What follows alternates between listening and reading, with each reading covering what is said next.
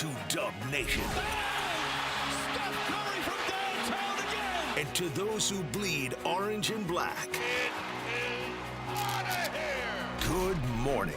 This is Murph and Marcus. Brian Murphy and Marcus the Waterboy Boucher. Streaming live at twitch.tv/The Sports Leader. Sponsored by Bigelow Tea. Grab a mug and tea proudly. Well, we're just hoping to walk into work without getting swatted by Wemby. That's our goal today. A no Wemby swat Thursday. Happy Thursday, baby Friday. Oh, hell yeah. Baby Friday before a 3-day weekend. Oh, hell yeah. Oh, yeah. Baby Friday before we go to Arizona. Oh, hell yeah. Oh, yeah. Try to swat that, Wemby. Take that, Wemby. Victor Wembanyama, all 7'6" of them in town last night. I'm going to get an eyewitness account in moments here as we lay out the table. Great guest list for you guys today. Some big names coming your way as we gear up for the weekend. Marcus, the Waterboy Boucher.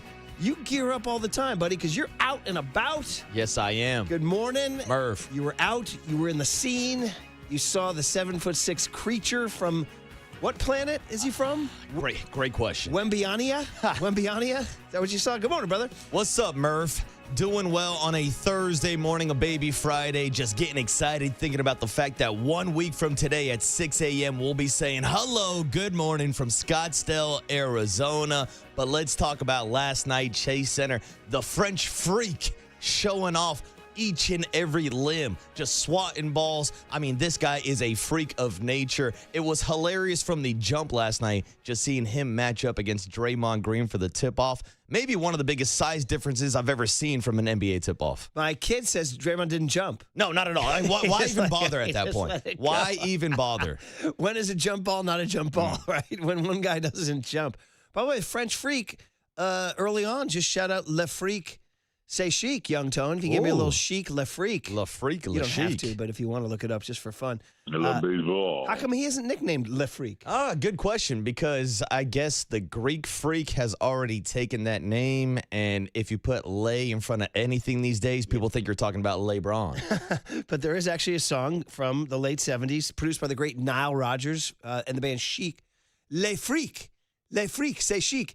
And I'm now looking for a marketing campaign. I don't know why this is happening. Maybe it has happened and I just missed the boat. Yeah, don't give me a little Le Freak, buddy. Le Freak by Chic. There it is, buddy. Oh, I know this song. This song is called Le Freak. I did not know the name of the title. There's a little French in here. They say chic. Ah, freak out. Yeah. This is disco at its peak. Come on, baby. This is Wemby's.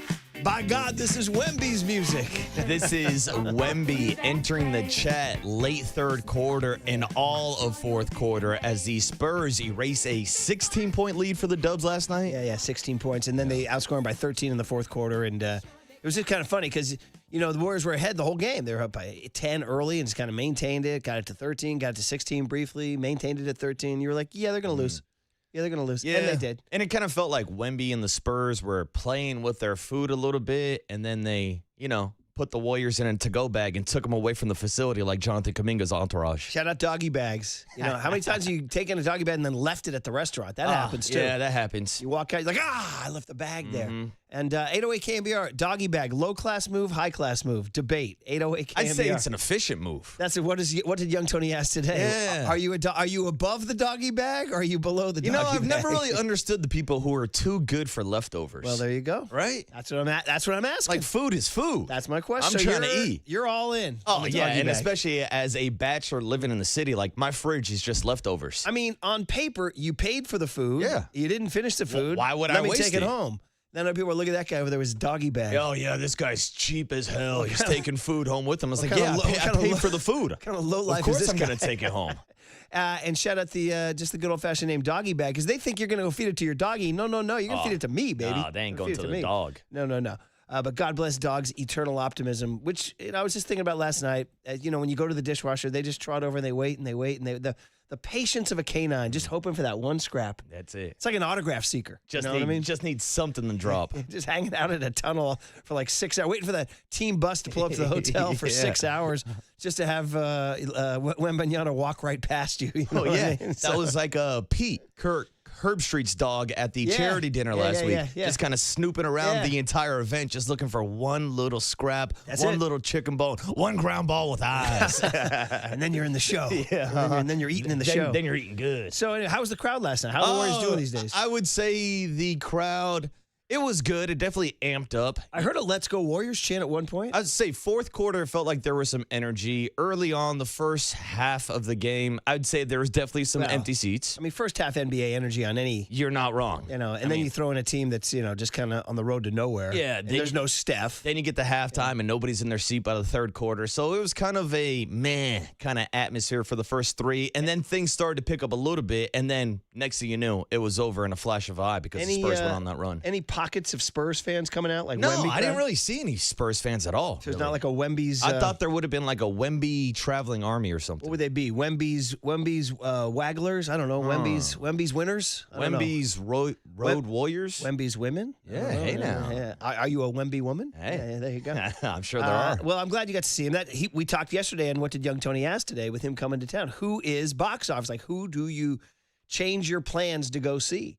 And Wemby inspired that question, and you'll go most nights, but Yeah. you definitely made it a point. Of course, you wanted to because see I him. wanted to see Wemby. Did and you find yourself just watching him? Yeah, I pretty much just was not ball watching, just seeing him and Draymond Green go back and forth. I always love that Draymond is always trying to poke the bear. Draymond was ready for the smoke. And Draymond Green, I think, Actually played defensively is one of the best matchups against Wemby. I mean, earlier on the season had probably the best defensive performance I've seen one-on-one against Wemby this entire year. And throughout the game, I mean, Wemby was pretty quiet for the majority of the first three quarters. Then it just looked like the Warriors ran out of gas. But that Draymond Green-Wemby matchup is always great in the size difference. It just goes to show that Draymond Green still has something in the tank. Yeah. We were talking about this topic about whether or not Draymond Green would get traded during the trade deadline. Obviously, we're well past that scenario now, but there could have been a possibility of a team who wants to stop Wemby in the playoffs that could use the talents of a Draymond Green. Yeah, I would like to hear Wemby. I don't know. I haven't seen any quotes from Wemby about who he considers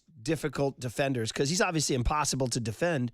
Draymond, though, sees it as a challenge and brings the heat. Yeah. He does not shy away from it at all. Like some guys are like, I'm not playing. Like we used to joke about like Tim Lincecum. When he was at his peak, they would have this like the Timmy fever and guys would scratch from the lineup. Yeah. Remember that? And I wonder if like there's guys who are like, yeah, I don't want any of that Wemby smoke. But Draymond goes right into it. He goes right into the fire. And last night, guys, we joke about the triple single for him. He literally was 2 assists away from a triple double. He had 17 points, 12 rebounds, 8 assists last night. Mm-hmm. So he had a good game. Wemby inspired him. Yeah. Faces of the people inspired Couple him. deep three, high arcing 3-pointers from Draymond Green. And I think maybe that's just one of the biggest takeaways from watching Wemby, all 7'6" of him. It's just how he changes the game, changes the floor, changes the spacing. Like it feels like guys have to change their shots just to get a higher arc. That's why I was sitting there the whole entire time like, man, I wish Steph Curry was playing tonight just to see some absolute rainbows go into the basket. But that's the type of impact that Wemby has because he's got the ability to be standing next to the net and then can just close out at the three-point line in an instant second. He changes the geometry, which makes me freak out because it takes me back to high school math, and then I get upset and flustered. But he changes the geometry for sure. Well, I mean, you want Steph and Wemby. You got it in the summer of 2024. I did. And there's that picture. There's that famous that photo. Freaking Renaissance painting of Steph and Wemby's reach and the ball going up. Le Devo. That's Le Freak, say chic. That's Steph Curry there. So come on back, Steph. All right, guys, we got to get into that. We got to revisit the Wemby hit, what am I going to say here now? The Kuminga piece in the ESPN. And I was interested because I read it yesterday during our show. We didn't really have a ton of time to talk about it because it came out during our show and we sort of reacted live. But it was interesting. I went online and the first one goes, another a hit piece on Kuminga. I was like, whoa. Boy, it talks about perception. Talk about perception. You go into something looking for something. Some people will see what they want to see. I did not think it was a hit piece on Kuminga. For sure, there was stuff in there that made Kuminga look bad. There's also stuff in there that made Kerr look bad and stuff in there that made Lake look bad too. So I saw sort of the Kuminga army going, low-class organization leaking hit piece to ESPN. I was like, yo, did you read that? I mean, Kerr comes off as a guy who didn't really give Kuminga his due or give Kuminga his chance. And that all comes from Aaron Turner, obviously, who talks to Wemby. So I didn't think, to Kuminga, pardon me, I didn't think it was an outright Kuminga hit piece. Did you? No, I did not, but I think it's Some people because did. of most people seeing the headline, Jonathan Kuminga's entourage is stealing food from the Warriors. Well, that one, yeah. Like, that's the headline where people are like, guess damn, that's it, yeah. this is petty. And even on some of the social posts, Warriors players were checking in. Including 30. Yes, Did you see including that? Steph Curry I was- apologizing of to course, Jonathan Kuminga for the story. These days, I have to wonder if it's real or not, Yeah. right? I have it looks to be real. It's his handle. It's a comment underneath it, which is odd. You wouldn't think Steph would like put it in the comments, but he wrote, "Bro, this is ridiculous. I'm sorry. Go be great." Yeah. So I don't know what Steph is saying is ridiculous. The food story, the food anecdote. Yeah, I think the story, including the food, just feels a little unnecessary because there are so many other reasons for why this relationship didn't work out. I don't think it really centers around Jonathan Kuminga stealing a couple Uncrustables from the snack room. Right. So we said it yesterday at the show. Like that is literally half of a sentence in about a 7,000 word piece. And that's But all of anybody course, fucking- that got the headlines, which led to Jonathan Kuminga himself responding to the post with a bunch of laughing, crying emojis, which Steph also addressed, as you mentioned. And even Jimmy Butler, even Buddy Hill checked in, said, no, they lying. It was Jimmy. I know, that So was- all the Warriors are checking in now in the comments section on social media. They're like everybody else. They focused on the food part. Yeah. Oh my God. So That's the headline. the modern media world. There's all these layers and complexities about the draft process of him, the possible trades of him, whether or not Kuminga could fit in the system, how well he played in certain spurts. All that stuff's in the story. But all anybody wants to talk about is, dude, who was stealing the frickin' Uncrustables or whatever it was. So, Who's my stealing the goodness. snacks? All right. Well, listen, I told you guys we had a good guest list, and we do. It's a good Thursday. It's a 3-day weekend looming. We got U.S. men's hockey today. We got Macklin Celebrini on the ice in like an hour and a half. Let's go. Are you going to be rooting for Team Canada now because of Macklin? Well, I am French Canadian. Hey. So I will root. I always root for Canada as long as they're not You're, playing Team I was USA. going to say, you're a big Blue Jays guy. Yeah, exactly. Yeah. You know me. Go Jays, go. Okay. Blue Jays. Yep. Let's play ball. And they're right now better than the Yankees. Hey, they were in the World Series. Fangraphs was cruel to the Yankees. You see that? Yeah, I don't know. All I saw was the Blue Jays lose the World Series to the Dodgers, too. Dude, they had you guys like third or fourth place in the East. In the East? Yes. Wow, no, I have not seen that. Yeah, it said Blue Jays and Red Sox will finish ahead of you. Ah, that's shocking. I know. I'd take that bet. Bring it on. Yeah, says Marcus. yeah. I say to the, yeah, there it is. Oh, there it is. Macklin grew up with this. Although he grew up in Vancouver, Toronto's like a continent away. Although you know that whole story that when the Blue Jays play the Mariners, there's a massive invasion of Safeco of Canadians. Is there? Oh, it's like you think the Dodgers coming here pisses us off? It's a big bone of contention up in Seattle.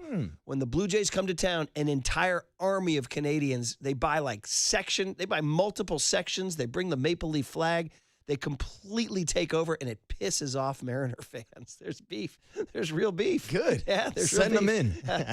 All right, guys. We'll do all that, get the guest list, say good morning to Young Tone on a Thursday on the Sports Leader. Oh, Canada.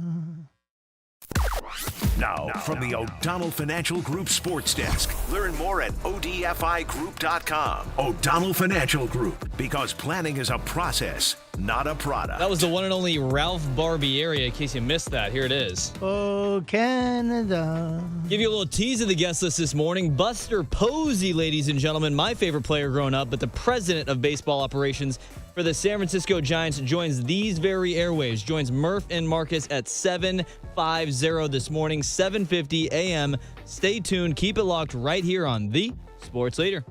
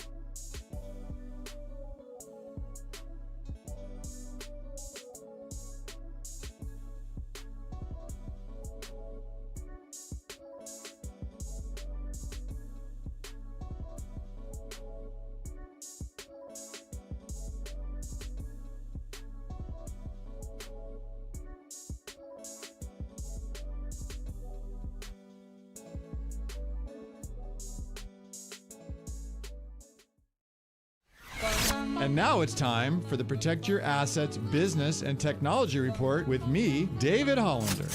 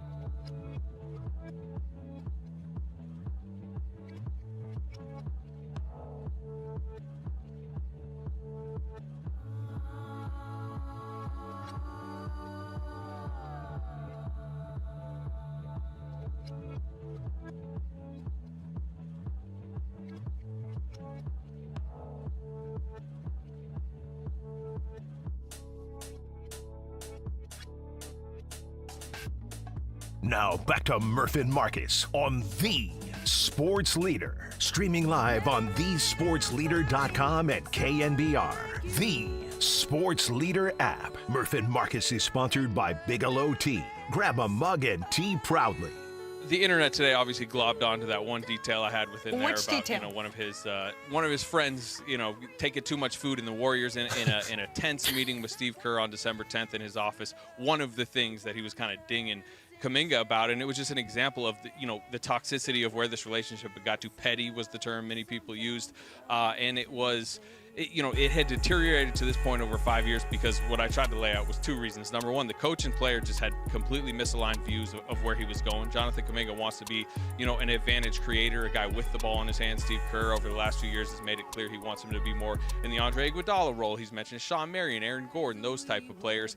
But the real misalignment that goes back to the beginning is a front office, led by Joe Lacob, who really, was central to the drafting of Jonathan Kuminga, who just failed to move off Kuminga at various times, despite knowing the coach, the Hall of Fame coach that they were going to keep in with the system and the roster, wasn't going to fit with the player who had different views of his career. And it kind of led to the moment where, we spent all summer talking about it.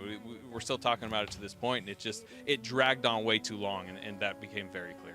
Man, Anthony Slater, really, really good summary of his excellent reporting on the entire Jonathan Kuminga drama that is featured on ESPN.com. And young Tony, it's not even a Tens Friday. We're getting some Adele 2011. I like it, Tone. I like it. Hop on the mic, bud. Tell us about your artistic choice here, bud. Good morning. Well, we're talking about breakups and, things getting a little, hairy, if you will, and petty, if you will, as well. So I went with Someone Like You, Adele. Could have gone with some Tom Petty. Yeah, definitely could have. Yeah, very good, man. And Slater kind of summed it up there, and he said, yeah, everybody's focusing on the food situation. It's a juicy detail to summarize it's kind of fun. It's actually kind of a tailor-made anecdote that summarizes the divisiveness between the two sides and how things got so petty, as he said. And we just talked about Tom Petty and all that. But I don't know. You guys can disagree with me. I didn't think it was a Kuminga hit piece. I was surprised to see that on my social media feed yesterday. Typical low-life move from I guess it's from people who have beef with the Warriors for whatever. They didn't acquire Giannis Antetokounmpo, or they didn't give Steph enough ammunition. People who have beef with the Warriors will continue to have beef with the Warriors, saying, if you're a Kuminga supporter, it's because to show about bias and how you look at something. If you're a Kuminga supporter, you look at the story and you see the things that support you, which is like, they're saying negative stuff about Kuminga here. But if you're a Kerr hater, there's stuff in here too. I mean, it pretty much sums it up with this quote here about the double-layered foundation of misalignment is the phrases he uses. Pretty darn good. And he talks about how the end of that meeting with the food thing, the food incident, where it ends with Kerr punching the whiteboard in his office. And it says, Slater writes, frustrations were let out on both sides. Kerr voicing his displeasure with Kuminga's lack of buy-in and competitiveness toward the team goals, and Kuminga letting out his hurt about Kerr's long-time lack of belief in him as a player. That sums it up. I think the story represents both sides. Kuminga says, you never believed in me. You never gave a chance. Kerr says, you never bought into the team. You never bought into the ball movement. So I didn't think it was an outright hit piece. I thought it was an excellent exploration of all the sides. And we didn't even mention Joe Lacob, which he mentioned in the rejoin there. Lacob saying, keep this guy, keep this guy, keep this guy, even though it didn't fit. drafting him, goes all the way back to draft day when they drafted him. Yeah. So I don't know what you thought. Well, Murph, everybody's looking for a little confirmation bias. Everybody's looking for the information that's going to support their argument. I think people have decided a long time ago before this article came out whether or not they were Team Kuminga or Team Steve Kerr. So everybody's going to be looking for that one quote that can help support their argument. And so when people see this story about the food, yes, it looks petty to your point. For a franchise that's now worth billions and billions of dollars to be upset about a player's friend taking extra food, that right there makes it seem like it's a hit piece to try to tear down Jonathan Kuminga. That's why Steph Curry and some of his other teammates have chimed in the comments showing their support. But there's also two sides to the story, which I thought Slater did a great job getting quotes from Aaron Turner, the agent for Jonathan Kuminga, because there's a lot of differences going back to what you were just talking about of how each of these parties viewed themselves. Jonathan Kuminga viewed himself as a future superstar. Steve Kerr viewed him as Aaron Gordon, Sean Merriman. I used to say Blake Griffin would be like the ceiling of a Jonathan Kuminga, but that's what it all boils down to. That's just them not being on the same page, and maybe them both not being realistic enough about how Jonathan Kuminga could fit in and could work in. And it just seemed like a relationship that was never going to get solved, and it dragged on for way too long. 5 years going through the same entire thing each and every day, and it just was never going to work between Steve Kerr and Jonathan Kuminga. By the way, circle March 21, Saturday, March 21, Warriors at Hawks. Warriors at Hawks. Kuminga's revenge game. I know. You know he's going to go off in that game, right? For sure. It was interesting. The Sean Marion and Aaron Gordon comp, that's what Kerr kept trying to sell to him. Yes, but then we hear about Jonathan Kuminga working out with his trainer separately from the facility and working on ball isolation in his mid-range and just working on all the things that the Warriors didn't want him to work on. Like, they tried to get him to buy into the system, so he was never buying it. So this is a two-way street. Again, everybody's trying to point fingers of who's to blame, who's wrong. Everybody's wrong. This is a bad look for everybody, for Jonathan Kuminga, for Steve Kerr, for Joe Lacob, for the entire Warriors organization. When you're talking about having that championship standard, to have this kind of egg on your face, this is a bad look for everybody. Right. Here's the quote from a team source in the story. Everybody was right. Everybody was wrong. Everyone's to blame. Nobody won. Great frickin' quote there. Shout out Howard Jones. Loses. No one is to blame, buddy. 80s Friday. Wait 3 weeks. Right around the corner. corner. All right, Young Tone, what gets this going on a Thursday, February 12th. This used to be, I just had a memory jarred. Is this Lincoln's birthday or Washington's birthday? When I was a kid, we used to get like Lincoln's birthday off or Washington's birthday. I think it was always February 12th, wasn't it? I'll have to look that up. Good question. I digress. The guest list is sponsored by El Cerrito Honda, more than just a car dealership. We are family. Then they melded them, Tone, into what we're calling President's Day, which is why we're off on Monday. Enjoy your 3-day week. Got big plans, buddy? Curly says you're right. Abraham Lincoln's birthday is today. Hey! Honest Abe. Happy birthday, Abe. After all that, they gave him the penny. My least favorite thing in the world. Yeah, which they're trying to get rid of now, right? I think it's official. Yeah. I think they stopped making them. Yeah, no more pennies. Yeah. I got to hold on to mine. I got to stop throwing them out the window. It costs more to make it than they are worth. Abe, thanks for all you've done. Here's the penny. Yeah. I'm not a fan. Yeah. You got big plans this weekend, buddy? Can we tell your fans There's where a you're Mardi going? Gras festival in Tupelo and North Star doing a Mardi Gras festival. My friend sent it to me, and it was like $20. I was like, all right. Sounded good Sign to you. me up Saturday afternoon. All right. Sounds like a plan. You going somewhere, buddy? Nothing big. I know it's a Valentine's Day weekend, so I'll be on the prowl. Oh. I'll be on the prowl. My man. Well, that can be, there can be real benefits because not everybody has a Valentine. I was going to say, people think it's a bad thing to be single on Valentine's Day. No. It's an open market. Oh, and there will be many like-minded. Yeah. Like-minded people out there like you, buddy. Never mind. I'll look for someone like you. Someone like you. That's what I'll be looking for this weekend. What about you? Big weekend plans? No. We're taking the family next week to Arizona. So when you've been married for, 28, going on 29 years, I think you just sort of, I don't know. Damn. Figure something out. What's up? Yeah, you get some flowers, some chocolates, Maybe a little C's How candy. about a Detroit-style pizza at Amichi's? There you go. Dine with your Valentine. Now that's love. Let's go, baby. Now Let's that's go. love right there. I tell you what. I'd eat it. I'd be like, you going to eat that? Because I'm going to eat it if you don't. Hey, now. What do we got, buddy? All right, well, if you missed Steve Young yesterday, we're going to replay that for you at 6:50. Mike Krukow is going to join the show at 7:30. Buster Posey, ladies and gentlemen, at 7:50. That's what I was Buster alluding to. blinking Posey. Let's go. We figured out we haven't talked to him since October 22nd. Wow. Not since the hiring of Tony Vitello. There's a couple of reasons why. I mean, actually, it's like one main reason why is they never made a move big enough for us to be like, hey, let's get Buster on. Yeah. Ooh, 808 KMBR. Uh-oh. Yeah, we had Zach on. We had Kruk and Cut, but I mean, they just kind of chipped away. Hauser, Molly, Hentges, Foley, Susak, and then Arraez. Yes. And Bader. Mm-hmm. But now we'll talk to Buster, and then we'll be down there 1 week from today. We'll be posting Scottsdale sunrise photos, yes. Yes, and then cooler content 8:15. We're gonna have Matt Mayoko at 8:50, Larry Kruger at 9:15, and then we were doing the promo yesterday. And Murph, you were saying Brian Johnson, shout out the 12th inning home run, and I was like, wait a second, hold on, what is that all about? Tony learn? And then I did a little research this morning. Take a look at your YouTube, Twitch, and Twitter. Oh, it's one of the greatest moments in Candlestick Park and history. it's a great kite call. Here it is. Dude. Oh, wow. 4 with a walk. And he hits one high to the left field and deep. Hollingsworth is back at the wall. It is out of here! And this one is over! And the National League West is tied!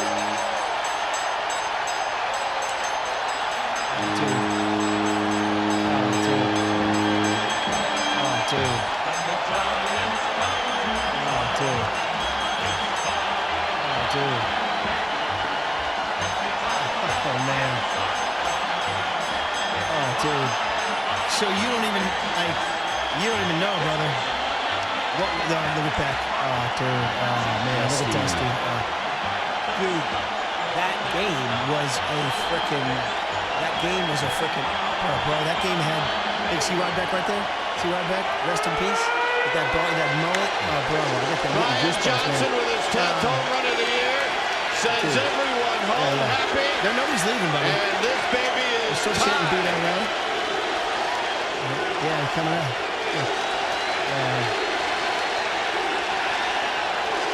Look at Candlestick, dude. And the only sad thing about it is they don't face each other again. So, Giants were two back in the West, and then the night before, Barry Bonds had hit. Well, let me go over the exact. They were. I'm spinning all over the road here. Yeah, They're one back on that game. That game was freaking beyond epic. It had 75 twists and turns, including the Dodgers loading the bases with nobody out in the 9th inning. And Rodbeck got a strikeout. He struck out Jeff Kent, I believe. Is that right? No, it wasn't Kent. It wasn't Kent because it was 97. That's the wrong. Kent was a Giant, dude.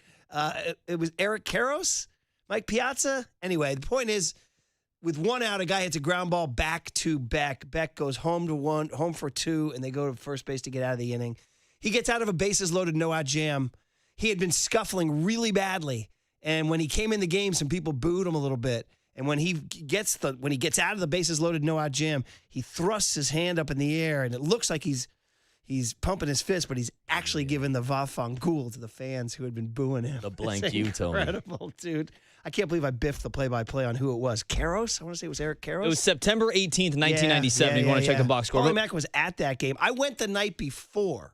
And we just bought tickets at the gate. I had covered the Niners so I was covering the Niners, and we just left Santa Clara, drove up to Candlestick without tickets. My buddy Tiny, rest in peace, was cooking tri-tips he had an impromptu tailgate, and we bought tickets to upper deck center field, like section 56. That's all we could get.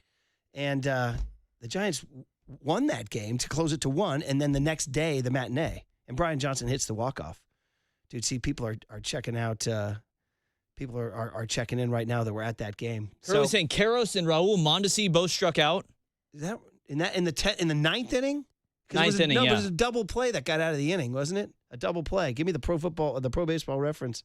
Or Baseball Reference, pardon me. But anyway, Brian Johnson's going to join us at 8:30. I wanted to set all that up. Yeah. For me personally, I didn't know anything about that. So it was just cool to, do some research on my own. Keep that for what 100%, yeah. Because and he's the catcher. Now he became a scout for the Giants and was a scout on all 3 World Series championship teams. He's also an Oakland guy. He played quarterback at Stanford too. Wow. Yeah. Damn. He's like John Lynch. He played quarterback and catcher. Yeah, he started at quarterback. That's a hell of an arm. No, he's one of the great athletes. Skyline High kid out of Oakland, and then went to Stanford, played quarterback and catcher, and then wound up being a major league catcher for all these years. And now he's trying to work. He's working on a book. He sent me an email out of the blue over Christmas break saying, "Hey man, don't know if you remember me. Dude, remember you? Are you kidding me? Yeah. You hit one of the greatest home runs in Candlestick Park history." And he's writing a book about his time in the bigs and his view on baseball. Hell yeah. Yeah. Bottom of the ninth here. I'm going to get it for you, Curly. Top of the ninth. It goes. It goes. Greg Gagne strikes out. Todd Hollingsworth grounds. No, so was it the 10th inning? He gets the double play. Here it is. 10th inning. Piazza single. Caro single. Mondesi single. Bases loaded. Nobody out. Todd Zeal strikes out looking. Eddie Murray ground ball double play. Kent to catcher to first. That was it. That was insane. So there you go. All right. Stay tuned. Brian Johnson, 8:30 this morning, ladies and gentlemen. Yeah. Hell of a tease. Keep that highlight around, Tony. I was all over the road on that one, guys. My brain failed me. I guess I'm not going to do this date in Giants history anymore. Oh, those are right around the corner. So it was the 10th inning when he got the double play. The 10th inning. There you go. Nobody's told me about this date in Giants history. I saw Danny Dunn the other day. It looked like he was getting a little nervous. I said, it's almost this date in Giants history time. He said, yeah, Murph's about to stuff me in a closet again. Usually Holler was so anal about that stuff. We'd start recording him in like December. He's like, we got to get weeks ahead. I'm like, dude, it's December, bro. And Danny Dunn was way more casual about it and quite frankly, a lot more low maintenance. Let's be honest. Makes sense. Yeah. I understand. But we still thank Holler for his donation to the St. Jude's charity. Yeah. It's a very generous donation. Atta kid, Mike. All right. Thank you, Tony, for that. That was awesome. Okay.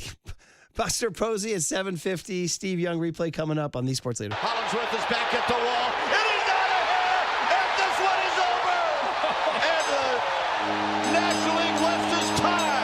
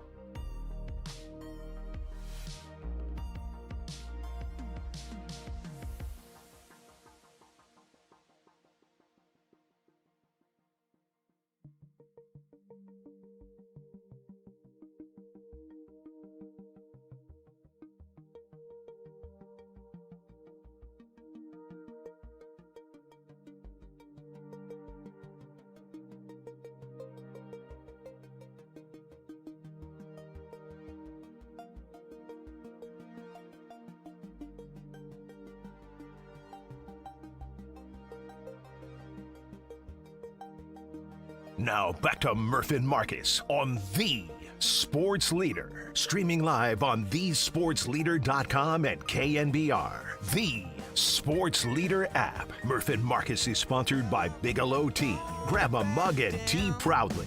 There you go. Some petty for the Warriors being petty, leaking the food detail to Anthony Slater there. Oh. By the way, just FYI, the game I went to on September 17, 1997, 56,525. It was a Wednesday night. 56,525 on a Wednesday. Night. Damn. The next day, the Brian Johnson game was a Thursday afternoon, and they got 52,188 because 3,000 people had to work. 4,000 people had to work. But yeah, man, a lot of people checking in on the Golden State Lumber and Showroom text line. 707, I was at that game with my father. May he rest in peace.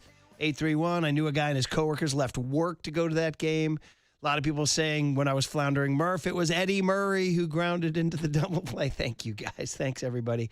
And 707 says, goosebumps, this is why baseball is the best. 801, that made me emotional. What a magical moment.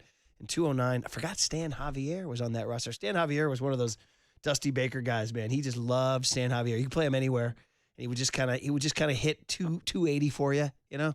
What do you need? Javier, you got give me an inning at second, give me an inning in right, I need an inning in left, and I need a pinch hit knock. Yeah, 280. Stan Javier. That'd be the best batting average on the team right now. Well, without question. Outside of Luis Arraez, of Stan course. Javier might be a huge money guy in today's game, man. Yeah. So that was really, really fun to revisit. All right, guys. So listen, set it up already this morning. We got Steve Young coming up in just a bit. Buster Posey at 7:50 live from Scottsdale World War B. We talked about Wemby. Marcus going to see Wemby. And just want to throw this out there. Just one last thing on the Warriors before we get into Steve and Buster and all that good stuff is, so they're going to the All-Star break now. So we're at the All-Star break. You're like, okay, a chance to reflect. Where are you at the All-Star break? Well, certainly it's not the halfway point anymore. They're well past the halfway point. They're 29 and 26. 29 and 26, which, you know, for many years in our lives would be cause for celebration. Well, the Warriors are above 500. But, of course, in the Curry era, it's very blah, very mid, very meh, all that stuff. So here they are in the 8th seed in the play-in bracket, just kind of not really that close anymore to kind of, you look up and I don't know how realistic it is for them to get to the 6th seed. The 6th seed right now is the Lakers with 21 losses. The Warriors have 26 losses. So that's like 5 losses. I mean, Minnesota's at the 5 seed with 22 losses, so 4 losses. So they're 4 or 5 losses out. It's going to take a real different pattern of winning in the second half. Here's the catch to the whole thing. I was checking out, doing my prep for the show. And Tim Bontemps does a podcast with Anthony Slater, and they were talking about the Warriors' chances, and he brought up something I did not know. He goes, the Warriors' 27 games remaining, 13 are against, ready for this, Marcus? Teams that are tanking. Teams that are tanking. And those are just the teams that are on the Warriors' schedule. Yes. So there's more than just 13 teams tanking right now. Well, 13 games against teams that are tanking. Mm-hmm. And this is something we haven't really talked about, but the NBA in the last several weeks is coming face-to-face with one of the worst tank epidemics they've ever seen, including the Utah Jazz, who are now pulling their starters in the fourth quarter to lose games. Yeah. We saw the Memphis Grizzlies in here the other night going to the Warriors. Dude, we're not trying to win this game. Come on. I mean, it looked like Cam Spencer was trying to give that game away. I mean, they even put down some of their starters down that stretch in the fourth quarter. Everybody's tanking these days. And it's getting to be like out of control. Now, what's the NBA going to do about it? That's the question. What can they do? Yeah. Well, they can. They can take certain issues. So why is there more tanking going on? Some people say it's because the upcoming class is really, really good. I know this because I live with a college basketball head. BYU's A.J. DeBanza, Kansas's Darren Peterson, and Duke's Cameron Boozer are all considered generational players. By the way, this kid, Darren Pete, because I now live with a college basketball nut, Darren Peterson in Kansas is a great player, but you know what he does? He sits out games with, like, hangnails. And he's becoming this real question. Like, he doesn't play. Like, he didn't play the other night when they played Arizona. He's doing load management in college? It has become, and Rory told me, he goes, Dad, there's a really funny thing. His name is Darren Peterson, and they're calling him His nickname is now D.N. Peterson. Yeah. D.N. Peterson. Yeah. Pretty good. Yeah, what is his middle name? Dude, you're a college freshman. You already have the nickname D.N. Peterson. That's bad. That's bad. That's a great dude. nickname, though. Yeah, and you're getting paid all that NIL money. And yeah. you're not playing games in college. So obviously this is not new, right? They tried to create the play-in bracket, right? Well, yeah, that's why the NBA has the lottery system, was to try to stop tanking, theoretically. And the new thing about you have to play 65 games to win awards, which is now, by the way, becoming a problem because I think Wemby can only miss 3 more games, right? And already LeBron can't make All NBA now. He's under, and I think Steph might also be getting near to their situation. So I was reading a thing in The Athletic, and John Hollinger was talking about this. He says the league has discussed eliminating pick protections for slots 4 through 14 in the draft, which deters teams from tanking to maintain a lottery slot at all costs. Another proposal says they could cement the lottery order on March 1st, leaving the rest of the season for actual trying. He says the most radical one is they've discussed eliminating the draft entirely. Now, how does that work? I don't know. How do you then distribute players? I don't know. Is it just like... Is it open market? You just make a bid and the highest bidder, but then you're just buying players. That wouldn't make sense. I don't know. But Hollinger made a case in The Athletic saying the pick protection adjustment is the best way to go, where you eliminate pick protections for slots 4 through 14 in the draft. So, man, oh, man. And Utah, Utah traded for Jaren Jackson, and they're still tanking. It's crazy. A little bit of sound here on this. Bobby Marks, was he on with, who was he on? Papa and Silver or Dirty Work? Was he on? Cut A, Tony, and the... no, this is just regular ESPN. Oh, regular ESPN. Okay, well, here he is talking about Utah and what they're doing. What was the cut number, Murph? It's when, as you have your John Joe Curley box. Does Tony not get the... he should have a rundown. box here? Yeah, I'm guessing it's cut A. That's called a prep sheet right here. Look at this thing. I'm going to hold this up for everybody to admire. Look at Curley do that. I mean, Curley puts in a lot of work on this rundown. Has anyone done more work to be more ignored than John Joe Curley? He does get ignored a lot. That's a sad guy. Look at him. He's struggling. You know. guys did not communicate. Someone labeled it differently, it looks like. Curley. That's always a good idea. Curley's so depressed that nobody looks at his boxes, he didn't even bother giving one to Tony. Dude. This is like Ralph Malph wearing the blue jeans when he's supposed to go into the basketball game. Somebody give Curly's box a little love. Wow. Damn, I promise you, I'm not saying it. Yeah. It is Valentine's Day weekend. We can keep vamping, or we can just break and go to Steve Young. This is what you call live flail. Missing Bobby Marks audio. We used to call this a, what did we call this? Where could it possibly be? We got 2 folders. What did we NBA call and them? Warriors. A broken segment or a lost segment? What were the phrase? A listener came up with it? Oh. Come on, it was a lost segment, a burnt segment. Something, I forget. A listener, because we said, we just going to chuck that segment up to an L. So it's in the NBA folder, just so everybody knows. Well, doesn't Curly and you, that makes sense. And you did not communicate? He does cover the NBA. Here it is. I think what Utah is doing right now is messing around with the integrity of the NBA. The ability to sit players, starters, in the fourth quarter, to not call timeouts in the fourth quarter. Orlando won the game on Saturday because they basically rested players. And it backfired on them last night. So I think if you're the league, you're looking at it. All right, can we do some gimmicks? Can we alter protections and eliminate protections as far as picks? Or can we put the hammer down? Put the hammer down. Yeah. Lay it down. Somebody wrote in, 707 says Draymond did a pod about the tanking. The tanking epidemic. So we want to cut about that because you know what? You're going to get this. You're going to get this podcast. Yeah, there it is. And you're going to get this hammer. All right, guys. Anyway, just wanted to address it. So 13 of the Warriors' final 27 games are against tanking teams. And Bontemps was saying his theory was if they go 11-2 in that, then you got a shot, believe it or not, at like the 6th seed. Wow. So it ain't over yet, climb kids. all the way up. It ain't over yet. I mean, the Warriors would have to get up to, 46, 47, 48 wins So in that range? You're at 29, 26, 27 games. So you're looking at going like 18-9 with Porzingis? Yeah. With Steph? Sounds like Porzingis is going to make his debut against the Boston Celtics. Did you see the magnificent necklace he had on last night? No, I did not see the fabulous ice. medallion. Oh, he's iced out. That's one thing Superfan once said to a Superfan story I don't tell much. Is that we had UCLA had a player named Charles Rochelin who was a Canadian leaper, kind of like Kuminga. He didn't really play the game. He was like a leaper. You're a leaper. You're a leaper. He was a leaker, bro. He's a leaper. Anyway, we had a girl who worked at the Daily Bruin who was really pretty. She was, and the basketball players liked her. And Charles Rochelin came to our office once to pick her up to take her out.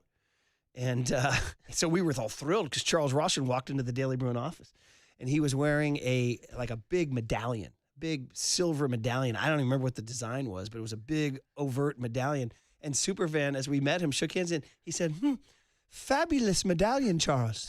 He said, Fabulous medallion. Fabulous medallion, Charles. And we just tucked that away as one of the all-time great lines. I would say the same about Porzingis last night. Fabulous medallion, Kristaps. It's all about the medallion. Yeah. So, you didn't see it because you were up in the stands. No, I did not see the ice around the neck of Kristaps Porzingis. The United Club paying $19 for a beer. Yeah, $20. 20. Yeah. 20. Yeah, $20. Bro. No joke. Come on. Yeah. What are we doing? There I was. And I'm a sucker because I still bought it. 3 beers, $60. It's a great time out. Plus, you better throw a couple bucks to our server. It's a great You know what I time mean? out. So 3 beers, $62. So, all right, guys. Steve Young, last hit of the year. Football fans, you're like, enough of the basketball talk. Give me some football. And Steve Young will give it to you, including some words for the Niners that they have to heed on the Sports Leader. You're a leaker, bro. You're a leaker. I'm not telling you anything. Time for your Bay Area Chevy dealers traffic update.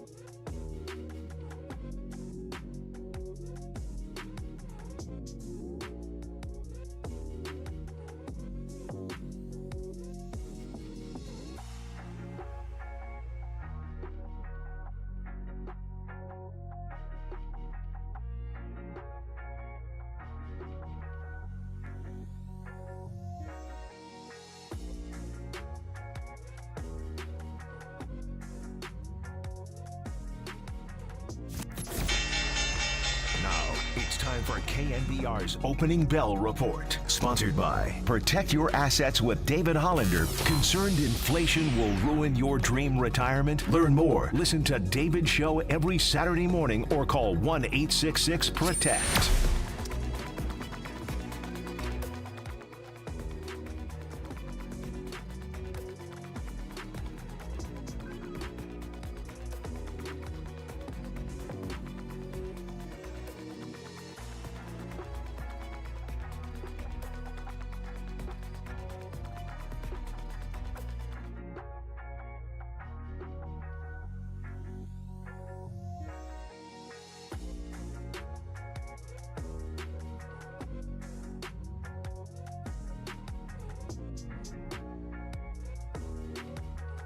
Listen to the sports leader anytime, anywhere. Download KNBR, the sports leader app. Murph and Marcus continue live from the Casino Matrix Progressive Jackpot Studios. Casino Matrix. Progressive jackpots are here. Where are you? Just drop in. 1-800-GAMBLER.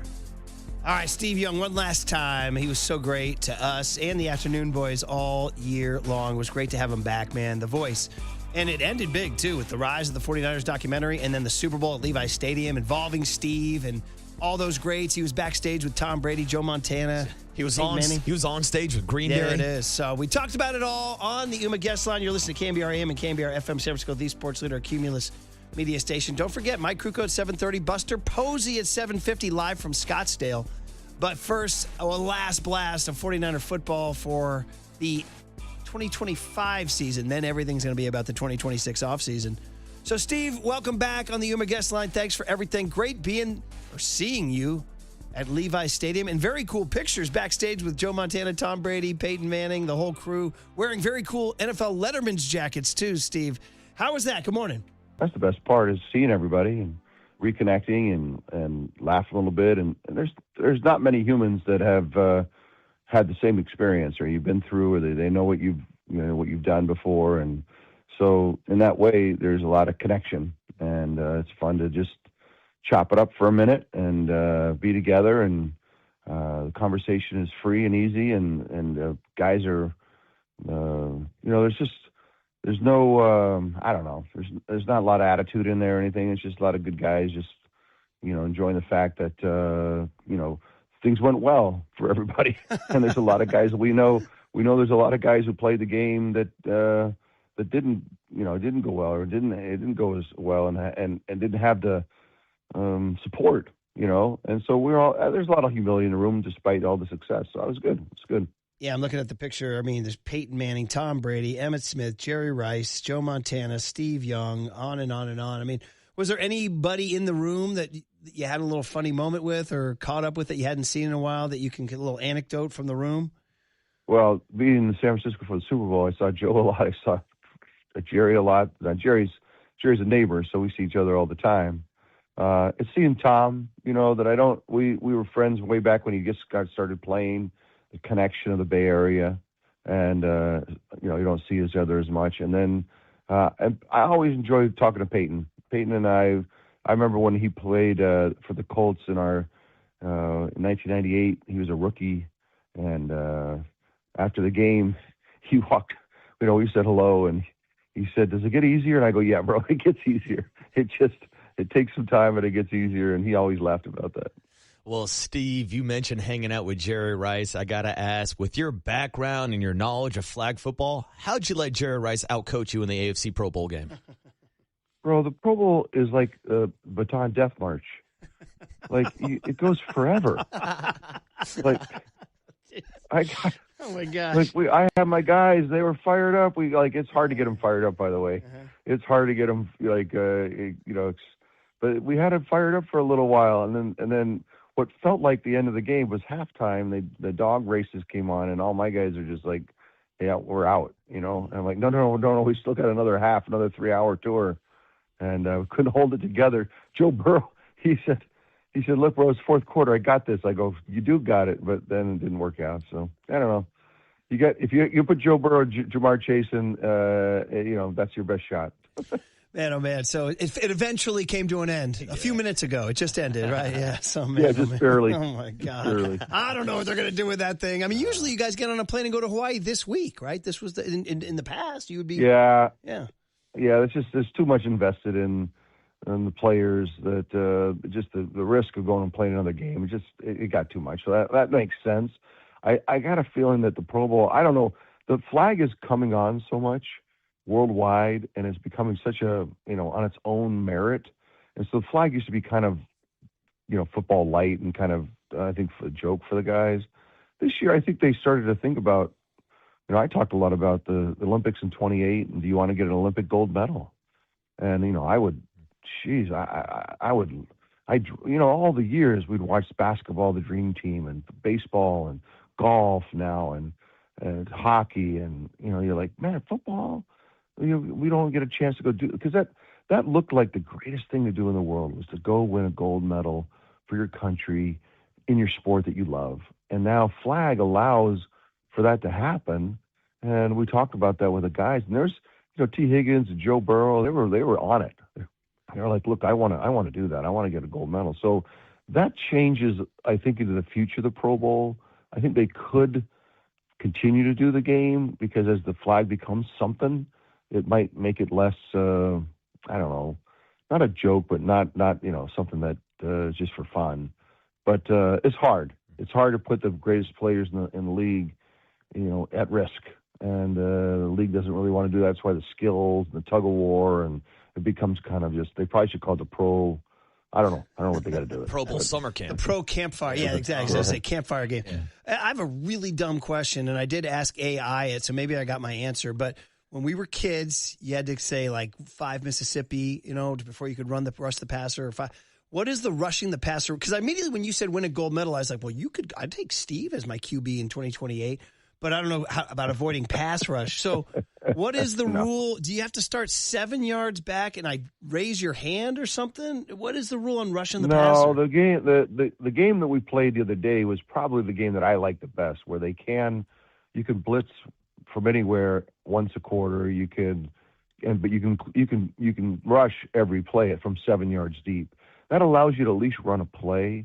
The girls now in California, I think it's more, all over this nation, they have immediate rush from the line of scrimmage, and it just makes it rugby. You know what I mean? It's like it's just it's too hectic. Yeah. It's not. There's no tactics. It's not the game that I've been complaining about that rule, because the girls they love the game. They love the tactics of the game. They love the timing and running cool plays. And then the rules are not allowing that to happen, and makes it just a scrum. You just run around, and you better, the best athlete you have at quarterback gives you a shot, and you just kind of run around and try to do something.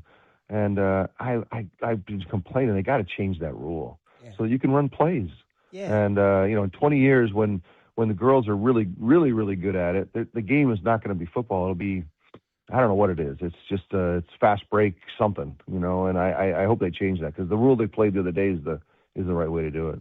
Steve Young is the voice you hear this morning on the UMA guest line, joining us for his final NFL hit of the season. And Steve, there's so many topics to get into from Super Bowl week, whether it was the Pro Bowl games at Moscone Center or the NFL award ceremony on Thursday night, where, Steve, it finally happened. Roger Craig got into the Hall of Fame. What was your reaction?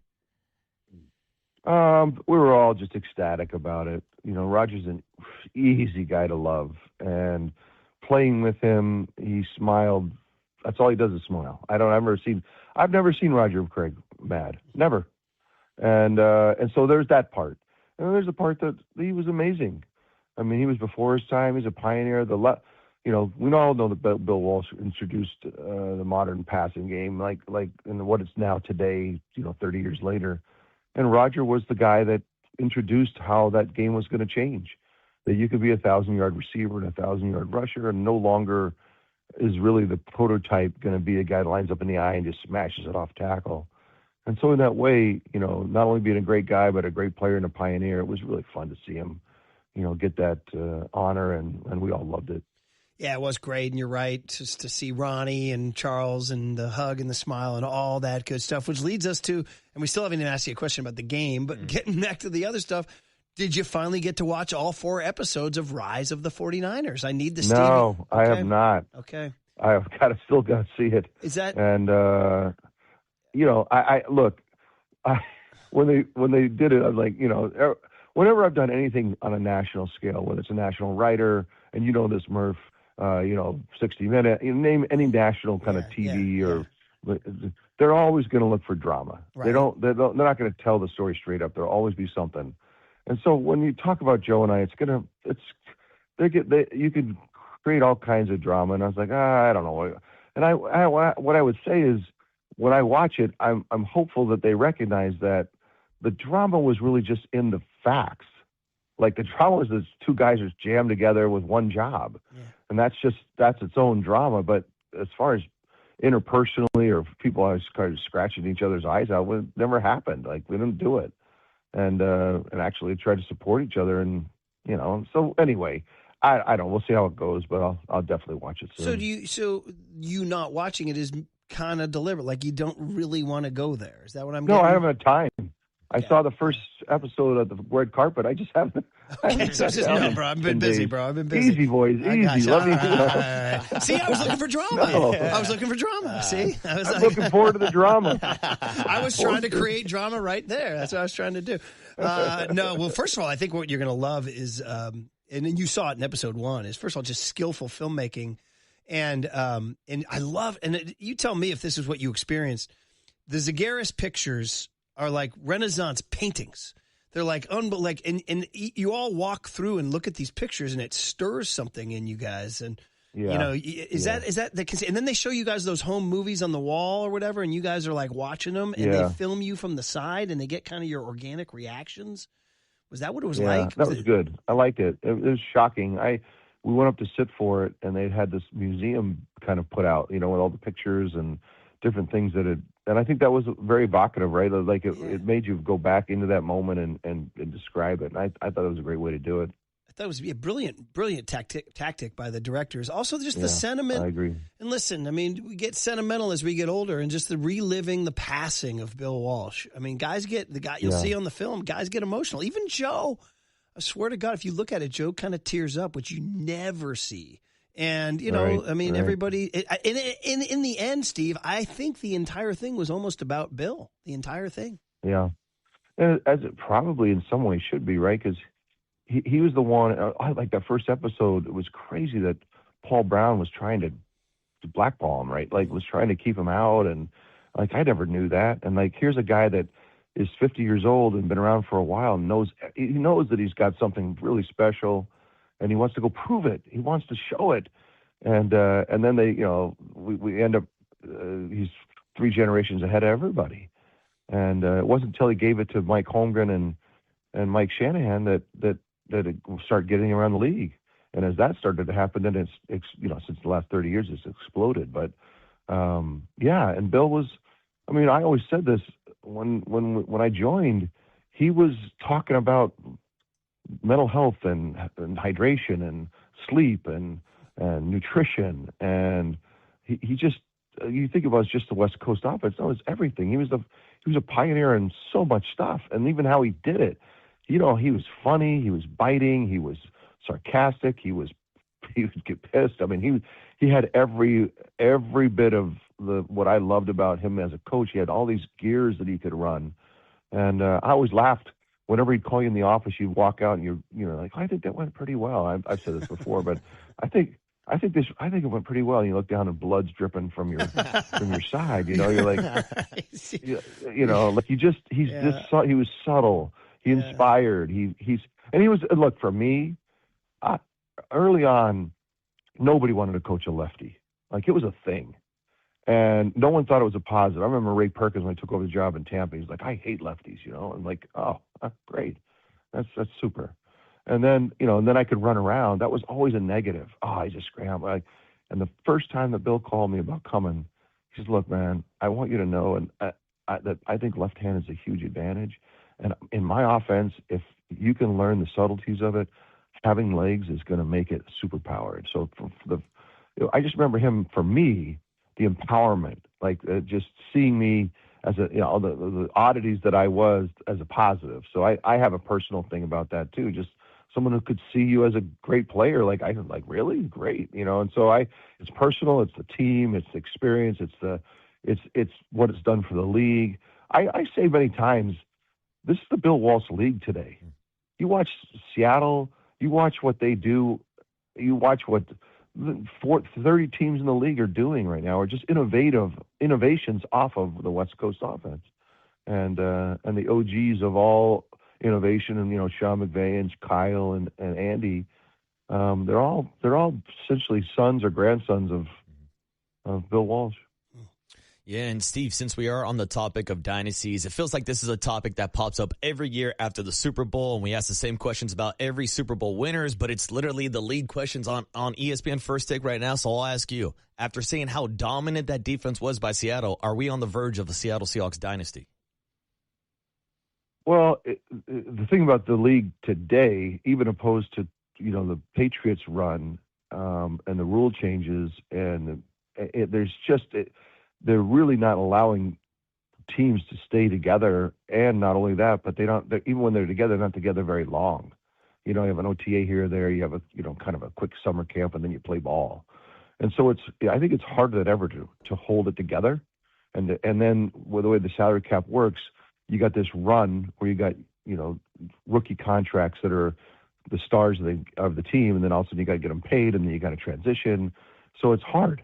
Now, as they're built right now, it feels like they've transitioned in the last year into something like, well, they proved it, right? The last month and a half of the season, they came together in a way that just, I don't know, that game again on January 4th at home, when I was there, I was like, who are these guys?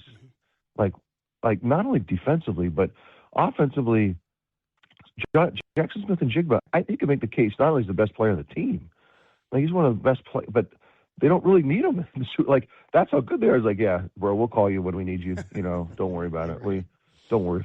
And so there's a feeling that you have that they're ascending, and there's no reason why because they're young and they got a lot of players that are on their rookie contracts, they could be good for a while. So that in that way, the 49ers had that wide open feeling 19-20, and then they got, the 20, was it 19-20 when they were in the playoffs, and then 23. Like, you feel like there's that feeling for the and I love Sam.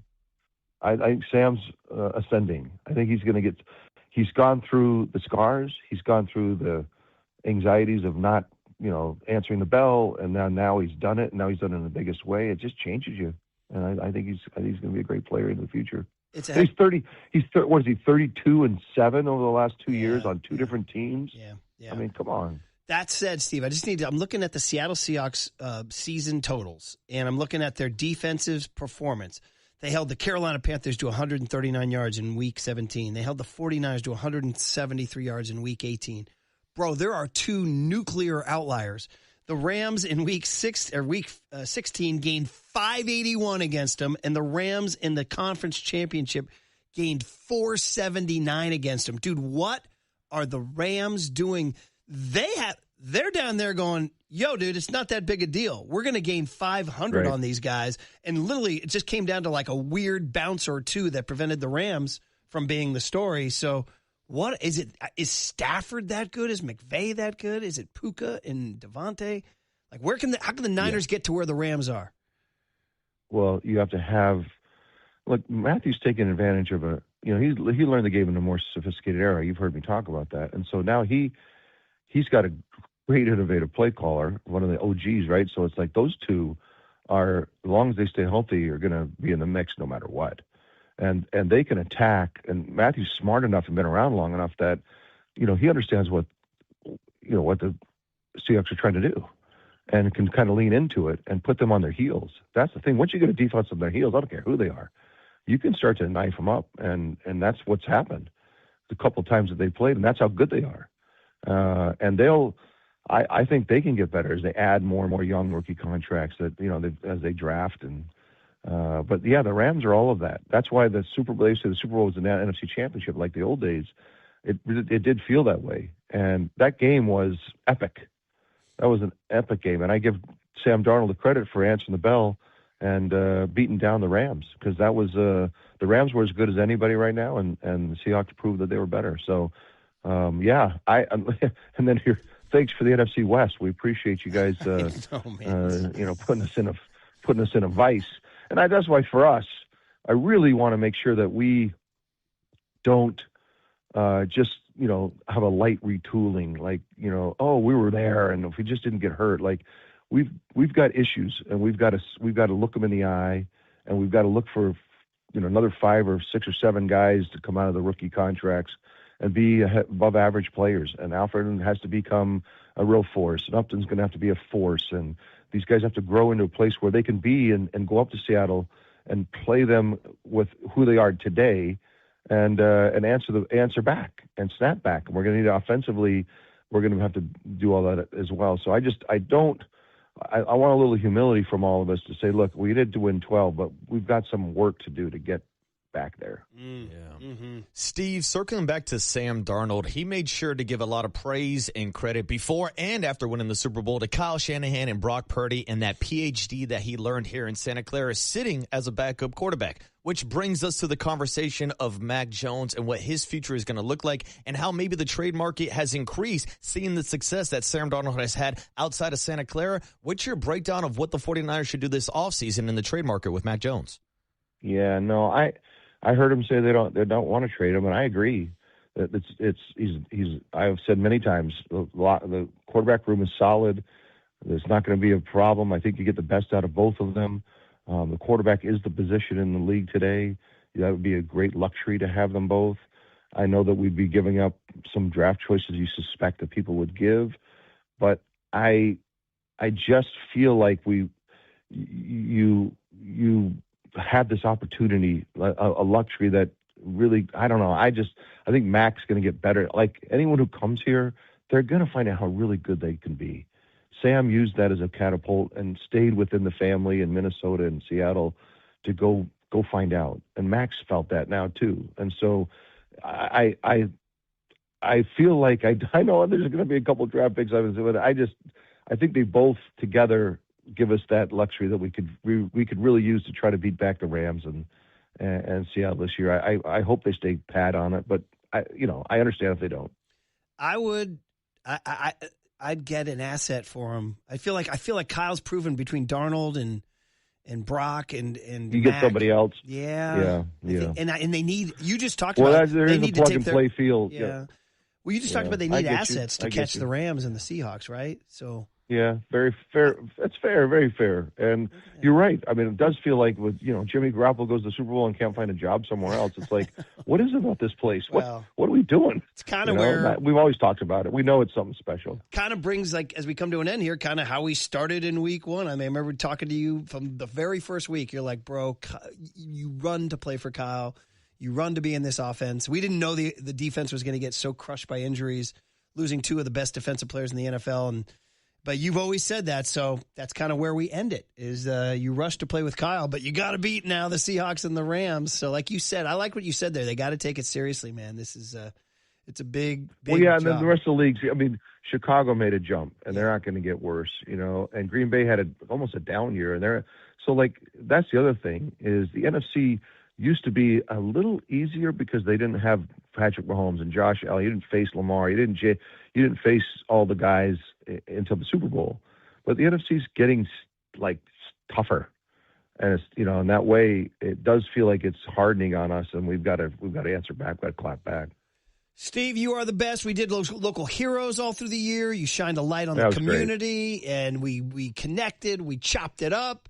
And we're going to let you fly like a bird, buddy. We're going to let you fly. We're going to go to the window like with our hands and just let the bird fly. Off you go. Off you go into the sky, buddy.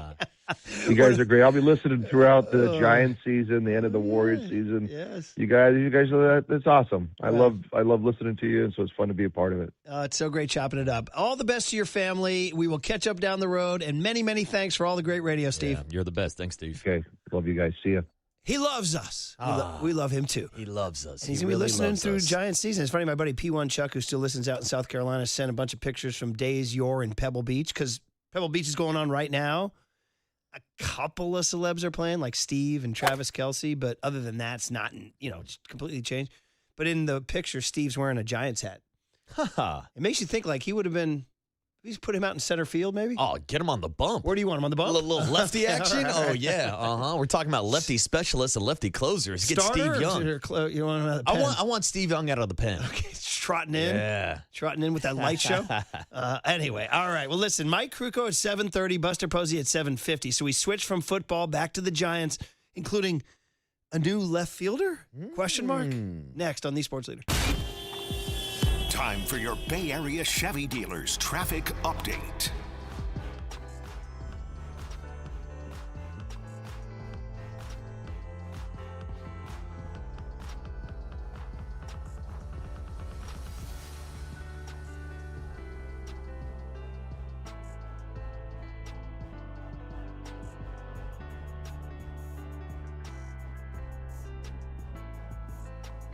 All right, we're talking about dining with our Valentine at Amichi's East Coast Pizzeria. We're giving $10 off a Detroit-style pizza with you and your special someone. What other excuse do you need? First of all, we want to eat Amici's pizza all the time, right? We love the thin crust New York.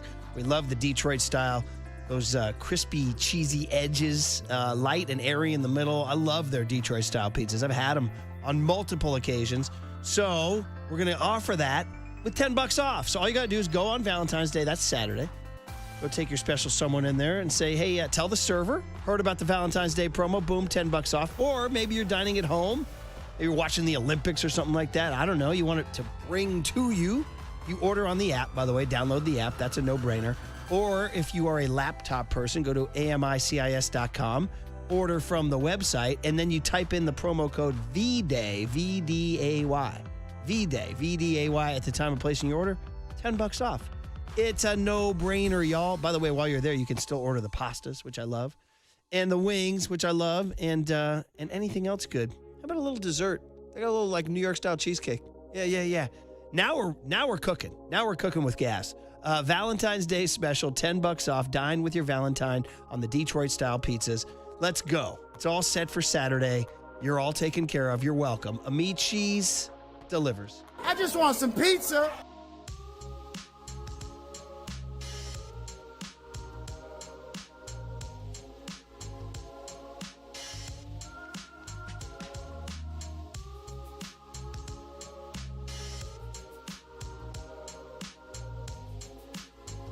All right away on a Thursday morning, Steve Moskowitz wakes up. He wants to help you. He's our tax attorney friend. Steve, you want to help the people. What if they can't pay their taxes? That sounds pretty serious, Steve. How can you help them? It is, but we have so much help for you. There's so much that can be done. There's so many deals that can be made. A big mistake people make is they think, you know what? If you don't have every penny to pay the taxes, that's it. Nothing can be done. Run and hide.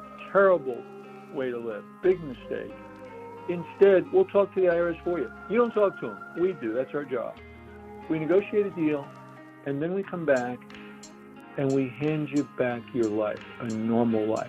Think what that would mean, especially now, during traditional tax filing time. This is when the IRS favorite time to make examples. You don't want to be an example. Let us take care of you. What do you have to lose? We have a free consultation. We'll explain everything to you. And then if you want us to take care of you, just say, hey, Steve, take care of him. That's what you do. He's our tax attorney friend. He's my tax attorney.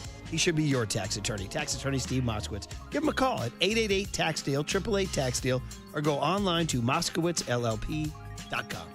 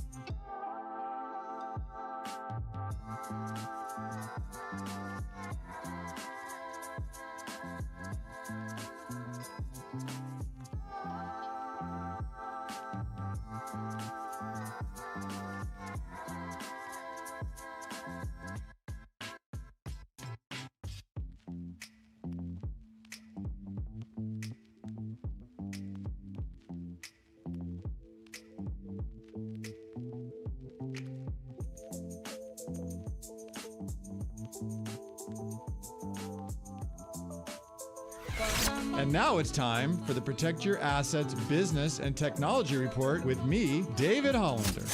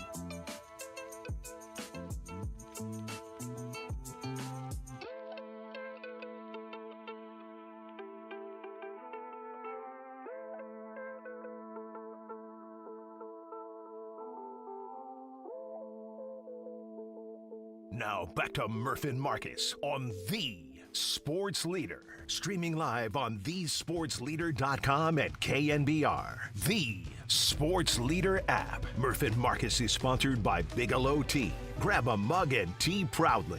All right, listen, I looked at the clock, and we got Buster Posey at 7:50, and when Buster books at 7:50, he calls at 7:50, which means we got to work backwards, which means we got to get to Mike Krukow on time, which means this segment is very short. We can't blow this segment, buddy. I teased it, though. I said, new left fielder, ? And there was reports from the beat writers who were out there doing their gumshoe detective work, finding on the back fields.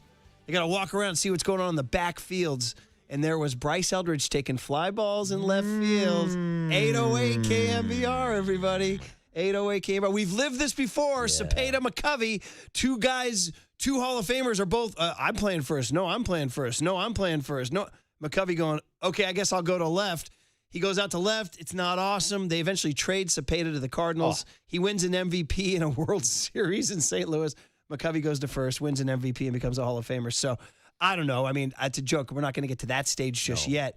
But do you want Bryce Eldridge in left field? Me, honestly, no. But I do like the versatility. Now, I'm saying that as somebody who watched Bryce Eldridge attempt to play outfield down in San Jose. And it was not pretty. And even my buddies who worked down at San Jose Giants games that would give me updated scouting reports, they said it was even worse on the days that I was not there. So that's the reason why the Giants organization made the decision to move him from right field, left field, over to first base. But to me, this move is just simply Tony Vitello, who has never seen Bryce Eldridge play the outfield, just seeing what he has in the big man. We'll see if the 6'7" man can track down some fly balls, but not a lot of range, does have a big arm, but I don't know. I'm not getting too head over heels here about this. It was addressed. The right field, should we call it incident in San Jose? Yeah. Him playing right. Yeah. People don't talk about it. First thing we said, first rule of Bryce playing right, nobody talks about Bryce playing right. Nobody talks about Bryce Eldridge in the outfield. They addressed it. They said, okay, that was a one-off. It was bad. He wasn't ready. Now we're going to just wipe the slate clean and start over. Get your outfielder's glove. His mom is sending his high school glove from Virginia. Dude, how about... He used Jung Hoo Lee's yesterday. Yeah. Yeah, so anyway, stuff to talk about. Look at the clock, and we got to go because we got Mike Krukow. We want to get to Buster Posey at 7:50 on time. And then the text of the day, says, anyone talking about how Marcus leaked the Quakes Grateful Dead jersey early? You're a leaker, Apparently, Waterboy. You're the a Quakes leaker. weren't posting about it until 3 hours after you wore it on air. Hey, the Quakes sent us the Quakes sent us the jerseys. I'm gonna wear it. Great jersey. Marcus, I think Tim Ryan has one word for you, buddy. I'm a leaker, Murph. I'm a leaker. Tony. You're a leaker, bro. You're a leaker. I'm not telling you anything. All right, Mike Krukow and then Buster Posey at 7:50 next on the Sports Leader.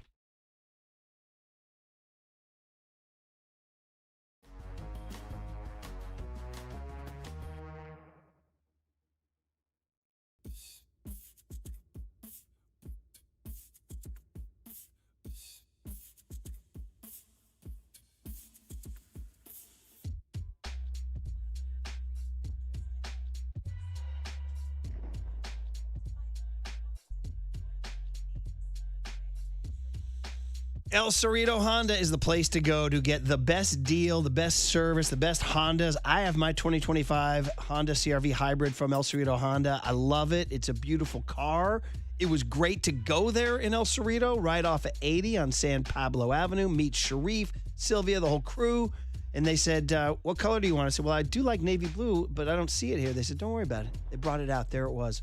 Beautiful car, too. So get to El Cerrito Honda. Meet my people. Tell them I sent you. And since it's February, let's throw in a little Valentine's-themed sales event. We're going to call it Feel the Love. Feel the Love sales event. Incredible selection of 2026 models. You can be cooler than me, man. Well, that's not hard. But anyway, I only have a 2025. You guys get the 2026. Let's go. You got the Passport, the Prologue, the CRVs. Check them out. Right off of 80 on San Pablo Avenue. Go to the website, elcerritohonda.com, elcerritohonda.com. Tell them your boy Murph sent you. El Cerrito Honda, more than just a car dealership. We're family.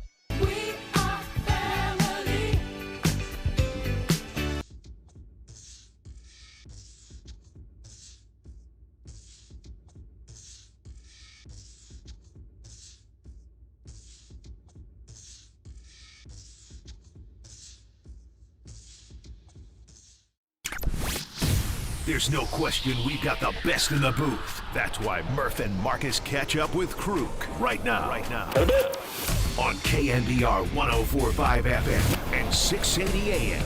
All right, Mike Krukow, and then hand the baton to Buster Posey at 7:50. So let's dive in. The Murph and Marcus Show is sponsored by Bigelow Tea. Grab a mug and tea proudly. Mike, back-to-back days. We can't get enough talking baseball with you. And 1 week from today, Marcus and I will be doing this from Scottsdale, Arizona. So good morning, Mike. How are you? Hey, morning, Mike.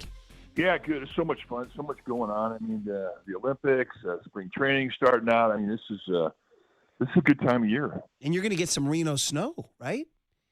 We are going to get a lot of snow. You got a little bit this last, desperately needed, but it's really. I say that they need a whole lot of snow. There's good snow up there. You can have fun on that mountain right now, but they're going to get a good dump that'll extend the season, which is a great thing. It is good. So all sorts of good stuff to talk about. And so we always say when we sign off, well, we'll see what happens, Mike. And sure enough, something happened. Bryce Eldridge was seen by beat writers taking fly balls in left field. So, obviously, we're not going to make too big a mountain out of a small incident, but it is newsworthy. How do you interpret Tony Vitello telling Bryce, grab a glove and go take some fly balls in left field, and then what you read about it, too? Well, why not? I mean, you're trying to find ways to get the guy in the lineup. If you think he's going to mature with the bat, which everybody feels he is. I mean, we all feel he's going to be a big league hitter. I mean, he does things that you just don't normally see, and he does it with power. So there's the lure. I mean, you're so taken by watching this guy flip balls out the other way and backspins balls in the opposite gap to the left center side of the field. I mean, he just does it effortlessly. Now, I mean, he's got a lot of swing and miss. You have to learn. I mean, getting the big leagues, you've got guys with great stuff that can put it where they want it. And then you have a mixture of speeds and movements, and it's just tough. So we have to give this guy a chance to mature. And I think of all of his skills, his hitting skills are his best. I mean, he's still learning the position at first base. And now you put him out there in the outfield, and why not? If he's a good athlete, which he is a two-way prospect when he was recruited and when he signed, all you need is reps. Just take balls. Now you need a lot of them, but you take enough fly balls in left field, and you're all of a sudden you understand what left field presents to you from a right-handed hitter and a left-handed hitter, and you're working on your first step. You get better, and he's got a great arm. So I mean, you give him enough reps, let him, and he might be a guy that could just evolve him into a left fielder that can get at bats. Look, if they can put up Ishikawa in left field, how about that? I was going to say Brandon Bell, but if you can put Travis Ishikawa in left field during the playoffs, why the hell can't Eldridge play? I mean, come on. Mike, the Giants have already attempted to use Bryce Eldridge in the outfield back when he was with the San Jose Giants. They made a decision to move him over to first base. So is there maybe a feeling that maybe they're taking away some of the reps and development at first base by making this move? No, I mean, I think right now the chances of him being out there aren't big, but he has to learn the position. So get him some reps and get him some confidence, because that's all defense really is, especially in the outfield. It's having a good first step. It's being able to anticipate what the ball's going to do, and then just simply go out there and catch it and have an idea where you're going to need to throw it. I mean, if you take enough reps, you're going to be representable. How's that? Well, I mean, you pointed it out. Travis Ishikawa, say no more. The guy started in a World Series game, so we'll see what happens, and we'll talk to Buster Posey in just a few minutes. Mike, we were wrapping up yesterday's conversation. We were about to start asking you about catchers, and I was like, well, we're going to talk to you tomorrow, so we'll carry it over. It's so funny. Pitchers and catchers report. Pitchers and catchers report. Nobody ever talks about the catchers part of that. We talk about the pitchers part of it. So, Patrick Bailey's back, and I don't think we're talking enough about the fact that 2026 is the introduction of the ABS, right? They're going to see tapping of heads now. I don't know how you're feeling about that. Also, just about what you're expecting out of Patrick Bailey this year, how you interpreted them going and getting Daniel Susac, trading for Jesus Rodriguez from the Yankees, signing this guy Eric Haas, who's a veteran too. What's the Mike Krukow outlook on the catching depth chart? What you expect out of Bailey, and your thoughts? Well, I think the second catcher is up for grabs, and I'm not going to say backup catcher, because if you bring in a right-handed hitter, he's going to get some pretty consistent playing time when you see left-handed pitching. I think it's healthy for a club. The people that they brought in, I mean, I want to see him play. I haven't seen him play. I've heard reports about him, but I mean, I'm at an age now where if I don't see a guy, I really don't feel comfortable giving my opinion on that guy. But I do believe that there's opportunity, big-time opportunity. And I think it puts pressure on Bailey.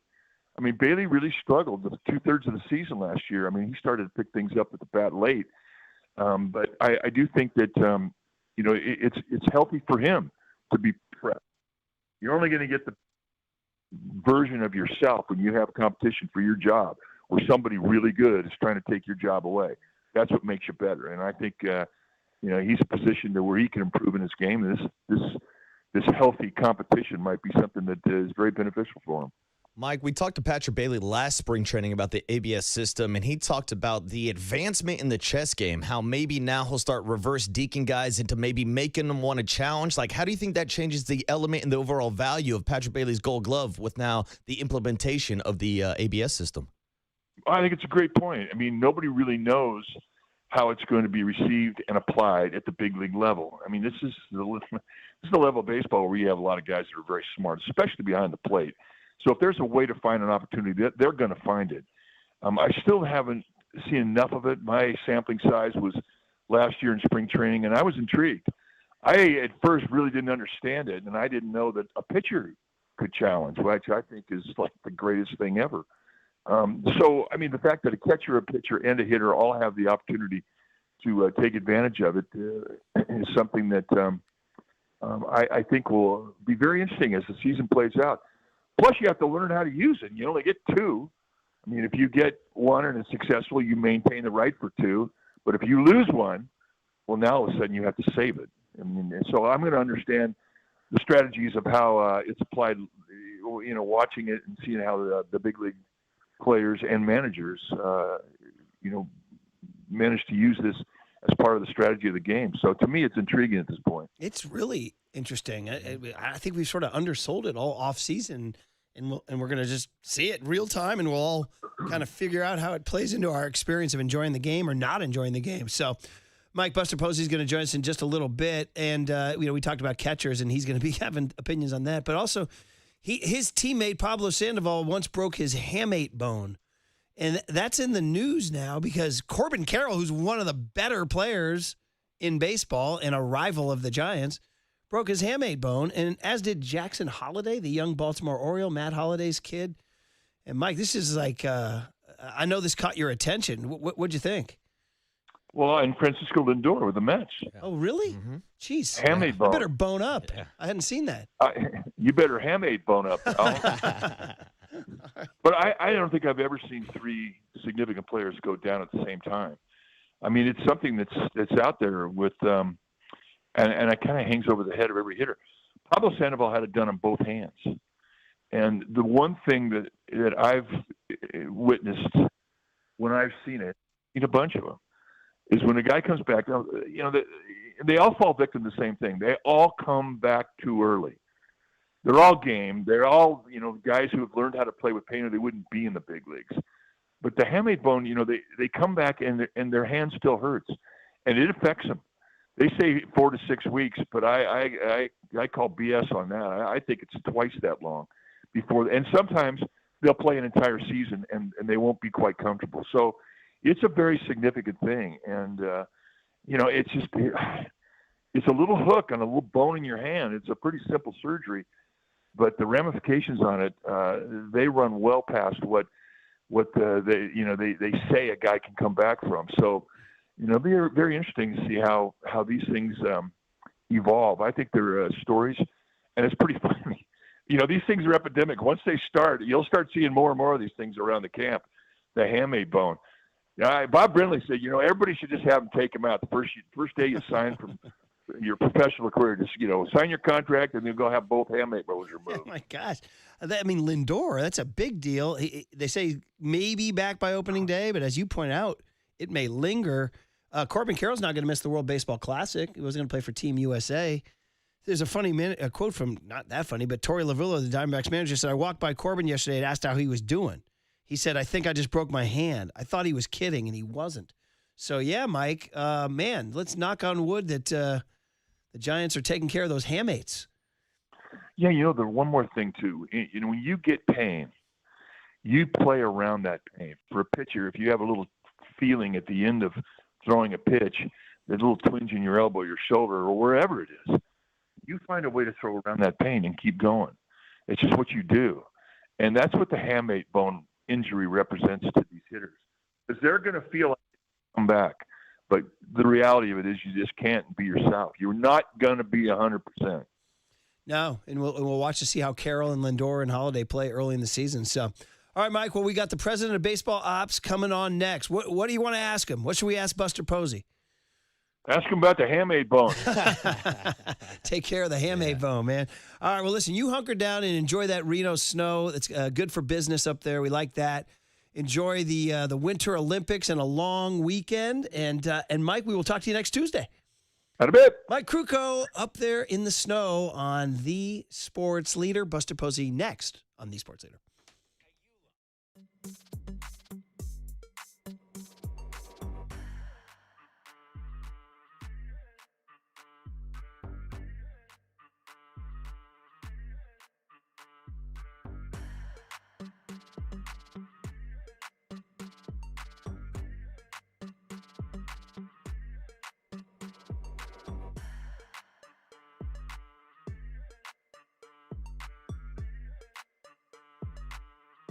Ooh, let's talk about staying healthy. We talk about the hamate bone. Maybe Marin Health Orthopedics can help you with the hamate bone, because that's what we're talking about.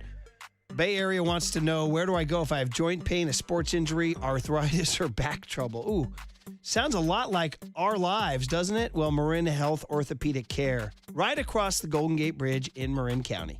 Expert surgeons, specialists, and support teams dedicated to getting you back to the life you love. Do you need something as big as a joint replacement, a hip, a knee, a shoulder? How about hand and upper extremity care? How about non-operative spine treatment, pain management? sports medicine, we've got you covered. So whether it's helping you recover after surgery or managing chronic pain or evaluating a new injury, Marin Health's team partners with patients every step of the way, educating you and building a plan that fits your goals and lifestyle. And with convenient orthopedic locations across Marin, from San Rafael to Novato and beyond, world-class care is close to home. So let's move better, let's feel better, let's live better. Visit mymarinhealth.org and click orthopedics to learn more. Better days start with Marin Health.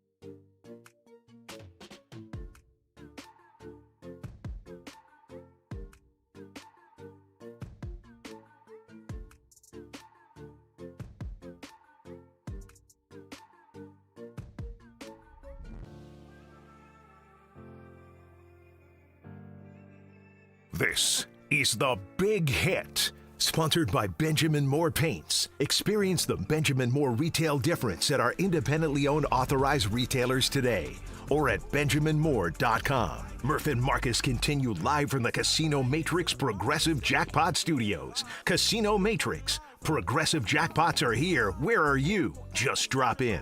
1-800-GAMBLER. The promptness of a Buster Posey, you gotta love it. In a world where nobody's on time, Buster's always on time. You gotta love it. So let's get right into it. Our first chance to talk to Buster since October 22nd, when Tony Vitello was hired as manager, or had his press conference as manager, and then we kind of let Buster go to work all off season. Now we get to catch up. We'll be down there next week, but first let's get a preview phone conversation. First of all, Buster, welcome back to Murph and Marcus. And how you doing, man? Hey, morning, Buster.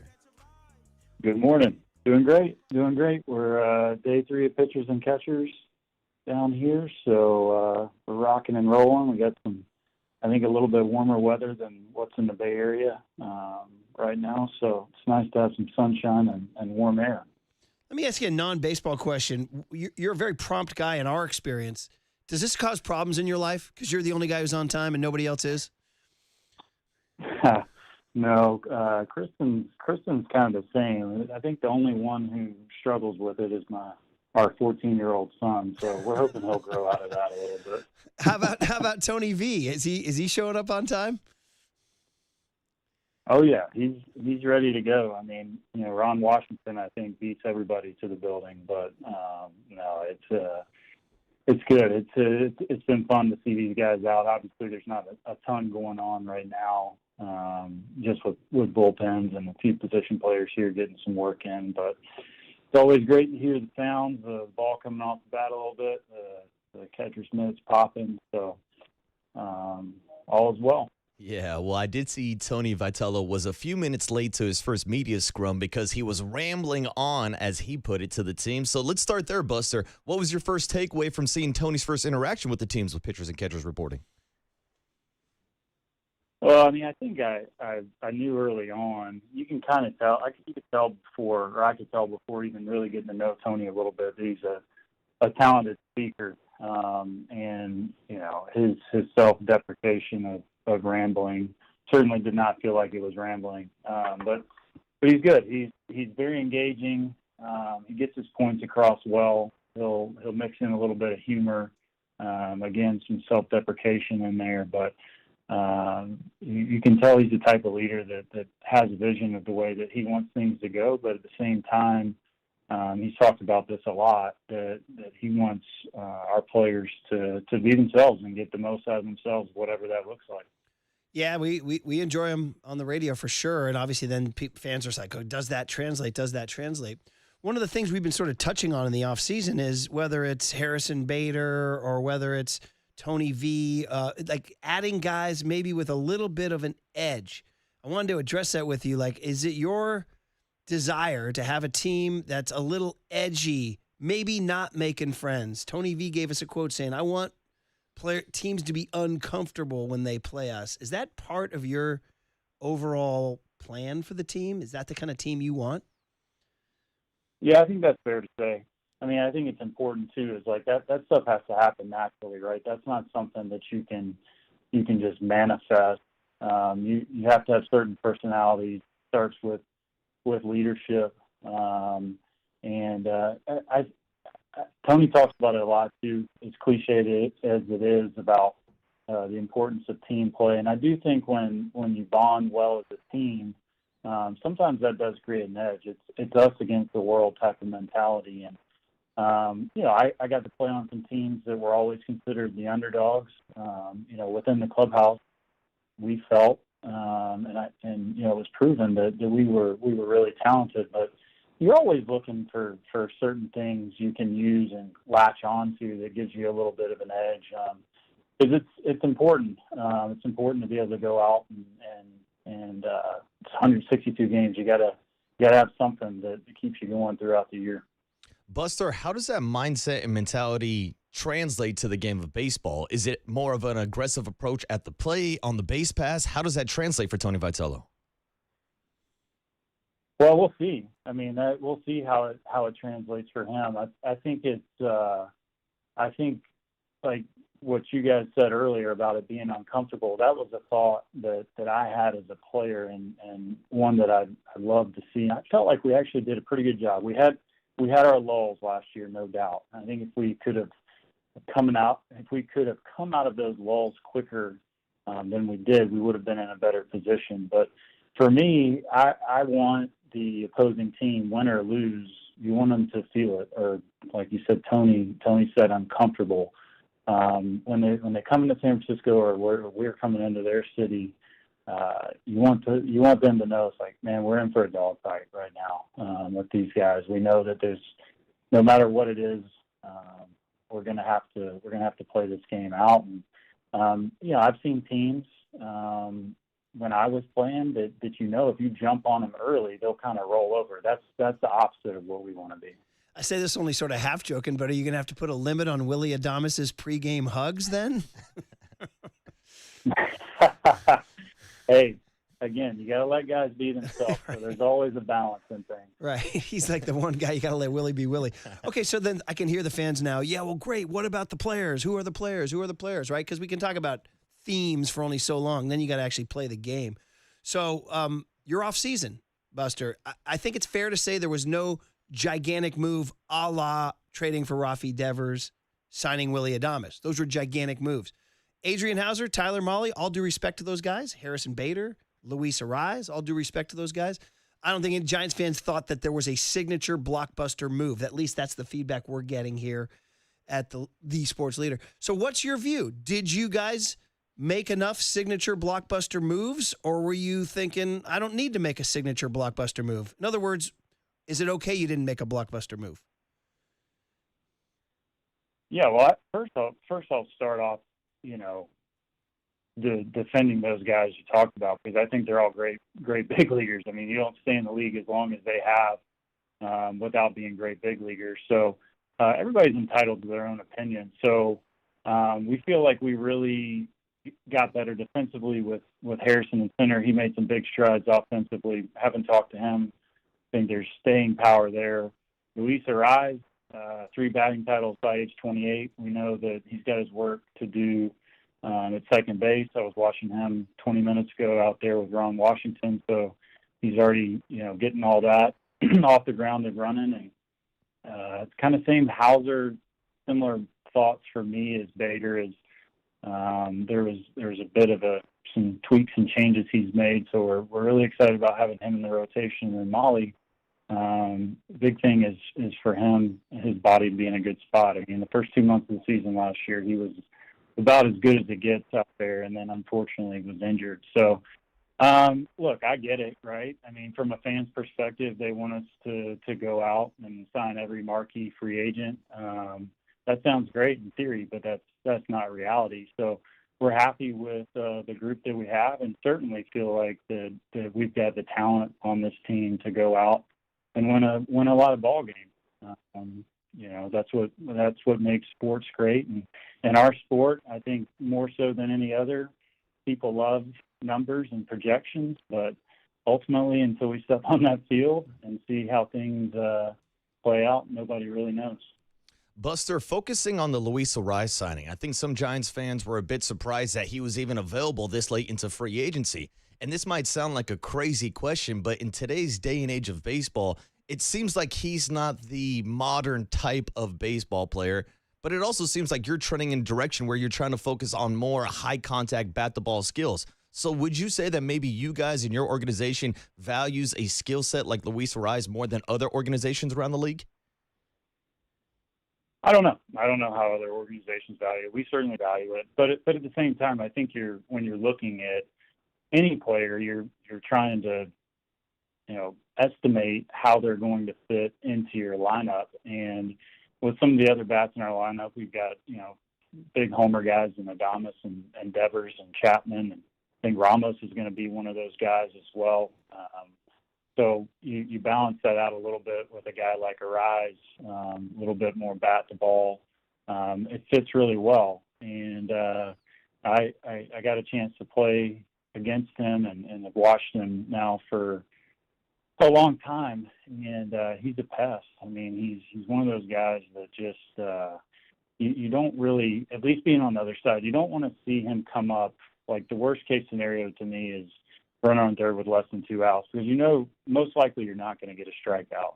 And the back control is so good that you feel like he's going to find a way to either, get the runner in with a base hit or do something, make a productive out. So we're really excited about him.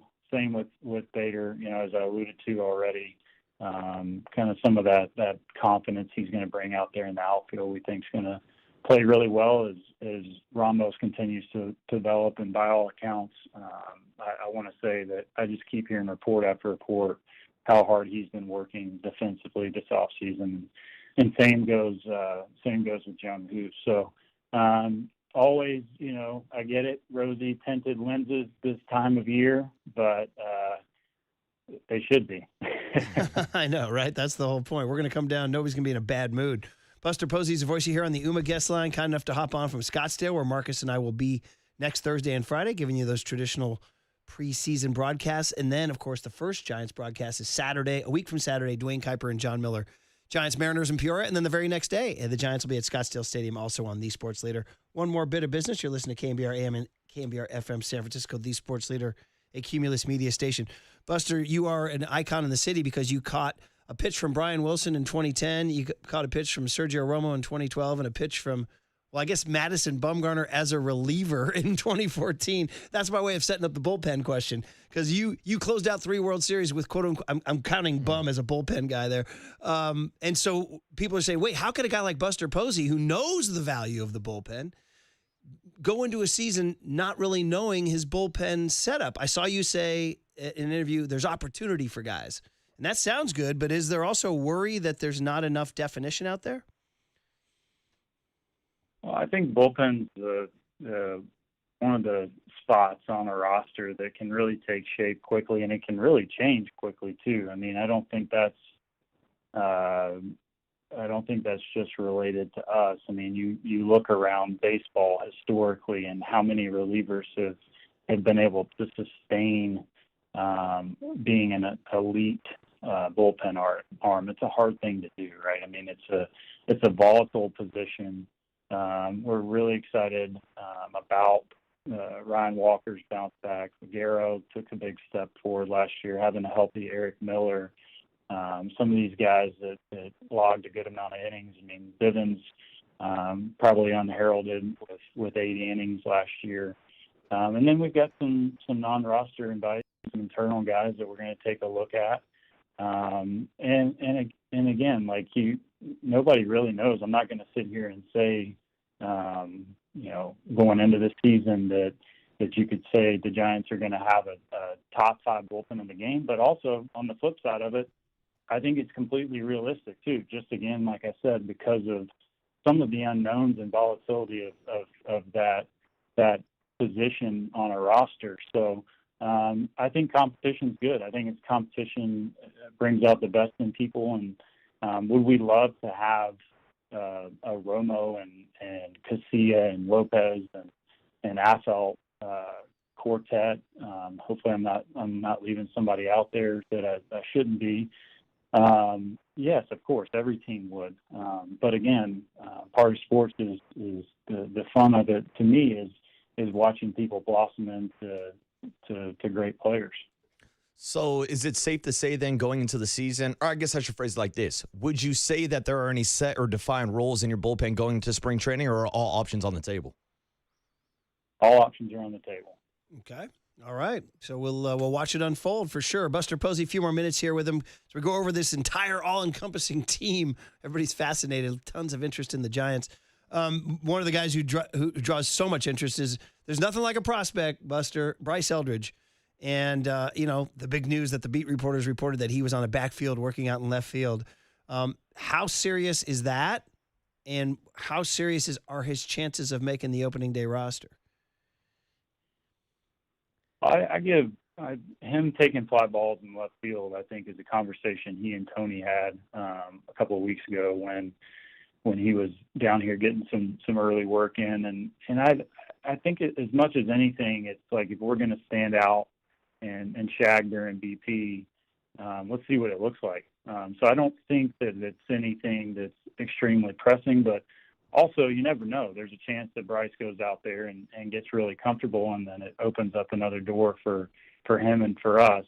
I don't anticipate that's something that we're going to push really hard. Still seeing in that first base type of DH role. And then as far as odds of making the team, I think we'll just see how spring training plays out. We'll monitor where we think he is, his progress that he continues to make in all facets of the game, and weigh that against what we think is best for his development long term.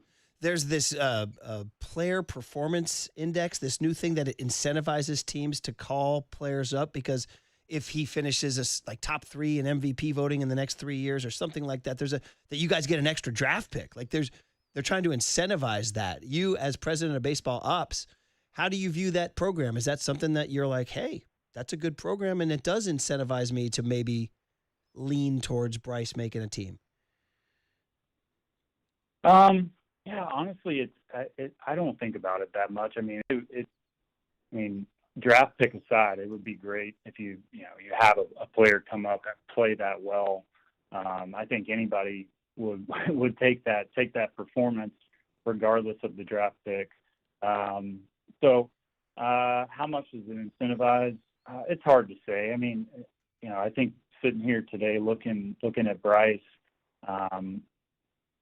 I don't think any of us are going to feel like we forced something on him too soon.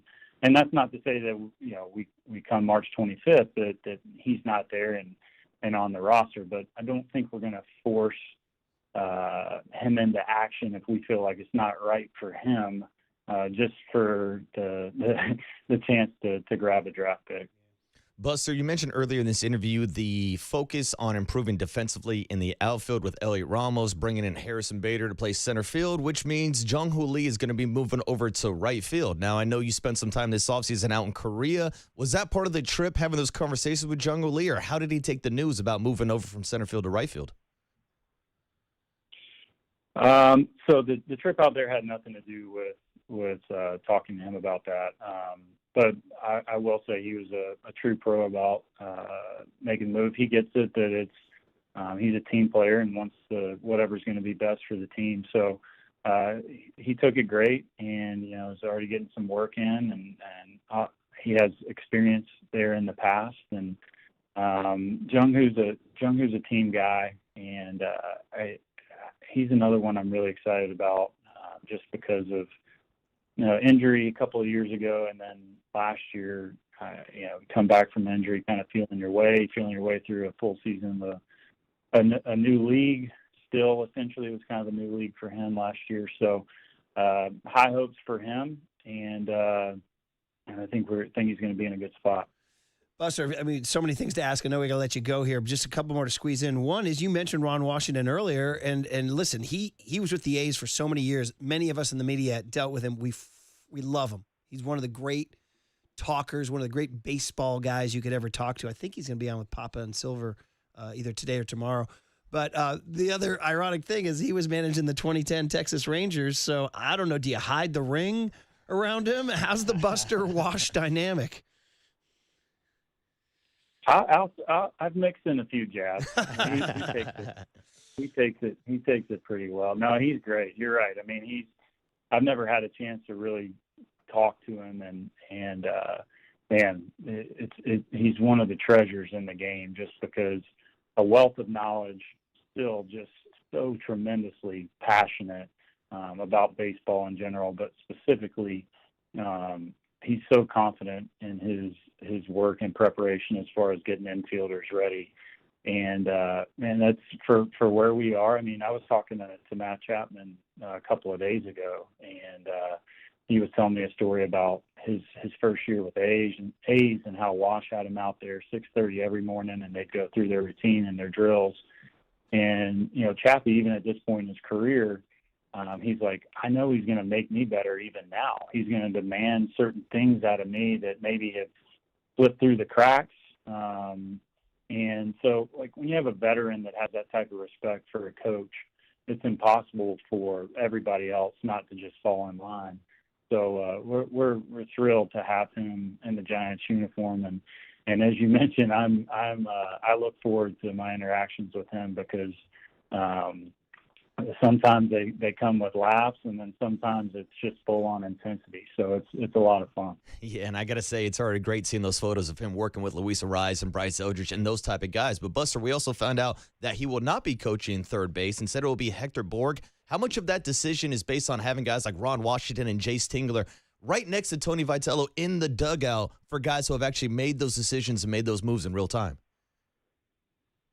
Yeah, I think it's a big part of it. I mean, Tony, again, probably ad nauseum has been talked about, has no pro experience, has a lot of experience coaching, managing at the collegiate level. But, yeah, it's going to be important. It's going to be important to have Wash in there, Tingler in there to help him through, be sounding boards for him. One thing I do know about Tony is already is he's going to be decisive. He'll gather all the information. He'll gather the opinions, but ultimately he's going to make the call, and he'll live by whatever decision he makes. Oh, man, so much fun talking ball. We'll hopefully get to do it with you again next week. I got to end it with one of the more underrated stories of the offseason, and that is you guys and Randy Wynn's Rabbit's Foot getting you guys the number 4 pick in the draft. And Buster, you were the number 5 pick. We got one higher than you, dude. I mean, I know Brian Matuz was taken 4th by the Orioles, I think, in that draft, and the Giants pounced. John Barr pounced on you. How excited were you by that? Are you already looking forward to the college baseball season? I mean, you can get a pretty significant player at the 4th pick, right?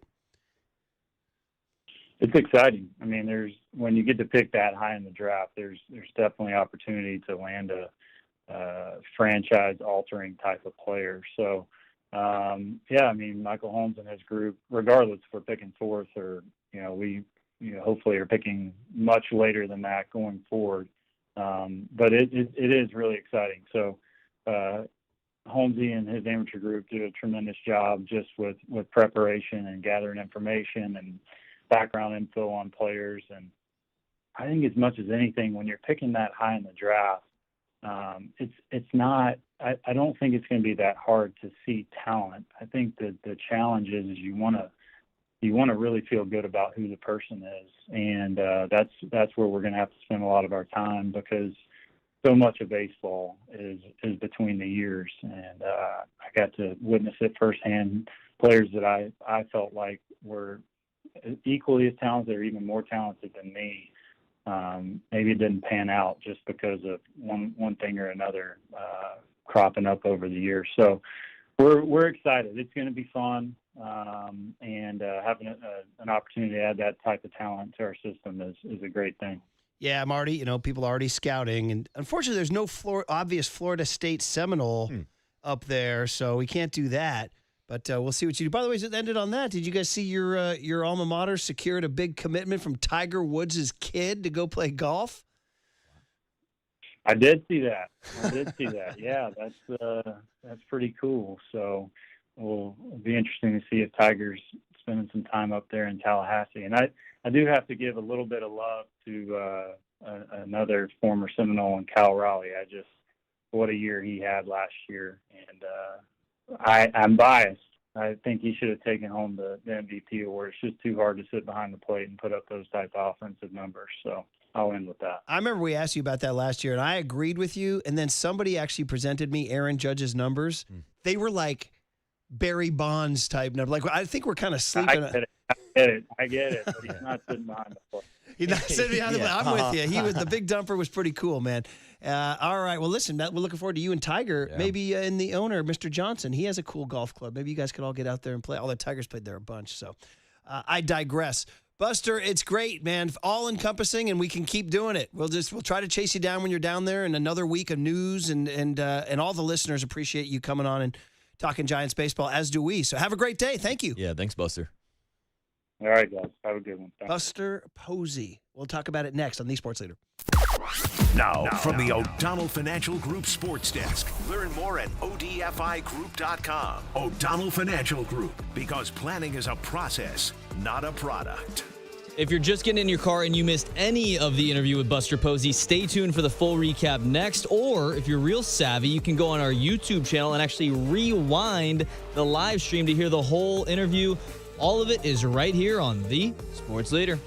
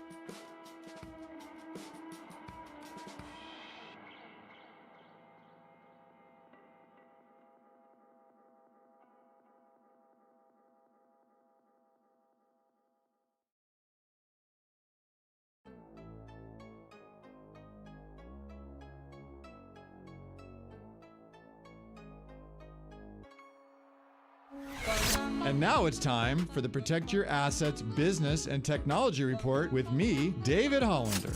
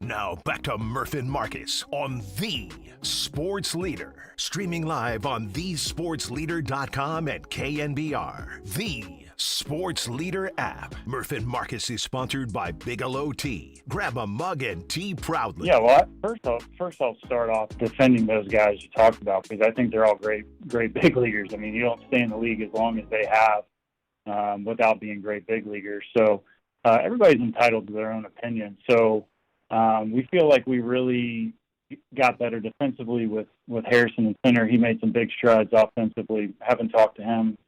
I think there's staying power there.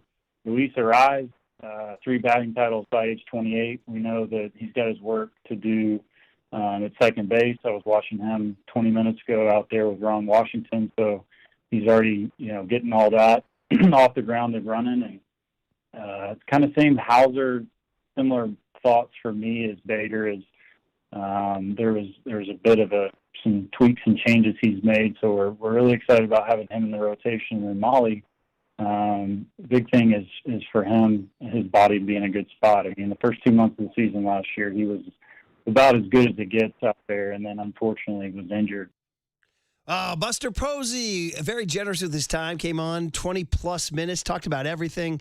We thought maybe that was one of the more, pushback moments where I asked him, what do you say? You didn't have a blockbuster free agent signing, and he kind of gave me the, you could kind of hear a little bit of the, he would have liked to have said something. First I'll start off. Yeah, I'm going to defend those guys. Yeah, everybody's got their own opinion. I think he said, it's kind of like that bumper sticker. I think he wanted to hit me with the bumper sticker. Opinions are like, blank holes. Yeah.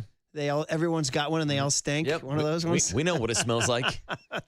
Well, we appreciate it. We like a little pushback from Buster Posey. By the way, we're hearing, we can't confirm. We have the Olympics on, but it's on commercial. We have multiple texters saying Macklin frickin' Celebrini scored for Team Canada just now against Which is Czech, awesome, but Czech I don't Republic. understand why we are in commercial break. Are we on tape delay or something? They're breaking McDavid. Down to 10 seconds. Here's McDavid. Shot by McCarr. Score! In the final seconds of the first period, Celebrini with the redirect of the shot from Cale McCarr. 1-0 Canada. There it is, buddy. I think they scored right before they went to break, and we looked up, and now it's on I was going to say, I think we were wrapping up with Buster Posey, and next thing you know, it's a commercial break. Well, shout out Macklin Celebrini. Yeah. Representing San Ho, California. 707 says, sounds like you hit a nerve with Buster. Well, listen, that's part of the deal. We ask the question. Sometimes he's going to be pissed. Sometimes he's not. And, there's lots of times when, who was the guy who was going, it's a bad analogy, but it reminded me when Charles Manson, that's right, I said it, Charles Manson. That's where we're going with said this. it, Charles freaking Manson. Yeah, you said it. Geraldo Rivera interviewed Charles Manson. And my buddies and I used to always use this line all the time.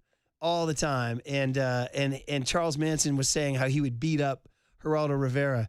And Rivera goes, it would take you and 5 other guys your side to take me down. And Manson starts laughing. He goes, yeah, you dreaming, man. You dreaming. And so my buddies and I, that kind of just reminded me of that. That's all. I'm just saying it reminded me of the Manson-Rivera pushback. Yeah. You dreaming, man. Yeah. Keep dreaming, Murph. Yeah. Keep dreaming, Murph. So anyway, you don't I like know my moves, Murph. You don't like them. My brain is bizarre. I get it. I know. Back to Buster, please. Yes. First of all, we thank him for his time. Second of all, lots of themes emerge. This is really a thing where they want to be unlikable, uncomfortable, edgy. That's what he wants. He really wants this this situation where everybody said about Buster. Bob Melvin has said it, and Hunter Pence has said it, that when they played against him, he was not friendly, and it kind of rattled him a little. You know what I mean? It's like if do you know somebody like that? Oh, of course. Who you have beef with and they give you nothing? Yeah, I mean, there's a couple people maybe around these studios.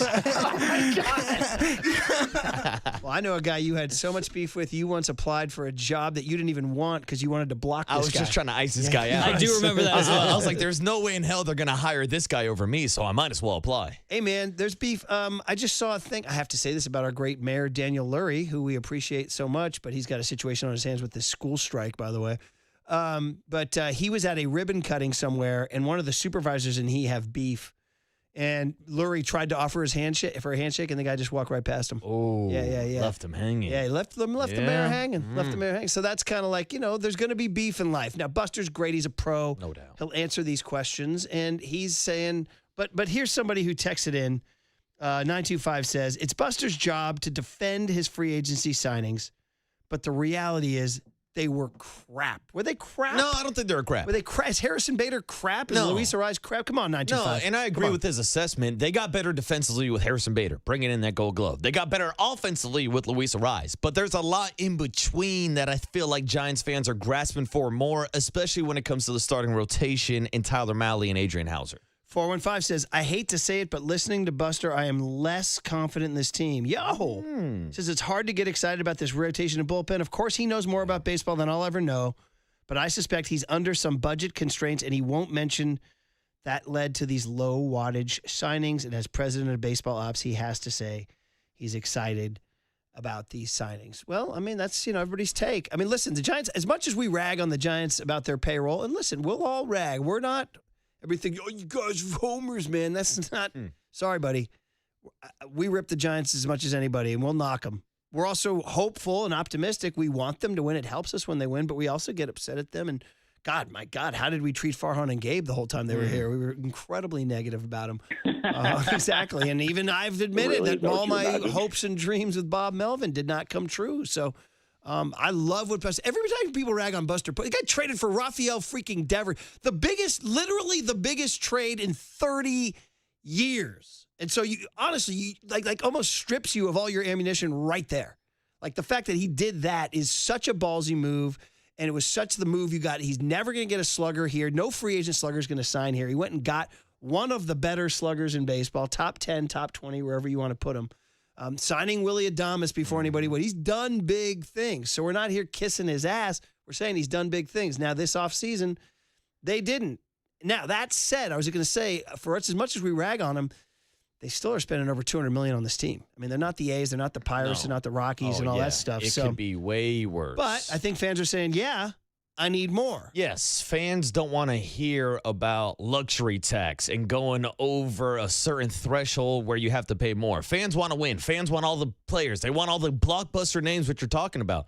But you point out a great kind of angle here, the amount of money they took on for the Rafael Devers contract, handing out the biggest contract in franchise history to Willie Adames. That's a lot of money on the plate. And if you're looking at the free agency this offseason, yeah, sure, there's a few names like Tatsuya Imai, who ended up signing where it's actually more than what he signed for because of international fees. Kyle Tucker was overpaid. Like, this wasn't the greatest free agent market, in my opinion. So you can either choose to overspend like we saw other teams did, or you're going to stick with your core, you're going to stick with your nucleus, and you're going to focus on the development of some of these younger guys like a Bryce Eldridge, like a Hayden Birdsong, like a Carson Wizhunt, like a Blade Tidwell, and try to build from within the organization instead of overpaying just for the factor of paying just to pay. Now, I'm on Spot Track, and I'm trusting them. They say the Giants are spending $223 million. Here's the problem, though. This is ammunition for the critics. It's only 12th in baseball. The Giants should be minimum top 10, and there were times they were top 5. So I hear that. That's a fair criticism. And according to Spot Track, projected tax space, meaning how much they have to spend before they get to the 200, is $20 million. So they're leaving $20 million on the table. I mean, that's a fair criticism. Like, Giants fans are like, yo, man, I'm paying a lot for my tickets. I'm paying a lot for my beers. I'm paying a lot. Like, these games are not cheap, brother. I've just sent my email this morning to our ticket agent about all of our guys. We're all spending a decent amount of cash on this stuff, and you just said $20 beers at frickin' Chase Center. So that's a fair criticism. I mean, if you have 20 extra million, why didn't you spend it on, I don't know, who could? First of all, I saw Chris Bassett sign with the Orioles. $18 million a year? 1 year, $18 million? Yeah, I don't know if he's worth 18 still. But he's the kind of guy, he could step in and immediately improve the Giants' rotation. Correct. And there's still guys out there like Lucas Giolito or Zach Gallen where maybe they're veteran arms waiting for their market to kind of sit down and settle in. But they actually pulled the trigger a little bit early, maybe earlier than I would have liked with Adrian Hauser and Tyler Mahle. I would have liked them to play out the market a little bit more and see how it fizzles out. But those are the two vets that they decided to go all in. And you heard him talk about Adrian Hauser and how he had an uptick in velocity last year. His fastball went from averaging 93 miles per hour to 95 miles per hour, and he put up some good numbers before being traded in the second half of the season. And then Tyler Mahle, he was with Bruce Bochy last year. Bruce Bochy was a big factor in that decision as well. So those are the two guys that they're banking on. And if not, they'll look within the organization for some of these young arms to step up down the road. All right, tons of reaction on the Golden State Lumber and Showroom text line. Let's get to squeeze in a few of these before we get to Brian Johnson. It was awesome. We were just talking about catchers after the show yesterday. We were like, pitchers and catchers. Nobody talks about catchers. We're like, what about Brian Johnson? Plus, it led young Tony to learning about September 18, 1997. 703 says, we need another season-starting pitcher. Sign Zach Gallen. They still could. Yeah, Gallen's out there. Max Scherzer's out there if you want to go down that road. 510 says, I'm very concerned that an organizational message of pitching and defense has such serious questions in both the starting rotation and bullpen. So there you go. Yeah, he told us there are no set roles in the bullpen. Everything's on the table. 707 says, ever since we missed on Shohei, everyone else will be lesser than. Fans are but hurt. 925 says, people hate all these signings too much. We 100% got better defensively. 925 says they also liked all our questions for Buster. We asked him good questions. Thank you, 925. 303 says, Bader and Arraez are good ads, but they have to do better than Elliot Ramos in left and the pitching. 949 says Giants cannot spend with the Dodgers. Build the farm. Develop is the way to go. In Buster, we trust. 209 with the most important text of the day. Can the Giants offer $5 beers like the Mariners and Rockies? Please. Are the Mariners offering $5 beers? Yeah, dude. They have $5 beers up there. CHP Joe. It's possible. It's 916 says, I think the Giants are going to do great behind Tony V and Buster will be a hero, but CHP Joe might be the most relentlessly positive guy of all time. 408 says, bring me the red asses. If we can't keep up with the Dodgers, at least clear the benches a few times this year. At least make it dirty. High and tight, spikes up, let's go. Yeah, win the battle in the parking lot. 319 says, I'd like to point out Willie Adames at a game last year where he squared up an opponent during a bench-clearing brawl last year. He's a dog. He's a great teammate. He'll throw if he has to. Do you remember that? Yeah, I think I saw Willie get spicy a few times. See here, 707 says, man, even if Buster had signed Valdez, idiots be bitching that Framber Valdez, that he's a bad guy. Let's play ball, boys. 415 says the Giants will be pugnacious. 707 says, surprised at the end, Buster didn't say, yeah, I'll be surprised if we talk next week after you ask me questions like that. That's a little bit of an overreaction, pal. It wasn't that tough of a question. 408 says, I can't see Ramos playing left field again. We also need to trade Chapman and move Devers to third and open up first base. Then here come the Curran Theater texts. We're not going to read those. I get it. I told you guys. Fine that they bought the Curran Theater. Just don't tell anybody. Yeah. Just don't tell anybody. Could have all right? kept that one behind closed doors. All right, guys. Okay, so there's good reaction from all y'all. Thank you for listening. And hey, it's all part of the spirited discussion that makes us all baseball fans. Brian Johnson is awesome. He's writing a book about his life in baseball. He's an Oakland kid. He's a Stanford kid. He hit the home run in September of 97. He was a scout during the Sabian World Series era for the Giants. Let's talk ball with him next on The Sports Leader.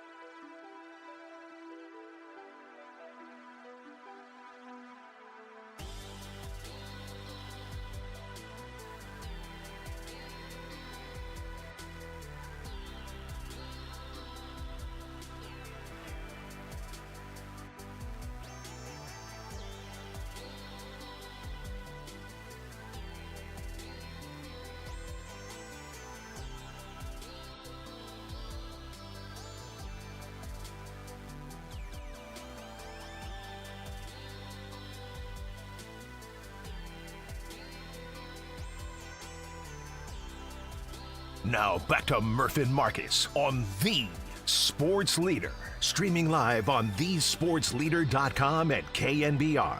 The Sports Leader app. Murph and Marcus is sponsored by Bigelow Tea. Grab a mug and tea proudly. Number 4 with a walk. And he hits one high to left field and deep. Hollingsworth is back at the wall. It is out of here! And this one is over! And the National League West is tied!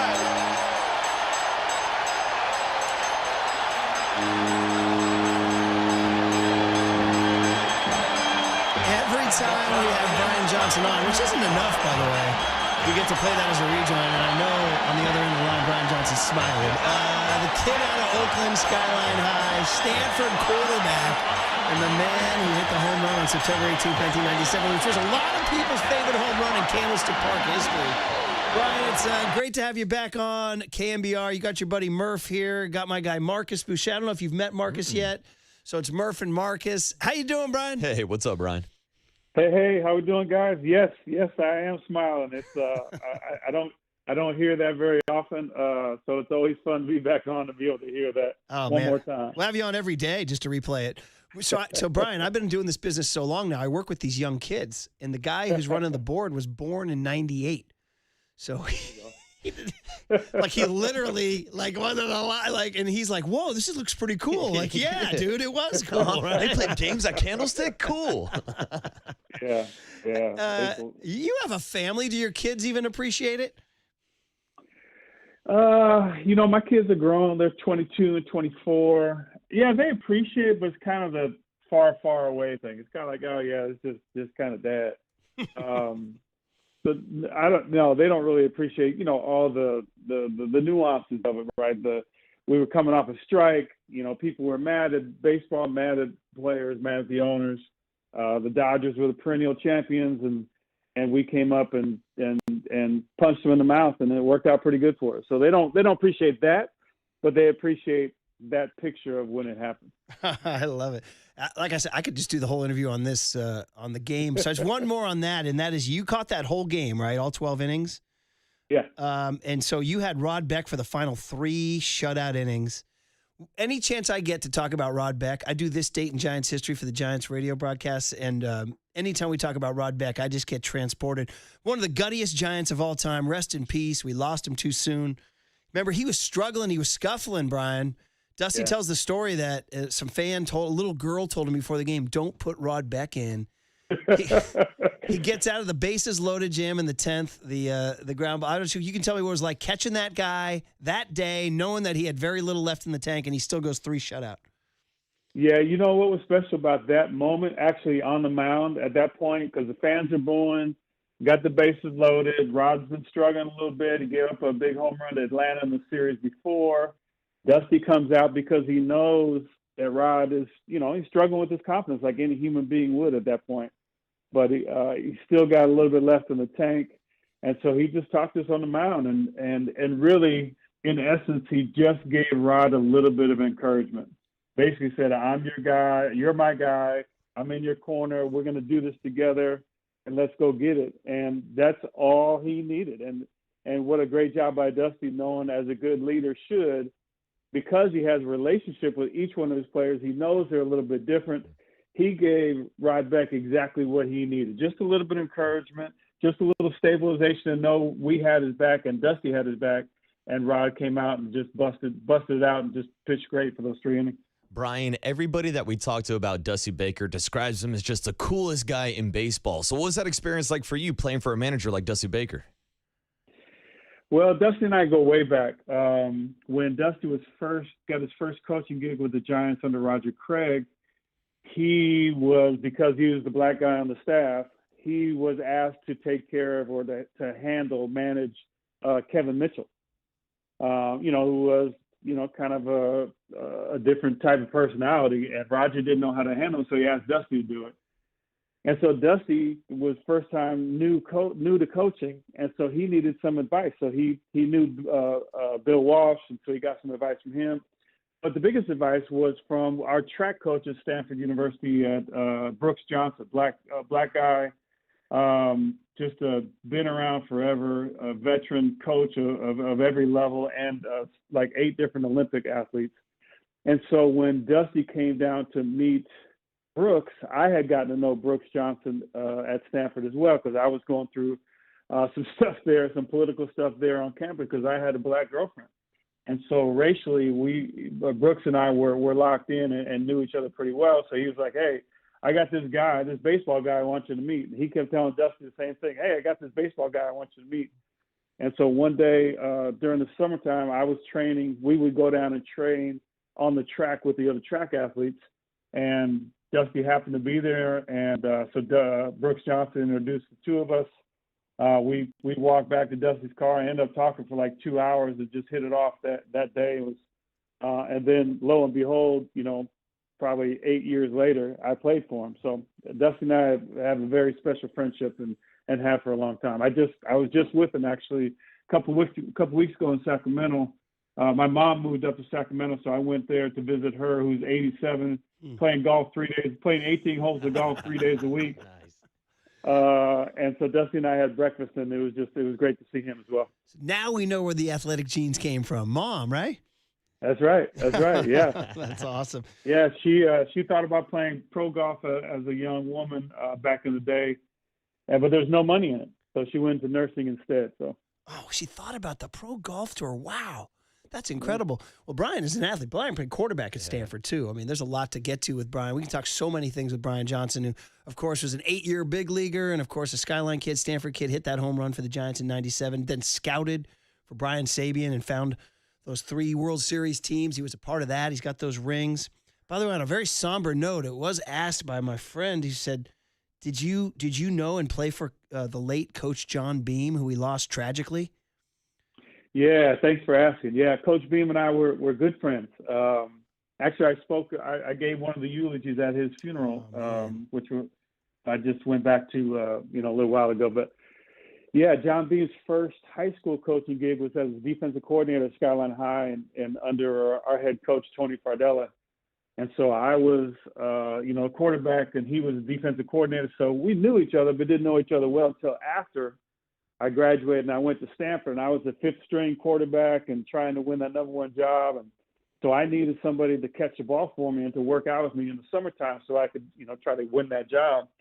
And Coach Beam happened to be the one. And we went down to Lake Merritt and worked out there and just I got to know him. It's kind of weird when you get to know teachers for the first time or coaches for the first time as a person versus the coach role. And so Coach Bean and I just kind of hit it off as people and got to be friends. So he wasn't a father figure for me. He was a friend, and not just a friend, but a very good friend. And, we were very close. And this last summer, he asked me to because I'm living out here in Detroit, Michigan, and his daughter's best friend got the head coaching job at Oakland University here. And she and her family, her husband and 2 kids were coming here. They didn't know anybody. So he's like, hey, would you mind looking out for him and kind of show him around? And I did that. And it was really fun, especially knowing that, John would pass, that it was fun to be able to do something for John because it seemed like John was always doing stuff for everybody else. Wow. Really, really somber stuff. Hey, our condolences. That's your friend. You lost him, and the whole Bay felt it. So, man, give you a chance to talk about him feels like he needs to be remembered a lot. So we're glad you could do that, man. Glad you could do that. Yeah, so, thank you for that. I appreciate you asking. No, I got to credit a listener who reminded me about that, and so that's what we get. We have a good conversation, good audience out there. They remember these things. So, all right, Brian, well, we booked you because we were just talking about pitchers and catchers reporting and how nobody ever talks about the catchers part of it. And then we're like, hey, call Brian Johnson. Plus, I know we can talk about your book project and all that. But, you scouted. I don't know how in touch you are with the Giants' current depth chart, or if you've seen Patrick Bailey play. He wins all these Gold Gloves and he's lauded, but fans are upset with his offensive production. There's also a feeling that the automated ball strike system that's coming in could diminish a guy like Pat Bailey. Why don't I start there? Do you think the ABS, which is something you never played with, so you're just kind of observing it, do you think it diminishes the value of a guy like Patrick Bailey? Well, this is a juicy topic for me because I'm a big Patrick Bailey fan, so I really like what he does behind the plate. Because, when you think about a catcher, he touches the game about 200 times a game. You get 4 at-bats, plus he's calling just about 200 pitches a game. And then he's blocking the ball, he's throwing guys out, he's maneuvering the defense, he's calling the bunt plays. So a catcher is extremely valuable, and it's been said forever, even before he gets an at bat. So I love what Patrick Bailey does. Now, specific to the new system, I hate the receiving stats that are going on these days. All this credit for trying to trick the umpire. Now, for me, if your strategy is to try to trick the officials that are a part of the game and actually a part of your team, the baseball team, if your whole strategy is to trick them into calling a pitch a strike instead of a ball, I'm not for that. That's a ridiculous way to play the game, in my opinion. Quick story: Paul Runge, umpire, old school umpire. My rookie year when I was in San Diego, we all try to bring the ball in a little bit. There's a margin for error. They try to bring in a little bit on the corners. One time I did a little bit too much, and Paul Runge said, "Hey." He tapped me on my helmet. He said, "Hey, youngster, don't move that pitch again, or don't move that ball again." I'm like, "Okay." He's like, "If you do move it again, I'm going to call it a ball every time." I said, "What?" I said, "Well, why would you do that?" I said I would. What's the problem? He said, "Listen, if you need to move the pitch, you're telling me you think it's a ball. So I'm going to call it a ball every time." And I just thought that was so simple and so brilliant. and so relevant today in 2025 that that's the essence of it. We should be partnering with the umpires to make the game better, not trying to trick them. So that's how I feel about that. But isn't Pat Bailey known as a great framer? So it's funny you say you love Bailey, but isn't that one of his tricks? Yeah, but he does a lot of things, not just framing. The framing thing is a non-issue for me. I just think he does really well. He handles the pitches well. He throws well. He blocks well. He does all that stuff well. The framing, I'm not convinced that the framing is a big deal, even though I know it's part of the game and everybody, all the GMs and all the brass think it's a big deal. I say baloney. It's not a big deal. You got to win the game against the other guy, and it's not by tricking and calling to get 1 or 2 strikes a game. I don't feel like it's a big issue. Brian, another topic that we can spend an entire interview on is just the evolution of the catcher position with everybody now playing off of one knee, even with 2 strikes, a runner on base. Just your thoughts on the style of catching and how we've seen guys maybe change their style behind the plate. Yeah, I feel very strongly about that too, and I don't want to seem like a dinosaur, but the basic, your job as a catcher is you are the concierge for the pitcher. Your whole job is to make them better. So if I can't throw anybody out, that's a problem.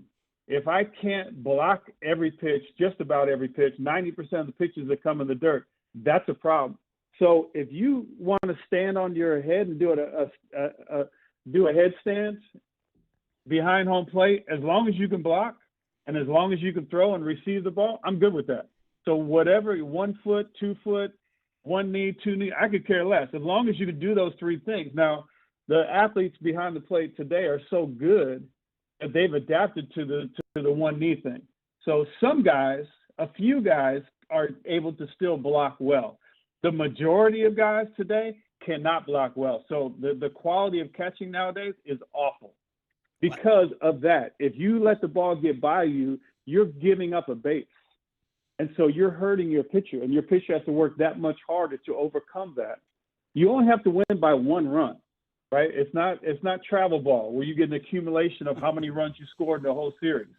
You need to win by 1 run, and you look in the World Series and the playoffs, every team plays for 1 run. Everybody's hit and run, bunting when you need to, sacrifice fly when you need to, hopefully. And that all of a sudden the game becomes a 1-run game. But during the season, I have no idea why the teams today do not approach the season in the same way.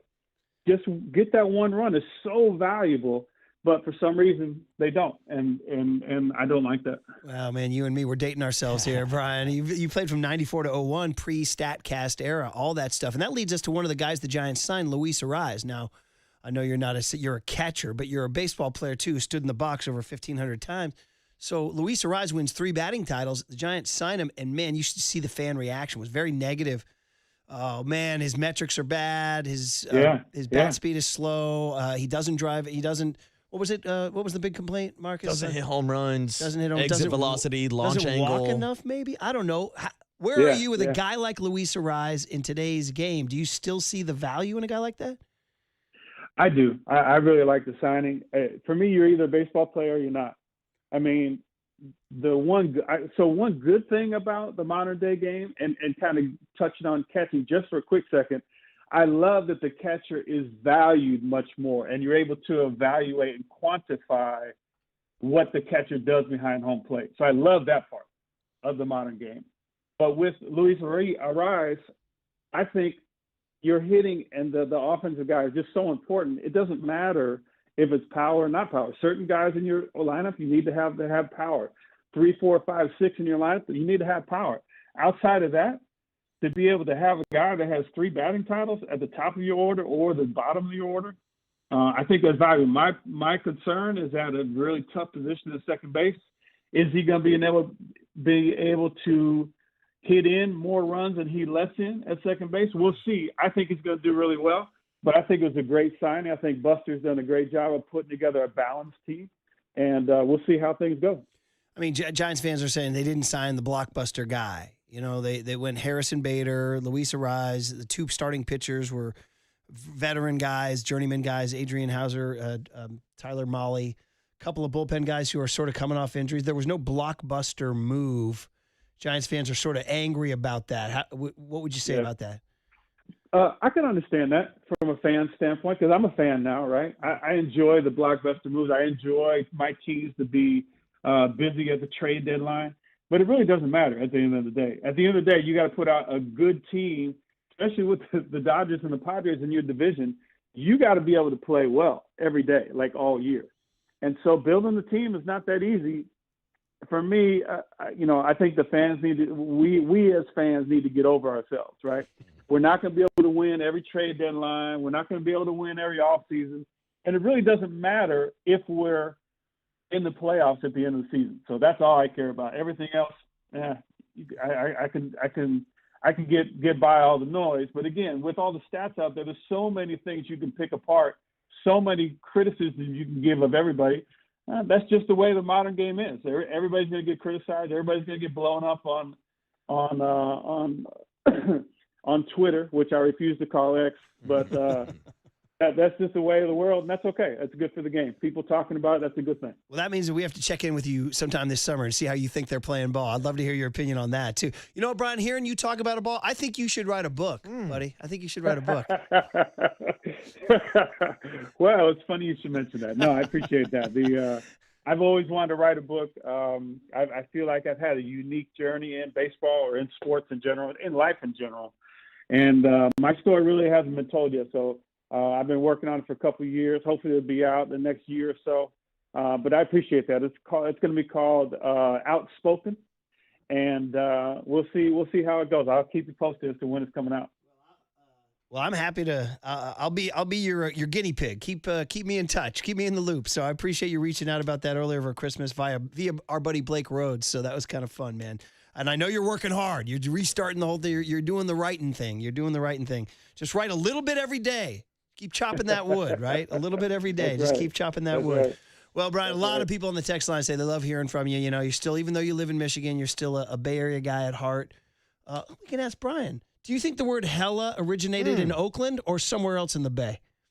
Oh, Oakland for sure. For sure. I knew it. Ask an Oakland kid, man. Yeah. All right, buddy. And last two, do you have any contact with Andrew Luck as the running Stanford football? Is there any, or do you guys? I never did meet Andrew Luck. Oh. I'm cheering from him. I'm cheering for him from afar. But John Lynch and I were teammates at Stanford. So so I pulled for the 49ers and for Stanford absolutely, and hope they do well this offseason. We have John on every Friday. We need to get some more Brian Johnson stories from him. Definitely. Did you bump him off the quarterback depth chart? You're the one who made him a safety? No, he was a great athlete. I was kind of his host when he first got to campus, and tried to take him under my wing a little bit in the quarterback room, but no, I was only there for that last year, and I was hurt for a lot of the year. So we got to be friends and all that, and I've been pulling for him. I mean, what an amazing playing career he had, and now he's had an amazing executive career. So we run into each other every few years or 4 or 5 years or so. So it's always great to see him. He's such a great guy, and I'm really happy for him with all the success the 49ers and he and Coach Shanahan have had. So it was great to see him do well. We didn't even get into your scouting and all that stuff. We'll do that later. Let's do that. We'll check in. We'll make a date to talk in the summer. I want you to tell us how you think the Giants are playing. Are they playing good ball? Are they playing it the right way? So start watching some ball, Brian, and we'll test you this summer. How's that? Sounds good, man. I'm always available. Always enjoy talking to you guys. So, we'll see. Go Giants. Brian Johnson on The Sports Leader. Time for your Bay Area Chevy dealers traffic update.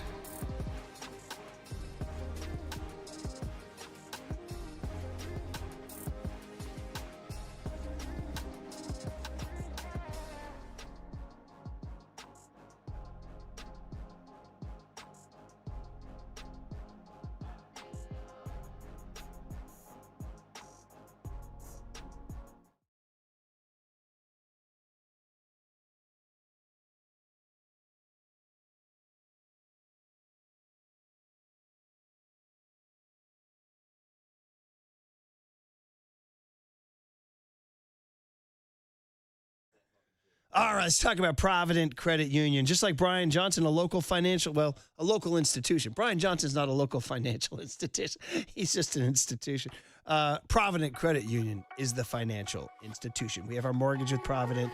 Good people right here in the Bay Area, taking care of Bay Area workers, Bay Area families. And sometimes you need to grow a little money. You have a couple money, you have a few money, like a little bit of money. You're like, I got to grow it for 3 months or 6 months or 12 months because I have an unexpected expense or a big purchase. And Provident says, let's do. Provident Credit Unions pick a term certificate. You choose 3, 6, or 12-month terms. And you earn up to 3.40% annual percentage yield. That's a solid rate that helps your savings do more. Newsweek knows they named Provident one of America's best regional credit unions, so they're getting good pub. Learn more at providentcu.org or stop by a local branch. The rate is effective January 9, 2026. Minimum balance of $10,000. Early withdrawal penalties may apply. Federally insured by the NCUA. Provident Credit Union. Discover the best in retail and business banking right here in your community. Start saving today.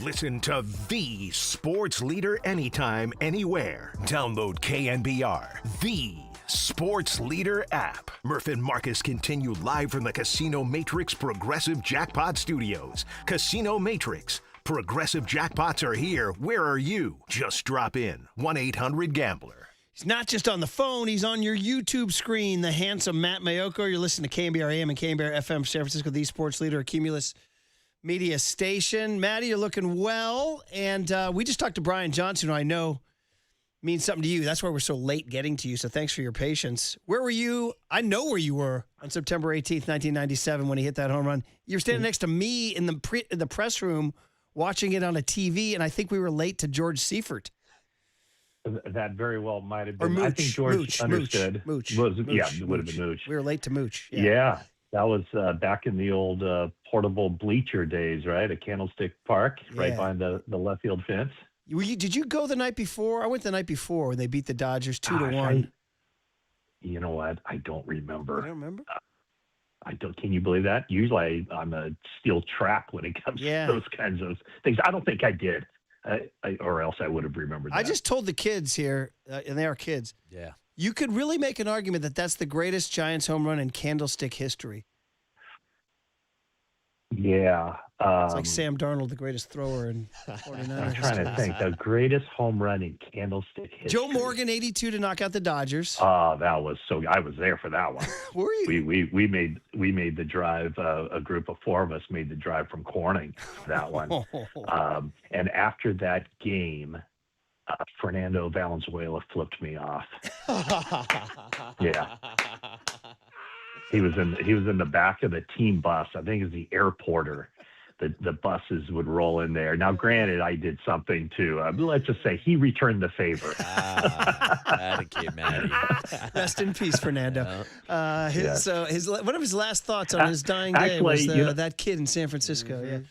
Yeah, no, actually, I was like, oh my God, I thought it was so great. I became a Fernando fan after that, after he gave me the, and it was kind of the old man flip off. You know, it wasn't the, you know what I'm talking about? Is like the fingers bent around instead of the fingers jutting out. That's so good. So good. Yeah. That's good stuff. All right. Maddie's a great Giants fan. Okay. Well, the other team, the 49ers. I was just talking to Marcus right before we came back. I'm like, well, what are the main questions for Maddie? Because right now we're going into a dark period, and he said, Mac Jones. I said, yeah, let's ask him. So let's handicap it right now. I think if they get the right offer, they should make the trade. Steve Young said no, keep him. Greg Papa, I think, was saying sign him to a long-term deal. What's your thought on what the 49ers brain trust will most likely do? Well, most likely they'll keep him, but I think they also have to be very open-minded about dealing him if the price is right. They have to put a price on him, right? I mean, if they're saying, oh, we're not going to trade him, if some team says, we'll give you a first-round pick, obviously they're trading him. So what is that price that makes it, what can't they pass up? Is it a second-round pick? Probably, wouldn't you think? And then if it's a third-round pick, now you have to kind of figure out what you want to do with that. But to me, it's more about how other teams view him rather than how the 49ers view him. The 49ers view him as a really good backup, like, one of the best backups in the NFL. But if there's a team out there that views him as a starter and they're willing to pay the price that it takes to get a starter, then I think that supersedes, what the 49ers value him as. So to me, they can say it, and maybe they already have canvassed the league and they don't believe there's going to be a trade market for him. Maybe that's why, the word is kind of getting out that the 49ers intend to keep him. And I think that's the way you go into it. They intend to keep him. And then if somebody comes out of the gates and says, hey, we'll give you this for him. But, any team that gets him is going to pay double.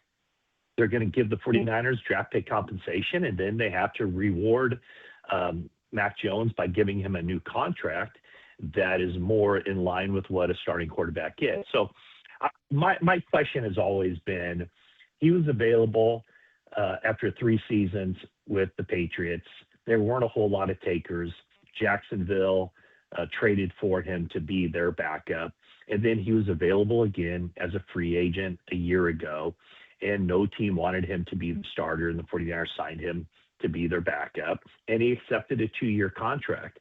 So I'm not sure, I don't know the answer to this, but I'm not sure that any team out there that wasn't interested in him 2 consecutive off seasons would all of a sudden go, based on the 8 games that he played with the 49ers last year, he's our starting quarterback. I don't know if that's the case. So, but I would say if you're the 49ers, you have to be willing to at least listen to anything and strongly consider any trade offer that comes down your way.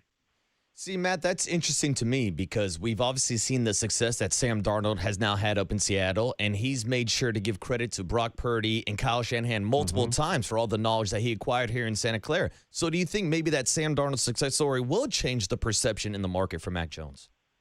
I don't think so, because they're 2 different quarterbacks. Sam Darnold just oozes talent. He has all the tools.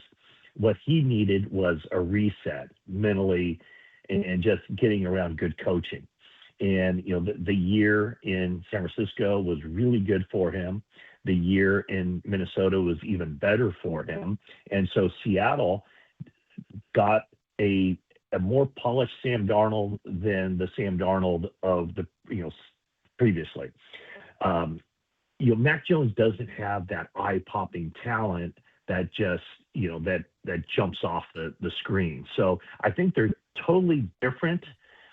If you could combine those 2, you'd have yourself one heck of a quarterback. But I don't know necessarily that his value would just leap exponentially based on the 1 year he spent with the 49ers. Okay, well, that's obviously the biggest one for you. So if we're saying that Mac Jones is the biggest story right now, what's the one that you're looking at that we didn't ask you about? Like, to you, what's like? Is it just we're dark until the combine right now? But if you're down in Santa Clara HQ, what's like topic 1 on their meeting today? Well, I mean, I think it's all stuff pushed into the future. It's how they attack free agency. If they want to make a trade, and I know there's a lot of talk, can they trade for a top flight wide receiver? Can they trade for an edge rusher? I just all that sounds great.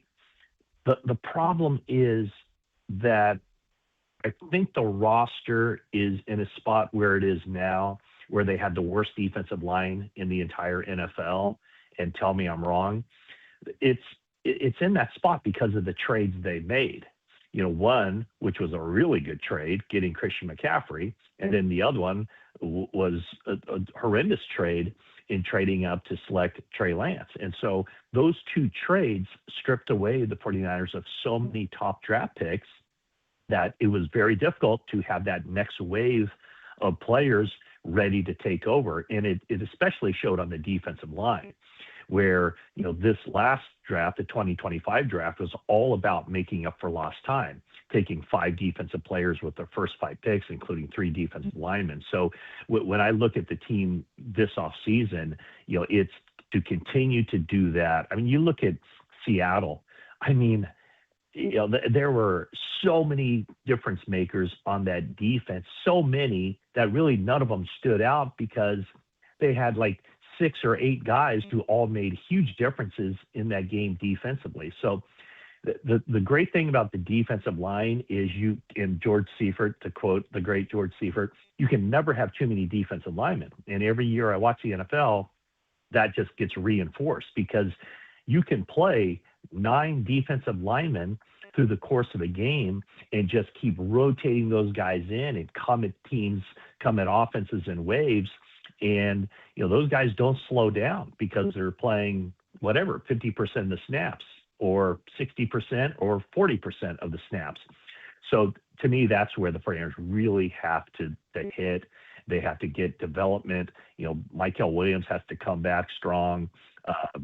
Alfred Collins has to make that next step. CJ West has to make that next step. So that's where the 49ers, that will determine how good the 49ers are in 2026, how well their defensive line plays.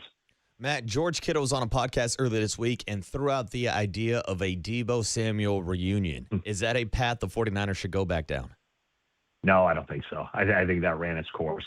There's a reason that Deebo Samuel asked for a trade, and John Lynch at least gave him the courtesy of sleeping on it and then coming back and saying, yeah, it's about right.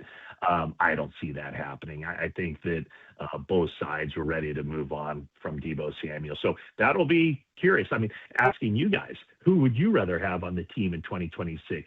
Deebo Samuel or Juwan Jennings? To me, it's pretty obvious. I think you'd want Juwan Jennings on the team for next year, and I'm not sure the 49ers will be able to bring him back, but that'll certainly be one of the storylines of this offseason around the NFL is, what do 32 teams think of Deebo Samuel, and what kind of contract is he able to get, and does he stay in that Kyle Shanahan, Sean McVay sort of system? Is he a player that I always look at it now as like, who's Robert Saleh going to take with him? Who's going to be a Tennessee Titan next year? And, the obvious one is Juwan Jennings, right? I mean, go get a butt kicker. Go get somebody who can help set the tone for the offense and the defense, somebody who's from Tennessee. So I don't see any reason why the 49ers would want to go back down that path, and I don't see any reason why a year after basically demanding to be let go and get out of the 49ers building, I don't see why Deebo Samuel would want to come back, and I think the ship has sailed for the 49ers as well. The worst defensive line in the NFL. That's what he said. I mean, do you disagree? Well, I think they had the fewest sacks, didn't they? Yeah, and they weren't great against the run either. Wow, so it's kind of tough when you're the worst defensive line in the NFL to try to beat a team that has arguably the best defensive line in the NFL. That's an issue. Right? So other than that, no, it should be a quiet offseason.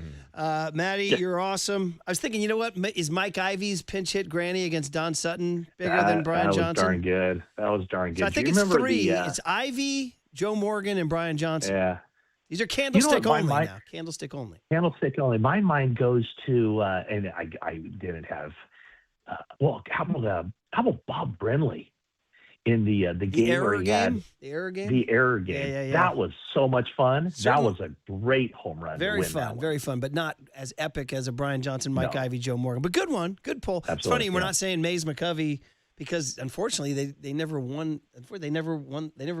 Well, 71 they won the West. 62, but that was down at Dodger Stadium. So okay, so what were the three you said? Brian Johnson, Mike Ivy, and Joe Morgan. So you realize what you're doing there. What? All three of those are against the Dodgers. Well, there it is. Maddie. And you know how much I hate the Dodgers. Maddie. Draft day is coming soon. We, Maddie, our tickets are back. We're drafting in a couple weeks. A couple weeks. Okay, yeah. So I'm going to, you know what? Honestly, as soon as I get off this call, I'm going to look at the schedule and I'm going to start putting together my draft list. You're always one of the best prepared drafters. I was going to say, Matt, do you do more prep for your season ticket draft or for the NFL draft? Oh, season ticket draft, no doubt. Because there's really something at stake. I have a say in the season ticket draft. In the NFL draft, hey, I could say, hey, this is the guy, and then, it all goes out the window because the team I cover might have different ideas. Oh, man, can't wait, and I'll report back to who Matty drafted. All right, Matt, thank you. We'll do it next week. Yeah, thanks, Matt. All right, thanks, guys. Appreciate it. There he is, Matt Mayoko. Matty. Okay, Larry Kruger, the city's own. Larry. He's got takes on the best homers in Candlestick history, too, on the Sports Leader. Brian Johnson, 2 for 4 with a walk. And he hits one high to the left field and deep. Hollingsworth is back at the wall. It is out of here, and this one is over.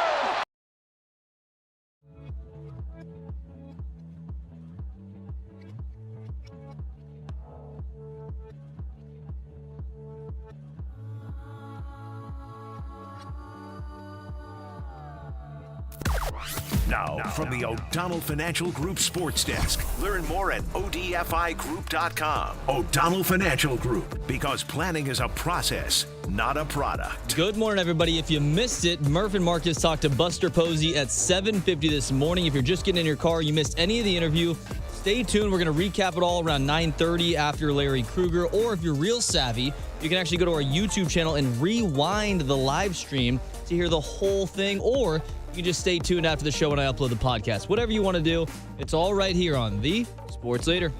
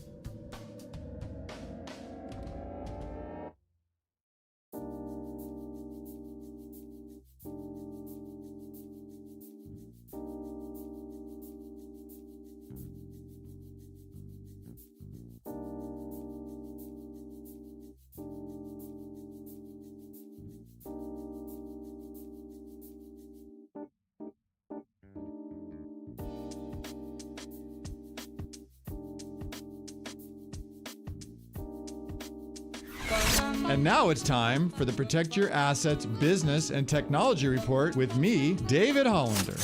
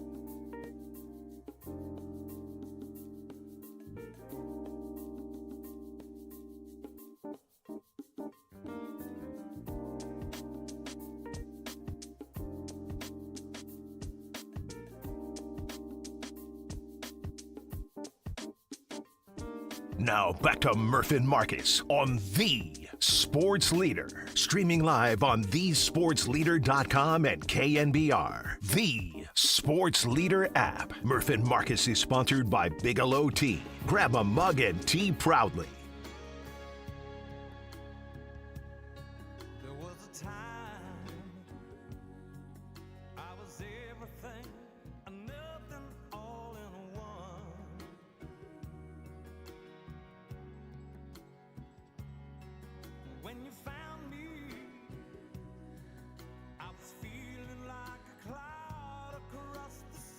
What an unexpected delight that today we booked Brian Johnson, who, of course, was the Giants' catcher who hit that home run there on September 18, 1997. We were just like, let's talk spring training with him. He's writing a book, you know. He's a catcher. We were talking about pitchers and catchers. Just a fun February booking, and it led us into this incredible digression. What are you playing here? What's your tune here, buddy? I went with Anything 1997. This is the top song on the list. Something About the Way You Look Tonight, Elton John.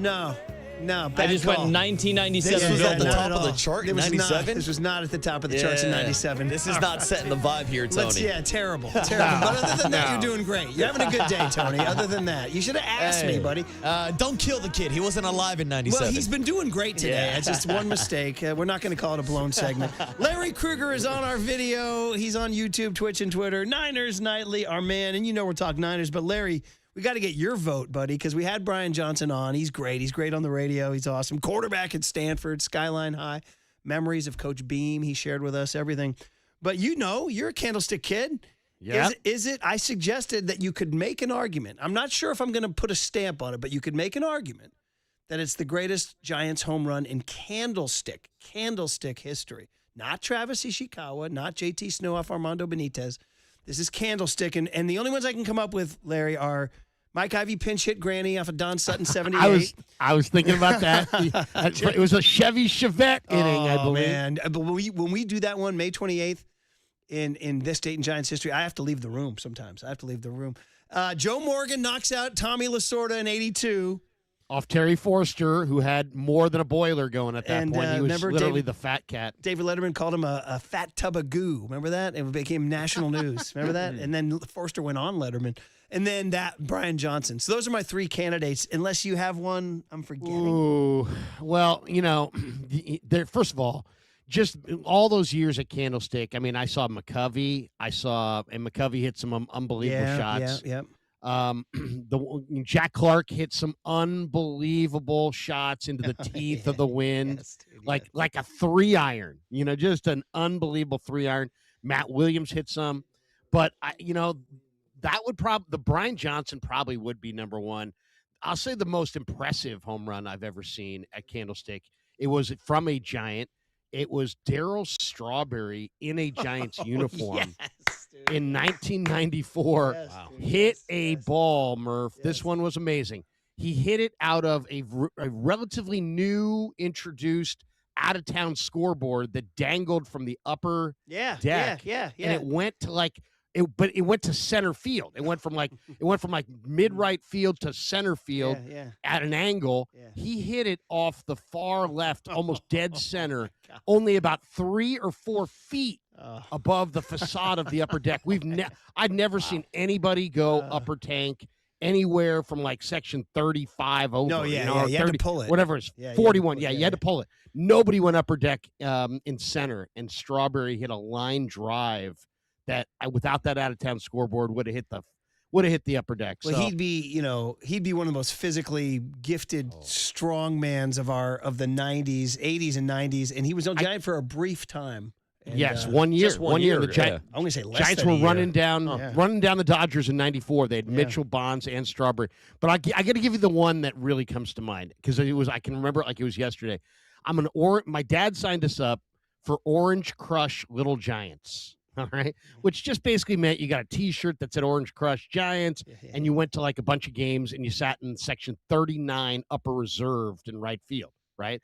So we're at a Giants Pirates game in 1979, sitting halfway up the reserves. Yes. And Willie Stargell hit one over our head. Wow. It went seriously at least halfway up the upper reserves, which was a massive, mighty poke. And I'm crying about it. My brother, who's 5 years older, goes, "Don't worry, Larry. You can get the next one that comes up here." I don't know that I've ever saw a ball ever get anywhere close to that. No, that has to be. I mean, Willie Starr's the guy who hit one out of Dodger Stadium too. Shout out Encinal High in Alameda, California, man. So that's awesome. I think the only guys who I ever saw go upper tank were Darrell Evans and Will Clark. They were the only ones. And Darrell Evans would go upper tank he would. 7 times a year. Foul. He was special though. He was special. But yeah, good ones, man. All very, very, very, very good ones. So thanks to Brian Johnson for being on our show today to spur this discussion here. Somebody brought up John Tamargo's opening day in '79. That led to Lee Hammer's impression of Lindsey Nelson. John Tamargo. Don't forget. The Giants had a hot streak going in what was it, '82, and it was, I think it was the game after the Ron Pruitt game, or maybe it was the Ron Pruitt. I forget, but it was that same week, and Mitchell went, I think, home run to tie it, or maybe it was Candy to tie it, and Clark went upper tank to win it. That's a this date in Giants history we use. That's pretty darn good. Yeah, Mitchell wasn't on the team in '82. It had to be Candy, I think. Candy wasn't around in '82 either. By the way, Darryl Strawberry only played 29 games as a Giant, guys. Wow. Only 29 games. You were lucky to see that in your Orange Crush shirt. Or was the Orange Crush the Stargell one?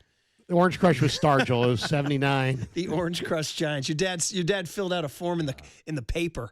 They get you guys those shirts. You know what I mean, dude? Exactly. Mailed it in, I'm sure, dude. So, that's good stuff. All right. 49ers football. We were just talking to Matt Mayoka, and for us, really, like the lead story for us is Mac Jones, and what do you do with him? Steve Young came on our show and said you keep him. Matt said you keep him. I want to trade him. I think the Niners need assets. They need players. This reminds me of the Blake Snell Farhan thing. Like, you should have gotten something for Blake Snell at the trade deadline. Like, the Niners need players, and I think Mac Jones is their most valuable asset. What do you think? Yeah, I mean, Mac Jones is the guy in your neighborhood in Marin who's got a gold encrusted mailbox, but he doesn't have a roof or a driveway or windows. It's like he's a luxury that you can't afford. I mean, it's just really as simple as that. Yeah, I love Mac Jones, and he's really, really good, and he's cheap, and everybody in the locker room loves him, and yeah, he's fantastic. And if you were stacked, you would, of course, keep him. But you're not stacked. You need a bunch of things, and he's a ticket to cash in at least one or two of those needs for sure if you do it right. So, and then I read that Kirk Cousins is likely to be released by the Falcons before the draft. I think he could easily slide in as the Mac Jones replacement as QB2. He's not a reclamation, but he is a really solid number 2. I could see them going that direction. Larry, if they were to trade Mac Jones, do you think they'd be looking for draft capital or maybe a wide receiver or a defensive line that can step in and play right away? Marcus, it's a great question. Oh, by the way, I didn't even tell you that I buried the lead. I'm at the gym last night, and a girl comes up to me, and she's like, "My boyfriend watches you all the time." I'm like, "Thank you, I appreciate that." And then she goes, he works with your favorite." I'm like, "Who's that? Who's your favorite?" Figured it'd be Marty or something. She's like, "I love Marcus." Let's go. I got to find out what He's gym our you're eye at. candy. He's our eye candy. Yeah. I'll say this: I wouldn't make a move. This guy had a neck tattoo. I would just say, still Marcus admire can from a handle him. distance. Marcus can Say, handle half my himself. homies got neck tattoos. She says she watches Marcus. He forces me to listen, so I watch Marcus. That's what I'm here for. This is what we're looking for, Perfect baby. face for radio. We're bringing him in. Marcus is he's our sex symbol. Unbelievable. I know. Soon enough, I'll be selling some of those new pajamas, Larry. Very good, very good. Now, I forgot the question. Just circling back, you think they're looking for like draft picks or a guy that can contribute right away? Yeah, I think it's going to be some combination thereof. I think the Niners are putting out a very high asking price. I bet you they've said, hey, we want a day 2 pick this year, we want a day 2 pick next year, and we want some kind of a player. And it's a high ask, but you know what? Don't pay it and go, draft Ty Simpson or, go sign Malik Willis, because those are the only quarterbacks that are out there after Mendoza goes first to the Raiders. I mean, it's too much to ask the Wisconsin kid that was out with the ACL all year. His name is Curtis Rourke. Curtis Rourke. Thank you very much. It's too much to ask for him to be the number 2 next year, right? Well, they had a 3-week window where they saw him practice, so they have, and I didn't see any of that because we just saw him warm up. But I heard good reviews from that. But yeah, I think he's a question mark. I think they kind of like Adrian Martinez a little bit, the former Nebraska quarterback who they cut and then brought back. So I think those two guys, they're probably comfortable competing for the 2 spot. My guess is they'd rather have somebody a little bit more established or for the 3 spot. For the number 2 spot, I think they want somebody more established. I hate to say it's plug and play. We talked to Steve about this, but you look at Jimmy Garoppolo, Sam Darnold, the other backup they had before Sam Darnold. Come on, help me out. Or no, I'm sorry, Mac Jones is what I'm thinking of. Mac Jones is there Sam now. Darnold, Jimmy Garoppolo. I hate to say it's plug and play, but with Kyle, if you get the right guy, it kind of is plug and play a little bit. Well, but I will remind you that when Purdy came on for Garoppolo, all quarterbacks not named Garoppolo under Shanahan were 9 and 29. So it's not like anybody can do it. That's true. That's true. Good point. CJ Beathard saying, hey, man, I couldn't do very it. good point. Very good point. Hey, that's why we have you on. Hey, last one is Debo. George Kittle hinted at a possibility. Debo's a free agent. Are you interested? I'm really not. I actually think this is a major landmine that the Niners have to sidestep, is this sentimentality vibe. And they love their players, and they have great relationships with these guys, and it's a good thing. But then you can get too close to these guys, and it's like, they're going to have multiple choices. Eric Armstead, Javon Hargrave, Dre Greenlaw, all could be cap casualties in the next month. And I would say no to all of them. They've all played their best football. There is no such thing as 2 primes. 2 primes are tied to Balco and nothing else, right? So unless you're tied to Balco, you're not having a second prime. So I would say no. I know a lot of fans will say, oh, I got that jersey, or I love that guy, but no. I think you got to find the next Armstead, the next Hargrave, the next Greenlaw. Yeah. Well, Larry, that's my last question, because we had Steve Young on the show yesterday, and he said the team needs more than just a light retooling. Now, it is a team that won 12 games this year, but how big of a roster overhaul do you think the 49ers need to make this offseason? Well, I think Steve's totally spot on. The Niners need, they had a volume draft last year, and I think they need to follow it up with a volume draft this year and next year. And if they do it and they hit on enough guys, they'll close that gap between themselves and Seattle and themselves and the Rams and the top tier NFL teams. But yeah, they need volume. All this talk about, hey, they should trade, 9 assets for Max Crosby. Mark Davis isn't doing that anyway, but I don't think I would do that if I were the Niners. Otherwise, you're going to be filling like 5 needs or 6 needs with just undrafted guys that you're just kind of hoping on. So I think the plan should be trade back, get extra picks, 2nd, 3rd, 4th rounds, and get lots of bites of the apple and see if you can build quickly and close the gap on Seattle, because there's a gap now. Yeah, I agree. They need players. Steve said it to us. He goes, they need to look at this with a little humility. Yeah, you won 12 games, but there's a lot of work to be done. So we shall see. All right, Larry, fun stuff, man. I thought when you said I buried the lead, I thought the lead was that you went to the gym. That was the lead. Oh, look at that. Low Look blow. at that. We're just joshing. I know Hey, who, man. I know who I haven't seen there. Hey, I haven't seen you there. I'm no box of chocolates, buddy. We're just joshing. We're just joshing, buddy. And she didn't say she was watching for Murph. No, this is true. Now, Larry's got that old man strength, too. You don't want to mess with Larry. Yeah. Larry's got that strength. I've seen some videos of Larry putting up I some think weight. Larry could be a guard or a center and kind of push you around a little bit, I think. I'd like to see Larry Kruger in the trenches. Yeah, there you go. If there's a battle for the last chicken strip at Levi's at halftime, you better just defer. He'll stand his ground. He'll stand his ground. You got to respect Krug, the SI, one of the rare tough SI Wildcats, right? Listen. All I remember from the games against teams from Marin was the Wildcats were undefeated. Marin, Redwood, Marin Catholic. Really?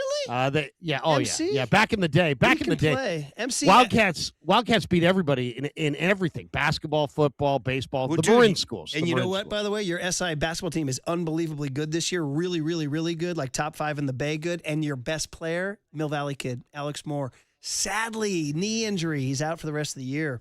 So, I follow your Cats. All right. Yeah. When I was a sophomore in high school, SI started busing kids in from Marin and from the peninsula. Yeah. And we really, our lacrosse team took off. We started getting better athletes, and that was a good thing. You guys are like a legit lacrosse power, aren't you? Like major. Well, it's funny. When I was there, the program had just started in I think 85 or 86, and we played we kind of turned the tables on University, Novato. Novato was the big power. Yeah, it's weird. They had a run. Yeah, they must have had a good coach or something because that was very odd that Novato was a lacrosse power. Novato was good. Novato was really good, and they had a guy who wore football pads, football thigh pads, and they were really good. But we wound up beating them, and then after I graduated, they really took that program, and they got a bunch of kids playing. You know whose kid wound up being a big lacrosse guy? It was Chris Mullen's kid, I think, at De La Salle. Wasn't he a really good lacrosse guy, too? I think he went somewhere. But my youngest boy is playing for Northgate this year. He just started playing lax?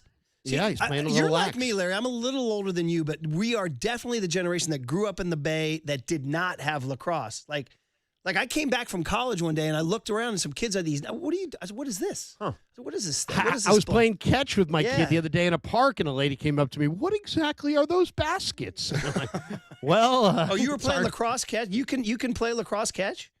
Oh yeah. I played at Sac State.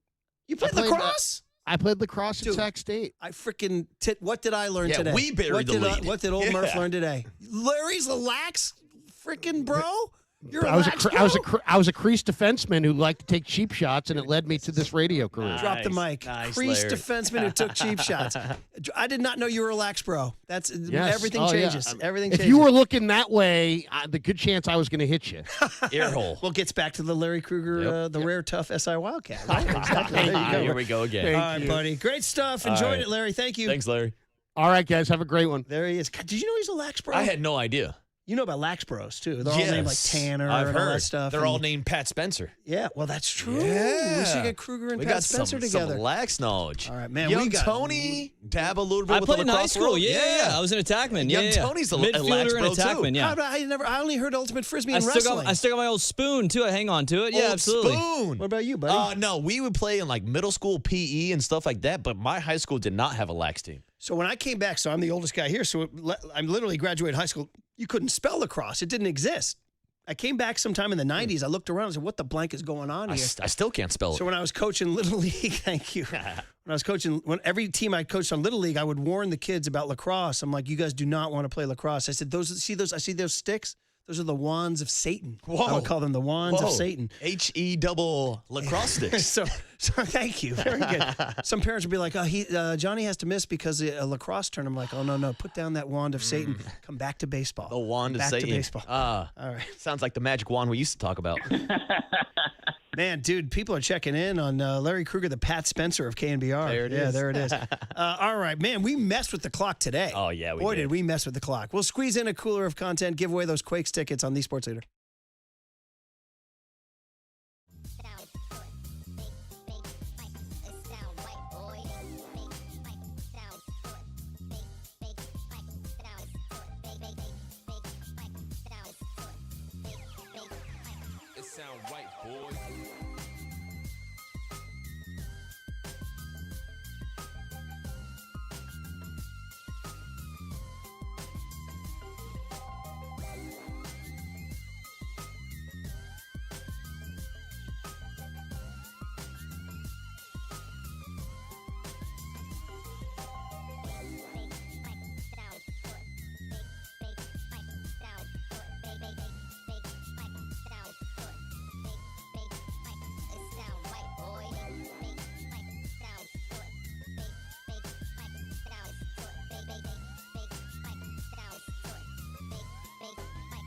sound right, boy.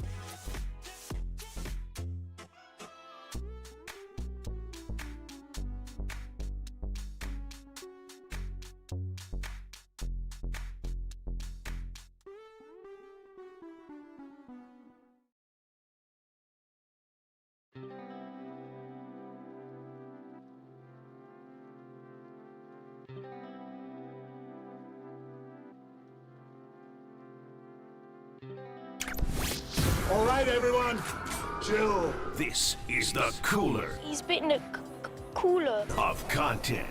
Cornucopacious of joyful news. We might be on to something.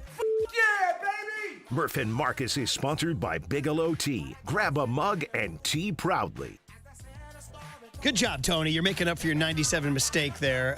This is the one. This is a top 10 hit from 1997 for Brian Johnson. There you go. Hey, let's celebrate by giving Return of the Quakes, right? Return of the Quakes. 2 tickets to see the Earthquakes take on Sporting KC Saturday, February 21st at 7:30 at PayPal Park. Call Curly right now. Call number 10, 415-896-KMBR.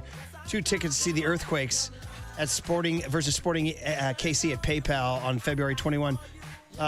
You can buy tickets at sjearthquakes.com. We have a 90s Friday tomorrow. You may hear this tomorrow. The San Jose Earthquakes kick off the MLS season on February 21st. Opening the biggest year in Bay Area soccer history, obviously World Cup. Under the leadership of Bruce Arena, team on the rise returns home to PayPal Park, ready to set the tone against Western Conference rival Sporting KC. From the first whistle to the final roar, feel the pulse of the stadium, every tackle, every strike, every goal. Arrive early, make a night of it with a reimagined fan zone packed with food, drinks, and new activities for fans of all ages before kickoff. Opening night in San Jose, Quakes versus Sporting Kansas City, presented by Habas Law. Call Curly. Caller number 10, 415-896-KNBR. Yeah, 90s Friday tomorrow. Let's do it. And this is a banger, Murph. Big time. So what happened, Tony, was you went to the Billboard Top 100, and the number one song that year was Elton John's Candle in the Wind. Was it which is really? because of Princess Diana was killed in the freaking car accident the night before the Niners played the Bucks in Tampa Bay when Steve Young and Jerry Rice both got knocked out that game. Mooch's first game. I remember returning from a night out in Tampa, and people started calling each other in the hotel and going, "Yo, dude, whoa, turn on your TV." then he's played this at the funeral and it became the number one song. So then there was like, it morphed into another song later, which is what you played. Bro, I was just trying to find anything 97 and I just scrambled. I have to ask, does young Tony even know the Princess Diana story? No, I don't think so. Okay, we'll save it for another day. That's another segment for another day. By the way, just on a serious note for a moment, I don't think we put him in the cooler, but we lost James Vanderbeek, man. That's a big one. 48 years old, so sad, cancer, 6 kids. Obviously, Varsity Blues for you sports fans out there. I mean, that's a movie I think probably touched your generation, didn't it? Definitely. Yeah. I still make references all the time. A blinking 10. Okay, I see. So it wasn't big for me, but I respect Vanderbeek. And then we had gone on a Dawson's Creek digression a few weeks ago. We were just talking about and he the was the creek. man. I didn't realize he had cancer. So sad. And anyway, we were just watching. He was also in Jay and Silent Bob Strike Back and had a funny line with the American Pie Kid. Yeah, he was one of the fake Jay and Silent Bob characters. So anyway, very, very sad. We didn't put anything in the cooler, but anyway, just prayers up for the condolences to James Vanderbeek's family. Okay, now we go from that to the cooler of content for the crazy. Are we going to this Olympics clip? Oh, yes. Yeah, we have to go there. Yeah. Why do you say old Olympics clip on the? Because isn't it from? I thought it was from 07. Oh, I thought it was from was yesterday. this not recently? Oh, no. Wait till you see the footage, dude. This is never mind then. Forget it. But it's still hilarious. Yeah, we teased it. I said I we thought played it was from this Winter Olympics. So did I, because I saw it going viral on Twitter. I didn't realize that it was old. That's my bad, buddy. Oh, what a bummer. But you're not the only one. A lot of people were tweeting this out yesterday. At this point, play it now. Play it. Yannick Bertrand through the S turn. Yannick Bertrand.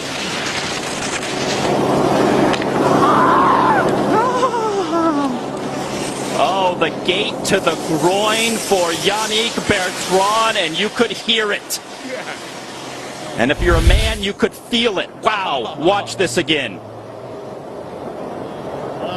Oh, the Frenchman. Oh, monsieur.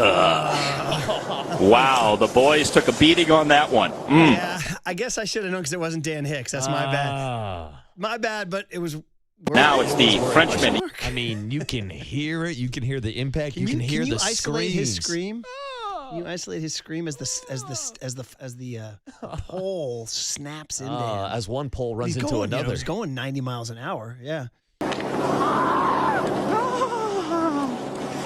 Oh, the gate to the groin for Yannick Bertrand, and you could hear it. Oh, the Frenchman. Oh, monsieur. Okay, all right. Can you give me that one more time, because I want to compare it to my guy Murph over here.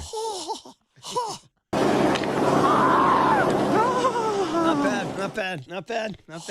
So that guy just ate a... pretty close. He ate a Kringle. Pretty close, He ate a yeah. Kringle. Yeah, you can say that. Oh, monsieur. All right, I'm looking at the clock. Oh, man. I think this one's for you because I know do you have takes on Logan Paul? Yes, I do have takes on Logan Okay, Paul. well, did you know that he's going to play in some flag football game organized by Tom Brady? Yeah, I don't know what So Logan this Paul's happened on doing Radio involved Row with here it. at Moscone Center. I guess they get into a little bit of... You tell me, is this beef? Is it staged? Is it staged? Is it beef? It's Brady saying Logan Paul isn't ready for flag football. Paul is absolutely flabbergasted that Brady would say this. Check it out. Being flown out to Saudi Arabia to compete in a Fanatics flag football game with you. Yeah, you know what? I'm actually a little worried for you because I know Worried for me? Well, you're a good athlete, but you're like No.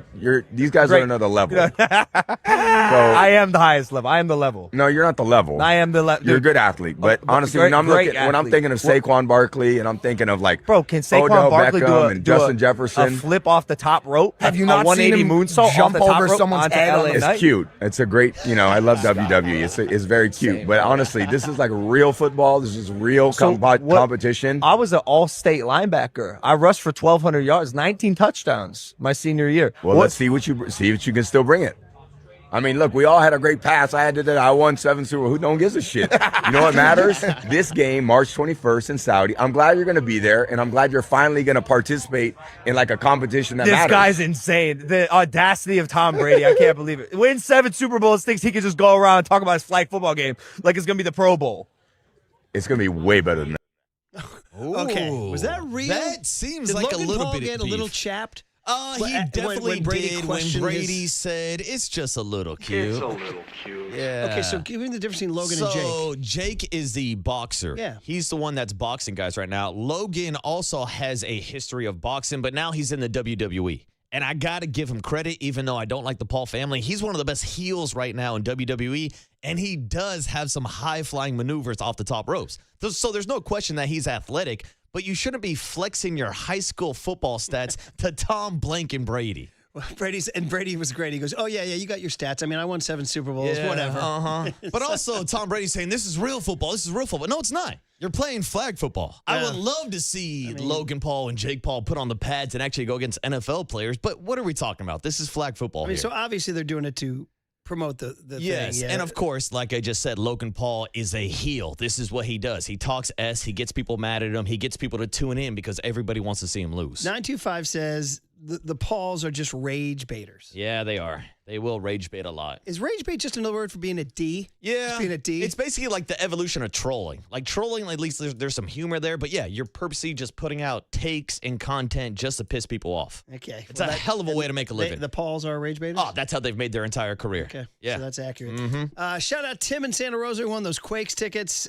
Don't wear your Grateful Dead version unless Marcus says you can. Yeah, I got the early access if And you need the it. Cooler of Content was sponsored by Marin Health with top physicians, surgeons, and clinicians right here in the North Bay. Marin Health puts you closer to your best health, world-class care, closer than you think. Man, this felt like a Friday today. It was a hang loose Baby Friday day. vibes. Buster was great. Brian Johnson was great. Maddie and Kruger were great. We found out Krug's a lax bro. We rated Candlestick home runs.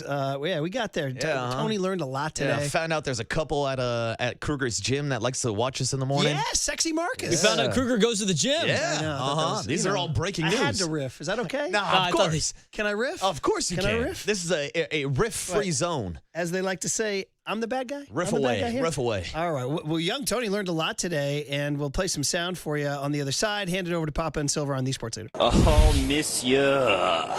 Wow, the boys took a beating on that one.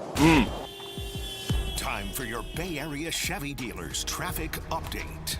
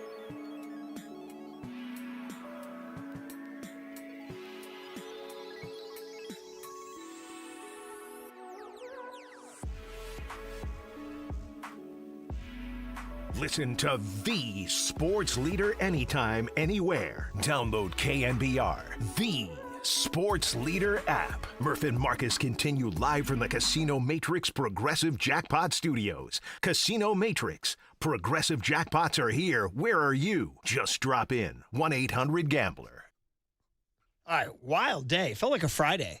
The Steve Young replay was so good. We heard from Tony Salvador. How about Mr. that? Salvador, who built this play, the Eddie D of KNBR, the godfather of it all. And then Buster Posey was really, really good, man. We talked about some important stuff, like, did you have a blockbuster offseason or not? And he was a little, he pushed back a little bit. And then we talked about that edge they're looking for. We talked about Bryce Eldridge. We talked about the bullpen, all these things. So that's worth getting into, too. And then Brian Johnson just changed the entire day. It was a booking, one of those February bookings. You're like, hey, let's talk baseball with we were joking about pitchers and catchers. Nobody ever talks catchers. And then I think Curly's like, remember Brian Johnson? I was like, dude, he's great. Book him. And we booked him, and he was just fantastic. You should go back and listen to that one. And I think it's just another perfect examples of my take on how much I just love talking to catchers. Yeah. Like their knowledge of the game, their background, their stories. Brian Johnson was a phenomenal interview this moring. Bruce Bochy was a catcher. So there you go. Buster Posey, back-to-back Giants catchers today. And it led us to I think did we say in the promo, Tony? Is that how we said it? So we were recording the promo after the show, and then you're like, hey, Brian Johnson coming up. Shout out the 97 home run. I was like, all right, let me look into the Giants folder. This date in Giants history. What did Brian Johnson do in 1997? And then it was like, turns out to be one of the best calls we have. The radio call. You want to do what did I ask? You want me to hit the thing? Well, here it is on the YouTube. Murph and Marcus want to know, what did young Tony learn today? Well, so the joke is he's very, very young and innocent. Hey, I know that now. Okay. It's all sponsored by Bigelow Tea. Grab a mug and tea proudly. If you look at your YouTube stream, which you should, because Tony's made this place into a multimedia extravaganza. Look what we all notice about this. It's a freeze frame of Brian Johnson at bat. What do you notice? 285. He's hitting 285. He's hitting 285. Bro, get that guy to arbitration. Get him like a $19 million deal. John Joe Curley was asking, when's the last time you saw 285 in a Giants uniform? Never. Yeah. Okay. This year with Luis Arraez? It was an epic game. They're 1 out. It's 97. They're making an unexpected run to the NL West Championship. Brian Sabean had traded Matt Williams. It's 52,000 on a Thursday afternoon, and it's the 12th inning. No ghost runner. And lefty Mark Guthrie comes in. Brian Johnson said, I bet he's throwing a fastball. Let me get ready for it. Here it is. 4 with a walk. And he hits one high to left field and deep. Hollingsworth is back at the wall. It is out of here! And this one is over! And the National League West is tied! Dude, look at Candlestick. Look at that scene. Barnes is picking up his dad. He's picking up Dusty. That's incredible. What do you think of the clean white unis, by the way? versus the Creams. That was the pre-cream, right? Yeah, what do you think? I like them. I like those white unis. They went to the Creams when they moved back to Pac Bell when Peter McGowan's like, we're moving to an old-time ballpark. We're going to wear the Creams like they wore in Polo Grounds. That was the history on it. Of course, Jeff Kent, who was a total disturber, looked at it. He held it up. He kind of scrunched his nose. He goes, "What is this, French vanilla?" Yeah, that was the famous line. French so, vanilla. Tone, now that you've learned about it, does it meet the hype, buddy? Absolutely. And by the way, look at Candlestick. This place looks awesome. That's one of my biggest FOMO moments is the fact I never got to watch a baseball game at Candlestick. Well, let me be honest.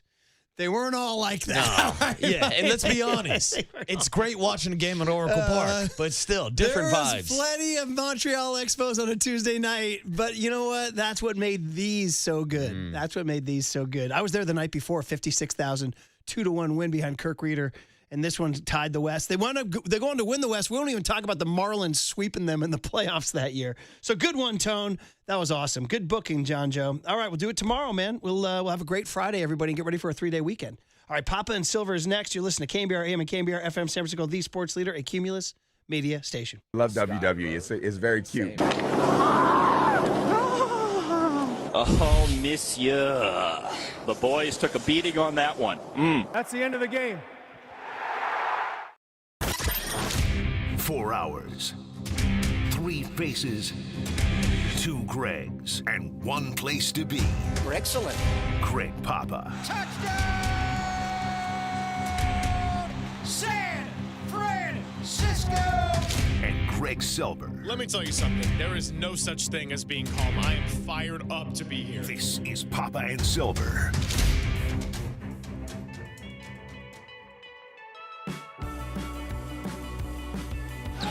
Inside a minute to go. Shot clock at 4. Pajewski leaning in. Well defended. Harper. Pajewski can't knock down the following. Santos offensive rebound. Wemby rejects it. Shot clock at 10. Draymond Green 6 assists. No turnovers for the Warriors. He'll roll as Melton flips it to him. Wemby comes over. Challenges it. Green scores against him. And the foul. While Golden State is 23rd in the NBA in those clutch situations. 4-point game. Wembanyama's got 17. Wembanyama knocked it away.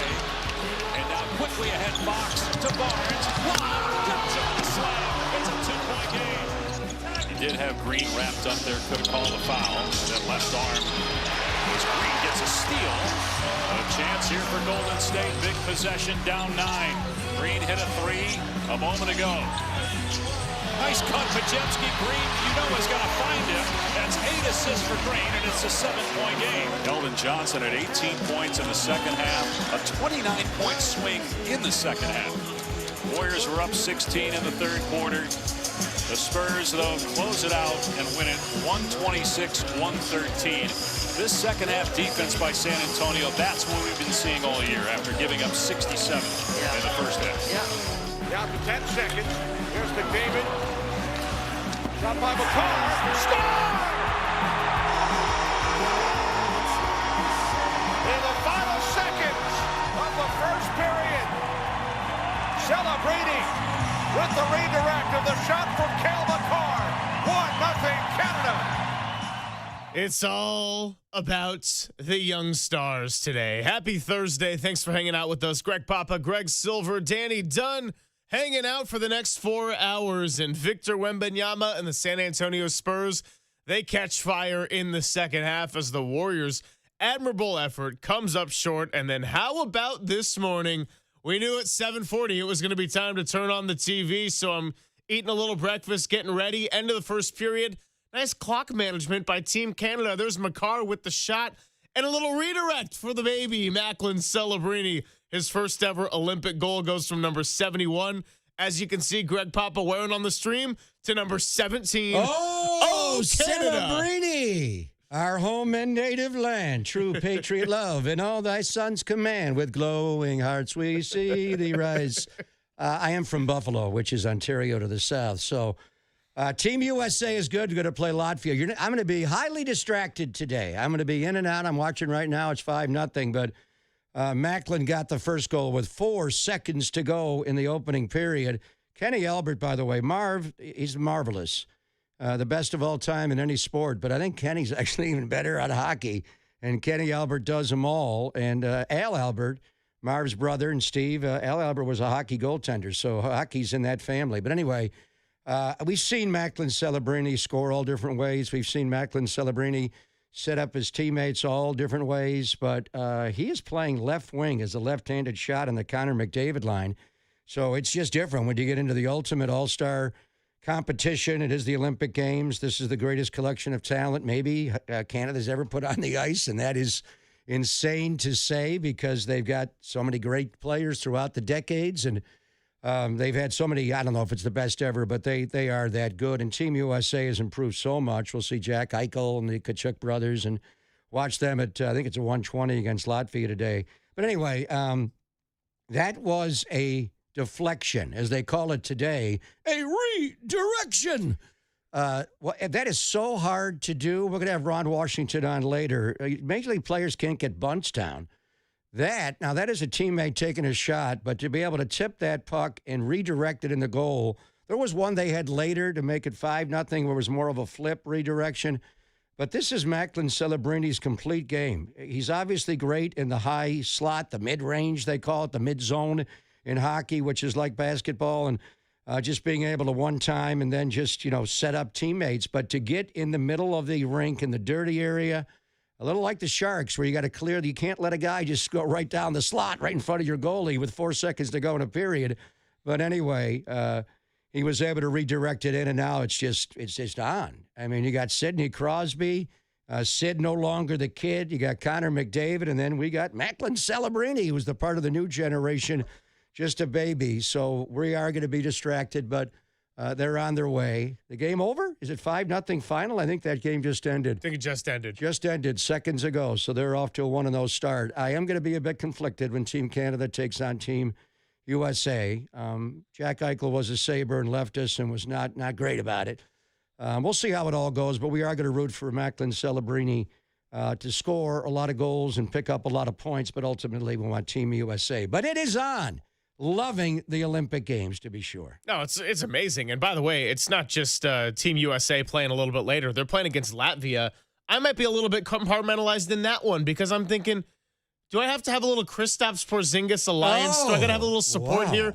Because last night, think about, can he skate? I don't think he could skate. But as far as last night goes, I'm thinking, with the way San Antonio's defense is on the interior, and we know all about it. We talked all about it with Sean Elliott.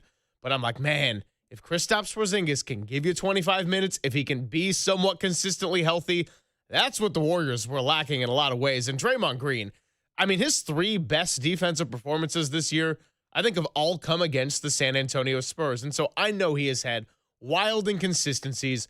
But Draymond, when there was a game to get up for, he is still up to the task. And the Warriors played clean. They were fundamental. They started hot from shooting. And as far as did they blow the game last night, I don't really see it in that way, to be honest. I mean, yes, they had a 16-point lead in the fourth quarter, but sometimes when I see rage about, the Warriors blew this game and they let it get away, I'm like, there was a real arrogance about that kind of gets me a little bit peeved, because when the Warriors were at their dominant phase, how many times would they get a team's best effort?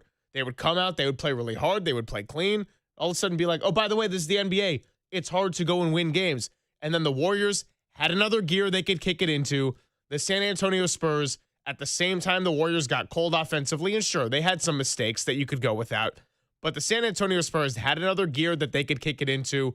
When the Warriors went cold, the Spurs lived up to the talent and that interior defense. That made me think of Kristaps Porzingis as we got a little Latvia USA. So I saw him on the. I was at the game last night. We've been trying to take our friends, 2 of the legendary Bay Area DJs, the great Frankie Basset and Miguel. They're both from France, to meet Victor Wembanyama. Last year we couldn't because, and Lyle's known him for forever and ever, and I met him the last 5 or 6 years. They are tremendous people. They are so talented. But it was Wembanyama with the blood clots. He couldn't play. So we arranged this for a while, and then I wasn't sure I could go. I'm 2 weeks away from transplant, so I got to be uber diligent. But we did go right after I left you. We did go to the game last night, and first of all, I had an amazing conversation, embrace with Draymond Green.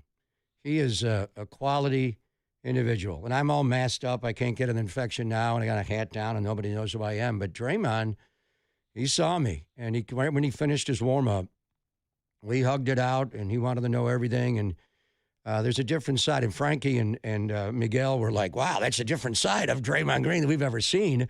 He's so, diabolical on the court and foaming, but he's quality. His mom, Mary was tough on him, but she taught him principles of being a good human being. And I love Draymond. And we've gotten into it all with him over the years. I watched his entire warm-up, and I could not believe the shot-making ability. Draymond would go out and warm up and miss about half the shots. He looked like Steph Curry and Klay Thompson rolled into one. And I hugged him right away, and I said, damn, if I'm, NBA coaches don't watch warm-ups anymore.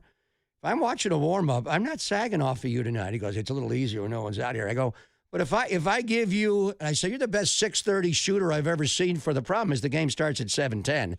But if I see you, I'm not going to defend you like that, where I'm going to give you a walk-in warm-up shot. You've proven you can make it. Now, he missed some. He made some. He airballed one. But then I said, it's Victor. And then Wembanyama came flying out. We were told he's going to begin warm-ups at 6:05. He got there a little bit late. And Frankie and Miguel were right in the front row to watch it. And he just comes flying on the court. I've never seen an athlete with his size. He's alarmingly thin.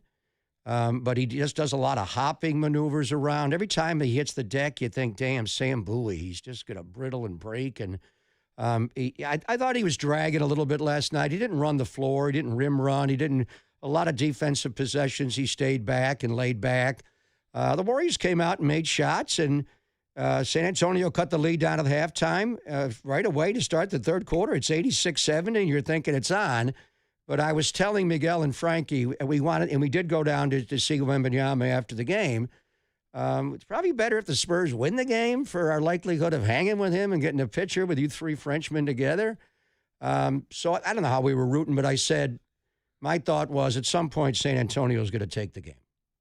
And this is not the old Spurs, and I saw them do that night after night. And we saw the Warriors do that night after night. They'd cruise, take the game third quarter, drive home safely. But they would just take the game at some point. And it's the presence of Wembanyama defensively where you're just looking for him all the time. Where is he? Where is he lurking? There's a couple times Gary Payton, when it was Gary Payton bobblehead night, just score the lay-in game. Oh, that's Wembanyama. You can't score right there. You can't, and you're always, and even the corner, he goes out to contest a three. He's in the paint, and all of a sudden there's a cornered three, and he gets out and covers the shot. He just covers so much. But the real two guys that I was impressed, De'Aaron Fox is that good of a player. He is just so smooth. He orchestrates everything. Stephon Castle did play. He did last night, and it was pretty amazing to me. I saw him land on that tailbone, and I didn't think he would be able to go after the hard fall against the Lakers the night before. But they essentially have 2 point guards on their team. The Houston Rockets don't have one. San Antonio's got Stephon Castle, one of the best players in the NBA, and then De'Aaron Fox just gets to that left-handed shot whenever he wants. He's so smooth.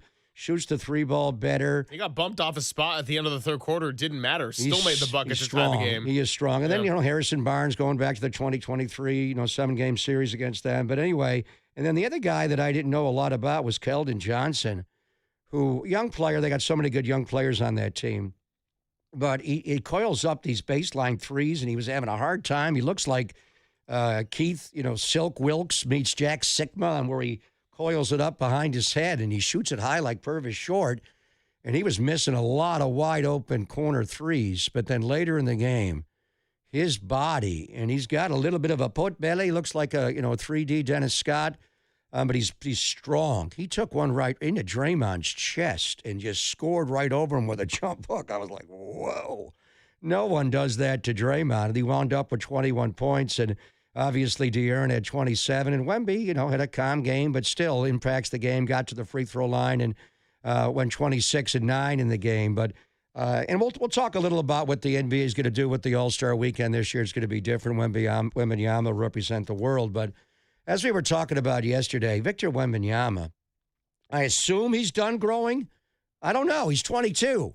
Let's ask Kendrick Perkins. He may have a few more inches left. I'm hearing that he is 7'9". Well, when you stop growing, he's 21. He just stopped, and his bones are still aching. And but watching Macklin celebrating at his tender age, and watching Victor Wembanyama, and they're completely different. It's different sports. You could not have two more different body types in what they do. But you'd have to say, whatever age you want to take it, 22 and younger, 25 and younger, name me in any sport that could rival them. But to watch Victor do what he does, and again, I think he was coasting a little bit last night. He played hard against the Lakers because he knew he could score on them and he wanted to end that game. But his presence on the defensive end, I mean, the Warriors scored 19 points in the fourth quarter. They were up, 86-70, and all of a sudden they were down 10. Like, how did that happen? Well, you just stopped scoring completely. And that's what Tim and David would do to you with the shot blocking, mainly of David inside and Tim's, post defense and rebounding. This kind of guy, he kind of does it all by himself, and then you just got shooters all around it. So I don't know. We'll see what they're going to be ultimately. They've had a great regular season against the Oklahoma City Thunder, but we're always going to root for the San Antonio Spurs whenever they play. Not against the Warriors in particular, but no, the Warriors did not lose that game last night. The better team won the game last night, and on a back-to-back, sometimes you just jog for 2.5 quarters, and then you spurt. And with a guy like Wembanyama mainly anchoring the defense with that enormous length, and just not necessarily shot blocking, but shot altering. And I'm not taking a damn shot. Where is that guy? He's over there. I could have shot. He's just always in your silhouette. He's always lurking. The San Antonio took that game last night. You know what thought I had at the end of the fourth quarter as this thing was winding down and it was becoming clear that the Spurs were going to walk away with the win? Going back to our conversations of yesterday, I go, yeah, I suppose there's a reason that teams really put in effort to tank. You get a player like a Victor Wembanyama, it completely changes everything. And we knew that, but we saw it again last night. 808 KNBR is the number to join the conversation all throughout today. Thanks for hanging out, Papa and Silver. We got Dalton Johnson joining us at 11:50, and a lot of baseball in the second half of the show. Shay, hey, our buddy, going to be coming by at 12:50. And then, as you noted, Ron Washington, now officially a member of the coaching staff that was announced last week, is going to be coming by at 1:30. Can't wait to pick the brain of someone with the mind of a Ron Washington. But for now, we'll keep it here on the basketball side of things, and Danny's Double Dips is coming at the end of the hour. We think Walter's coming back next week, so is this going to be our last Double Dip for a while? I don't know. It's all up in the air. It's Papa and Silver on the Sports Leader.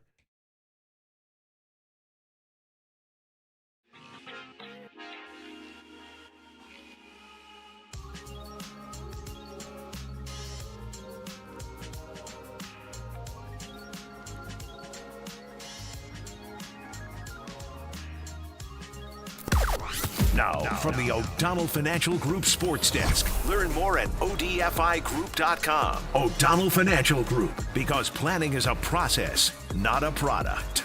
Giants President of Baseball Operations Buster Posey, he joined Murph and Marcus this morning to preview the Tony V era of Giants baseball. You can catch that podcast and more on the Sports Leader app and thesportsleader.com.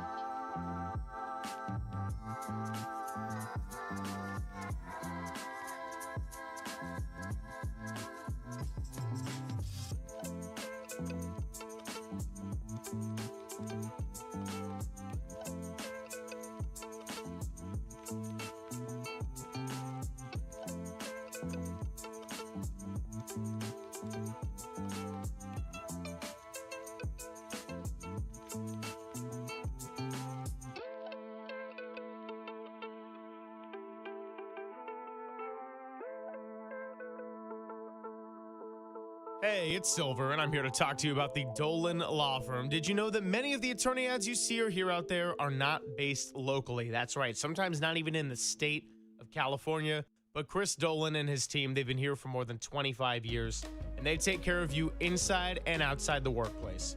If you've had issues at work with discrimination, wrongful termination, or sexual harassment, just know that your rights matter, you deserve to be protected, and you can go to dolanlawfirm.com for more information.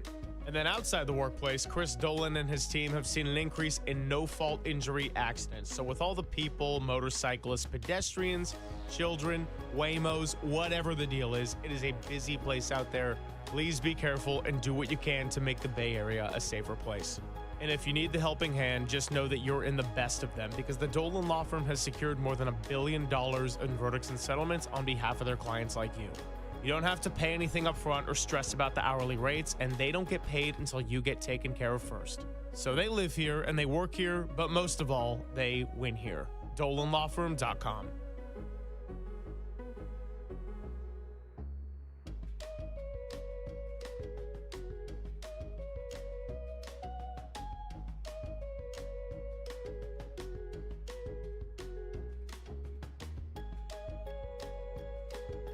This is Papa and Silver on KNBR, the sports leader. Yeah, I think for us, it's just about getting healthy. Totally different ball club when you have number 30 out there and the new addition in KP. So I think for us, we're excited about having a little break. We're a little bit on the older side of the team, so to give a couple guys some rest, get healthy, and come back, I think we're pretty excited about what it's going to look like as a collective group. That's fan favorite Pat Spencer talking last night after the 126-113 loss to the San Antonio Spurs, the importance of the All-Star break. And look, you could say you're an older team and anything like that, but bottom line is you need Steph Curry back on the floor. You need Draymond Green to get a little bit of rest, and you need to see if Kristaps Porzingis can be healthy and available. So as we were talking about last night, how the Spurs were the better team, they kicked it into another gear. Sometimes on the second night of a back-to-back, you come out jogging. And to the Warriors' credit, I thought Draymond Green in particular was fantastic defensively, and they came out shooting the ball really well. And then they stalled a little bit offensively right around the same time where the Spurs kicked it into that gear that they're capable of. And, oh, by the way, having that type of interior defense with Victor Wembanyama manning the paint makes it really, really hard if you're a Guy Santos, a Gary Payton II, a Moses Moody, a Brandon Pajemski to get any shot that you would otherwise feel comfortable with inside. But at the same time of all that, and I'm not by any means saying that the Warriors and how they've played in the last week is indicative that they're going to go do something impossible. But I don't think it's delusional to believe that the Warriors can put together a pretty strong second half after the All-Star break. Now, Tim Bontemps put this out there of ESPN. So there's 27 games after the break. 13 of those 27, so just under a half, are against tanking teams. That is tied for the most in the league. So say they can go like 11-2 in those games. 11-2? I'm just saying, tanking teams actively trying to We lose. start Danny's double dip now? We'll get Danny's double dip coming up. 11-2. Well, they go 11-2 over any 13-game stretch the rest of the year. Go ahead. And my point is, you're going to play about half your games against teams that are interested in losing. So if you can, in the final 27, say put together some type of 18-9 stretch, which I know we're just speaking in hypotheticals now as they're going to get some time off, that would get the Warriors up to 47 wins. Could that potentially be enough to get out of that play-in where it seems like they're just slotted to be? So you're saying the Lakers are going to slide. The Lakers right now have the 6th and final playoff spot. We'll see. It's going to be based on their health. They played the Spurs 2 nights ago, and they didn't have half their team. Luka and LeBron and a few others didn't play as well. Austin Reeves didn't play. This whole thing comes down to the health of Kristaps Porzingis. There's no other way. Otherwise, Absolutely. You're just a try-hard bunch of overachievers. You're a bunch of Pat Spencers and Guy Santoses, and D'Anthony Melton's above that level a little bit, but just guys that were on the fringe of the NBA, two-way contracts literally that have made their way, that are now in your starting lineup. When you go up against the talents in the West and throughout the NBA, and when you come out, even if you have Porzingis and Steph, you got Boston and Denver as your first 2 games. So let's keep it real here. It's going to come down to Porzingis and then Steph and whatever's going on with that runner's knee. I love Steph's energy on the bench. He's up the entire game. He's like a member of the coaching staff. He's actually coaching the head coach. There are many times he pulls Steve Kerr aside and he sees something. I do wonder, and I'm going to get into a little bit later on, this whole thing with Jonathan Kuminga is a bad look. It's a really bad look. On all sides. But this is the worst look for the head coach. It may be time for him to move on. It may be time to just start over. And I never felt that before. This is bad. You do not want to go into an off season where you're looking to bring some of the biggest names in basketball here, and they're reading this about a Steve Kerr Warrior. When did this ever get out? Ever. They've had players that didn't fit here, and to leak the stuff that they leaked, and I'm sure it came from both sides. My God. If I'm thinking of coming here and I'm thinking I'm Giannis Antetokounmpo and I want to go play with joy like Kevin Durant wanted to, is the joy dead? Where's Camelot? We don't act this way. We don't trash our players on the way out the door. We draft them, develop them, and if they don't develop to our liking, we move on with them, and that's it. We don't trash them. That is, wow. That to me, if I'm a free agent or someone looking to come here, what exactly is there? And Steph's not going to play till he's 100. What is going on here? So in any event, that was not good.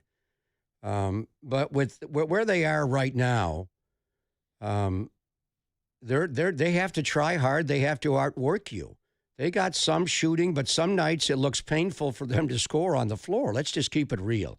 You're minus Steph Curry. You're minus Jimmy Butler. You traded Jonathan Kuminga, and for all of you want to poke holes in his game, he was a skilled player that could do things. Just don't understand how it all unraveled the way it did, and now it's getting so petty. It's just bad. Anyway, it comes down to Porzingis. But who in their right mind is going to bankroll their entire fortune on the health of Kristaps Porzingis? He has had so many different injuries, serious injuries, some injuries I don't even know what the acronyms are for. They're body parts that are bad. Just watching him, and he's active last night. He was standing next to Quentin Post, and they were having their own conversation away from the huddle. And I'm like, he is a head taller than Quentin Post III. How tall is Porzingis? How tall is Wembenyama?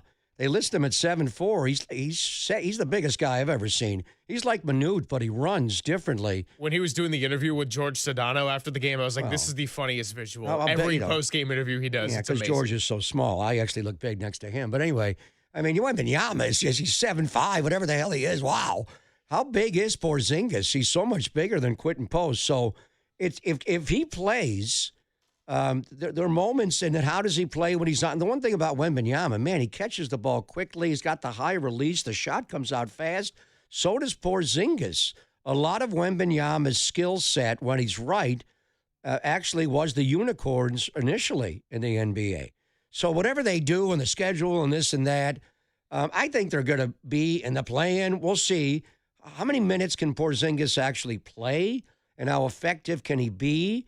Are we bracing for more of Steph Curry and the runner's knees and just how much he moves? If you don't have those two guys on the floor, I don't care if you're playing tanking teams like Memphis, you're going to have to steal games at the end. It is what it is. So we worry too much about the schedule and all that. They're still professional athletes. They're going to have to win some games to make it look like they're not tanking. So that's just the way the process is. The best tankers know how to do it. Anyway, just watch. Look at Utah. Jaren Jackson Jr. done for the season. Well, I mean, that's the way you do it. You take your players off the floor. What is Milwaukee going to do when Wembanyama wants to come back and play? The management steps in and takes him off the floor. If he does not want to come off the floor, then you get outed. So that's that. But as far as where they are, it's all coming down to Porzingis. And they think with Dr. Rick, and he's going to be gone. You know, he's in Milan with his son. And if they go to the gold medal game, I think we all anticipate Canada's going to make the gold medal game. He's going to miss, Boston, Denver. He's not around right now to oversee it. I'm sure he's involved. But he's the guy. The Warriors know how to do this. They did it with Bogut. They managed his body. They knew when to play him and not to play him. And they got serviceable minutes. But Bogut was not a 30-minute guy when he was here. He was 24, maybe 28. And he was a completely different player than Porzingis. So if you can get 20 to 24 minutes a game out of Porzingis, and maybe it's, 12, 16, 18 to start, 20, just get him on the floor. He's not going to play back-to-backs. Then in those minutes of games with Steph, a Steph, Kristaps Porzingis action, and how much you're going to run that is going to be fabulous to watch. And obviously his shot blocking, his post defense, everything. He was Wembanyama before Wembanyama. But when they're not on the floor, and Steph is an older player with now a developing knee injury, and Porzingis has an assortment of injuries his entire life, then you are a roster that is not tanking, but you have to empty the tank every single night. And there'll be moments in the game when you make shots and you look good and you're up 86-70, and then boom, 33-9 run, whatever it was, and all of a sudden the Spurs have the game and they're Wembanyama's icing his ankles and showering for an hour after the game. I saw Sean Elliott. I'm like, you weren't joking. When's this guy coming out? Took him a long time. But anyway, can Porzingis, in the minutes he's on the floor, have the kind of impact on the game that a guy like Wembanyama can have every once in a while? Yeah, and even if it's only 20 to 25, which has kind of been his peak or his top for the time that he was in Atlanta, playing 17 out of the 52 games he was a member of the Hawks, that still goes a long way for what the Warriors could use because, again, I'll use the Al Horford example, different kind of player than Porzingis in a lot of ways. And obviously Porzingis stands, 7'2" tall? But Al Horford, when he's right, looks like a really good and valuable player for this team. He's out there with the youngins, playing hard, scrapping his way, stealing games. When Al Horford looks a little bit older, he's dealing with sciatica, he's not playing back-to-backs, can't hit shots in the first 2 months of the season, all of a sudden it's a different problem. So I get it. The All-Star break is coming. The All-Star break and the level of excitement about it, Warriors or aside, certainly is not what it used to be. Steph Curry's not going to be participating in any of it, and he needs this time to just let that runner's knee calm down. But when they come back, we do have the chance to find out just what this ceiling could be, because as far as how they're playing, and I think you used the right word with overachievers, yeah, it is a bunch of overachievers, but if you can have a bunch of overachievers surrounded with a type of player like Draymond and what we saw last night, when he can get up for a big defensive assignment, a Steph Curry, a Kristaps Porzingis being available, then maybe this team has a little bit of juice that we might not really be able to see right now. 808 KNBR is your number. Danny's double dips coming at 11:50. We'll get all into the Jonathan Kuminga story, particularly in the 11 o'clock hour before we talk to Dalton Johnson. Yeah, that was a really wild read. And the thing about stealing food from the family room, I'm like, look, tell me there was a disconnect as far as basketball assignment, buying into the team, the way the coach saw him, whatever. That I was just like, that is just so unnecessarily petty and ridiculous. But hey, Good reporting all around by Anthony Slater. It's Papa and Silver. More coming up on the Sports Leader.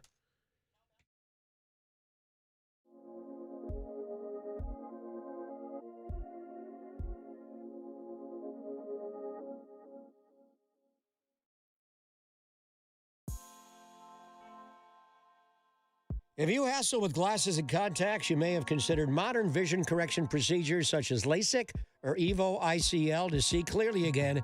But if you need readers or bifocals, Laser Eye Center of Silicon Valley has a permanent solution to ditch them all. CLR, Custom Lens Replacement. Hey, it's Greg Papa here, and I had CLR from Laser Eye Center, and I see perfectly without any glasses, including those annoying readers. And now I'll never get a cataract the rest of my life. Find out about CLR or any of the incredible procedures from Laser Eye Center by watching their new series of modern vision correction videos at lasereyeclr.com.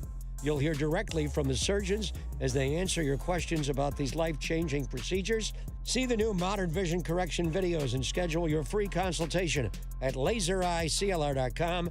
Laser Eye Center in Pleasanton and San Jose. 877-GET-2020 or lasereyeclr.com.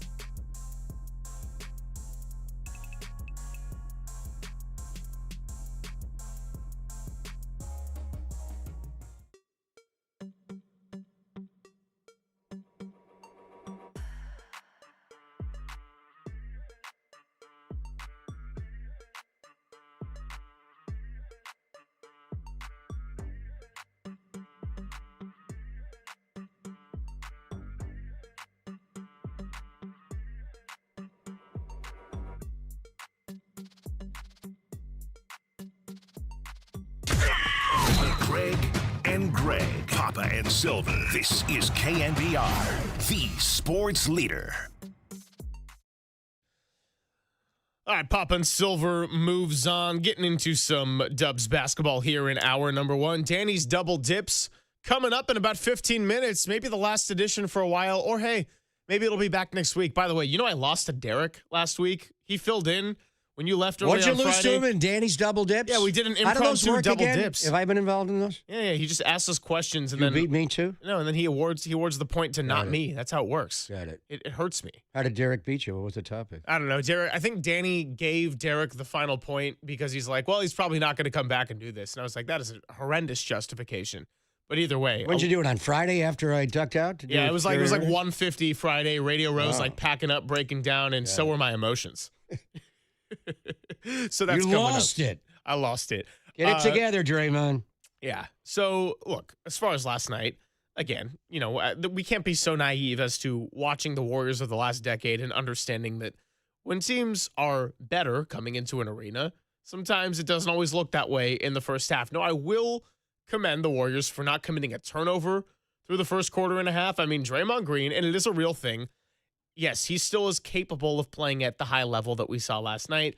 There's also been a lot of inconsistency. Those two great comebacks after the trade deadline with Phoenix and Memphis, he was not part of the closing lineup for either one. And in the Memphis game alone, he had 7 turnovers, where I don't know if it was just the emotion of the trade deadline. Clearly, it was weighing on him with the way he professed at the podium right before the trade deadline, saying, if this is it, what a hell of a run it's been in 13 and a half years. And maybe he just needed a little bit of an adjustment. And I think everybody right now needs the break. physically, mentally, and as we're learning from some of the recent reporting, also goes for emotionally. So it's good to see Draymond get back to it. You got younger guys who I don't know what their large, long-term role is going to be on an NBA team. I commend Guy Santos. Last night was not a good Guy Santos game, right? When you're playing against Victor Wembanyama, it just makes everybody overthink it. And if you're not hitting outside shots, it's hard. And if you don't have Steph Curry with this roster, usually you're not hitting outside shots. Now, they started hot, but it kind of caught up to them in the second half. Yeah, I mean, Guy's more of an attack guy. There are many times where he's impressive. I saw him steal the ball in the backcourt. He's a little indecisive on when he wants to go in and finish a play at the goal or whether he wants to feed to a teammate.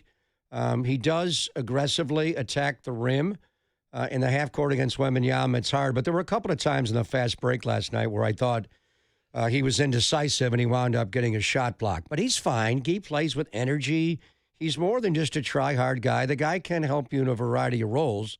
Should he be your starting four? No, he should be in your rotation somewhere. I mean, ultimately where you get to, and we're talking about, with Porzingis and Steph, I mean, ultimately you just don't have enough, I don't think, to contend when we get to April and April turns to May. I felt confident that if the Warriors did play the Spurs in a playoff series based on the 2 games in San Antonio in November, the Warriors would find a way to outthink them. San Antonio's evolved a lot. They have matured a lot. And De'Aaron Fox that guy's a pro. And then, bringing HB off the bench and, they got young players, but young players that have been around forever. And Wembanyama's just better. I do think Draymond gets under his skin. If it is a Warriors-Spurs playoff series, if you're in the play-in and you wind up getting 7 and you play them at a 2-7, it's going to be a battle. One thing is clear. Draymond Green will man-match minutes with Victor Wembanyama. I mean, watching them go out for the opening jump was laughable. Draymond didn't even jump. First of all, he's dapping it up with everybody, and he gets up to Wembanyama.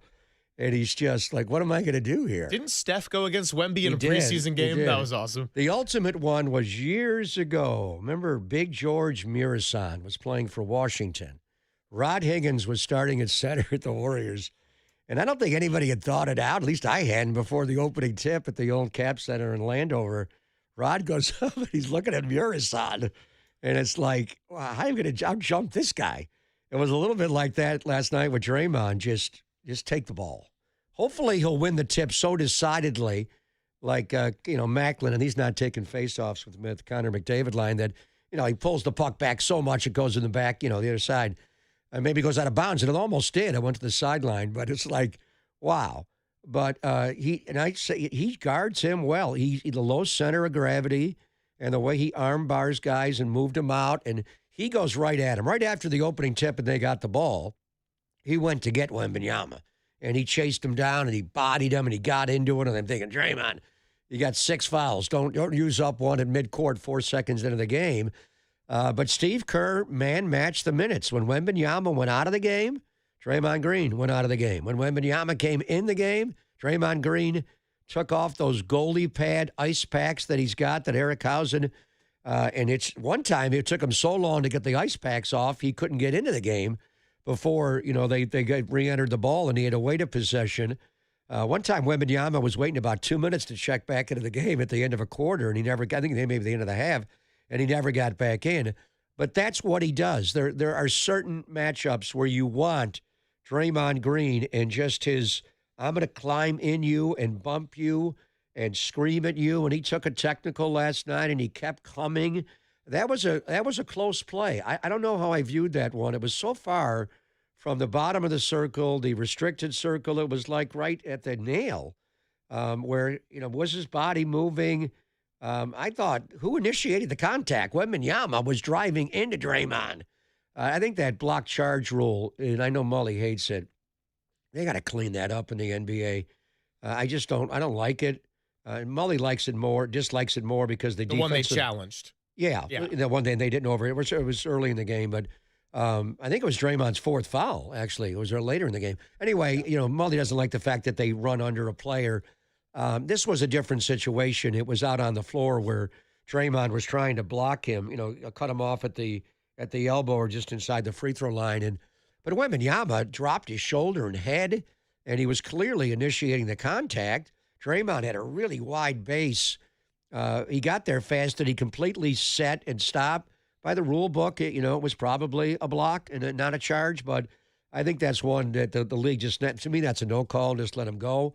But any event, Draymond, this is the kind of player. That's why I think if you do get into a series with the Spurs, that Draymond's intellect, if you ever had Porzingis going, how would that change the dynamic? Where you've got Porzingis and Horford and a couple of big bodies. I don't like Horford on him defensively, maybe more Draymond. But you come over to double that big guy and make him give it up. And I'm not sure, he's a willing passer, but I'm not so sure. You can force him into some turnovers at times where you come at him at the right time and he doesn't see the vision, doesn't see the ball where the pressure's coming from. You could force him into it. But no matter what matchup you got, whether it's Oklahoma City and their two big guys or the Joker or Minnesota and all their big guys, Draymond's going to have an impact on things. But we'll see, if it is the Warriors and Spurs in a playoff series. Going into last night, I was confident the Warriors could out-intellect this young team still. To me, they're still young. I think they've matured a lot since we saw them early in the year. They're going to mature more between February and April. It'll be 2 months or so if it is the matchup that we see them. But it's going to come down to Steph Curry's health, obviously, and Kristaps Porzingis. I think without Porzingis and just this team with Steph, Steph goes off on this team. There's no doubt. The games he had in San Antonio were probably the two best of any player back-to-back games, and certainly Steph on that Wednesday, Friday, it was just insane. Ridiculous. The way he makes shots and the way he gets shots over that big guy, the Golden Dagger in the Olympics and continuation. So, that'd be a matchup that would be juicy. But if you throw Porzingis into the mix, but let's see where the Warriors are. They've got to get there. They've either got to get it from a play-in into the actual playoffs or play-in series and not one and dones. And we lose this game, we got to come back in 2 nights and try to win that game or we're done and all that kind of, what the play-in brings us. So, but I think the one thing I came away, the Warriors are not whole right now. You don't have Jimmy Butler. That's a major factor. The Jonathan Kuminga drama has passed us. That was certainly a problem when you went to San Antonio early in the year. But the Spurs team is maturing, and Mitch Johnson he's a good coach. Totally. I listened to his post game, and he's taken charge. And last year, Pop had the stroke, and he kind of just had to figure it out. His Stanford guy, smart guy, he's been on the bench a long time.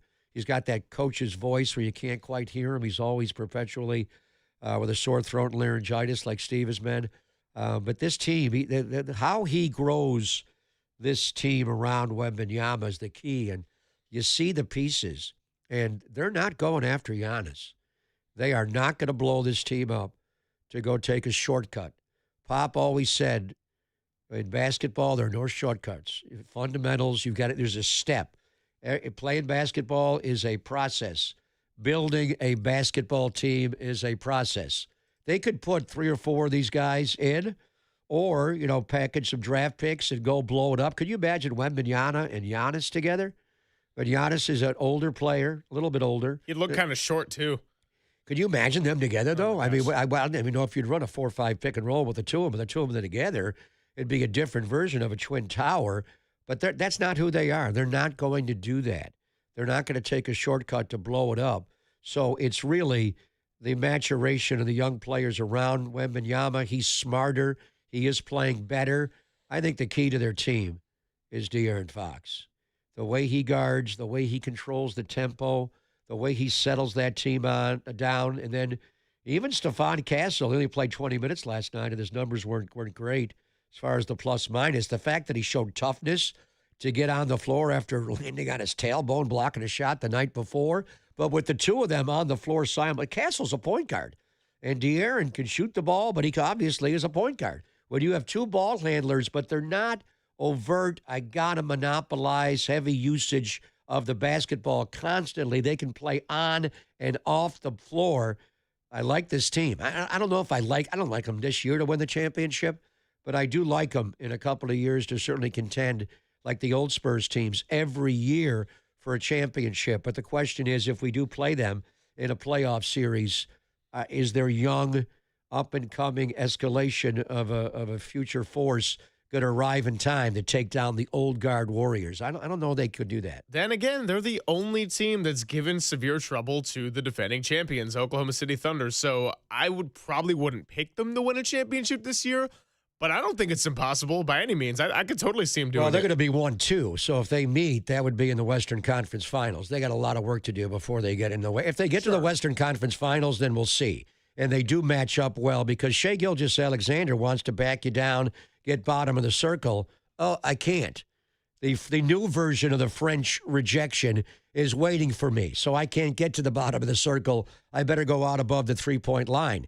So that changes the dynamic. But if they're going to play Oklahoma City in a playoff series, that would be more likely the Western Conference Finals. I should see if I can track jump ball stats. Has Wemby lost a single one this year? Because I'm very curious about that. If he's ever lost a jump ball in this year, I'm sure he has. Probably. Sure he has, yeah. When I was young, when I was first starting to discover the freedom of video games, I think I was playing NBA Live 09, and I realized you could set your own matchups before the game. So I had a phase where I just wanted to go Earl Boykins against Yao Ming every time, just for the fun of it. It was like a 2-foot difference right there. And you would be Yao Ming or Earl Boykins? I think I did it both ways. Why don't you just win the opening tip, call a timeout, sub out the big guy, and bring in your team? You do it that way? Yeah, you could.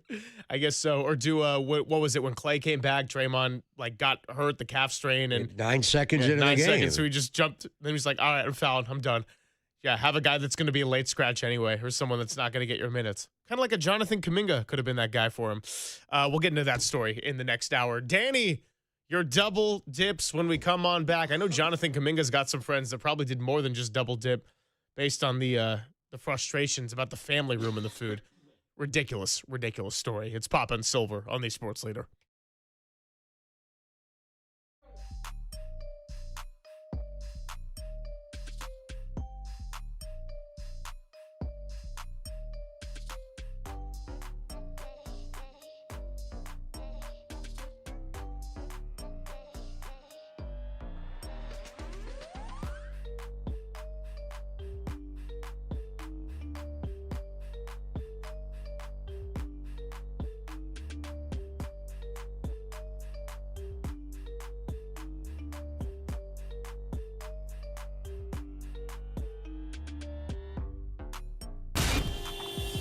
Time for your Bay Area Chevy dealers traffic update.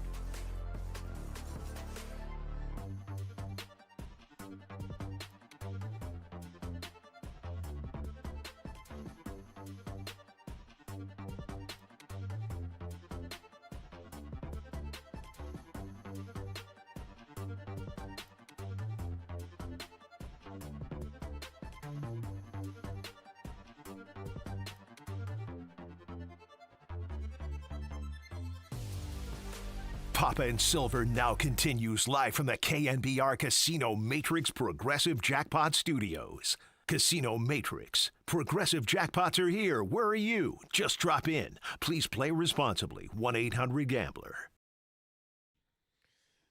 Alrighty, it is that time. We got Danny's Double Dips. Yeah, this is not Tim's Tuesday Takes and Trivia. This is not What Did Young Tony Ask Today. This is not even Walter's Whip Around. I will say, big shout out to Walter. He is watching the show from home. The adorable Christian Leonardo Icabalsetta. Nice hairdo. Taking a big old nap while watching us on the stream. Looks like Ron Washington's hair with his baseball cap off. Do you think it's a compliment that we put him to sleep, or is it that we were so boring he just knocked out? It's a compliment. You want to put youngins to sleep. That's right. Walter Walter loves that. When is Walter coming back? I think he's coming back Tuesday. Right when I leave. Oh, great. Yeah, we're never going to be together again. Just kidding. Is Walter capable of whipping it out anymore?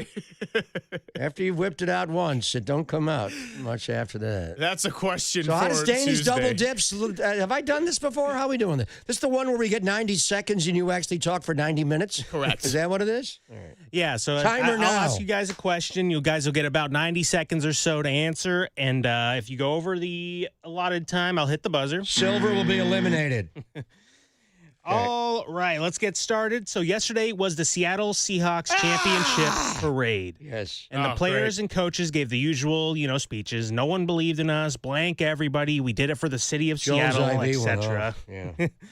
It led me to think back to some of my favorite parades over the years, be it Giants, Warriors, etc. I'd say by default, my favorite one was the 2012 parade because that was the only one where I was actually in attendance for it. That was the Giants parade. It was the 2012 Giants parade, yes. And probably my least favorite was the latest Warriors parade. What was that, 22 summer? And it's because I was fighting to get to work off of the Embarcadero.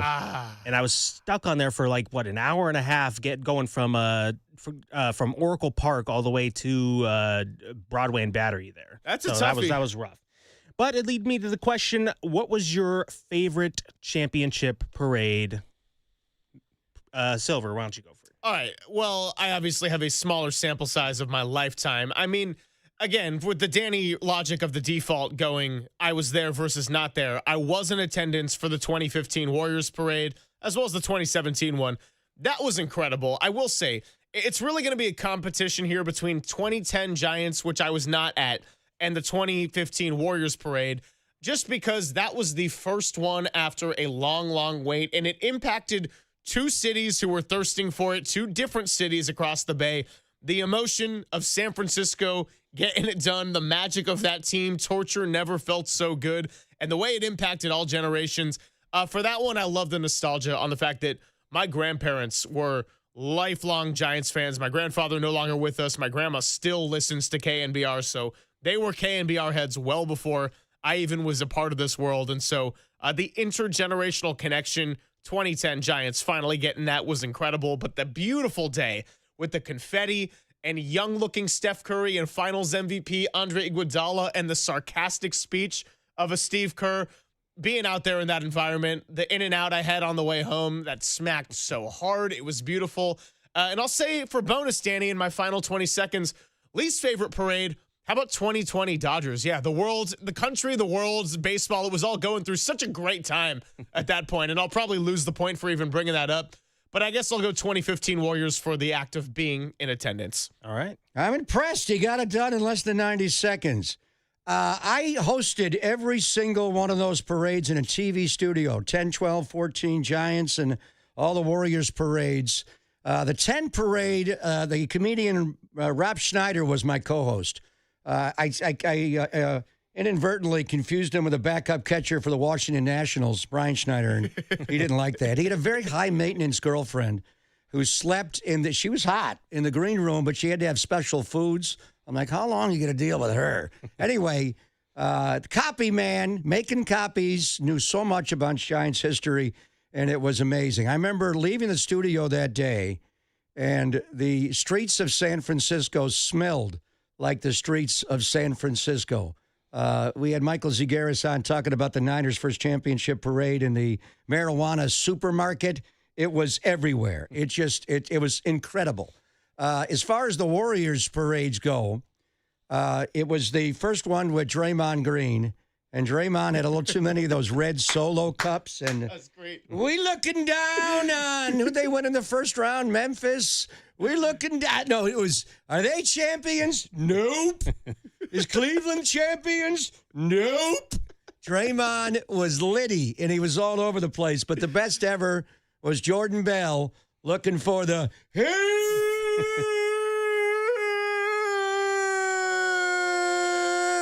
and I took that right to 90 seconds. Beautiful. That was beautiful. All right, Danny, what are we doing here? All right, after round one, I'm going to give the point to Silver. It was well-crafted arguments for both, but Silver gets the point on that Copy one. man killed me. Shouldn't have told that story. All right, and you got Rob Schneider's name wrong. Come on, Greg. It's not Brian Schneider? All right, on to question number 2. We are officially in week 1 of the NFL offseason. What would you say is the biggest issue that the 49ers need to address? Go. Wow, the single biggest issue that the 49ers need to address. I actually will take a quote that Papa said, and so maybe this is a little bit unfair, but he said it well. To put it up in one sentence, you need to construct your roster to compete in your division. Now, when you think about ways teams can get better in the offseason, it's free agency, it's the draft, and it's coaching. Coaching is a lot of this, and they have the right coach in place, so they don't have to stress about that front. But you got to get guys that can function in a Kyle Shanahan system. I'm going to say playmakers all around. The interior offensive line is something we are going to hammer for months. But maybe along with the interior offensive line, you can't replace George Kittle. But maybe getting a tight end that you can trust as a pass catcher and also help with some of that blocking might be a way to fulfill multiple needs within one player. I don't know if going and getting someone like a Kyle Pitts on the free agent market's the answer. I don't know if using a draft pick is the way to do it. They have a lot of needs, okay? Figuring out the safety, figuring out the defensive line, figuring out how to get a pass rush in general, certainly up at the top of the list. But I think about the most important position in all of professional sports, that's quarterback. How can you help your quarterback? You can block for him, and you can give him dudes to throw to. Maybe getting a big-bodied tight end that can be effective in the blocking and pass-catching game, maybe that's the single biggest need that they can solve. LOS, line of scrimmage. They have got to get back to controlling both lines of scrimmage. When the 49ers ran this league, when everybody else was passing, the 49ers were running. And they controlled it with their detail and their angles and the sophistication of the Shanahan running scheme. Now you've got teams playing the Vic Fangio cover 4, and it's 2 safeties high, and they're still stopping your run by a lighter box. It just can't happen. The 49ers, Christian McCaffrey cannot get touched in the offensive backfield or near the line of scrimmage as much as he was this year. That's why his yards per carry were down. They have got to get back to controlling the game offensively from the line of scrimmage, and then defensively, you cannot get shoved around like that on the defensive line of scrimmage. And the games where they were good, they stopped the run. The games where they were not good, the other team controlled the run. You lost the Week 18 game, January 3rd against Seattle. You couldn't stop Kenneth Walker III or Zach Charbonnet. You saw him 2 weeks later. You couldn't stop him. You hurt Charbonnet and knocked him out for the playoffs, and Walker took off and became the Super Bowl MVP. They will rebuild their defensive line because their health will be better. But if the Niners are going to regain supremacy in the NFC West, control LOS, line of scrimmage. LOS, I like that, Greg, and I will award you the point. SOB. Sorry, had to go with my 3-letter acronym. GTFO. Yeah, GTFO. All right, final one. You guys touched on it a little earlier. Someone close to Jonathan Kuminga was taking too much food from the Warriors family room. And just to tie it in here, Cumulus, we have a bunch of all-staff meetings involving food, such as... I never have been to one. Such as Amichis or Ike sandwiches, stuff like that. Tony Gemignani? Tony G's. I think we might have had Tony G's a few times. I had that brought in a few times when I lost a bet to Walter. Okay. Yeah, maybe Pig in a Pickle, too, when Krug was in the house. So I ask you this. Is it ever acceptable to take excess food home with you? And if so, where do you draw the line? Okay, first of all, let me use my first 10 seconds to say that is a multi-billion-dollar organization seriously having gripes about somebody close to Jonathan Kuminga taking more food than they would deem normal for the allotment of an individual. Dude, who cares? Secondly, as far as the question that Danny just laid out there, if it's an all-staff meeting, if it's a dinner party, whatever the gathering is, I think you need to be told that you can take the food home. Now, Copes and Depop got into this yesterday. There are different cultures where, say, if you are Hawaiian, very generous, right? Italians, you're not going to eat half a sandwich. They're going to cook a lot to where there is the expectation you're eating a full meal and then maybe there's some to take. But as far as like people coming together or an all-staff meeting or whatever the occasion, at the very, very, very least, you have to ask if you can take the food. And I would say more than not, you should probably be told that you should be taking food home. It's got to be the kind of thing of like, hey, I have way too much to clean up for myself or my family or my group or whatever. I would not be able to have all this and it would go to waste. It would be irresponsible for me to do that. Please take some, in which case you can do the socially responsible thing. But if you're just going to do a little sneaking operation, kind of like Tim Webb always does. No, I'm just messing with Tim. Then I think that's unacceptable. That's unacceptable. So, yeah, you got to be told, and asking for permission is better than asking for forgiveness in this case. All right. Minga Fonducci, I say to you, why are you taking a shot at Italians for overeating? We like to be portly. I don't know what you're talking about. You mentioned Italians and eating too much. Anyway, we'll get into it more, and I didn't like any part of this, but there's a way to handle this internally. I wonder where this came from, who leaked this information to Anthony Slater, and it's unbecoming on all sides. There's a way to control that by, just talking to family members and talking to the player directly. Is it ever accepted? Remember Bad Moon Rison, a guy named Andre Rison. He was an Oakland Raider in 2000. John Gruden brought him in, and he actually was a very productive separator, good football player, and played with Green Bay and Kansas City before. He had that situation with Lisa Left Eye Lopez, and their relationship was volatile. He had a lot of expensive jewelry. He had a lot of creditors that wanted money from him. He didn't make a lot of money with the Raiders, but he took it all up front. Every single day when the day was over, Andre Rison would have 2 empty supermarket bags, brown paper bags, and he would go in to where the team had a shared refrigerator in the middle of the meal room, and Andre Rison would empty the refrigerator of his teammates' food and take it home to eat. And when you saw it one time, you wanted to cry. That a guy who made as much money as he did had to take his teammates home. So sometimes, if you want to stay fed, you take people's food home. Andre Rison can do that. All right. I enjoyed Silver's answer a little bit more. You do have to ask, I would think, would be the reasonable thing to do in that situation. But so Silver will take Danny's double dips, potentially the last one with Walter's Whip It Out coming next week. I would gloat and I would be happy, but honestly, the loss to Derek still stings to where I don't even think I can recover. It's okay. I'm getting ready for USA Latvia, and maybe that'll get me right back into the swing of things. Danny, very well done. I'm glad that Christian Ikabalseta got to witness a little double dip, even if he is sound asleep. Nice little lullaby right there. Speaking of the double dips and that whole story, let's get into it because Dalton Johnson's going to join us coming up at 11:50, and then we got a lot of baseball here on the second half of the show. Buster Posey was on with Murph and Marcus. We'll get into some of those comments that he laid out there about the Giants offseason, but what happened with this whole situation? As we've been asking the rhetorical question many times on the show, what happened between Jonathan Kuminga, the Warriors, and all parties involved? Let's get into it next on the Sports Leader.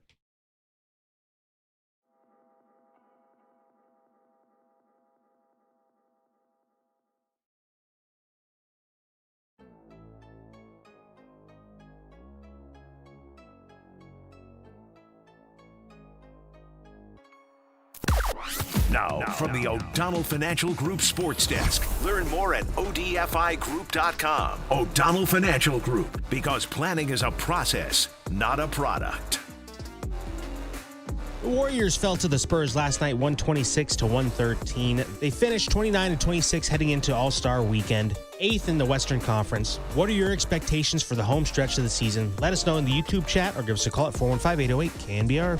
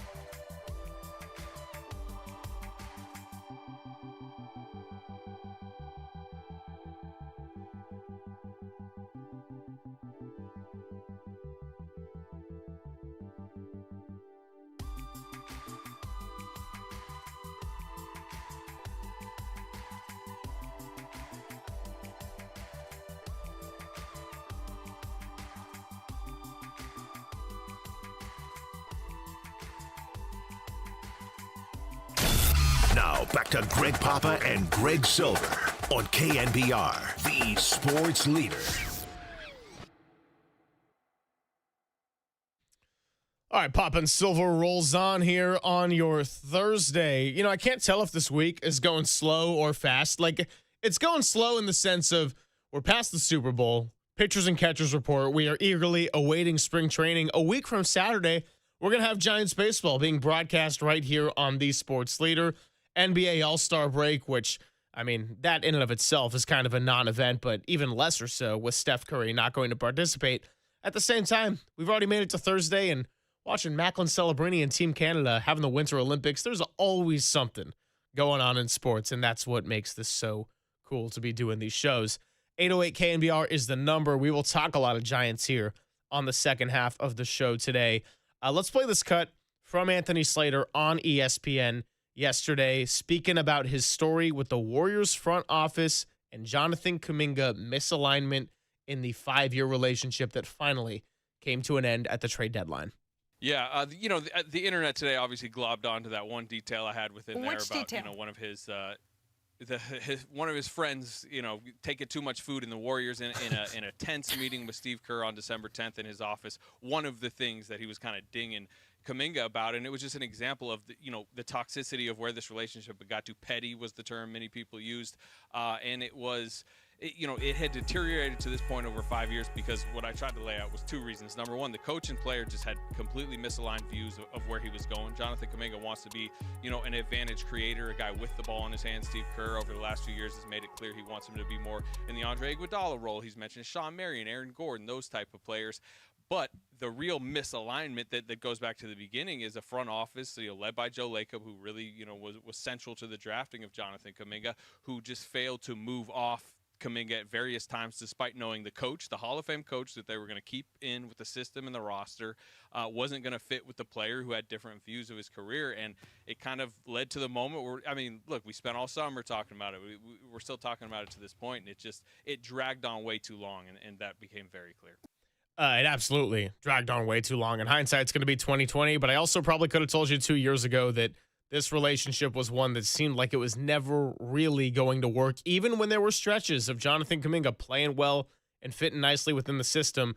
And as far as what Slater said about everyone glomming onto that one detail, well, yeah, because it had nothing to do with basketball. That is a pretty absurd accusation or a thing to even ding a player for in just general, like, hey, you think Draymond Green or Steph Curry or I don't know, take even Al Horford. You think they bring in someone and they take too much food, it becomes a thing.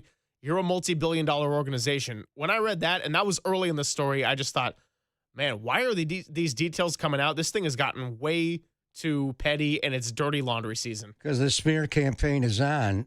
This started with an organization, and it goes back to Greg Popovich and the Spurs.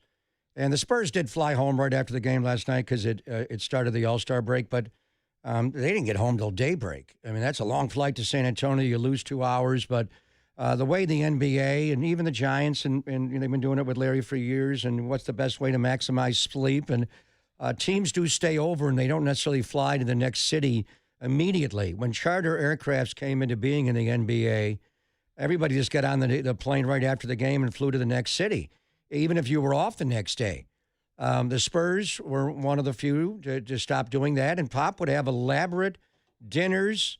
The most expensive wine would be poured, and Steve Kerr took that principle to the Warriors. So you went from an organization that spent thousands and thousands of dollars on post-dinner meals, post-game meals, with whoever wanted to go. The broadcasters were invited, all the traveling staff, whoever was on the road with the team, you're all invited. And they were allowed to bring family members and friends. But there's a certain decorum there. So for this to come out, somebody wanted it out. Where did that come from? In any event, Anthony Slater touched on a lot of things. I've known Anthony Slater for years. I'm the one who first brought him to Bay Area TV. I read him writing for the Oklahoma City paper when Kevin Durant was there, and the Warriors were playing them in playoff series and big games, and he knew more about basketball than any writer I had read in a number of years, and the paper that he wrote for gave him a forum to break down the game. It was amazing. And then when Kevin Durant joined the Warriors, he moved here to the Bay Area. He never worked with us directly at NBC Sports Bay Area, but I put Anthony Slater on pregame shows all the time, and we would break down elaborate basketball plays. And when he went to work for The Athletic, he had the forum to do that. And he just taught the Bay Area, a lot of people that don't know the game as well, a lot about basketball. Where he is now, he doesn't do that as much, and I think that's unfortunate. But he does have, connections in the Warriors locker room, and he wrote an elaborate story that was, a very comprehensive piece. It reminded me of Rick Bucher's work years ago involving Chris Webber and Don Nelson, and it catapulted Webber to a national stage. And we put him on TV on NBC Sports Bay Area, Comcast, whatever it was back then. And Bucher's still going strong, and it ruined a relationship between Don Nelson and Chris Webber that was already bad. This story, to me, is the first one, correct me if I'm wrong or if there are others, that really have a damning effect and portrayal of Steve Kerr's Golden State Warriors. You can blame Jonathan Kuminga for some of it, but we don't talk about our players like that.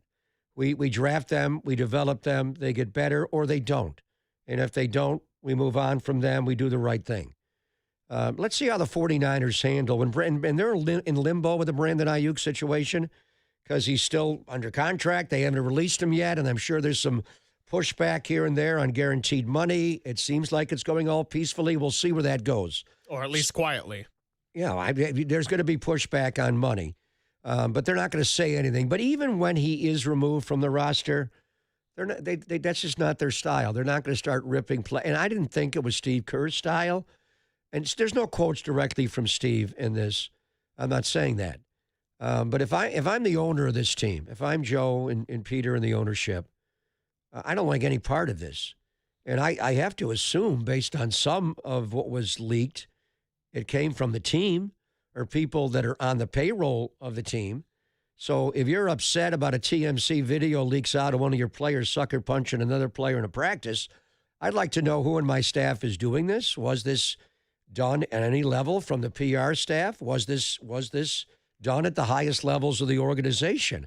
But when you sat down and read it, and maybe you felt good about getting things off your chest on why it didn't work out, but I looked at it from an outsider's perspective, like a player that wants to come join the Warriors, whether it's Giannis or anybody else. This is the first indicator that, wow, what is actually going on there? Why are they fighting with their own players? This is a player, still a very young player that grew up continents away. There's a lot of disconnect. I just sensed a lot of communication breakdown with him, whether it was talking to him or writing handwritten notes or sending long text messages. Do you blame him for not being able to respond? Or do you blame just the language barrier and who he is? And I know they reached out and hired specific coaches, put him on the staff to try to reach him. Maybe he was unreachable, and maybe he did have to go. But as he's out the door, do we really feel the need to justify this by I'm not saying they concocted a smear. I don't know where it came from. But from the outside perspective, it looks bad. And it's the first time that I think, whoa, what is truly going on there? And why are, not that it happened, it happens in professional sports. It happens all the time. Players have an over-elevated opinion of who they are and what their role is. I did see glimpses of him buying in as a good teammate and doing what they wanted to do. It would get interrupted by injury or bringing other players on the roster or both or whatever. But there were some moments. What exactly happened at the end of the Sacramento Game 6 that had Steph, the bus ride and all that? What was said? There are things we just don't know that we could find out about. I don't much care. But he's gone now. But the bigger issue is we were talking to Sean Elliott yesterday about Steve. And it was under the premise that Steve may want to walk away.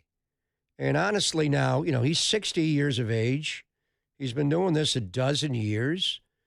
Did he ever think he would coach this team as long as he did? Probably not. I don't know. I didn't see him that way, but I didn't see Greg Popovich going till all the way that he had a stroke and was forced to retire. Pop was an eclectic guy. He wasn't like Nelly. Nelly was a basketball lifer that was going to coach forever. But in any event, Steve's first 5 years coaching in the NBA were revolutionary. But he had revolutionary-type players, and he had a system that worked that he took from Pop and adopted. And then you had, great passers and shooters, and then you added Durant, and you ran the league for 5 straight years. You came back in the 8th year and won a championship. Since that point, it's been rocky, to say the least, starting with Draymond's sucker punch at Jordan Poole. And it's so my question has been, because he said it himself, and he took on the unbelievable, unwinnable endeavor of coaching Team USA in the Olympics. That's like, you better get a gold medal or we're going to chop your head off kind of thing. It's just like you can't win. But he did it. He did it with class. He pissed off some people in Boston and won. But that's, how much do you want to take of this? So my main, as Steve enters this lame duck status of his contract, my approach was always, my mentality from the outside was just, does Steve want to do this anymore?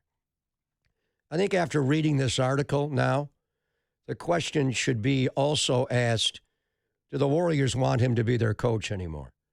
And I'm not going to singularly blame the Kuminga situation on this, but this is not a good look in the organization. For the first time, it does put them in a negative light as they pursue other players to come play here. And maybe it's time. 12 years is a long time. Now, they've changed the roster a lot. But Steph is still there. Draymond's still there. But that, Bill Walsh had Bill was, we learned in Rise of the 49ers, Bill was not well. He was unstable. And the things that Paul Brown said about him interrupted what should have been a much lengthier Hall of Fame coaching career. But he was the tormented genius. It was never enough for him. And he took losses way harder than he celebrated wins. You can't deal that way. If you don't celebrate the wins as much as you agonize the losses, it is going to eat you up and spit you out, and you can't deal. And that's what happened to Bill Walsh.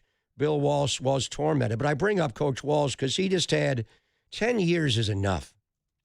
Pat Riley had 10 years is enough.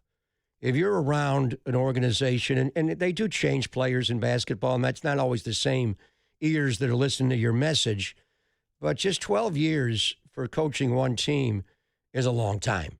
And I know Tomlin lasted 19 and Harbaugh 18, and hell, Connie Mack owned the team, so he lasted 50. But after a while, it's just, when is enough is enough. And I've never thought this. I've always felt if Steve wants to coach the Golden State Warriors, he will coach the Golden State Warriors. But I always felt that Greg Popovich would coach the Warriors, the Spurs forever, and then he wasn't able. Then you see a guy like Mitch Johnson right under our nose at Stanford come in and just take this team, and I'm not going to say to a new level. They got new personnel. But as an organization, they got to say to themselves, what's best? Do we want to continue? And, these 12 years, do you want to go 12 more months? Do you want to keep doing this? Or is it time? With an aging roster, Does Steph really want him back for one more year? What's Jimmy going to be like in a calendar year? The only athlete that's ever in North American sports history, the 4 major sports leagues at his age, to try to come back from anterior cruciate ligament. He possibly can, but it's just when I read this and it's damaging on both sides, it's like, whoa. I've never read anything like this that puts Steve Kerr in such a negative light as a head coach, and not just a coach. He can have philosophical differences with his players, but the way, breaking whiteboards is funny during the middle of a game and a timeout, and you're trying to get a message to your whole team. When you do it to a singular player in a closed meeting, it comes off in a different way, and maybe it wasn't nearly as volatile as we close our eyes and imagine it to be. Maybe there was, it was the right moment, but it was not flattering in any form. And honestly, for the first time, I thought of Bill Walsh and Pat Riley in 10 years and now 12 years. Is 12 years enough? Is it time for this organization to reboot themselves and do it while Steph is still under contract and make a decision with Draymond in the offseason? And how does this impact Giannis? I mean, I don't know. But for the first time, when I read something, and I like Steve personally very, very much, but I think he has been under strain since the last championship. A lot has happened, and in particular the last couple of years. I kind of thought he would just walk away and think, I don't want to travel anymore, and it's too much. I have other things, and maybe I'll enter politics, and I think he'd be great at that. But this is the first time where you have to wonder, does Joe Lacob want his coach back? Or when you read something like this, and it's not so much, I like Kuminga and he didn't, and that, it's bigger than that. This is unflattering on every level. It's not what you want out there to portray your organization. Is it time that the Warriors make a move, or Steve makes a move? Is it time for Steve Kerr to step away as the coach of the Warriors? All right, I got a lot of thoughts on this, and I know our texters do as well. 808-KNBR, the number to join the conversation. Dalton Johnson joining us at 11:50. I'll share some response to the questions laid out there. Is it time for Steve Kerr to walk away? Is that what he's going to want? Is that what Joe Lacob will want? And why did this thing get so messy? Who's to blame? Is it everybody? Who's most to blame? We'll talk about it next on the Sports Leader.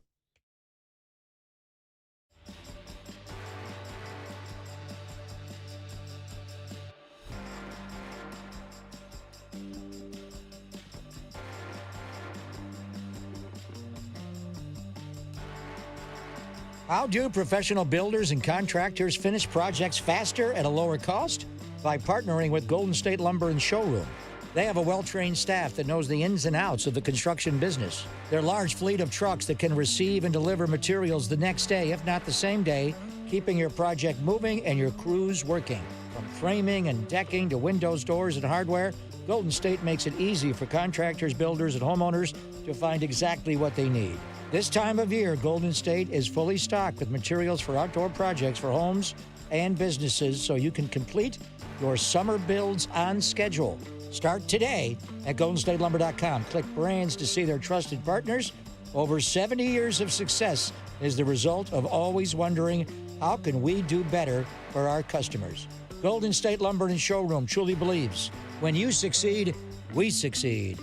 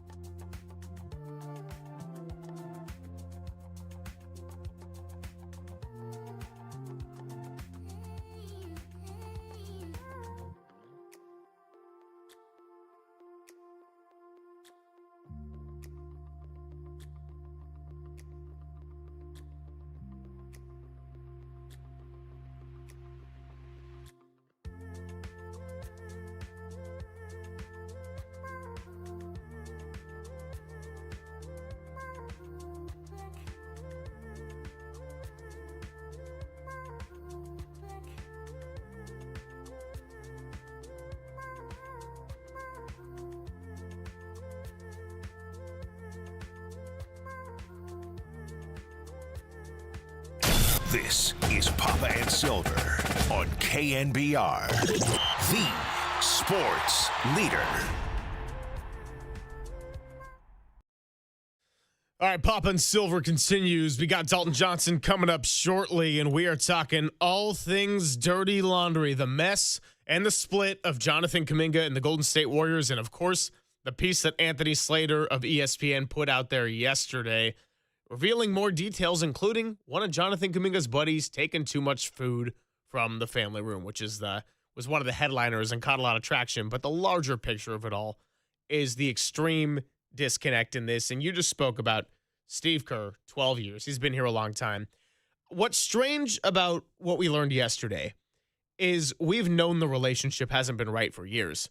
But anytime given the opportunity to say something that could create a headline, Draymond, Steph, Steve Kerr, more recently Jimmy Butler, they always said the right things. I would have expected Kuminga's camp to be leaking details and to be loud once this thing was finally done, because that's kind of how they acted when there were tensions in the first place. I would not have expected to read things leaking from the Warriors side of minor details like we saw yesterday. And to me, this whole thing does highlight some dysfunction within the organization that we have come to know and love as one of the best run in all of North American pro major sports. But here's the thing. I also think there's some element to the fact that what Slater said, Joe Lacob wouldn't let this go either. He wouldn't let go the idea and the dream of Kuminga being a franchise player. Steve Kerr wanted to draft Franz Wagner.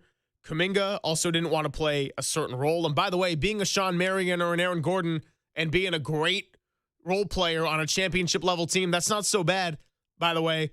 Now, to Kuminga's, in his fairness, he also got a lot of mixed messaging during the saga. That cannot be easy if you are a 19-year-old who comes over across a continent and you're trying to grow and play in a game.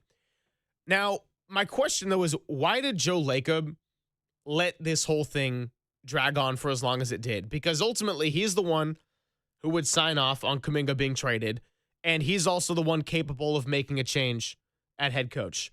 Now, maybe it is the last time for Steve Kerr. Maybe he walks away on his own accord.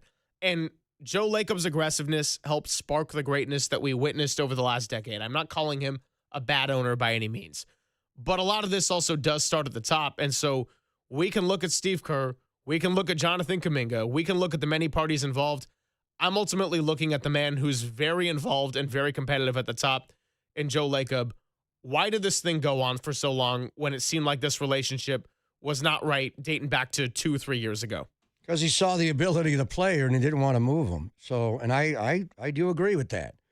All right, so before Steve Kerr, Mark Jackson was the head coach of the Warriors. And I was very outspoken about what a fraud I thought Mark Jackson was as a leader of the team. That 1 year when the Warriors won 50-plus games, whatever it was, he'd start every press conference with, raise your hand if you've ever seen, a team win 6 in a row or 7 in a row. I'm like, Coach, we've all seen it happen. You're acting like the Warriors never won anything before. And the year after they won the championship, they came back the next year and won a high total. And, Rick got into a fight with Ricky Sobers.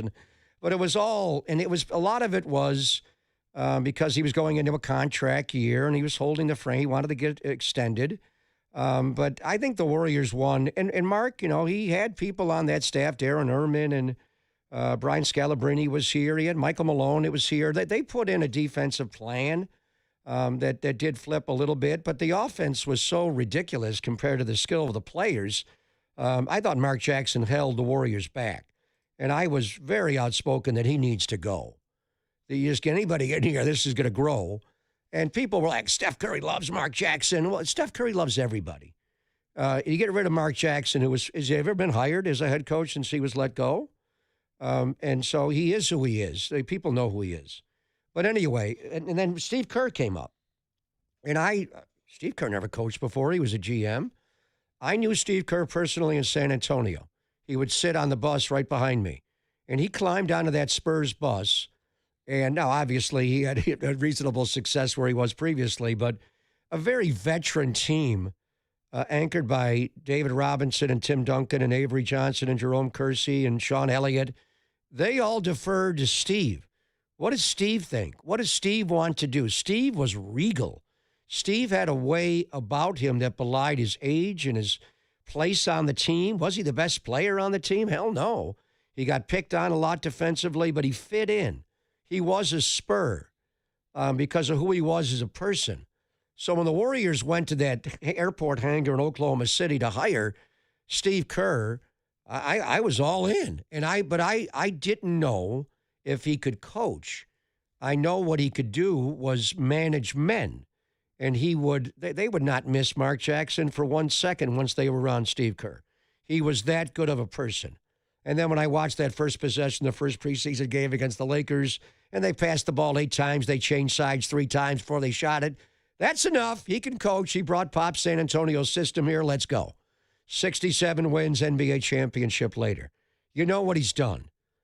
To me, the Warriors represented not just changing, revolutionary shot-making and shot-taking and basketball ability. It's the best offensive basketball I've ever seen. It was different than the Celtics fast break and all that. It was beautiful to watch the way their players were utilized in their skill set. But beyond that, this team meant something. They had a heart and they had a soul. And it was Bob Myers at the top. It was Steve Kerr as the head coach. And it was Steph Curry, the best overall player on the team and in the world. Those 3 guys were the 3 wise men. Bob, Steve, and Steph. They were just above reproach. You didn't think they could do anything wrong. Maybe they'd lose a basketball game every now and then. Maybe they'd lose 9 one year out of 82. But as people, they ever let us down? Did they ever publicly embarrass us? They ever do anything? When Bob Myers left, I thought, that's a loss. You know, you can replace his basketball acumen. Bob came from a different vantage point as an agent and is playing. And, you know, you can have a guy assess a basketball ability, but are you going to be able to replace his heart and his soul? And a guy that cries, literally cries in public on national TV when his players get hurt, when his players get suspended 48 minutes away from an NBA championship. He does not go there with his team to watch them win the title. He sits in his suite across the parking lot at the A's Stadium and is there with Draymond. That's heart. They've always had that. Steph has always been above reproach that way. We know Steph Curry is as a person, a leader, all-encompassing, any kind of teammate. He brings them in. They all get a shot. I always felt that way about Steve. I'm not saying I don't feel that way about him, but I think, and to me, it started a little bit last year, and I didn't like it, and I said it. The way he publicly yelled at Brandon Pajemski was, whoa.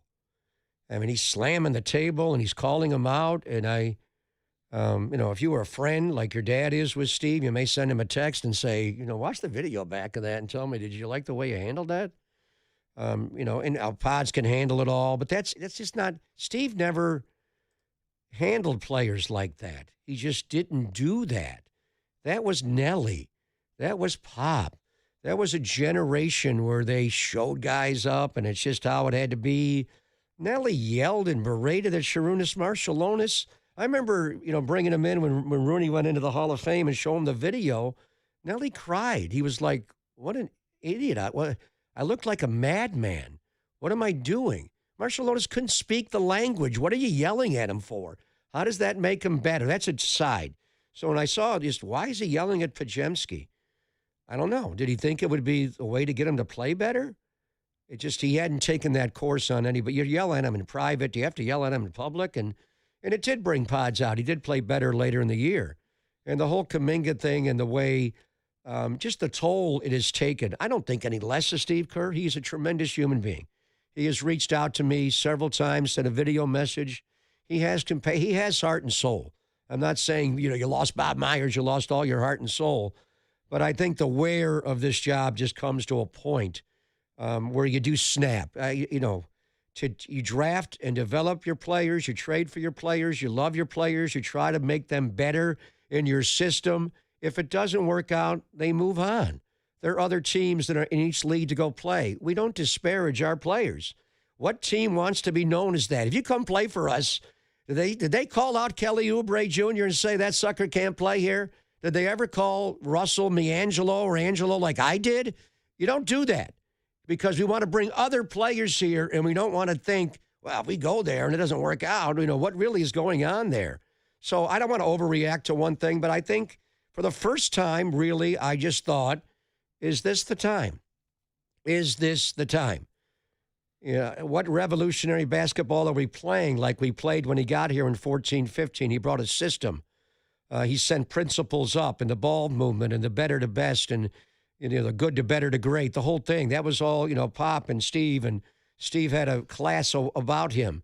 And then when he went through physically, after winning a championship and jumping off the bench when they won Game 5 at home before they went to Cleveland and the back injury and the nick and the dur, the way he handled that whole time when Luke Walton took over, when they got off to that incredible start the next year and came back and, got sick a little bit again with Mike Brown, everything. He's been nothing but exemplary his entire time here. But the last couple of years, it looks like a strain is on him, and he is lashing out a little bit too much at his players, either directly or indirectly or through the media.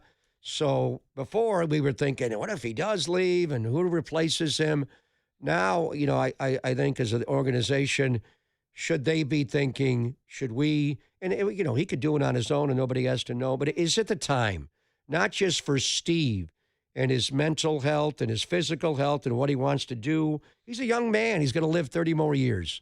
How much longer do you want to coach basketball? He's already talked about it maybe being the last year. He's gone 12 years. You want to stretch it out 12 more months?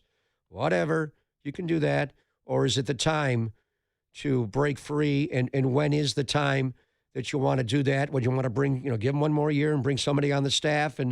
Or do you want to be a continuation of Steve? But in any event, just, watching him and observing the strain that this intense pressurized job takes on a person, I think for the first time, they got to wonder, is it best for Steve's health to coach this team much longer? And is it really the best thing for the Golden State Warriors for that to happen? And in regards to that and his future, are he and Joe Lacob on the same page? Because it appears that in other matters, they have not been over a chunk of the last few years. We'll talk to Dalton Johnson of NBC Sports Bay Area when we come on back. Then we got a little blind resume activity as far as it relates to baseball. We'll hear from Buster Posey, who was on with Murph and Marcus, talk to Shay, talk to Ron Washington, and then we'll send it over to Dirty Work at 2 o'clock. Don't go anywhere. It's Papa and Silver on the Sports Leader. Time for your Bay Area Chevy dealers traffic update.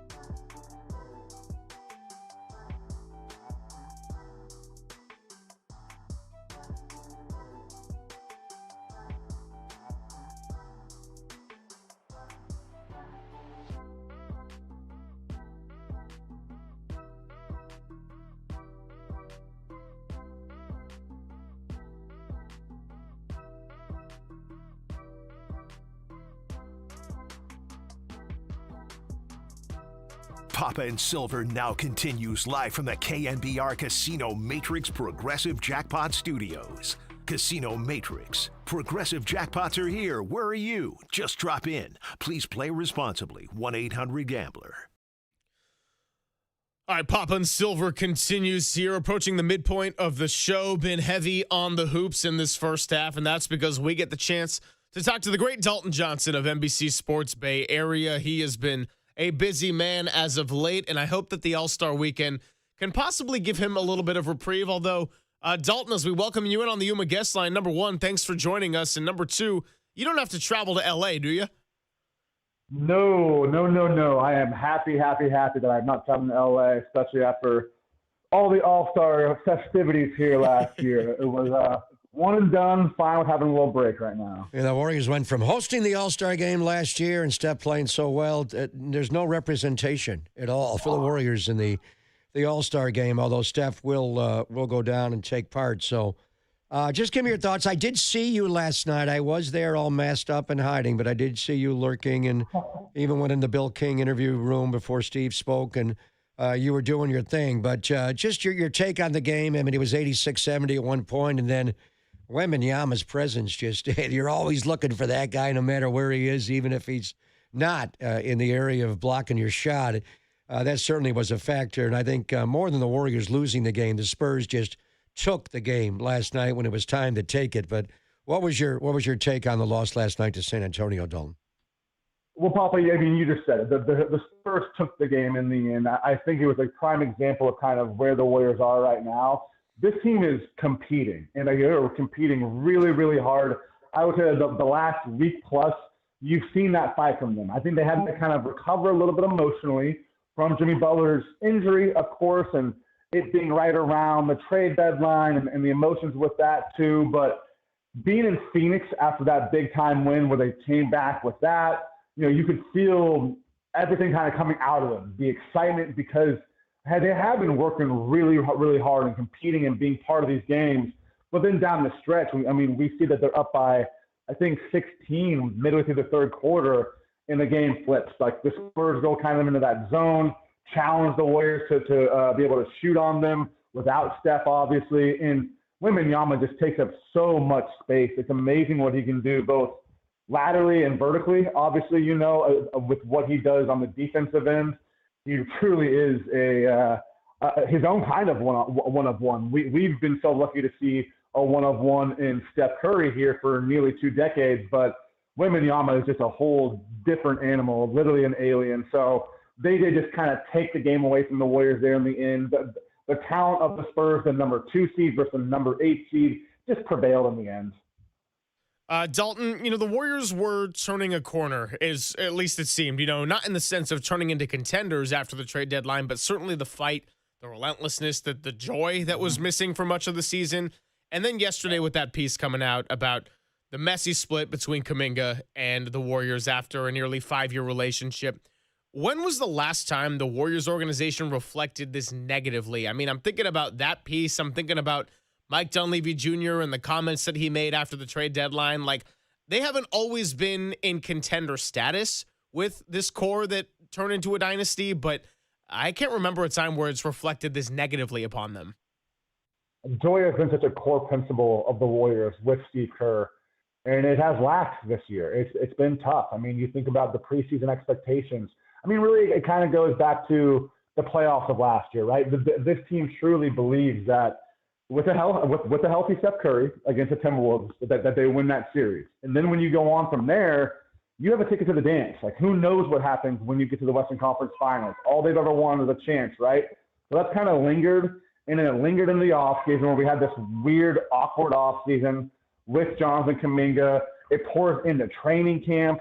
You had this slow start with such a hard schedule, the back-to-backs, and it just feels like the emotions of this season have been a lot more lows than highs, and it's kind of been just a hard climb to get back up and feel that joy and this happiness that we're so used to with this organization. And you could kind of feel how tense it's been with Mike Dunleavy's press conference with us when we were in LA, with the whole Jonathan Kuminga situation. I think that this team is happy and it's kind of relieved to move on from that. I think that Mike Dunleavy's press conference didn't help with any of that. Of course, we have this very well-reported story come out from Anthony Slater, who did a great job there.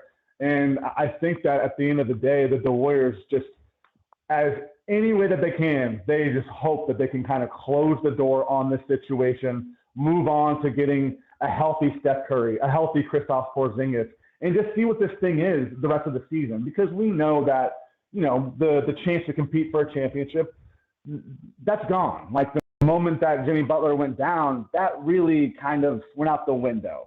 And now it's just kind of, let's see what they have the rest of the season. We know that the competitive spirit's there, and now we just need to see what they can be healthy, because we really don't know what this Warriors team is, and we haven't really known what this Warriors team is this entire season. It's just been such a weird up and down roller coaster of a year. And Steve Kerr and Bob Myers and Steph Curry's Warriors gave us that phrase, playing with joy. What is that? I mean, wow. I mean, Willie Mays played with joy, obviously, the way he played, but he was so skilled. But for a whole basketball team and a five-man unit working together, they did play with joy. They were not only great, but they played with a passion and a joy. And when the Hamptons Five went out to, Long Island to lure KD that 4th of July, he kept saying, you guys really play with joy? How does that work? He wanted to come here. He wanted to feel the joy. Now you're entering an offseason where Giannis Antetokounmpo is going to be available. Maybe, maybe not. Maybe he resigns in Milwaukee. But is the joy dead with this franchise? When you read the Slater piece, man, it's damning to everybody.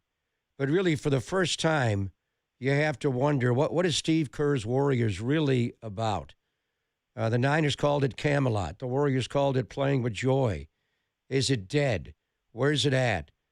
Steve has been noticeably under a lot of strain the last couple of years, the way he publicly called out Pajemski early last year, Dalton, and this whole saga with Jonathan Kuminga and his contract's up. And, we've wondered, what do they do if Steve Kerr walks away? Part of me is wondering, is it time for everybody to walk away and for them to just push reset? So where are we at here? 12 years into a legendary coaching career, one of the best in the history of the league, the best in the history of the Bay Area sport.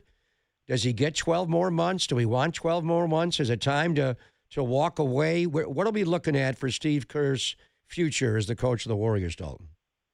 It's a great question, and it's still a bit of a mystery to all of us. I think as far as the joy goes, Papa, as long as Steph Curry is wearing a number 30 Warriors jersey, as long as Steve Kerr is on the sidelines, that joy is still going to be there. But how much of it is in the bucket, of course, right? So, like, how full is that bucket? Is it just a couple drops still left, or do they have the ability to add some more water in there and bring that joy back and bring the atmosphere that we're so used to with these Warriors? And of course, look, winning solves everything, right? Like that brings joy. It was pretty joyous last year to watch them go on a 23-8 stretch with Steph Curry, with Jimmy Butler, with Steph having the co-star next to him. I think about his face when Jimmy Butler went down to injury, and it just brought me back to the face that he had with Klay Thompson, with Kevin Durant, the image of him sitting on the floor on the hardwood floor with Klay Thompson grabbing that knee in the 2019 finals. This guy has been through some catastrophic injuries to his co-stars. So as far as where we are with the franchise, I think that Steph Curry and I think Steve Kerr especially have the right to ride this out as long as they want to. It kind of reminds me again of there's always all these connections with the Warriors, with the 90s Bulls, because of Steve, because of who Steph is, who Michael was. And Michael was so adamant back then, right, as far as the end of that dynasty where I don't want to play for anybody else. If I don't want to play for anybody else besides Phil Jackson, I shouldn't have to. And I think that Steph Curry means so much to this organization, and he's earned that voice, that if he voices to the front office, I don't want to play for anybody else. You find a way, as long as Steve still wants to be here and still wants to be coaching, that you get that done. I feel like they have such respect for each other because of what they value, what they stand for as people and as basketball coach, basketball player, that kind of relationship. So I just think that since the 2022 NBA Finals, there's the noise has only gotten louder and louder. They've tried, they've gone for it as far as getting Jimmy. I think that they've been misaligned, of course, with some of their young assets, Jonathan Kuminga being front and center when it comes to that, from top to bottom. There's a lot of people that were at fault there. So now it's, where are we? It's a great question. I mean, we know the ages of these guys. We know how Steph Curry's still playing elite, but these guys went in on being an older team and trusting that gamble would pay off with high IQ, with experience. And with that came Jimmy Butler's injury. With that comes Steph Curry having runner's knee. That's a wear and tear injury. I mean, I think about Draymond Green and, him being on the decline. And I also looked just the other day and I go, man, he's played 169 playoff games. It's an extra 2 regular seasons right there just in the playoffs. So what these guys have endured for more than a decade now has been amazing to watch on a basketball court for a franchise that was so low before they rose to the very top. And I truly am fascinated to see what the final iteration is, because we are knocking on the door to what the final chapter is going to be for Steph Curry, for Draymond Green, for Steve Kerr, and for these Warriors as we know it. So I actually am incredibly fascinated. I think it's as interesting as any closing chapter to a basketball dynasty that we've seen in recent years. It's all fascinating and it's all existential, and we are talking to Dalton Johnson here of NBC Sports Bay Area. So, look, it's not all miserable, right? I enjoy watching the emergence of Guy Santos. What you just wrote about D'Anthony Melton and Will Richard was a great read, and I guess somewhat similar to what Papa just asked, and you went into a lot of this, but what's the long-term plan here? And I guess long-term as in the next 12 to 18 months for as far as we can see. Like, do you think this is about seeing if Porzingis can be a piece for 2027, finding out which of these young players can contribute in meaningful roles next year when Jimmy Butler does eventually return? What are we looking at here in the post-All-Star break version, assuming that Steph and Porzingis can find their way to the court? Yeah, there's a lot to figure out in like these next 27 games, right? Like we have 27 games after this All-Star break. Number one, this team needed a rest, a reset, a break more than anybody else around the league for all the reasons that we've already talked about. But as far as what you want to see, I mean, I start with Porzingis. I do want to see what a healthy Kristaps Porzingis looks like, because yeah, this is a player that the Warriors have eyed for years now. 7'2", can shoot the three, can block shots. If they brought in Kristaps Porzingis when Jimmy Butler was healthy, we're talking about the move a lot differently, obviously, right? Now we're going, ooh, that might be that extra piece. Without Jimmy, it's a whole different conversation, of course. But with the expiring contract of Kristaps Porzingis, we're going to hear the word optionality, as we've heard so much in the past with the Warriors, which hasn't always gone in their favor. But they're going to have his bird rights. Maybe you bring him back on a much cheaper deal. He's really ingrained himself well in this locker room from the start. When I was in LA, when he was introduced, right after the game, you see exactly who he's talking to, and he's sitting right there with Steph Curry. And they're not even really talking about basketball. They're talking about the Bay Area. They're talking about food spots, the surrounding area. So you want to see how Kristaps Porzingis looks healthy, what you can get out of him health-wise at all. Can he play 20 of these next 27 games? Who knows? He's only played 17 so far. But what does Draymond Green look like next to him? He has this $27 million player option. Whether Mike Dunleavy wants to say it or not, we know that his name was part of the conversations when it came to the pursuit of Giannis Antetokounmpo. What does that relationship look like between the Warriors, between Draymond, his future with this team? And then I think about the younger guys too. Brandon Podziemski is rookie contract extension eligible. What is that going to look like? Do they really want to go through another restricted free agent period that they had to go through with Jonathan Kuminga? The development of Agi Santos, who's going to be a restricted free agent as well too. DeAnthony Melton. This man is making money. Like, he is on a very cheap player option next year that pretty sure that if he's a smart businessman, he's going to opt out of that because he's going to get paid. How do you find a way to possibly keep him in the building?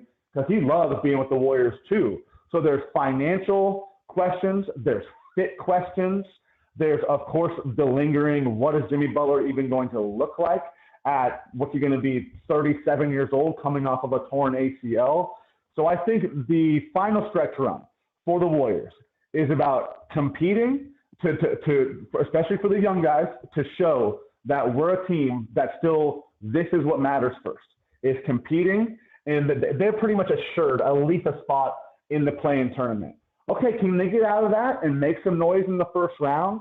So that's really what I'm looking at, is just kind of the brand of the Warriors and always being able to make some noise in the playoffs and give a reminder to the rest of the league that, like, hey, we know that the season didn't go as planned, but our young guys who are still here, they're getting better. We know who Steph Curry still is. This Porzingis addition is interesting, and if he can stay healthy, from the magic that Rick Celebrini has been for this team, I just want to see them come back to the brand of the Warriors, have that identity, and show the young guys and the fan base too what still matters most to this team. All right. So we are at the All-Star break, and the Warriors are going to have no representation in L.A. for the All-Star game. I am locking in on Team USA in hockey, taking on Team Latvia. They're taking the ice in Milan right now. So at last, the NBA has adopted the All-Star game we wanted to have last year after Steph's golden dagger in Paris, France, the previous offseason. There are two versions of Team USA at All-Star Weekend. We have the Stars and we have the Stripes. And we also have a Team World, which is pretty loaded if they're healthy. So what are you looking for? I know not a lot of Warrior representation or any. Steph will be there shaking hands and kissing babies and being the great ambassador, but he's not going to take part in the weekend. What's going to catch your eye for All-Star 2026 in L.A. this weekend, Dalton? Well, Papa, what's going to catch my eye is the guy who was just catching our eye last night at Chase Center, and that's Victor Wembanyama, because Wemby has come out here and said that he cares, that he's going to try to set a precedent to play hard in this game. And that's what I really love about watching Victor Wembanyama play, and just the kind of example that he set around the league, and why I think, even though he's not American-born, I think he can easily be the face of the NBA because he cares. We saw what that meant to him in the gold medal game against Team USA, against Steph Curry. His emotions pouring out. And you could tell that the moment that Team USA beat France on their home turf, that he was already ready for 2028, already loading up for the Olympics in LA. And I think every All-Star game, he's going to try to come out and show, I'm the best in the world, I'm the most competitive in the world, jump on my back and let's go. And to have it be Team USA versus Team World, is Victor Wembanyama, a young guy who has said some brass comments, who really goes for it, who's okay with a rivalry. Look at what he's created with Chet Holmgren out there in OKC. So that's what I'm looking for. Is obviously, I don't think it's going to be like an NBA Finals game by any means, but if Wemby can get Team World to kind of buy into being competitive, then Team USA is going to have to respond in some way, because you don't want to be the team that's lollygagging, that's being lackadaisical, as the Team World, as all of them are taking it to you. That can't be happening. So I really want to see how Wemby can get the rest of the world to follow his lead. Yeah, and Wemby was one of those guys given some effort in the All-Star game. He had that wipe of disgust when it finally ended last year, and the OGs ended up winning. Dalton, enjoy the All-Star break, enjoy a little bit of downtime, and enjoy watching some Winter Olympics. We just put on hockey, USA versus Latvia, so I might be taking the side of Porzingis here. I love it. Hey, thanks, guys. It's always so much fun with you guys. Take care, DJ. You're going against USA? Beat USA? What? No, I'm just trying to get a little Porzingis solidarity. I want him to play more than 20 minutes a game. I'd like him to play more than 0 minutes a game, actually. The guy can't skate. I don't care about him right now. Where's Jack Eichel? That's fair enough. USA, Canada, gold medal match, which I would say is the most likely. How awesome is that going to be? We just started. They just got to get a goal here. Eichel is centering the Kachuk brothers. You see Macklin Celebrini getting into a little bit of a skirmish against the wall in period number 1 this morning? I did. Don't go after the 19-year-old kid. He's tough. He's tough. He likes the dirty zones. Absolutely. Big thanks to Dalton Johnson. Read him in NBC Sports Bay Area. And coming up, we'll switch gears here. Shay Hay joining us. Shay Hay! Coming up in about 40 minutes. And to get into the baseball talk, we'll get into some key players for the San Francisco Giants. I got a little blind resume activity. 2 player A's, 2 player B's. We'll get into that discussion when we come on back on the Sports Leader.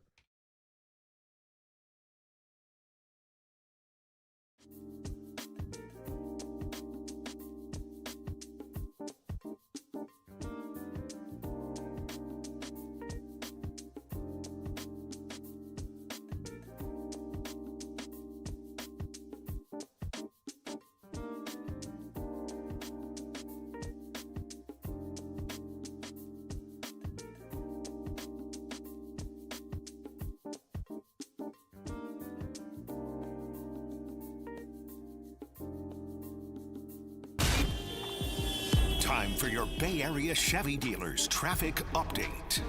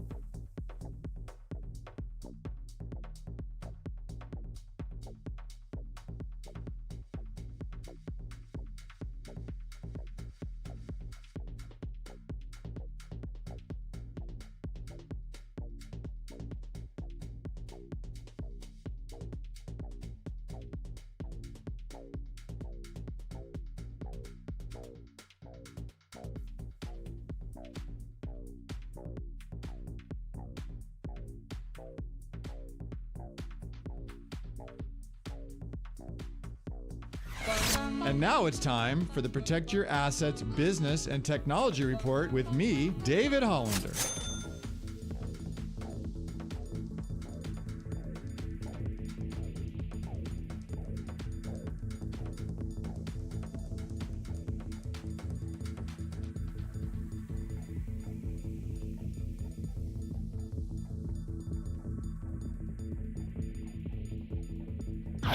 This has been the Protect Your Assets Business and Technology Report with me, David Hollander. You've worked hard during your career to save money, but is your money growing the way you want it, or should you invest it differently? Let's talk about it. Join me this Saturday from 8 to 9 a.m. right here on KMBR for my show, Protect Your Assets, or call 1-866-PROTECT.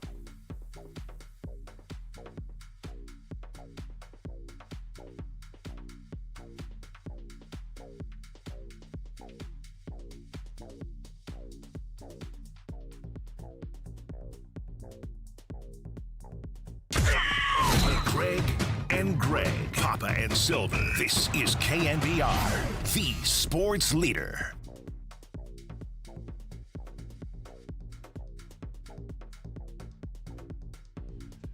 Papa and Silver are back. We're going to talk a little Giants here. We also got a goal. He shoots his goal.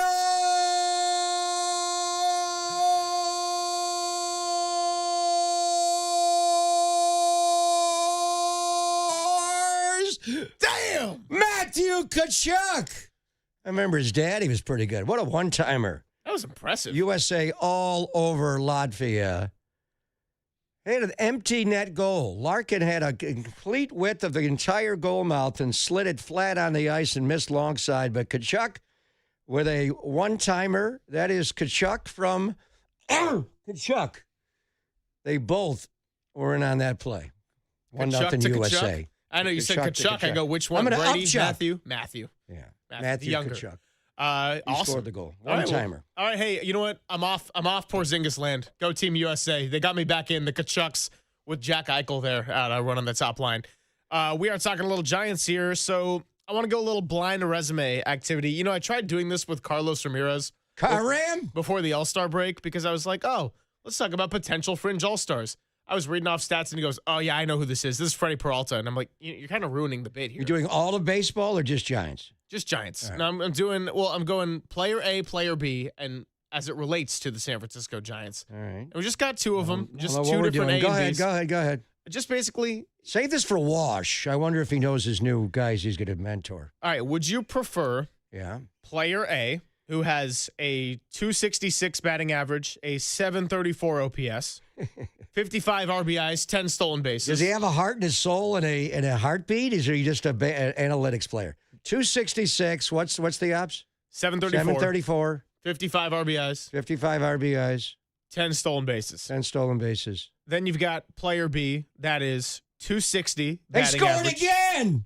Seriously? 2-0 Team USA. Oh my goodness. I'm not listening. Go ahead. What's the batting average?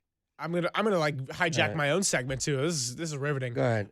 Then we'll go player B, 260 batting average versus 266. Pretty damn even. 749 ops. Very, very comparable. 60. Give me a difference. 60 RBIs, Versus 55? And 38 stolen bases. Versus 10. Well, I'd take the guy with 38 stolen bases. What position are they playing? We got to.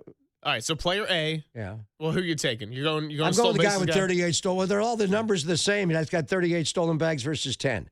So I'm taking the 38 bags versus the 10 bags. So I tried to go somewhat comparable players. Now one's infield, one's outfield. We do like stolen bases, contrary to what the Giants have been the last 3 years. They don't steal bags. But how many times 38 stolen bases? How many times caught stealing? I actually go back and fact check that one. Well, if you got 20 caught stealing, I don't want you. If you got 15 caught stealing, I don't want you. If you have 10, I want you. Player A. Who are the mystery players? Is Jung-Hoo Lee of this last year. Okay. He also had a 1.7 WAR because of some of those defensive struggles. So can he get more than 10? Can the grandson of the Wind get more than 10 stolen bases?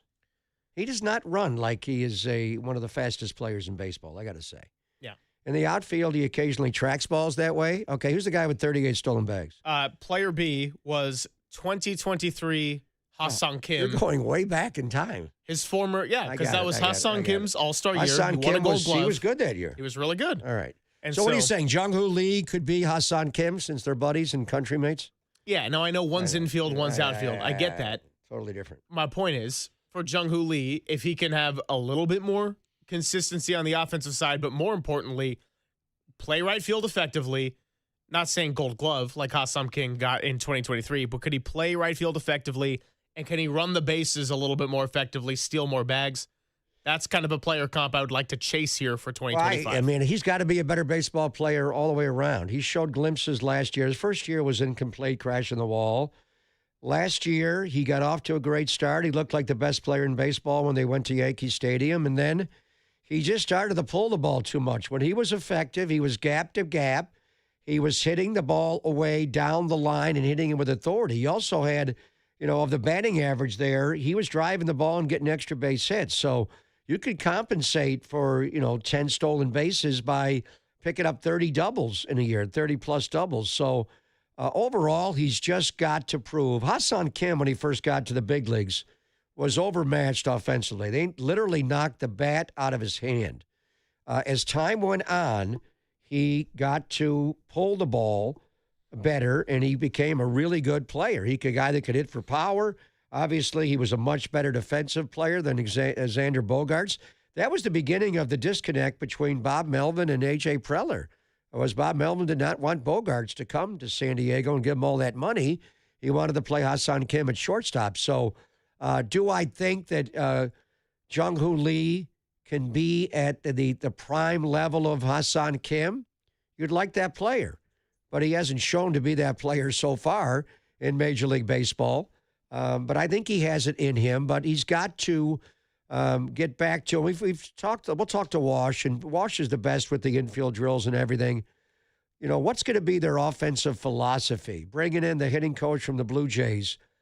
This should accentuate a skill already with Jung-Hoo Lee, which is to put the bat on the ball. Being around Luis Arraez, he has got to stay to his approach. His approach has changed over time. When he's successful last year, he was a gap-to-gap hitter. I remember looking at his spray chart like maybe 6 weeks into last year, and it was like, whoa, where do you pitch this guy? He hits the ball down the left field line as hard as he pulls the ball in the gap in right center. And then all of a sudden, he became rollover Beethoven, and he took that pitch away, and he tried to pull it, and he hit ground ball after ground ball. He was a 4-3. Or how many balls did he pop up in the air to shallow left center? He wasn't driving the ball anymore. So, can he be Ha-Sung Kim when Ha-Sung Kim was one of the better, more complete players to come from Asia in 2023? He has it in him. He certainly showed that, in his prior life, but he needs to do it more consistently. And if he cannot do it, they will find players. This was not somebody Buster Posey signed. This was a Farhan Zaidi signing. This was not Adames. This was not Chapman. This was not Devers. This was not Arraez. So he's making big money like those guys. Not as big as some of them, but big money. He does, translate money back because he's so popular. Did they take the second goal away from Team USA? Yeah, it still says 1-0. So that would happened appear to so. that? And Latvia just scored. Kristaps Porzingis. It's tied at 1. Maybe he can skate. What happened to the second goal? Well, Was that disallowed? Was there a player in the crease? I mean, it is tough when we're live radio muted volume. It got me going on player A and player B, and I'm not watching hockey. What happened to the second goal? I don't know. We'll I'll go ahead find and out. take a break. You can find out, and we'll wipe the second blind resume point. I was going to say, can Elliot Ramos turn it around from 2024 to 2025? Let's play some Buster Posey sound when we come on back on the Sports Leader.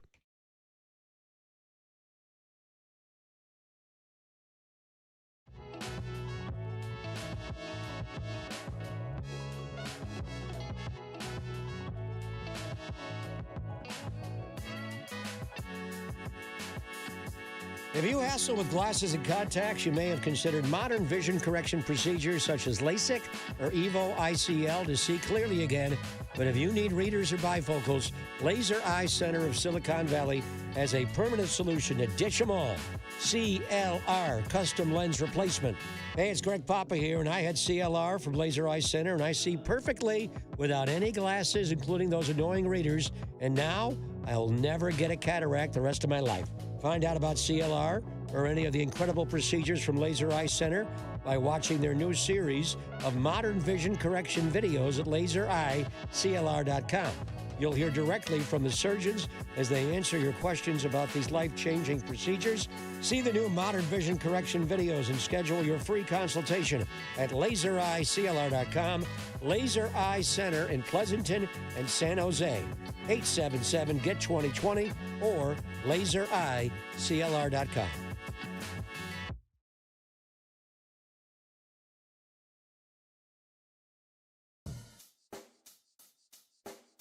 Check the mic and make sure it sound right, boys.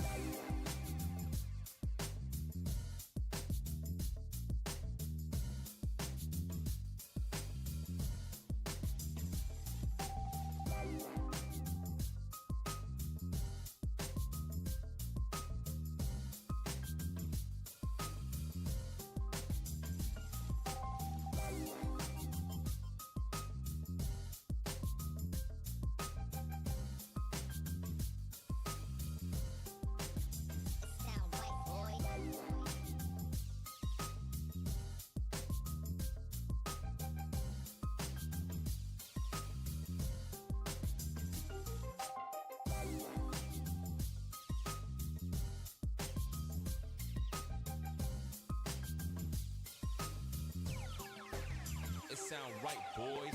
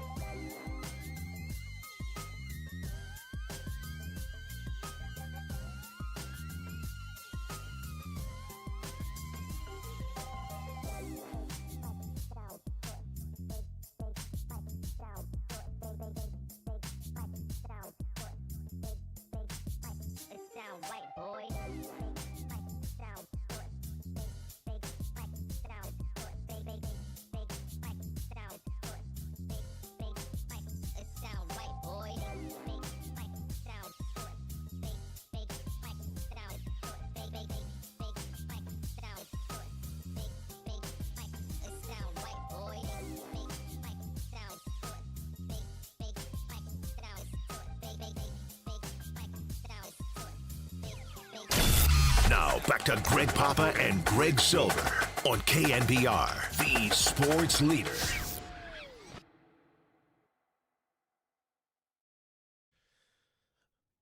Papa and Silver continues. We'll talk to Shay coming up soon. Always good to reconnect with John Shay, and we're hoping to make it another weekly thing. Whether or not it's sponsored by Surfside, it's always good to talk to Shay throughout the baseball season. And we had him on Wednesdays, which was great for a lot of those day games. I'm looking forward to being back out at the patio and seeing all of your lovely faces as we get ready for some Giants baseball to be back in our lives again. A week from Saturday, we'll have our first broadcast on the Sports Leader down at the Cactus League, and it is time to hear from the man himself. Buster Posey was on with Murph and Marcus earlier this morning, and they addressed the uncomfortable reality of the offseason. It was the lack of what someone might call a blockbuster move. A lot of signings of the contract value of the $10 to $12 million a year range. You had a lot of one-year deals. You had the 2-year deal for Adrian Hauser. Here was Buster Posey's comments on the lack of a blockbuster move for the Giants in this offseason. Look, I get it, right? I mean, from a fan's perspective, they want us to go out and sign every marquee free agent. That sounds great in theory, but that's not reality. So we're happy with the group that we have, and certainly feel like that we've got the talent on this team to go out and win a lot of ball games. That's what makes sports great, and our sport, I think, more so than any other, people love numbers and projections, but ultimately, until we step on that field and see how things play out, nobody really knows.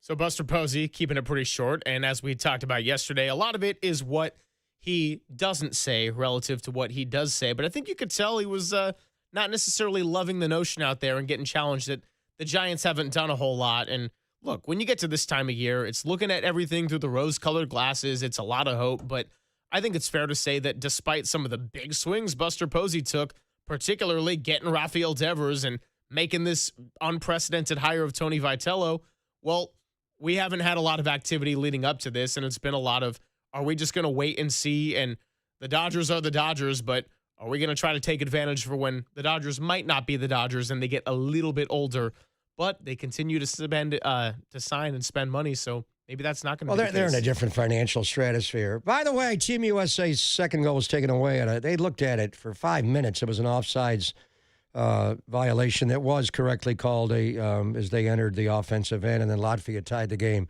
at 1. Buster Posey has represented Team USA in a World Baseball Classic, so we're locked in on Team USA in hockey. But as far as Buster, I listened to that interview this morning. He got annoyed with that question. He's going to have a little more tact than a Sabes, who's going to call out the lunatic fringe and challenge people. He's just not going to do that. But you could hear it in Buster's voice that he has disdain for it. I mean, we knew this when they made the trade last year for Devers, that they were right up against the tax threshold. And that's why, a lot like the Jimmy Butler acquisition, I'm ambivalent about Rafael Devers. He's going to have to, prove the salary that he's going to make. When you look at the highest paid salaries on the Giants, Rafael Devers this year makes $29,152,000. Willie Adames makes $26 million. Matt Chapman makes $25.1. Those are all Buster Posey signings.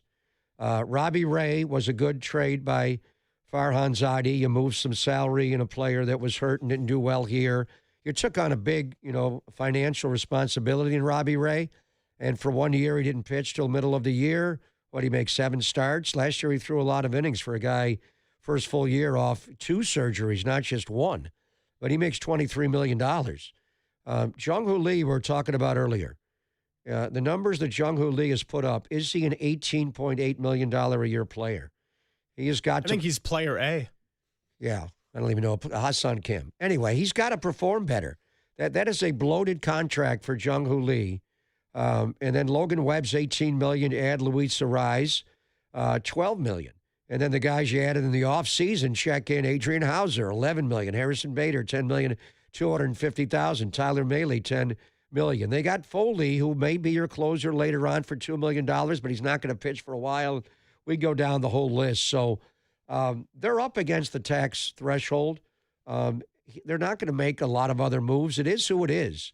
They are who they are. And now they are going to go play baseball. And we'll talk to Shay. But the quote from Buster, I think we're probably more in the listen mode as anything else. I don't know at this point how aggressive we're going to be as far as you're trying to go out and be the aggressor on some of these deals. You'll listen and try to weigh what makes sense. But we're happy with the roster that we have, and we're looking for the group to perform well. We'll see what they are. And now you go and take inventory. You bring all these guys in. You have a whole new coaching staff, and you try to come together as a baseball team and compete. And that's ultimately where they were. At times last year, they looked like they could compete, and they could make a push to be a playoff team. At other times, they looked like the most fundamentally flawed team you've ever seen. They could be the best team in baseball for 2 weeks, even longer, 2 months, and then look like the worst team that's ever played the game. Do you know the infield fly rule? Do you know how to read a fly ball in the outfield? Do you have major league outfielders at all? So it is what it is. But I think he put a lot of chips in financially by pushing to sign Chapman before Farhan was out the door, being aggressive to sign Willie Adames. Is Willie worth $26 million a year? He had 30 bombs last year. He was very streaky offensively. He's going to strike out a lot. We'll talk to Ron Washington, and I've known Wash for years and years. We'll go around the infield. How much can he improve Devers? Obviously, we'll ask about Arraez. But I think Adames can be improved as well. Adames makes spectacular plays, but that's not how always you judge a shortstop in winning baseball. Brandon Crawford made spectacular plays. He also made all the routine plays. You can't kick balls, and how's that going to work? I think Chapman could even get better defensively at third base. He plays so deep defensively. Never seen a guy like him. We'll see what Walsh thinks of him. And then is Devers going to be more than just a guy who swings the bat and strikes out a lot and strikes back, hits 30 homers? Where is he defensively? But they spent their money. The owner kind of said that, and they were not going to give long-term contracts to pitchers. That's just the owner said, we're not doing that. It's unwise. But really what he looked at was, we're already paying Devers $29 a year, Adames $26, Chapman $25, Ray $23, Jung-Hoo $18.8, Logan Webb $18. It is what it is. We're not the Dodgers. We don't generate their kind of money. We're not even the Giants that we used to be. We're up against Steph Curry and that machine, down the road a little bit, a mile away. So it's all different. USA scored. They're up 2-1. Is the goal going to stand? We'll see. But we'll find out from Shay. But the one thing you could hear from Buster, he is diplomatic in his answers, doesn't always say a lot. But I think that one question was the one that did annoy him the most this morning. Let's hear from Buster part 2, because this is pitchers and catchers reporting this week. And if they're not going to be in buy mode and just strictly in listen mode, well, then it's time to embrace competitions. It's time to look at what you do have. Here is Buster Posey on the bullpen and the competitions that will commence coming up. And again, nobody really knows. I'm not going to sit here and say, going into this season that you could say the Giants are going to have a top 5 bullpen in the game. But also on the flip side of it, I think it's completely realistic too. Just again, like I said, because of some of the unknowns and volatility of that position on a roster. So I think competition's good. I think competition brings out the best in people. And would we love to have a Romo and Casilla and Lopez and Asphalt quartet? Hopefully I'm not leaving somebody out there that I shouldn't be. Yes, of course, every team would. But again, part of sports is the fun of it to me is watching people blossom into great players. Yeah, so again, competition is good. And when we looked at the 5th starter competition last year, it was Landon Roop, Hayden Birdsong, and Kyle Harrison, and they all ended up getting their shot to pitch at different times in different roles. And Landon Roop was the guy that earned the 5th starter spot. And to his credit, it was probably the right decision. He had a really solid year all around, didn't finish it because he took that ball to the knee, which was very scary. And now you're kind of relying on him to be that third guy behind Webb and Ray and really take that next step and continue to evolve. But competition alone doesn't mean that everyone is just going to automatically be great. And I think that everyone needs to go and claim a different role when you look at this bullpen. We think Ryan Walker is going to be the closer. What if he's disastrous out there and it's like the end of 2025? I don't think he's going to end up claiming that spot at all. What are you going to do with the setup man? You don't have Tyler Rogers. You don't have Randy Rodriguez. You don't have a lot of the pieces in place that you were used to in some of the past camps. So I'm not saying that you don't have the arms, and you are going to get guys back like an Eric Miller who missed the last couple of months of the season last year. But by and large, this bullpen needs a lot of definition before you can even start talking about the competition of certain roles in it. Team USA had a second goal taken away. What was that, a foot in the crease or a goalie obstruction there? Damn. Latvia has challenged twice and taken goals away, which also leads to the ABS system in baseball. So one thing I think is clear, just listening to Tony Vitello, bringing in a guy like Frank Anderson who's been around the game as long, not as long as Walsh, but, certainly longer than anybody else on the staff, and just all the different roles he's had, and bringing Brett Anderson's dad, and then Justin Message. You've got a different set of eyes on all these arms. So you've got clear guys that are starters on this team. Logan Webb, you're not going to make Logan Webb your closer. He's going to be, by and large, your opening day starter against Max Fried and the New York Yankees if he gets out of the WBC healthy. Robbie Ray and, all the way down the line with Landon Roop. I think the other two guys could move. You don't know. And then Birdsong could go back and forth. But they're just going to evaluate arms and see. What you do early in spring is try to build them up as quickly as you can. So if you do want them to be starters, they can be starters to open the year. If you limit guys and you don't get enough innings and enough pitches and guys, they're not going to be able to be starters to open the year. So I'd like to see him stretch Birdsong out where he could be, if not a starter, a multiple inning guy, and he could throw, maybe 60 pitches early in the year and give you 3 innings and get through a lineup a couple of times. But you're going from a college mentality with Tony Vitello and Frank Anderson. Justin Message has been in the big leagues before. They're going to look at this entirely different. We're going to have fresh ideas. We're going to have a fresh approach. And we're going to have fresh eyes on all these guys. So as far as the roles in the bullpen, no idea. No idea. And he was talking about, the bullpens that he pitched for. The rules were different then. You didn't have, the minimum, 3-batter minimum rule. It's changed baseball. And Mike Krukow was talking about, and it's a good point, how, lefties have to be groomed now to get righties out. Javi Lopez could get righties out, but he really wasn't asked to a lot. He came in to face Chase Utley and Ryan Howard and get them out, and then boom, he's out of the game.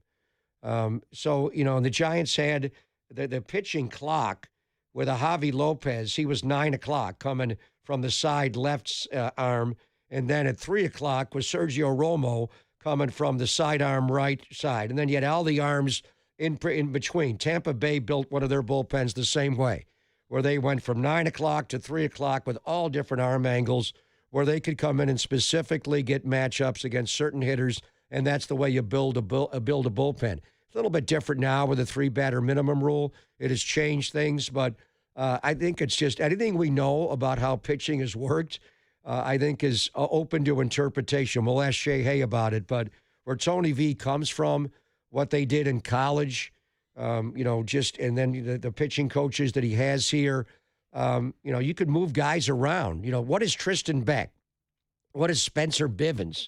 There's guys that could start, and there are guys that could be bullpen arms. I think even with Hauser and Maley, they could go back and forth. Eric Miller, you're probably going to have a short role, out of the bullpen. Peguer as well.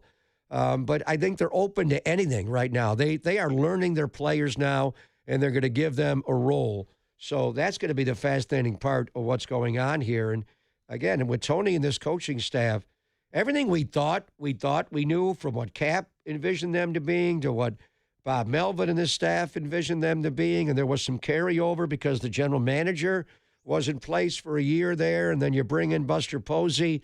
It's all blown up now. This is Buster's manager.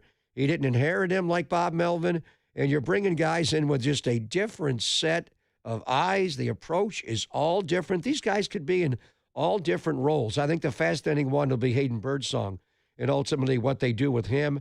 I'd love to see him go back into the starting rotation, but he's also good in that short relief role as well. But, get the guy stretched out a little bit. But we'll find out from Shay Hay on what he's seeing from Tony V's spring training. It's not even open yet fully. It's just pitchers and catchers. But really where we're going to learn a lot is I can't wait to catch up with Walsh. And we got to find out what his health is. He had some real concerns last year, right around the time I was going through it. We concerned about him. I didn't know if he could travel a full schedule, but they are saying he's going to travel. He's going to be with the Giants running the infield, both home games and away games. So we got to make sure Walsh is healthy to start with. And he's going to be enjoying that warm weather right now as he is taking everybody to school. Now, not everyone is officially reported, but Arraez is down there. Casey Schmidt's been down there. Matt Chapman, I believe, or Bryce Eldridge certainly is down there. And Bryce Eldridge, by the way, he said it took one day to look at Tony Vitello, engage with him, and say, wow, okay, this is my guy. That was written by John Shay in the SF Standard, and we will talk to him next on the Sports Leader.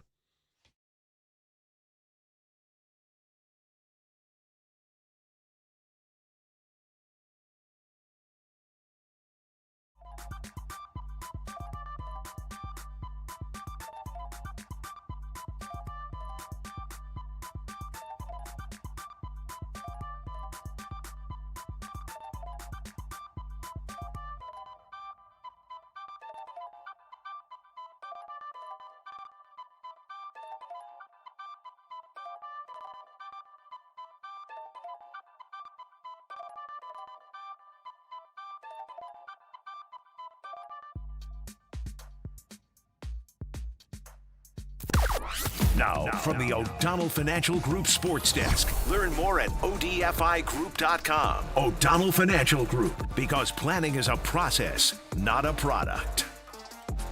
Giants president of baseball operations Buster Posey, he joined Murph and Marcus this morning to preview the Tony V era of Giants baseball. You can catch that podcast and more on the Sports Leader app and thesportsleader.com.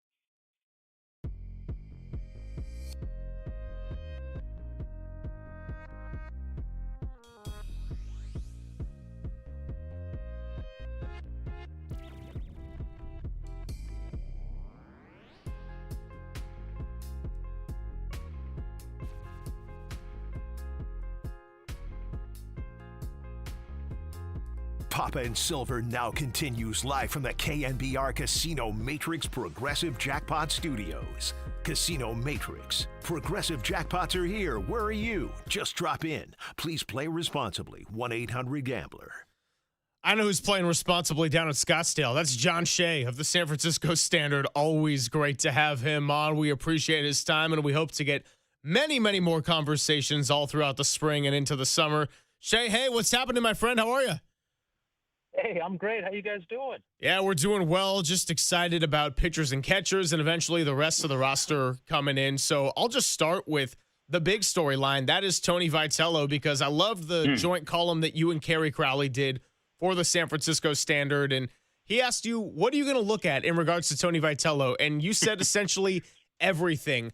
I know the whole roster isn't down there yet, but how is it with Tony V running the operation so far?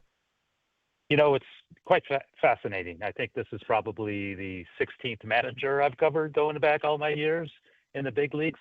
And obviously he's different from all of them because he walked off a college campus right onto a major league field and is in charge under Buster Posey of trying to turn this 500 team into something special that would go play in the playoffs. So it's, I mean, maybe you can compare it to Gabe Kapler, but Kapler played the game. He managed the game in Philly. This guy did neither. Has no association with pro ball at all, except for the fact that, you know, Buster and a lot of his scouts probably talked to him many times over the years because the University of Tennessee is a phenomenal program. So they happen to draft guys out of there. They trade for guys out of there. If you coming from Tennessee, you probably know how to play ball a little bit. Giants have quite a few of them in camp, and they were impressed with him. And I think the energy and passion, which maybe managers back in the day weren't required to have. I mean, you know, Bochy wasn't over the top energetic. He got the word across when he talked. People listened. Bob Melvin the same, but this guy comes from a different background, and it's all energy. He admitted in his first day with the media that he likes to ramble, and of course he did, because the little press session went about a half an hour. It did for day 2 yesterday. Today, I think maybe we're running dry on questions or whatever, but it only lasted 11 minutes. Either way, it's going to be fascinating, but so far, so good. Shay, hey! You're in Hey, mid-season. what is up? Speaking of rambling, USA had 3 goals disallowed when you were talking, and it went off the post. Good to hear your voice, my friend. So let's get specific. Oh, likewise. Let's get specific. I know it's pitchers and catchers, but Walsh is doing his thing. The guys are hitting in the cage. Just as you're watching a Tony Vitello with the college, you know, influence from a guy like Frank Anderson and just all the different principles, just as far as the baseball fundamentals and how they're preparing to play the game, is it decidedly different than any other spring training? And it's early. We'll see more when they all report and go to work. But is it that much different, or is it just baseball's baseball? You know what? I did see a drill today I'd never seen before, and they brought 4 catchers onto the main field while the pitchers were on a backfield and other guys were hitting on another backfield. And it was Patrick Bailey and 3 guys competing for the backup role, including Daniel Susak. And they didn't have 4 guys behind the plate throwing to different bags. They had 1 guy behind the plate, another catcher in full gear with his mask on at third, another catcher with his full gear and mask on at second, and the same at first. So it's like they're almost learning how infielders receive their throws. And I just never seen it before. I guess it's relevant because you kind of want to know where these guys like the throws. And obviously, you know, just right where the foot is or the hand is for the runner. But it was, I couldn't take my eye off it. I said, now that's something I've never seen before. So whether that is something new or I just missed it over the years, it's certainly new to me. And it gave everybody reps because the catcher threw to third to a catcher, threw to second to a catcher, threw to first to a catcher. And it was funny. I'd never seen a catcher with his mask and all the gear on at second base taking a throw from another catcher with gear and a mask on. So I just think maybe it's a little bit more creative. Maybe it's new. Maybe they did it at Tennessee. I don't know. But for the most part, I think it's pitchers getting their work, hitters getting their work. And it was just so beautiful to see Ron Washington on a backfield yesterday, orange jersey, Giants cap. Everyone in the Bay Area loved him from the Oakland days. And then he went around the horn and came back to the Bay, and good for him. He won't coach first. He won't coach third, but he will be in the dugout all the time, along with another former major league manager, Chase Tingler, so that in real time, this new manager can hear one guy to his left, one guy to his right, what to do in case he doesn't know. So that's extremely important.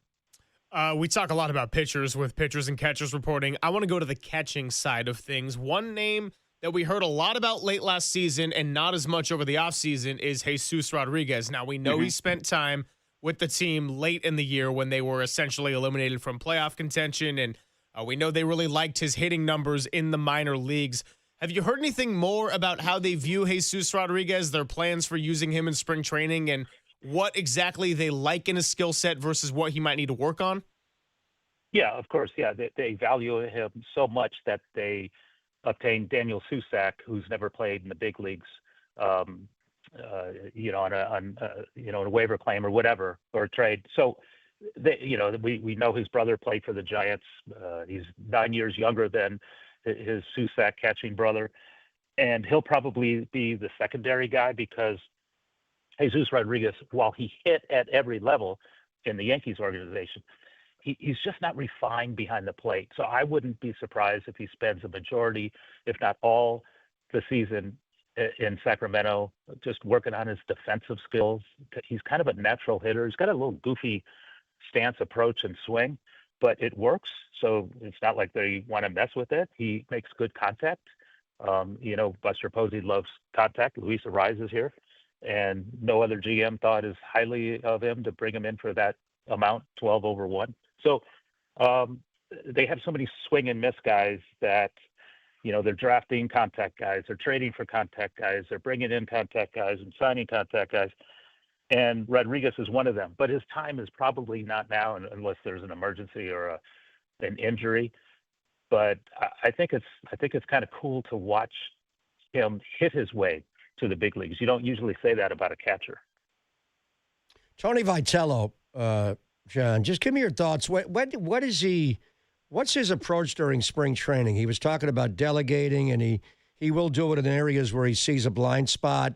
And there's some areas where he's active. Is he spending most of the time with the pitchers and the catchers? Does he get involved with Walsh and the infield drills? Is he watching? Just what is he doing when these workouts go on? Well, he's not exactly hands-on so far, at least. I mean, obviously he's a big talker. Anyone who saw him at FanFest, he talked a big ball game, and any media access, he was on your station, he talks a big game. And, that's all fine and well. And like I said, the morning media sessions were very lengthy. But once I saw him get on the field, he took his black hoodie off and he's wearing his bright orange jersey. And by the way, everybody's wearing bright orange this spring. That's the new thing for this team for spring training. It's orange. That's the home uni. He listened and watched. He had his clipboard with that day's schedule, and he kind of roamed the facilities. He watched the pitching coaches work with the pitchers. Then he went to the cage and watched the hitting coaches work with the hitters. And then, he hung out with Walsh a bit while Walsh was working with Adames and Chapman and even Luis Arraez on his first day. And also Bryce Eldridge did a lot of work with Ron Washington right away. So I think he's kind of getting a feel for it. He's not coming in as a know-it-all and this is the way we did it in college, so this is the way we're going to do it here. I think he gets it. And it's an adjustment that is not going to happen overnight. It's going to happen over time.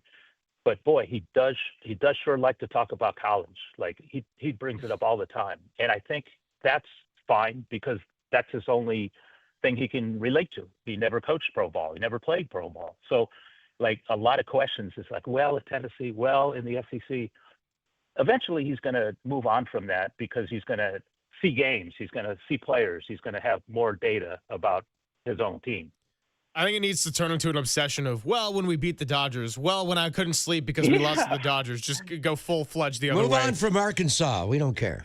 We're not going to judge Shay You're here right. on the Yuma guest line. All right, I got actually 2 questions related to this matter, but I'll start with the very cool fact that you were invited to chronicle the Jeff Kent orientation tour at the Baseball Hall of Fame. Tell us about that experience. That was one of the coolest things I've ever done in the many years I've covered baseball. I was kind of, I spoke with the Hall of Fame, and, I know Jeff Kent. Not many people around, especially the Bay Area, go back that far to Jeff Kent, which wasn't that long ago. It was only through 2002. But here I am at the Hall of Fame. I'm invited to participate in his orientation tour and chronicle it for the San Francisco Standard. So I wrote a big story, and it was basically me and Jeff and his wife Dana and some Hall of Fame officials and their social media team having our way in Cooperstown. We went on a 3-hour tour. We saw movies. We saw Willie's plaque and all this wonderful history. Ted Williams, Babe Ruth, and it was Jeff Kent like I had never seen him. If you read the article, you'll see quotes in there that you would never imagine Jeff Kent talking about when he's learning about the Japanese and the Negro leagues, the Japanese leagues and the Negro leagues, and baseball in the Caribbean and all this stuff. Just all of a sudden he says, baseball brings the world together. He's very philosophical. It's all about philosophy, and you know what? He, as a player, never knew anything about baseball history. I remember one time we went to his locker and said, "Hey Jeff, you just broke this record by Rogers Hornsby," and he said, "Well, I don't know about either of them." It's like that. That was his. That's how much he knew about Rogers Hornsby. So here he is. Fast forward, he's voted into the Hall of Fame. He's going on his orientation tour, and he stops at the Rogers Hornsby plaque. He stops at the Rogers Hornsby exhibit and reads everything. And at one time, he came across Joe Morgan's Tiny Glove, the second baseman from the Big Red Machine, and he said, "Man, I wish I knew him. I wish I got to know that guy. He was one of the best, if not the best, who ever played." And he said, by the time he got to the bigs, he wanted to be as good as or better than Ryne Sandberg. That was his the guy that he could relate to because they played together. Kent a little younger, but. Anyway, it was really cool to be there in the winter because I'd only been in it in the summer when it's smoking hot, and this time I'm walking through snow and I'm looking at the scenery in upstate New York. It was just gorgeous and a blast, and one of my favorite assignments ever. There's nothing like Cooperstown, New York, any time of the year, even in the chill of winter. It echoes to baseball in the springtime, and your piece is just fabulous. And Jeff Kent he's changed a lot. There's no doubt. He was a red ass when he was here and moved on, and now he's softened a little bit when he got the news that he is going to be enshrined in baseball's Hall of Fame. And the main reason he wasn't was his defense, which I think was exaggerated. It was hyperbole. He got the job done, and he hit more home runs than anybody at the position in the history of baseball at second base, which leads to what are your personal thoughts about Luis Arraez? People call his signing polarizing. To me, he's a one-tool player, but the one tool is the hit tool. There is no one like him in baseball. He's won 3 batting championships in a row, and he's led the league in hits a couple of years, including last year when he got run over at first base by Mauricio Dubon, had to be stretchered off the field with a concussion. His vision was impaired, and he still hit .292. So we know he can hit. What is that element in our generation in baseball, John? And Willie Mays won one, a triple crown. You lead the league in home runs, yes, but you also lead the league in batting average and in RBIs. And in Luis Arraez, you have a guy who leads the league in batting average. In Jeff Kent, you had a guy who would lead the league, or certainly his position, in RBIs. Those spots move the scoreboard. They put runs on the board. What are your thoughts on Arraez as a baseball player? We'll just start with offensively. Then I want to get into what Walsh can do with him defensively. But how much does a guy like Arraez help you score runs? Well, for a guy who went to school with Tony Gwynn, who covered him on the basketball court and the baseball diamond and tracked his career all the way up, and I still call him my favorite player that I ever covered for so many reasons. What did he do? He hit the ball. He didn't strike out. It didn't matter if the big three from Atlanta came in. He made contact all the time. And Luis Arraez is no Tony Gwynn, but he does have 3 batting titles. And if you look at Luis Arraez's numbers for the years he's played versus Tony's numbers in the years he's played comparable to Arraez's, it's not that different. But if this were 20 years ago, he'd be getting 3 years and $60 million. But now he's getting 1 and 12 because front offices just don't give a darn about batting average. But guess what? Buster Posey does. Why? Because he looks back at 10, 12, and 14. And what did Bochy say every day? We got to keep the line moving by making contact. You know, whether it's 100 pence, one swing, hit the bat 3 times, ground ball to shortstop that turns into a double, or all these other funky things that you can do when you make contact versus a swing and miss. I just think it's incredible. I love the signing. I was thrilled personally. We don't root for players. We root for angles. We root for stories. And I'm going to be pumped to watch this guy every day. Now, I think I tweeted something to that effect, and my friends down in San Diego said, just watch, you know, because it's not like his defense is spectacular, like you said. He doesn't hit home runs, though he has a little power. But in my world, while his WAR is at 8, it might be 1.5. It's a meaningful part of a balanced lineup. You can't have everybody like Devers and Adames swing and miss all the time. They both set personal records in strikeouts last year. You just can't have that. We watched games last year where they struck out 14, 15 times, and it's like, you're not giving yourself a chance. This guy puts the ball in play. Logan Webb loves him because he hates facing him. If you look at it, that batting average is like 750 against Logan Webb. So Webb can now face the Padres and not have to face this guy. But you could probably tell that I like the signing, and a wonderful interview, by the way. He's probably the only guy I've spoken with this spring who said, hey, anytime you need me, you just come to me. If you need anything else, just come to me. I said, wow, that's a pretty good reputation. And he made it clear he wants to play second base. So, yes. You know, the Eldridge part of it, put that to the side. This guy needs to open the year at second base. You can't lie to him. Mm-hmm. We'll see. Maybe they move him off.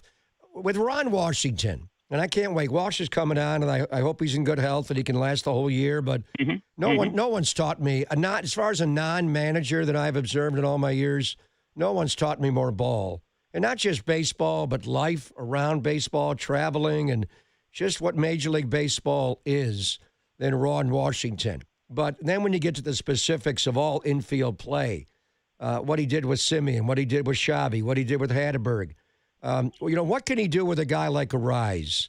What can he do with a guy like Devers, Adames? He can even help Matt Chapman get better. Yes. What does Ron Washington mean to this team? And how did Tony Vitello hire this guy? What's the connection with Tony V, who's never spent a day in professional baseball, with Walsh, who's been in professional baseball for 50 damn years? He doesn't know all the coaches, but he does know this guy. And who doesn't know Ron Washington and his reputation? I mean, Eric Chavez had 6 gold gloves on Walsh's watch and gave him one of his gold gloves. That's how much he respected him. As Marcus Simeon, you know, as another guy who went from 35 errors to gold glove consideration because of Ron Washington and the reps and the constant work. And I've never, there's not a coach here where every interview I go to, you ask about Ron Washington and they just light up. Even Chapman, who's got all the gold gloves he'll need. Adames, who started slowly defensively, but was very good in the second half defensively last year. He's looking forward to. I mean, if veterans say, hey, I can't wait to work with this guy, that wears down to the Bryce Eldridges, who definitely need his help maybe more than anybody. And same with Devers, like you said. But you're right. He is going to right now travel the whole season. He's going to be in the dugout all the time. But to answer the question, Vitello wanted him because he wanted a manager next to him during the games to feed off him, because he doesn't always know. I mean, there's just things that happen in Major League Baseball that might not happen in college baseball. Number one, it's a daily grind. You wake up tomorrow and you do it all over again. And it's not about, hey, let's save this pitcher for Friday and this pitcher for another day. But I think that's the main thing, just his presence and his expertise and his experience and the fact that he's one heck of a dude. John, as we finish up here, and we're really grateful for your time, we've gotten into how Ron Washington can provide a lot of value for the defensive infield. And we're going to talk to Wash coming up in a bit. But you also mentioned with Jeff Kent that he's going to be one of the guest instructors here at spring training. What do you think Luis Arraez, Casey Schmidt, Christian Koss can learn from Jeff Kent, someone who wasn't necessarily known for his defense but found ways to be a pretty effective player? You know what? Tyler Fitzgerald learned how to play, or tried to learn how to play second base last year. Yep. And he benefited from Marco Scudero being in for a week and Joe Panik being in for a week. Under Farhan Zaidi, that never would have happened. He didn't want the former guy's influence on what he was trying to do, which kind of sounds ridiculous. But with Posey, hey, the more the merrier. He's got, another 12 guys coming out. Yusmeiro Petit is here. Panik and Blanco are next, and Chili Davis, and then Kent. And I mean, looking at this, Affelt and Belt and Scudero and Aurelia and Romo and Hackman and Sandoval and Pence and Will Clark and Kane and Vogelsong. Those guys are going to all show up for several days. And why Farhan never wanted to do that is just beyond me. So Fitzgerald had a week with Scudero. Fitzgerald had a week with Joe Panik. And Panik told me that when he was a young player trying to make that transition from shortstop to second base himself, he said Jeff Kent taught him something about playing second base. Like if you're, and Kent is a little taller than Panik. Panik's a little shorter. And Kent told him, he said, hey, if you see a high throw from third base, step up on that bag because you're, 2-3 inches taller. Yeah. As opposed to, when you're turning a double play, don't be in front of it or behind it. Be on top of it to get the high throw. And Panik said, man, I never thought of that. So Panik is teaching this to Fitzgerald, who's tall like Kent. And it's just the whole baseball tradition, baseball storytelling, baseball, life is passing hints like this down.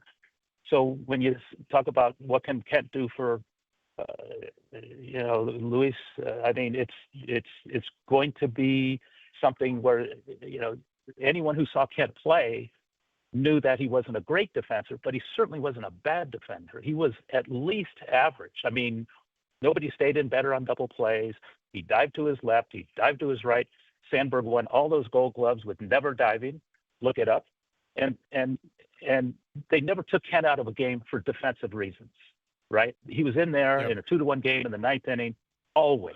So don't give me the stuff, whoever says or builds a reputation, but maybe the Mets beat writers said, oh, he can't field, and that lived with him. But eventually it didn't hurt him. He's going to the Hall of Fame. But I think his presence and all these guys' presence, it can't hurt, because they're going to pass down messages that were passed to them in a previous generation. And that's what's so cool about all of this. John, you're the best, man. We appreciate your time, and we took a lot of it, so we'll let you get to it. Continue reading you in the SF Standard, and we'll talk to you a lot more coming up in the coming weeks. Looking forward to it. Thanks, guys. Shay, hey! There he is, John Shay of the San Francisco Standard. All right, quick break, quick segment, and then the man himself, Ron Washington, joins us at 1:30 on The Sports Leader.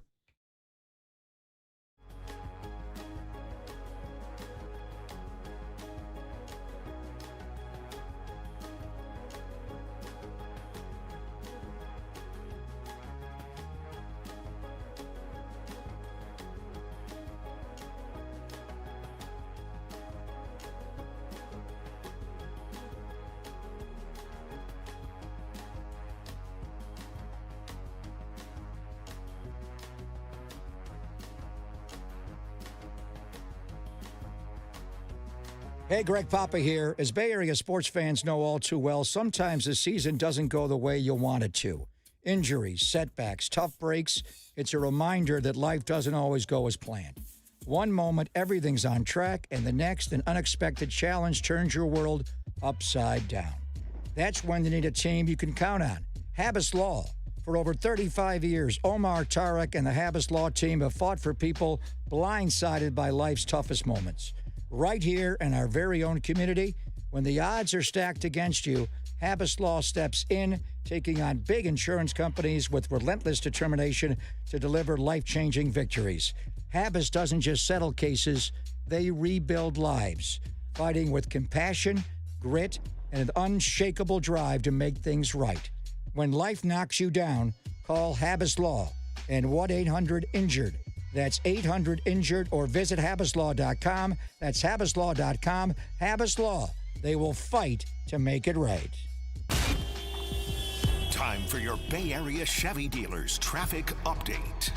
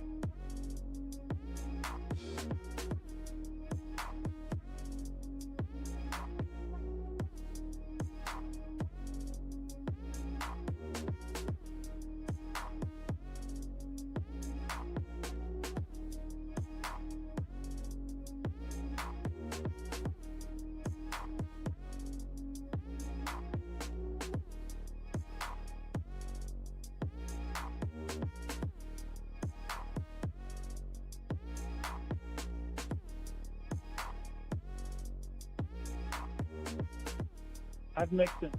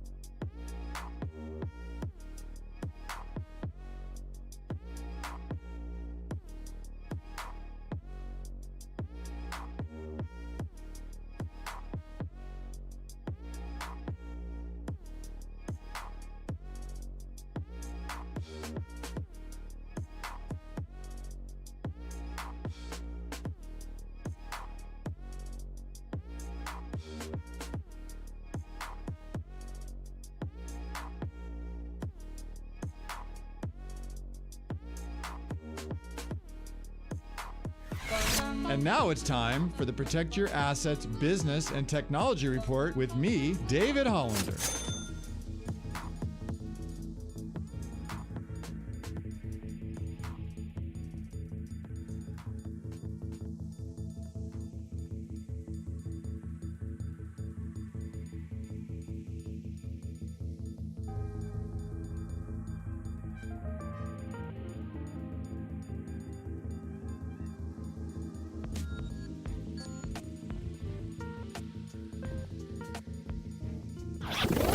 This has been the Protect Your Assets Business and Technology Report with me, David Hollander. While the economy is unpredictable, your retirement income doesn't have to be. A solid plan is the key to success and peace of mind. Let's talk about it. Join me this Saturday from 8 to 9 a.m. for my show, Protect Your Assets, or call 1-866-PROTECT.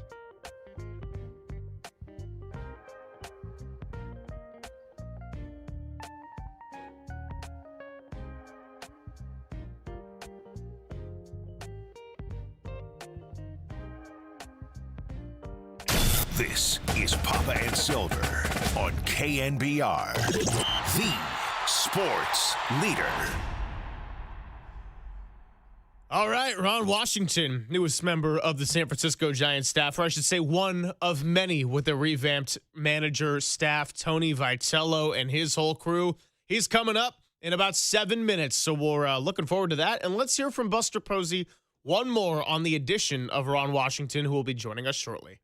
I've never had a chance to really talk to him, and man, he's one of the treasures in the game, just because a wealth of knowledge, still just so tremendously passionate about baseball in general, but specifically he's so confident in his work and preparation as far as getting infielders ready. And man, that's for where we are. I mean, I was talking to Matt Chapman a couple of days ago, and he was telling me a story about his first year with A's and how Walsh had him out there 6:30 every morning, and they'd go through their routine and their drills. And, you know, Chappie, even at this point in his career, he's like, I know he's going to make me better even now. He's going to demand certain things out of me that maybe have slipped through the cracks. And so, like, when you have a veteran that has that type of respect for a coach, it's impossible for everybody else not to just fall in line. And Matt Chapman, obviously one of those tone setters here for the Giants and their staff. But what I'm looking forward to so much about this is Posey talks about not really knowing Walsh a lot in terms of the conversations they've had. He knows him from being the catcher in the 2010 World Series, looking across at Ron Washington's Rangers. We also had Tony La Russa on. I asked him about, hey, you know him very well from a manager standpoint of having gone face-to-face in the 2011 World Series. Now I'm looking forward to getting a chance to pick this guy's brain because I know you have, and he's a friend. I've never had the chance to talk to him, and I want to learn all about it. First time I met Ron Washington, and there was a changing in the guard. Tony La Russa and that staff had left, and he had Dave McKay at first base, Renee Latchman at third base, and it was just different. And then Art Howe comes in, and it's Walsh. Walsh started at first base, and then ultimately became one of the best third base coaches in baseball. It was just Ron Wotus and Flan taught me a lot about the game, but I wasn't out there every single night like I was doing A's games. And I did the A's games from 90 to 2003. Walsh joined the team in 96 and lasted through 06. And it was the Billy Beane era, and he was just so decidedly different than Billy, where everybody bought into the Moneyball theme. You know, Walsh just spoke the language of ball and all about ball. And it was just a different vibe with him. And yes, the fungos and the drills to train the infielders, but it was more than that. It was just, you know, he was a Dodger in 1977 on those great teams that battled the Yankees, and his own career, his own outlook on the game. And you know what? He told you the truth, even when you didn't want to hear the truth. And I'm sure he told Billy Beane, and Moneyball captured some of it, the truth about, you know, how baseball is played. He was not an analytics guy. He was a gut guy. He was a feel, smell. He was baseball. And then obviously the heartbreak in the way 2010 went, and all the managerial matchups with Tony in the World Series after that. But I can't wait to talk to him. I hope he's in good health. We worry about Walsh. Walsh ran hard. He got it there early in the morning, but he also closed them all down at night. He's battled some hard issues, but he's in good shape. I know he's lost weight, and he's going to be invaluable to this team. And not just the infield defense, just baseball. The guy knows the game inside and all out, all elements of the game, and we're all going to get educated to the baseball game of Wash. It is different than any baseball vibe we felt before. Can't wait. Ron Washington, infield coach of the San Francisco Giants, has been getting to work early and getting to work frequently. We will talk to him next on The Sports Leader.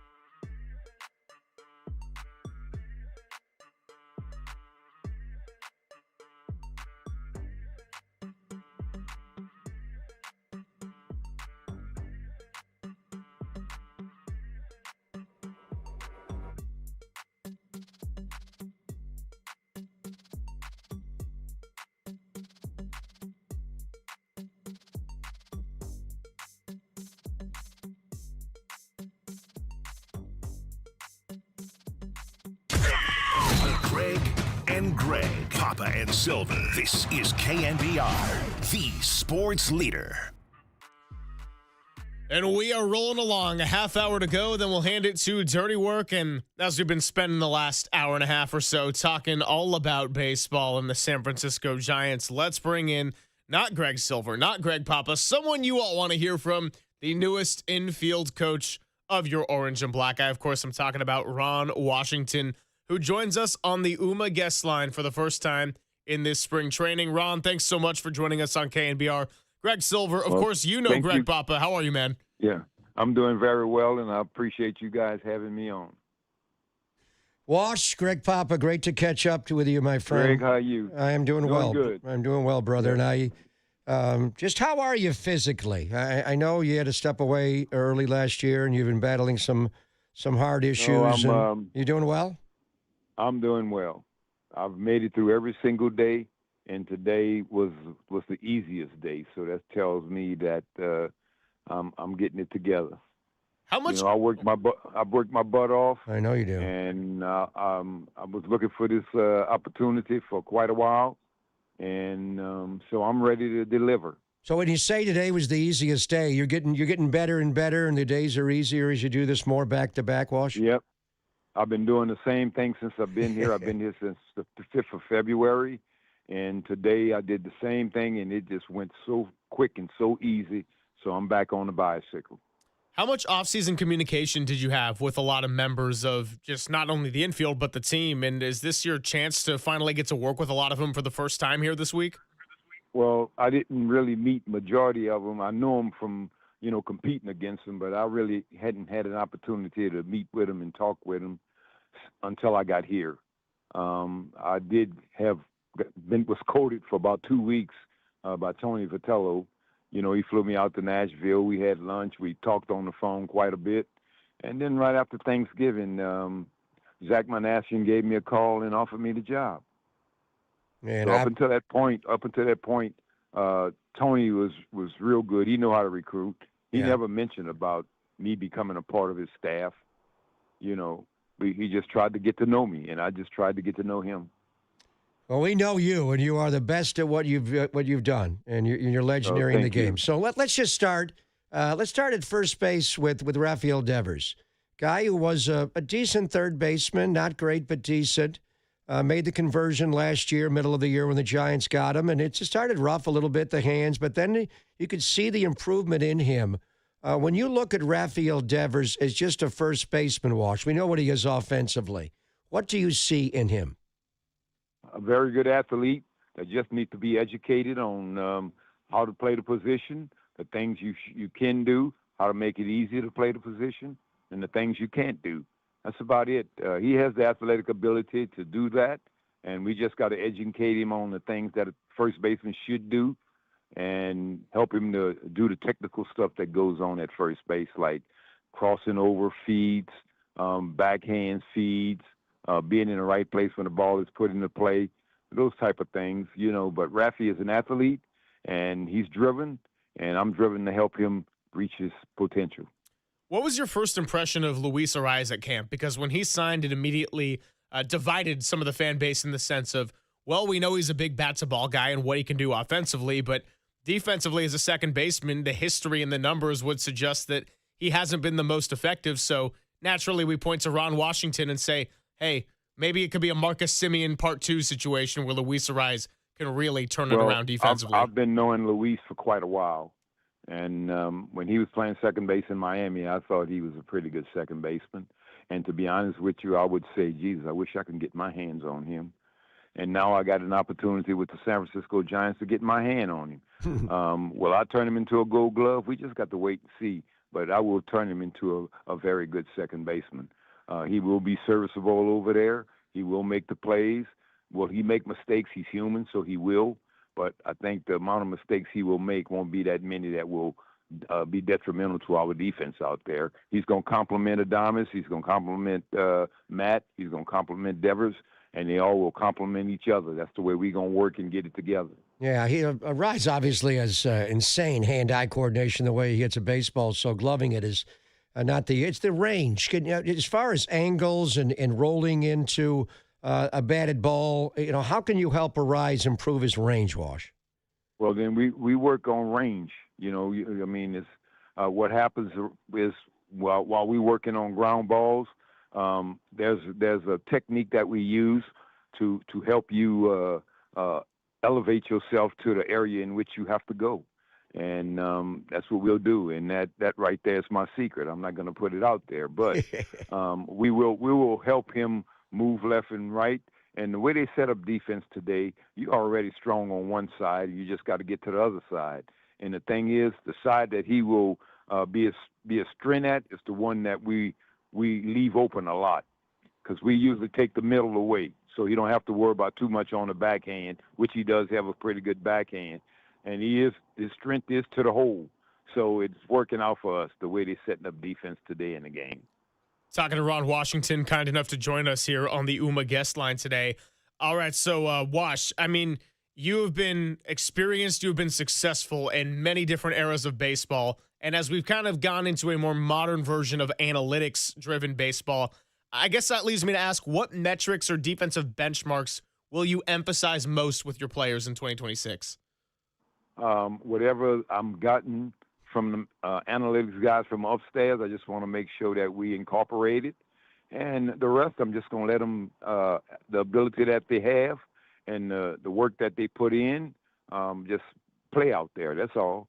The thing about analytics and guys like me is communication. That's all. They've got a job to do, and I got a job to do. And I'll listen to what their job is, and they come down and listen to what my job is, and we combine the two, and we never have a problem. Let's move over to the left side of the infield a little bit, and Willie Adames, who, the air totals were a little high his final year in Milwaukee, and when he got to be a Giant, Wash, he made some errors to start, but then he made some plays that were just spectacular, like, wow, that's Brandon Crawford type stuff. And then, balls, more routine plays he didn't make as well. You're going to help all infielders play and all baseball players improve as players. whether they're young or old alike. And even though Willie Adames and Matt Chapman on the left side have reached, a level of acclaim and financial success, how can you help them? Start with Willie Adames. How can you help him defensively even get better? Make sure that he gets the proper work and he gets it on a daily basis, not now and then, not when he feel like it. It becomes a routine every day. And that's what we're going to do. We're going to grind every day. You're going to take infield every single day, Wash? No, infield into game today, people are not taking it. What we'll do is we'll come out early, and, where the fans won't be there when we take it. But you're right, we will take infield every day. I wouldn't call it infield, but it is infield. And we'll take it before we start BP and everything like that. And that way, once we start BP, we won't have to have anybody on the skins trying to take ground balls because they would already have gotten their ground balls before BP started. We would already do everything that we're supposed to do when we do take ground balls, and it's done and out the way. That's the way it's being incorporated today in the game. Back in my day, we had to go out there after the opposing team took BP and take an infield just to let the fans see the players. But that's not in the game today. You got to flow with it. My apologies, Coach. We've been so familiar. We have spoken a lot about Casey Schmidt because of how much he has moved around, and obviously a very talented young offensive player with the bat. How much have you familiarized yourself with him so far in the sense that, third base is his best and most natural position? Obviously, you got Chapman there, and then we've seen him play short. We've seen him play even a little bit of first base last year, and until Luis Arraez signed, we figured he was probably going to be playing a lot of second base, so he's kind of moved all over the infield. And that's exactly what he's doing right now. He and I has been hooked by the hip. He worked at third. Today he worked out at short. He looked like a shortstop. And then we did some extra work after everything was over at second base. He looked like a second baseman. And that would be his role. We're going to make sure that he's acclimated at everyone. And when it's time for him to play, whomever is not out there, we won't miss him. I can hear it in your voice, my friend. You are energized by getting a whole new set of baseball players, some you know and some you don't know, to apply your craft with, and it's energized you, and it's so great to have you on this side of the bay. It's been a long time since I had a group that was already more or less developed. I've always had to develop the group into the group that they became. Right. Now I got a group of guys that have track records, and all I got to do is make sure I keep them on top of their game, tweak a little bit here, tweak a little bit there. Maybe this play can be made a little better this way. Maybe that play can be made a little better this way. We're going to stay engaged with each other. I'm not going to be the all, but the way I deal is I make them a part of anything I decide to do.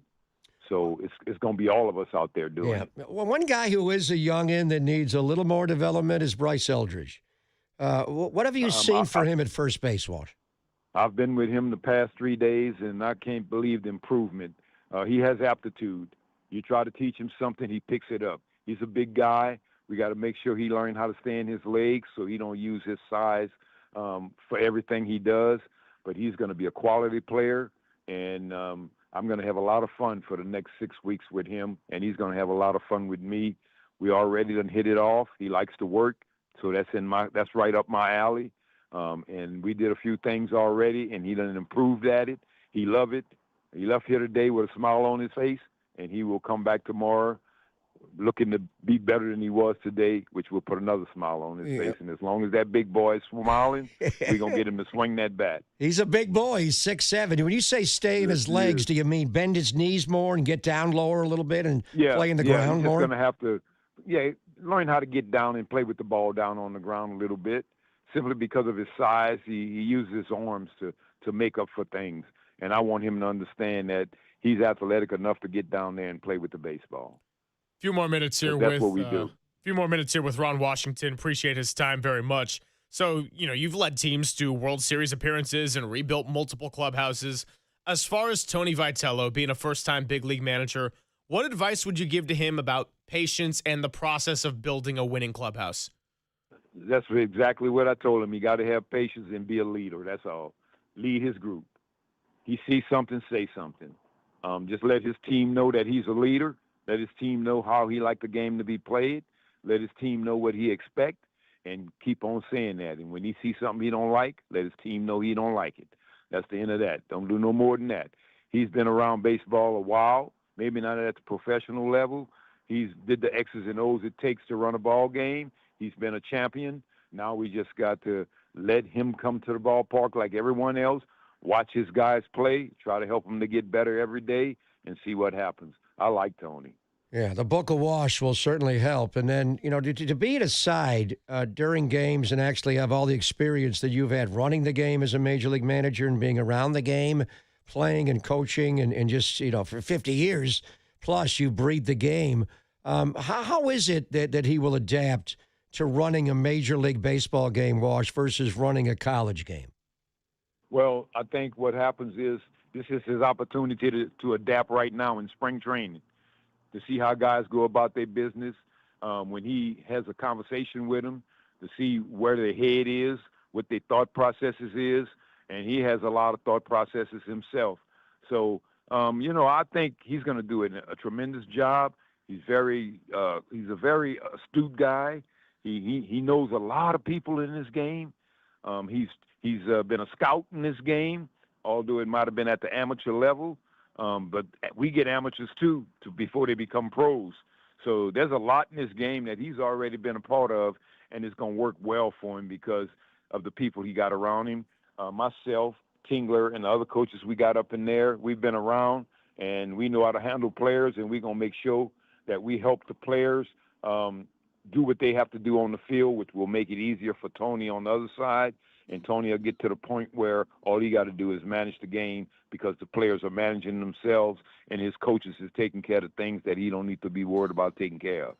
So for someone like yourself or for Jay Stingler, who's been a major league manager before, is your philosophy as far as this camp in the early stages of the season, your philosophy as far as mentorship, I should say, to let Tony come to you for questions and advice, or are you going to try to be proactive about giving him little tips here and there as he learns along the way? No, I'm going to let Tony come to me.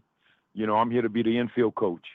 I'm going to let Tony come to me. Yeah, I'm going to always be available to answer the questions that he might have a question about. But I'm not putting the way I like things done on Tony, and I'm giving my thoughts as he asks for my thoughts. I'm not volunteering my thoughts like that. This is his team. I'm his coach, and all I want to do is find out what he wants done, and I'm going to go ahead on and get it done. Yeah, we know you, but we're learning his entire coaching staff in every position. The one name that does intrigue me is Frank Anderson, because he's been in the game at a different level of the game than you've been, but almost as damn long as you. He's been around on the earth a little bit. He's got a different perspective. We know about Justin Message a little bit as being a big league pitching coach. What's been your interaction with Frank Anderson, Walsh, so far on the staff? Frank and I get along well. We think alike. Frank used to be an infield coach when he was in college. He's a jack of all trades. He's done a lot. He's not only been a pitching coach, but he's been an infield coach. So he's always asking me questions about infield. Our lockers is right next to each other. I like Frank. He talks a lot, too. He has an idea about things, and I like that. Different ideas. You hear him, you begin to understand, well, maybe this guy do have some experience about something. And you listen to Tony talk, you think that Tony been in the big leagues for a while, the way he talk and the way he, get along with his coaching staff and the way he communicates. My last one for you, Wash. What excites you most about the opportunity to open the season at home, which the Giants don't often do, by the way, against the New York Yankees? Well, I can tell you what, the fans in San Francisco are the best in the world, and I'm not saying that because I'm finally here. I've never been in that ballpark where it hasn't been to the rafters. Never. Every time you go there, it's to the rafters. So them people love their San Francisco Giants.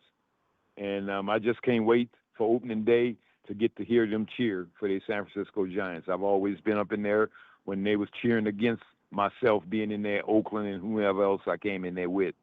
But it's going to be certainly nice to be there to hear them cheer for us finally, because they are some great fans.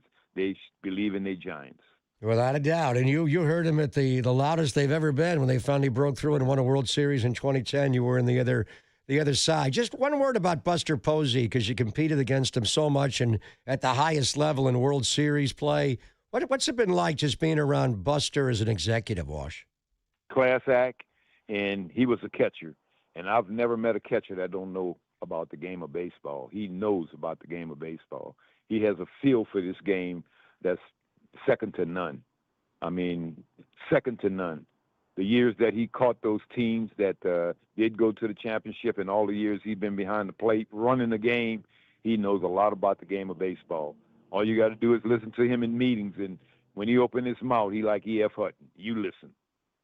And that's what we're doing for you today. Ron Washington, everybody. Ron, we really appreciate your time. Enjoy your time down in Scottsdale, and really, really looking forward to saying hi to you when you do get back to the Bay Area, but also just watching this team and the progressions they make here in the Cactus League. Well, thank you guys so much. I appreciate it, and it sure feels good to just be a part of this organization.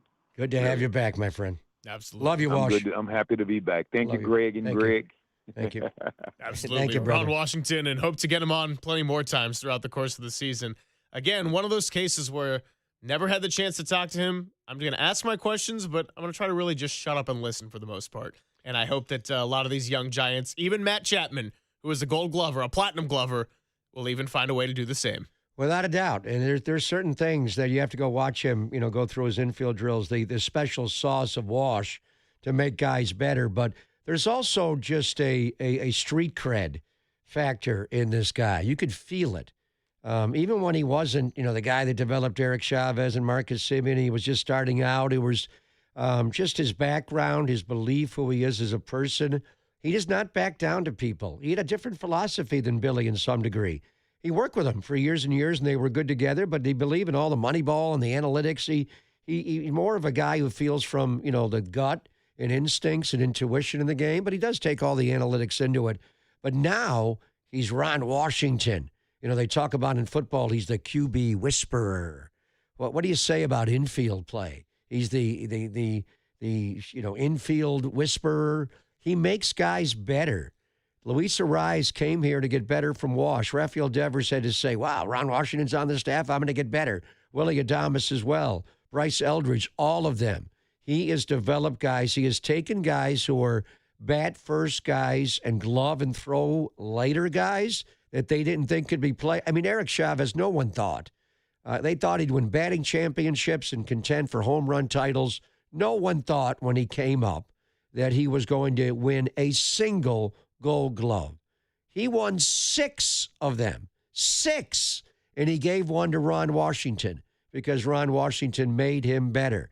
Whether or not his teaching is that revolutionary than anything else, people believe in him. So when he tells you to do something, you do it, and you become better at it, whether it's reality or in your mind. You're better at what you do, and that's what Walsh instills in people. Really grateful to have him on today, and a big thank you to those who made that arrangement work for us. We will get ready to wrap it up when we come on back, and then we just got one more day, then a little NBA All-Star Weekend. We're actually off Monday, and since we worked MLK Day, it's been a while since I didn't come in on a Monday through Friday. It's going to be wild. I think Walter's coming back next week. It's all going to be crazy. I'm looking forward to it. And by the way, I think we can all exhale on Team USA. They got a couple back. It's 4-1, second intermission. Should be 6-1. Goalie interference, my ass. We'll get ready for dirty work when we come on back on the Sports Leader.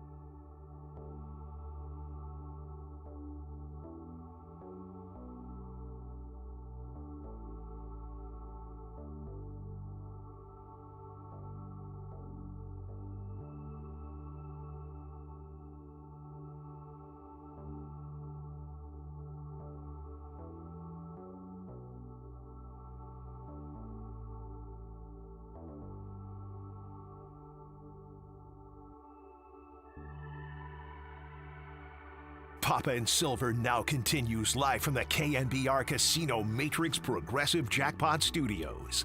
Casino Matrix. Progressive jackpots are here. Where are you? Just drop in. Please play responsibly. 1-800-GAMBLER. Well, I can tell you what, the fans in San Francisco are the best in the world, and I'm not saying that because I'm finally here. I've never been in that ballpark where it hasn't been to the rafters. Never. Every time you go there, it's to the rafters. So them people love the San Francisco Giants. And I just can't wait for opening day to get to hear them cheer for the San Francisco Giants. I've always been up in there when they was cheering against myself being in there, Oakland, and whoever else I came in there with. But it's going to be certainly nice to be there to hear them cheer for us finally, because they are some great fans. They believe in their Giants. Yeah, they do. And countdown to March 25th right now, Ron Washington. A lot of work to be done and a lot of games to be played in the Cactus League and a lot of refining of skills, surely, with the help of people like him. But it was great to have him on the show. We'll get ready for Dirty Work in a moment. You know, it's always a nice compliment when someone who was on the other side in the highest stakes can really appreciate the fan base. Andre Iguodala kind of reminds me of how much he loved Oracle Arena when he was playing with the Denver Nuggets, and a big reason why they wanted to come there, seeing what they were building, playing in front of that environment. Ron Washington, he knows the San Francisco Giants fans all too well from being on the other side. Yeah, on the other side of the bay in Oakland, but originally it was when he took over as the manager of the Texas Rangers in that 2010 World Series. Game 1 was tight. Game 2, it was like 3-2, one-run game in the 7th inning, and Walsh just left his relief pitcher in so long. And all of a sudden, the Giants blew open. It was like a 9-3 game like that or whatever it was. It was a 5 or 6 run inning. And I remember thinking, you cannot manage a World Series game like a regular season game. And he wound up, losing that World Series. And they had some great frontline starting pitching going into that series. And it was just different. And Bochy would never do that. Bochy would take a guy out too soon and be very... not just reactive, but proactive. You just can't let rallies grow, and all of a sudden you're out of a game. And Walsh did it there, and it was just – but he bounced back. I mean, the 2011 World Series, we were talking about the Blue Jays and how close they came to winning a World Series. And you can make the point the Blue Jays, won last year's World Series in 6 and should have won it in 7. The 2011 Texas Rangers – nobody came as close to winning a World Series without actually winning the World Series, and David Freese and what St. Louis was able to do in that one game was one of the most epic World Series games ever played. So Walsh had some heartbreak along the way, got routed in 2010. The 2011 team was right there, but he has experienced so much in baseball, and not only, you can hear it in his voice, like today was the best day ever, and his body's coming back, and he's got to, prove to himself he can do this after a quadruple bypass surgery. We worried about Bochy and the stents in his heart and having to do that for Walsh to come back. And Walsh lived a hard life. He took it to the edge and back, but he always showed up at game time. So it's just great to have him on this side of the bay. We'll get him on as often as possible with our contacts with him. But guys will learn while they're taking infield from him, but just sitting around in the go to the Pink Pony doesn't exist anymore. Wherever they go in Scottsdale or the clubhouse before or after workouts, just listen to Ron Washington speak the game of Wash and just everything he's seen in baseball. And he'll teach not only the players, the old players, the young, he's going to teach the coaching staff, the guys that are getting used. You want to learn about Major League Baseball, you haven't been around it, just hang out with Ron Washington for a spring training. He'll teach you the game. They could go to Alice Cooper's bar, Cooperstown. That's still out there? Cooperstown? I don't know. That was a while ago. Yeah, although he's an Arizona native. That's part of why I used him on the playlist this week. I like Cooperstown. That'll do it for us today. Great to have Pop in. One more day tomorrow. Huge thank you to Danny Dunn, who is not going to be in with us tomorrow. But if Walter does, in fact, return, I mean, hey, we'll still see you. Like, I'm not having like a full funeral here. Thanks for giving me the double dips. That was a wise decision today. I don't even think I had good answers. And a thank you to our guests, Dalton Johnson, John Shay, and, of course, Ron Washington. It is time for Dirty Work with Copes, D-Pop, and Tim Webb. As you're listening to KNBR and KNBR FM San Francisco, the sports leader, a Cumulus media station. And don't disallow any more goals. Dirty Work starts now. Ultras on Greg again. Okay, the fun's over. They've done the dirty work of the radio business. Anybody messes this thing up for me tonight is through. Engineering, board operating, and producing. Not only are you fired, your life is over. And now, they have the microphone. What could go wrong? Nobody messes up. You understand me? Don't mess up. Adam Copeland. You wanted some sort of like hard-hitting Bob Lee journalism. You came to the wrong place. Derek Papa. Oh, boy. Okay. It's getting hot. Is it getting hot there? That's even worse. How are we feeling? It's getting hot? Oh, boy. And Tim Webb. Mankini, yes or no? 59. We go with this, Tim. It's a dirty job, but someone's got to do it. Ridiculous. Completely ridiculous. Welcome to Dirty Work. KNBR 104.5 and 680. The sports leader.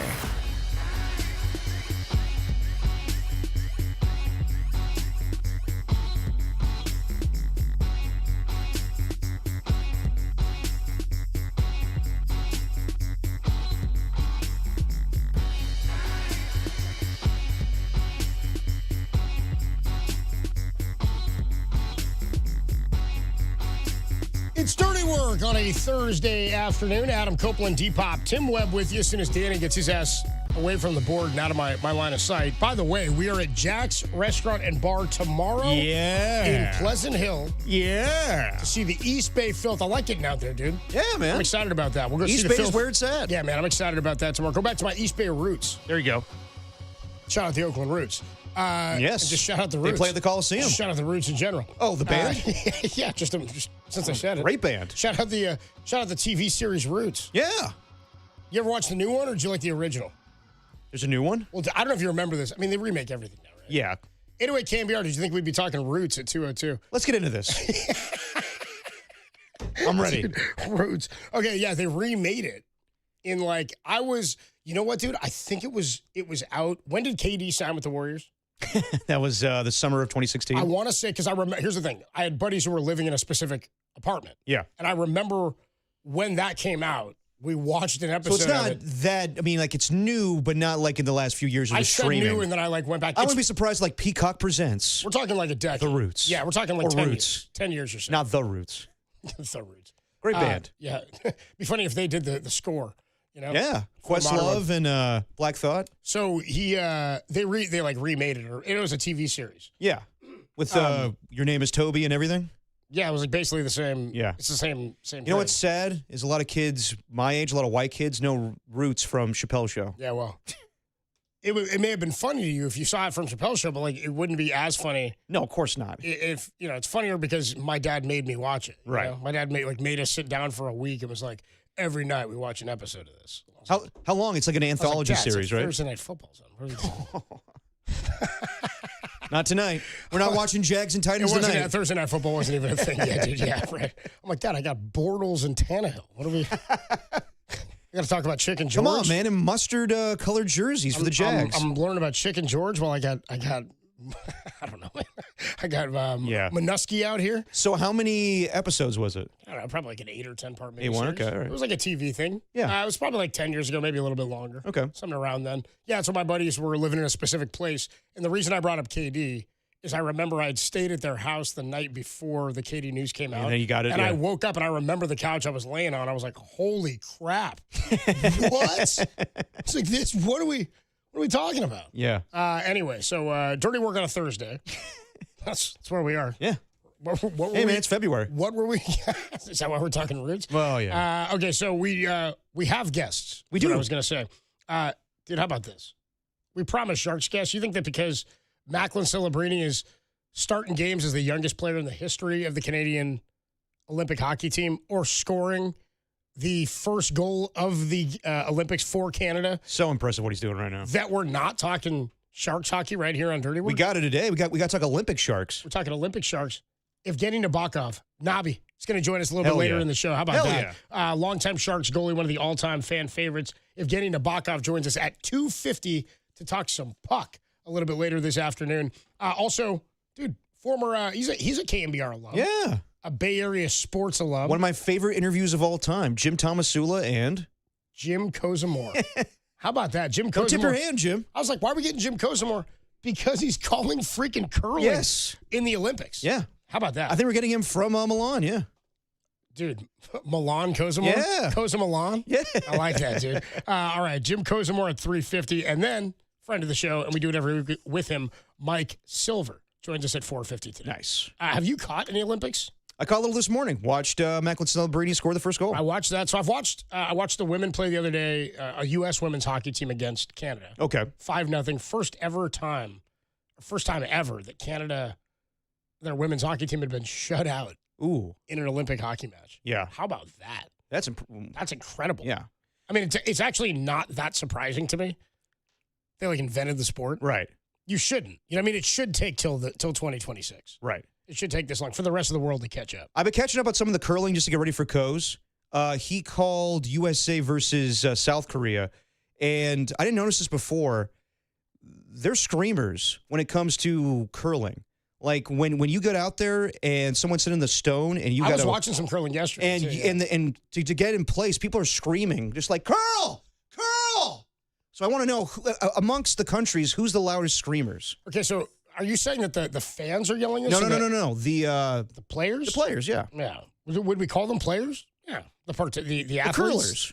The participants. They have to communicate with each other down the ice. There is constant communication. Oh, I know. And it's screaming. Yeah. It's impressive, though. Is it because they're one person's? Are they? One person's dictating what they do. One person's throwing it. So you start to curl, and then you start to sweep, or whatever the terminology is. Curl We'll learn from Coase. Curl is when you're actually releasing the disc. I believe so. The stone, I guess it's called. Okay, all right, good. No, I want to know this. Yeah. I want to know the terminology. And it feels dumb asking about a sport, but it's like we all watch other sports. No, man, Coase is so cool where we should be like, tell us about curling. Because I watch it, but I really don't know what the hell's going on. Copes learns curling from Coase. Yeah. Copes and Coase are talking curling. Yeah. And Papa too. A little bit later at 3:50. That's the tease. Go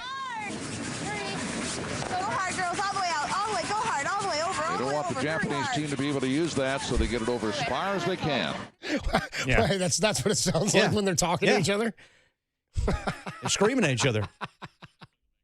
That's pretty funny. Okay, so there's no headsets like in the NFL where you communicate with your offensive coordinator and the play caller or the quarterback. Yeah. It's hectic out there. What are they curling. telling them to do? Is that a call that allows them to tells them sweep faster? Or? I believe so. Yeah, so the people who are sweeping they're either reducing the friction from the stone. Right. So if the person who's shooting it realizes that it's not going hard enough or they need more oomph, they'll start screaming at him to you need to go right now.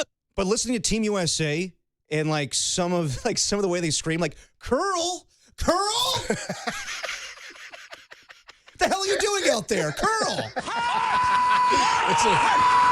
It's the curling equivalent of get in the hole. Yeah. From or go. Yeah. Come on. He's asking the question, dude. That's so funny, dude. I like that. So we'll talk some curling with Coase. We're waiting. We'll talk curling with Coase a little bit later. So I was watching the sport we talked about the other day that I was fascinated by. Oh, biathlon? Skeleton. Oh, yes. They started today.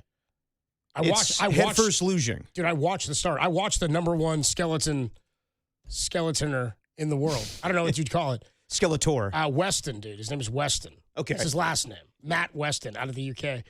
Dude, these guys are freaking flying.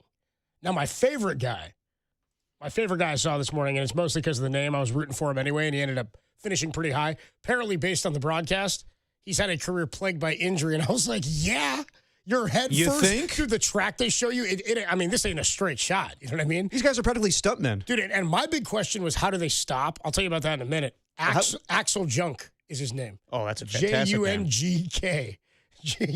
Axel Junk had a couple of great heats today. Either he's a action star from a 1980s movie or he's the lead singer of a 1980s rock band. Yeah, dude, it's a great... Axel Junk. Yeah. or he's making movies. Yeah. You know what I mean? Yeah, he's making movies. He's making movies where he has a lot of different professions. Yeah. Short films. Yeah, short film. Well, depends. Depends on what you're looking for. So, no, the way they do. So I was I'm fascinated because I asked Tim the other day, what is skeleton? Yeah. Tim said, it's like luge, but head first. That's crazy. I was like, that is wild. Because luge, you've seen a couple of those crashes, right? Yeah. It's gnarly. You're running on ice. Head first is a choice. And yeah. that thing is whipping around. What's crazy too is they have drones that they fly to follow it's incredible. Some of these are really cool. The luging has been pretty fun. Could they put a camera on like their helmets when they do the skeleton? So it's like like a bird's eye view, not a bird's eye view. Could, like but it's kind of cool. Like the thing is flying behind them, like moving with them. Okay, so the drone is like somebody's. But you flying see the body of the guy. Yeah. Oh yeah, you see the guy. It's not like it's. I kind of want to see what he's seeing though. It's more like playing a video game in second person. Yeah. You know what I mean? Yeah. No, I got you. Like you're right behind him while he's losing. But I want like a third person shooter. Like I want to see what they're seeing going down the thing. It also gives you a really good angle of like how sharp they're taking the turns. Or like sometimes they run up on the wall a little high and you hear the broadcaster go like, whoa, like they're afraid they're going to go. So when they eat it, how bad is it? I didn't see anybody eat it in skeleton because I had to leave to get here before it was over. They had just kind of started, so I caught like a half hour. And I mean, dude, these are the best in the world. Yeah. Of all I've seen, this is the best skeletoning I've seen. So what's crazy is like the luge, they're on those little, the little boards or whatever. This one they have like handles on it. So it almost looks like I don't know, it's like a when you go sledding, it's almost like a sled, right? But it's got like a boogie board almost, but it's got two handles. And they run alongside it. Like they run on the ice and they started a big thing and then they jump sort of downhill, right? And they jump on top of it into the little tube. So I was like, how do they stop? Because they're going really fast and they're going uphill. And they start going down the whole way, but there's a bunch of bumps at the end that you've got to like navigate your way through, right? Right. Like hills and terrain. The end is way less scientific than you would think. They get to the end, and the way they stop is use your hands. I think they've got little blade. I didn't see it, but I think they've got little like blades on the tips of their toes. So what happens is they pull themselves up, so they're like pushed up off the board, and their legs are straight, and they drag their toes to like slow down, and then you could break a foot though. Dude, hold on, and then you know what a mattress pad is? Like the little foam pad that go on top of a mattress. Of course, yeah. They got just a big one of those. On the they railings? just like run into it. No, on like the track. That's how they stop in the straightaway at the end. They just like fall onto. I got to see this thing. Yeah. They just like fall onto like a styrofoam mattress pad. It does not look safe. It sounds like at an all. Adam West Batman. It's like, oh, thank God we landed on this mattress factory. Well, they said this guy Axel Junk is had a career plagued by injuries, and I'm like, the injuries in the sport are like he ain't out with a hammy. So are they wearing like protective? They're wearing. I don't know. I mean, they're not wearing like pat. Dude, they're in like. Do they have like a flap jacket or anything or? I don't know. They look like they're wearing spandex suits. It's everything to not have any air drag. So you want to go as fast as you can, go like 90 miles an hour. an I get hour. it, but if you crash, you're eating it hard. They're wearing, they're wearing a helmet and like that's it, and like spandex. All right, I need to watch more skeleton. It's gnarly. Okay, I'm kind of into When's the next one? I don't know. I'm sure women's skeleton is coming up. Sweet. As we mentioned in Tim's takes, it is a special level of psychopath to be like, luge is not enough for me. I think I'll go head first. I'm down. It's always funny when you see like somebody in a sport in the Winter Olympics. By the way, our best, the American, our guy Dan Barefoot, didn't have a great. That's his name? That's his name's Dan Barefoot. Does he go barefoot? Didn't have a great run today. Actually, we had another American, Austin Flory, and he had a pretty good run. It's always funny to me though when you see somebody in a sport like this. They're like, what? That guy from Australia is here? Like, what's he? Where did he learn this? Right, yeah. Well, how did you get good at that? Yeah. And how do you learn you're good at this? You got to be a kid that is you're jumping off a building. You know what I mean? You got to be a kid that's wanting to do everything that's dangerous. You're a Jackass kid. You grew up on Jackass. There's no reason you'd be doing this. Yeah, exactly. You have fun with your friends. Do you ever put your siblings like in a laundry chute head first? No. Oh yeah, we used to do that. That's their skeleton. Yeah, exactly. They're like, I did this. And thank God for the clothes because that's the padding. If there's no clothes at the end, that's a hard fall. I never grew up with a chute though. Yeah, and my dad's place, I never condoned this, but my siblings would put like one of the small babies in the laundry chute. How old? A couple years old. Well, what do you mean your siblings? My sisters would take my two twin siblings. And what were you during this? They tell me stories. I wasn't a part of this, Coach. Oh, you weren't here during I wasn't living year round. You know what's funny, Tim, is this is all of a sudden Derek's not claiming having raised these kids today. You know what I mean? How whenever we bring up his siblings, Derek's like, I'm the oldest. I raised those kids, blah, blah, blah. Yeah, I raised them in the summertime and Christmas. Funny how when they do something like this, he's just not there. Well, I wasn't around. Yeah, they need my guidance. Well, parenting is the issue. This reeks of like Dumb and Dumber. It's like, what if he shot you in the face? Like, what if they landed on their head? Well, yeah. Good thing that didn't happen. That was a risk we were willing to take. Wow. We? No, not me. I'm saying the royal way. Oh, I wasn't a part of this. Not me per se. We would do Bola Baby though, where we get like a skateboard and take one of the babies and roll it into some pins, some bowling pins. Bola Baby. Bola Baby, yeah. How old's a baby? A couple months old. I can't No, believe I'm kidding. Stop it. Got soft spots still? No, stop. I'm saying like 2 to 3 years old. I can't believe you're upset when people said they didn't want you to watch their kids. Oh, come on now. You really were like, dude, I raised those kids. I'm the older brother. And now you're telling these you were really. They were like play school pins. What was the baby on? Like a little skateboard. Where'd you do this? Inside? Like the garage. on the hardwood, on the paved floor. Yeah. No big deal. Baby's fine. Anyway, if you need my little brother's a lawyer now, so he turned out to be okay. All right. Okay. It was him. It was him, Yeah, right? yeah. Nick? It was my little brother Nick. Adam Copeland, Depop, Tim Webb with your dirty work on a Thursday. Yevgeny Nabokov, the former Sharks goalie, going to join us at 2:50. Jim Kozimor is calling curling in the Olympics. He joins us at 3:50. Mike Silver at 4:50 talking some NFL. When we come on back, Warriors can't hang with the Spurs. They cough a 16-point lead in the second half. It's kind of who I think they were. Yeah. I mean, they were down pretty big in that Memphis game. They just pulled it out of their butt, as Derek said. We'll talk more about this loss last night. We'll tell you how you can win Sharks tickets next on the Sports Leader.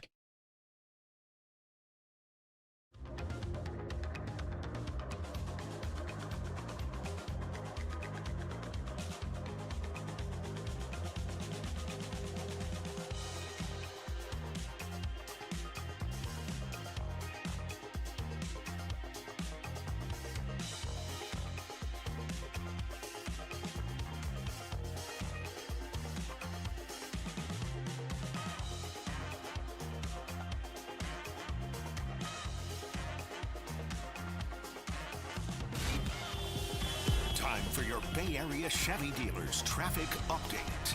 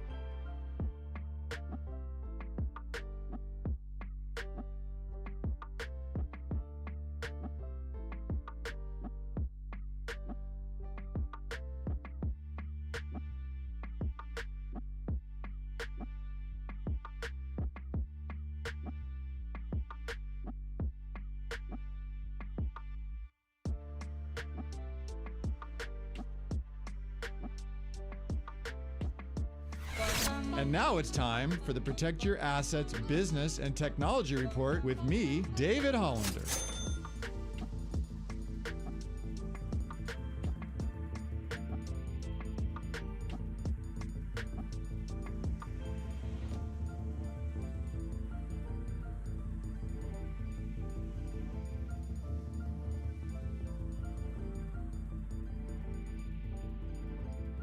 This has been the Protect Your Assets Business and Technology Report with me, David Holland. Will you have enough money in the bank when it's time to retire? That's the big question that's keeping you up at night. Let's talk about it. Join me this Saturday from 8 to 9 a.m. right here on KNBR for my show, Protect Your Assets. Or call 1-866-PROTECT.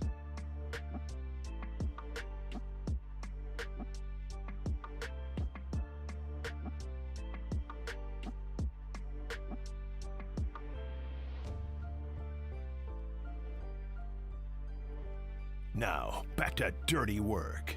Adam Copeland and Derek Papa on KNBR 104.5 and 680 AM. The Sports Dirty Work leader. Is sponsored by Jack's Restaurant and Bar, an all-day, any-day kind of place. We'll be at Jack's tomorrow, 2 to 6 in Pleasant Hill. Come by, hang out, get a beer, hang with the filth, and get your Friday and your weekends going with some Dirty Work. The Warriors last night played against the San Antonio Spurs. They had a 16-point lead in the second half. They did, and then the Spurs went on a 24-8 run to close out the third quarter. Yeah, the first half doesn't matter, huh? No. I mean, it matters, but, well, only if you hold on. I mean, the Warriors are a scrappy bunch right now. Moses, they had good energy in the first half. They do, and Moses Moody, pretty good first half. He had a hot start. Yeah, 12 points, but then was held to 5 points the rest of the game. I mean, that's where you get the rest of the way. Well, not the rest of the way, but that's where you get when Steph Curry's not playing, and we'll see what happens when Kristaps Porzingis joins the lineup. But, yeah, I was watching that game last night, and I was impressed with what the Warriors were doing. But at the same time, I was like, when is San Antonio going to show their true colors? Because they're playing off a back-to-back. They played in L.A. the night before, and I knew eventually they were going to turn it on. I just didn't feel good about the lead. It didn't feel like anybody was running away with it. It felt like the Warriors are playing well, but it's kind of like when's the other shoe going to drop? Exactly. Like when you're up 86 to 70, and I'm like, there's a reason why this team is successful right now. There's a reason why they're second in the Western Conference. So, yeah, I thought that the Spurs were just going through the motions for the first half, and then they turned it on the fourth quarter. Yeah. And they could because they're playing a fun Warriors team right now, but guys that you don't think are going to make a difference when it matters. They've also got vets who know how to win. Harrison Barnes and De'Aaron Fox still got speed. Still one of the quickest dudes off the dribble. And you've got an absolute freak and nobody right now to shut that down. Dude. In Wemby. I mean, they erased a 16-point lead in what felt pretty easily.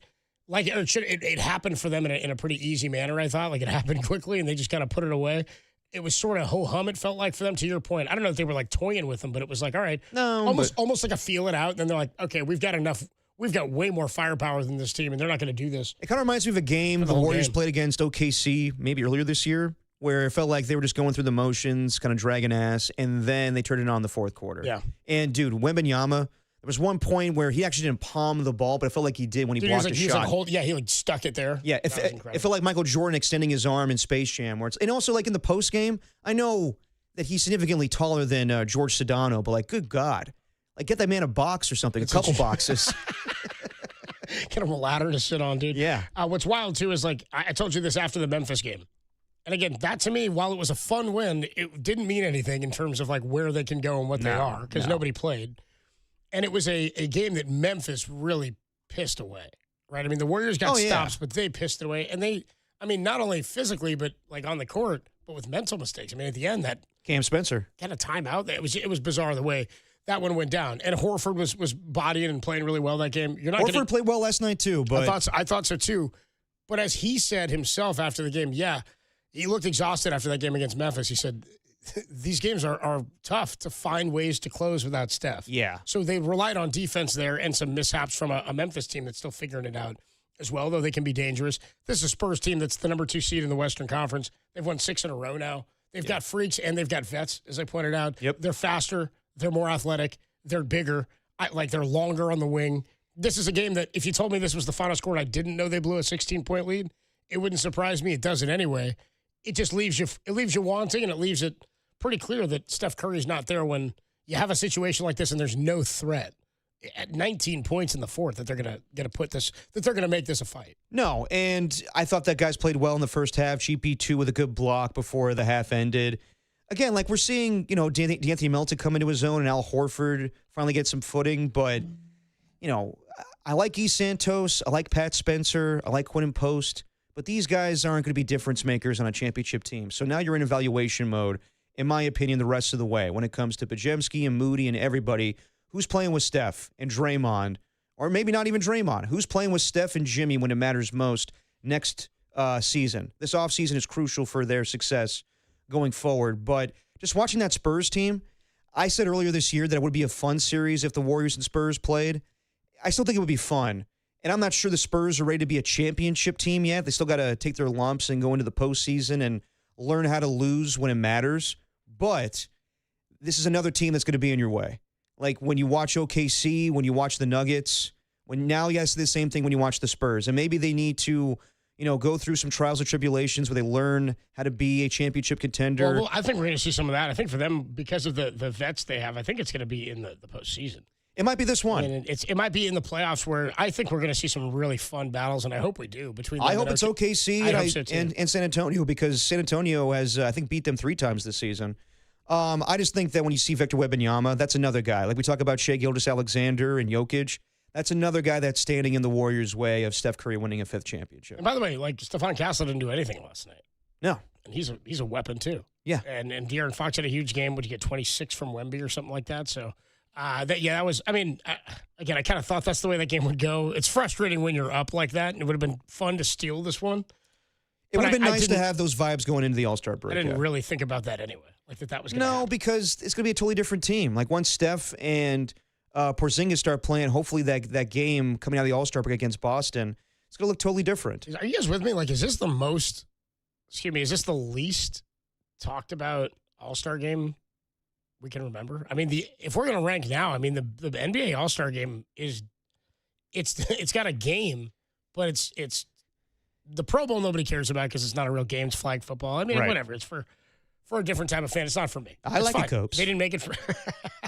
Did you see all the yardage they racked up? It's not for me. It wasn't made for me, I don't think. So whatever. I don't care. Yeah. The NBA All-Star game, though, is they're still doing it, but they're just doing it at even when we taled to Sam Amick yesterday. Sam Amick seemed like so ho-hum about it. Like, I'm going to L.A. I'm going to watch it, but there's no buzz. Like you said, it's a better networking thing now than it is a story thing. That's how I see it. It's not like the Super Bowl, obviously, in magnitude, but it's like where all the people in NBA media get together for, last year it was in San Francisco. This year it's in L.A.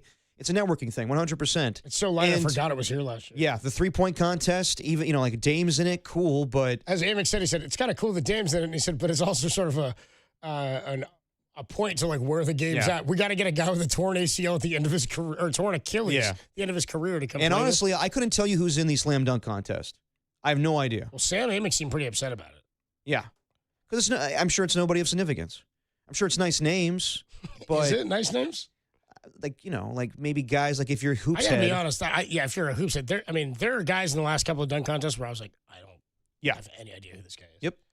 And I'm not ashamed to say that's kind of how I am when I watch the 3-point contest and everything involved with the NBA All-Star Weekend. They had a G Leaguer win it 3 years in a row. Yeah. Like, that's how bad the dunk contest had gotten. And that's not that his dunks weren't cool. It's like, but this is where we're at, is that we have to make it something that it's not in order for it to be even somewhat entertaining. But do you think people are going to care whether now they have this this USA versus world thing where it's the red team, I don't even know how they dice it up, but it's 2 teams that are going to be the red. No, like red, and blue. Like it's world against US, isn't it? Yeah, but like it's 3 teams, so it's the world team and it's 2 other American teams. Or are they doing that thing where it's a tournament again? Yes, like last year they had like Chuck, Shaq, and Kenny, and then something else. That's what the All-Star game was a year ago. Was a big goodbye to the NBA on TNT. That's what it was. Yeah, I mean, I remember that kind of. I don't remember watching it, so I don't really care. I'm just saying they did that. What I'm saying is they did a tournament style. Yes, a round robin thing. And then they did the Elam ending. Yes. Okay. Yeah. I don't know. This is the thing is they've changed the All-Star game. This is part of why it's so terrible. They've changed it like 5 times at least in the last 7 years, I feel like. Yeah. They've done the draft thing. They've done now they're doing this world thing. They've done the Elam ending thing. It's all failed. But I'm like, you've never given it any chance to be anything exciting. Because they just look at the ratings after one season and be like, well, this sucks. So we got to change it. last year the criticism was warranted because it was terrible. I'm sorry. What was that? Just the criticism of last year. Like everybody universally said the NBA All-Star Game was terrible last year. Yeah, I don't remember. And at the same time, they had the NHL All-Star Game. People were loving it. So they wanted to, to kind of do the same thing where they do a world. Yeah, the All-Star Game. Yeah, NHL people loved it. Baseball's still been pretty cool. Yeah, I mean, baseball's just baseball. Keep it simple. It just kind of is what it is. Yeah. All right, here's the four guys in the dunk contest. Carter Bryant, who we saw last night from the Spurs. Okay. Jackson Hayes of the Lakers. Okay, I know him, yeah. Jace Johnson of the Heat. Okay. It's not a real guy. I made that up. Oh. Kashad Johnson. Are you making up names now? That's a real one. Okay. Kashad Johnson of Miami. So, I mean, I don't. You could literally do the Jimmy Kimmel man on the street thing, and you could say anybody. Some kid in Orlando heard on the radio this morning that Jace Richardson's going to be competing. He was like, "Hell yeah!" Not Jace son Richardson, who won twice. Jace Richardson. Yes, Yikes. He's going to be in the dunk contest. So, you guys all out there, you enjoy Saturday night. Yeah. All right, we're giving away tickets to go see the San Jose Sharks when they return after the Olympics to take on the Calgary Flames. That's on the 26th at SAP Center in San Jose.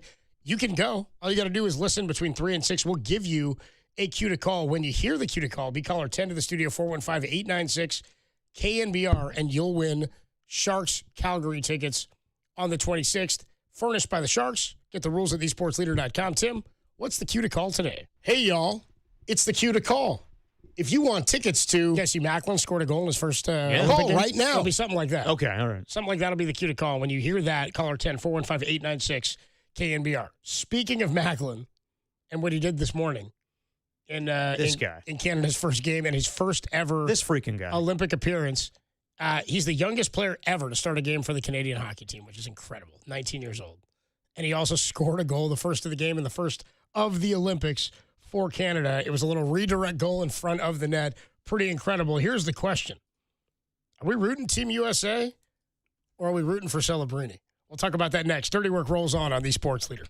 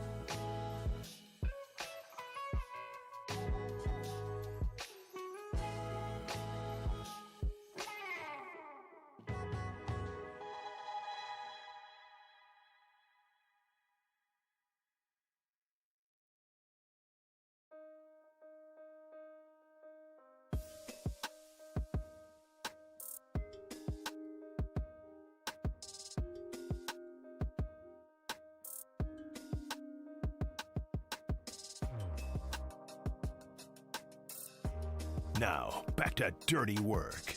Adam Copeland and Derek Papa on KNBR 104.5 and 680 AM. The sports leader. Down to 10 seconds. Here's McDavid. Shot by McCarr. Score! In the final seconds of the first period, celebrating with the redirect of the shot from Cale Makar. 1-0 Canada. That was Macklin Celebrini, his first appearance for the Canadian national team. First Olympic game today as they debut against, who they play, Chechnya? Yes. He puts them up 1-0. They end up winning at 5-0 over Chechnya. Of course he scores. Yeah, they just roll. First goal with 6 seconds, like 5.7 or something remaining on the clock in the first period when he redirects it in. By the way, hearing McDavid and Celebrini, I mean, the Canadian team's a joke. Oh, dude. The guys they got on that ride. I was texting my buddy from Canada. He was like, we should like cruise the rest of the way. That's what I'm saying, dude. Biathlon should be all Americans. Anything shooting we should get. There's no reason. There's no reason. And if you don't like that joke, me neither. You know? Anyway, me neither. The Canadian team wins 5-0 today over Chechnya. 19 years old and only his second season in the NHL. He's on the first line playing with legends already. Sidney Crosby, Connor McDavid. Pretty incredible that he's out there. I mean, the future of Canadian hockey sure looks bright. Yeah. Pretty instantaneously here with Macklin. But you know what? Celebrini does this stuff. He scored in his USHL debut, his NCAA debut, his NHL debut, and, of course, he scores in his Olympic debut. Is there something to, I mean, there is something to it. Guys who, the all-time greats, who not only are all-time greats, but show up in every big moment or every debut like that. Like, they burst onto the scene and never go away. Right. You know what I mean? Like, he already made the jump here in his second year. It's like he saw the league for a season. I was like, okay. Got comfortable real quick. It was almost like, I got a feel for this now. I got up to speed. Everybody talks about in every sport, no matter the sport you play, every time you jump to the next level, it's exponentially faster than the level before. That's what everybody says. Going from high school to college, right? The game of football, everything gets incredibly fast. Baseball, same thing. Everything speeds up and everything has to be more refined. Hockey, I imagine, as fast as it could be, right? The rink's the same size.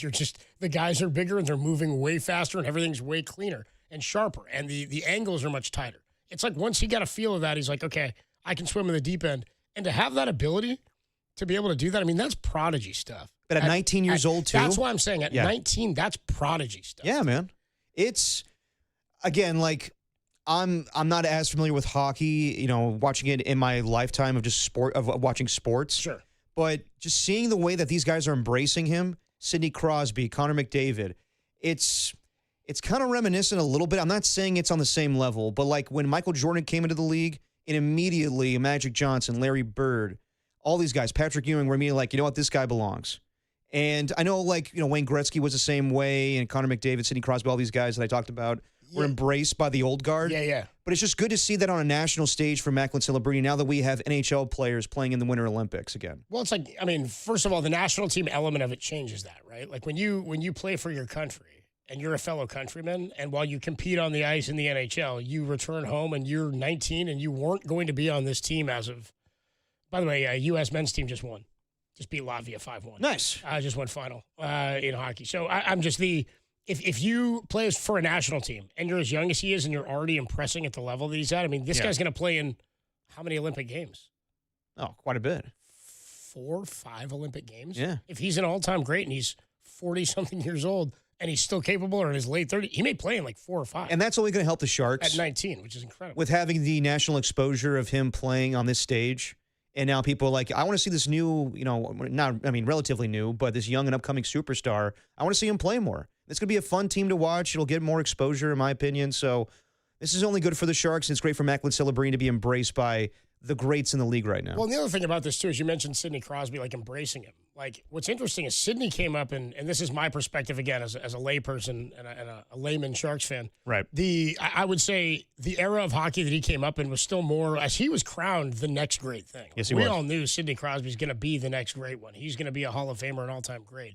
And then, of course, here comes Ovechkin to be like the opposite. And Sidney was like, he's the clean-cut, prototypical superstar player, doesn't do too much off the ice, is very, very all about his business in hockey, plays the game the right way. And Ovi's out here flying around, falling down, getting up, punching in goals off of his belly More and things old like school, that. yeah. It was way different, right? But there was also, I remember Sidney Crosby just highlight stuff of him taking shots and guys coming at him when he's 19 and sort of punking the young kid on the ice, which happens in every sport. But he came up in a different era. I don't envision him as being a guy that does that to anybody else. It's not really how he goes about the game. Well, correct me if I'm wrong, and Tim probably knows better than us. Would you say that Sidney Crosby, in a way, Tim, kind of like saved hockey when they were going through a lockout season and everything at that time? I mean, I'm of the belief that anytime you get a prospect that's as lauded as somebody like Sidney Crosby, like it was like LeBron in the respect that it's like as soon as people knew who this kid was, and this is before he made it to the NHL, they were like, he is going to be the next Gretzky. Right. And so anytime that you have something like that, you're going to get casual eyeballs to like watch. Right. Now, But the fact that he spent his entire career with the Penguins, he rocketed up to the NHL. People are going to follow him like that. But yeah, I think it would help rebuild from a lockout. Absolutely. I was more talking to the point of like his relationship with Macklin. What the things that he dealt with and took, I don't think Macklin's dealing with in the same capacity or at the same level, but that's more about the evolution of the game itself than about his personality. But the fact that they're on the same national team, I mean, I just wonder by osmosis or by playing alongside or being around these guys, what is he going to pick up? He's only going to get better. What is he going to pick up from playing alongside McDavid and Crosby? Yeah. So to answer your question, who are we rooting for, Team USA or Macklin Celebrini and Team Canada? If they play each other, I'd probably lean in Celebrini's direction because that'd be awesome to see. Wait, so if Team USA meets Team Canada, I'm probably rooting for Celebrini. You're and Team rooting for Canada? Yeah, honestly. You see this, Tim? Oh, come on now. This guy out here was pissed when Eruzione was hitting goals and it was not. When he saw Miracle and he thought it was a sad movie. Derek saw Miracle and he's like, "Damn it, dude! I was rooting for the Soviets." I'm rooting for the hometown kid. Come on now. He's the hometown kid. Yeah. You mean the one who plays here? Yeah. Well, yeah, that's the way I'm referring to it. I would also say that it's very fair to say that I would love to see a USA-Canada final. Yeah. That I That'd would be love fun. to see. That'd be Who would fun. you root for, Tim? I was just rooting for the game. I think it'd be super fun to watch. Who would you root for, Tim? I think it's okay to say that. Who would you root for, Tim? It'd be like the Super Bowl. I don't have a Canada. team in the Super Bowl. I don't care. You do have a team in No, this one, but though. yeah, Stop. That's not the same thing, Tim. We're all rooting for the same player. What's wrong with that? Who are you rooting for?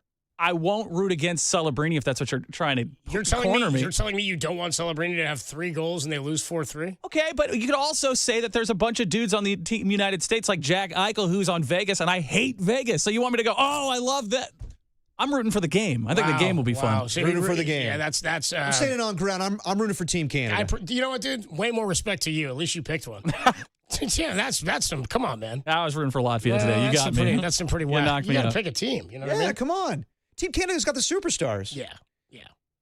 Great to see the United States My win. people were impressed. I don't have to root for the U.S. Adam Copeland, T-Pop. Text line's going in on me right now. They should. Yeah, Boo they this should. man. Yeah, they should. Come on, dude. Come on. What's on American take? Come on. Yeah, now. you can root for Celebrini to be successful and to get tons of great knowledge and to come away with a great performance and a silver medal. Nah, man. Nah, man. Nah, man. I want Celebrini to win. Me too. A Stanley Cup. Yeah, okay. I'm with you on that. Obviously, go Team USA. It'll just be fun. No. If Team You don't get to USA wins, obviously. that's awesome, no, too. you don't, Tim. You don't get to obviously. I asked you 4 times. You said no. You wouldn't answer.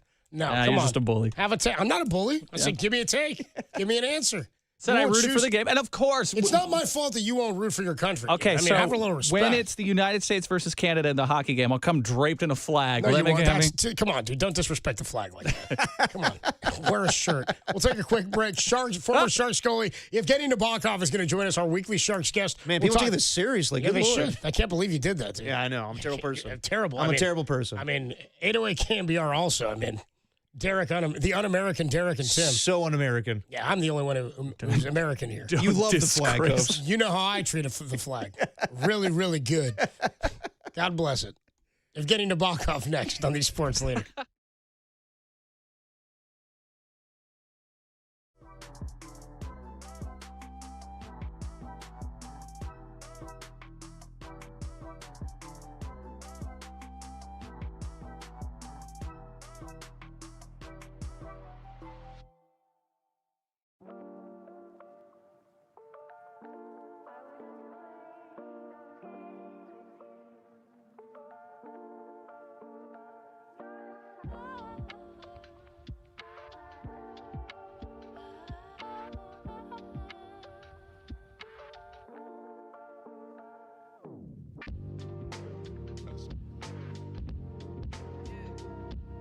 Well, it's only one day away. You heard that right. It's Dirty Work live at Jack's Restaurant and Bar tomorrow in Pleasant Hill. We will be previewing every menu item in detail, including that steak sandwich. So grab your Valentine's Day date and get to Pleasant Hill tomorrow. That's Jack's Restaurant and Bar, 2 to 6. Nothing says I love you like Adam and Derek.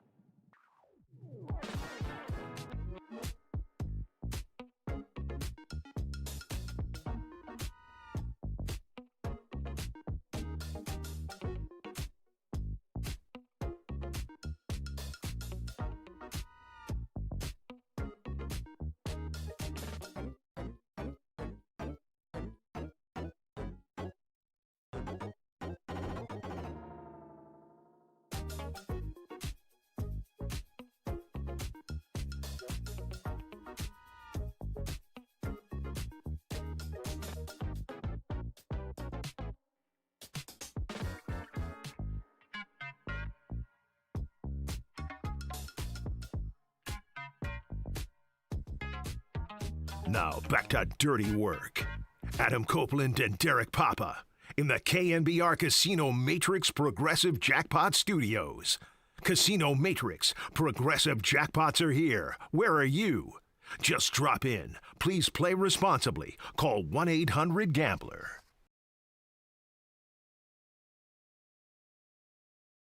Dirty Work with you on a Thursday afternoon. Adam Copeland, D-Pop, Tim Webb with you. We're working to make the connection with our guy, Evgeny Nabokov, former goalie for the San Jose Sharks. Macklin Celebrini debuted for the Canadian national team today in the Olympics. He started on the first line for Canada today. Youngest player in Canadian hockey history, which is an incredible note. And he scored the first goal of the Olympics for the Canadian national team. We'll talk about that with Evgeny Nabokov when we make the connection in just a few minutes. Derek and Tim both openly admitting that they will root for Celebrini over Team USA. If in fact they were to meet in a gold medal game is preposterous. Yeah. This is like Derek. What do you root for Gruber in Die Hard too? Hans Gruber? I kind of understand what he was going Comparing for. Macklin to Hans Gruber. Yeah, I mean, kind of. You understand what he was going for? I didn't need him to kill. Who's my guy? Tim knows his name. Hans Booby. Oh, what's his name? Ellis. Tim? Ellis. Dude, yeah. Hans. Ellis didn't need to go, even though he was a D-bag. He's drinking that Coca-Cola, poured it over ice. Booby. Doesn't look good. I'm your white knight. He was doing some white, I'll tell you that. Yeah, no, he was. He's always in the bathroom. Yeah. I mean, no, I don't root for Hans Gruber. I don't know. It's kind of one of the best bad guys of all time. Just saying. When it was Ohtani against Trout in the World Baseball Classic, and Ohtani was not a Dodger yet, did you root? Say again? Did you root? For Ohtani, remember Ohtani faced Mike Trout to end the WBC the last time around? He was still an Angel. They were teammates. Not to sound like Tim, I really didn't root for anybody. I thought it was just an awesome moment. You're not but that's the thing is Tim's a hockey fan. You're not a huge baseball guy. Like, it was Right. a great moment. You're right. It was special. I was rooting for Team USA, of course. Yes. I wanted a baseball World Cup for so long. When we got one, I'm like, I am all in. And I love the WBC. Well, okay, it's one of my favorites. In that moment where it was Ohtani versus, sorry, I'm blanking on his name. Trout, good Lord. We've made the connection with Evgeny Nabokov. That was awesome. Former goalie for the San Jose Sharks. He joins us as our weekly Sharks guest on the UMA guest line. Nabi, what's going on, man? Adam Copeland, Derek Papa here at KNBR in San Francisco. How are you? Hey, guys. How you doing? We're doing well, Doing man. well. Thanks for making time for us today. So tell me you caught the Macklin goal in the Canada game earlier today.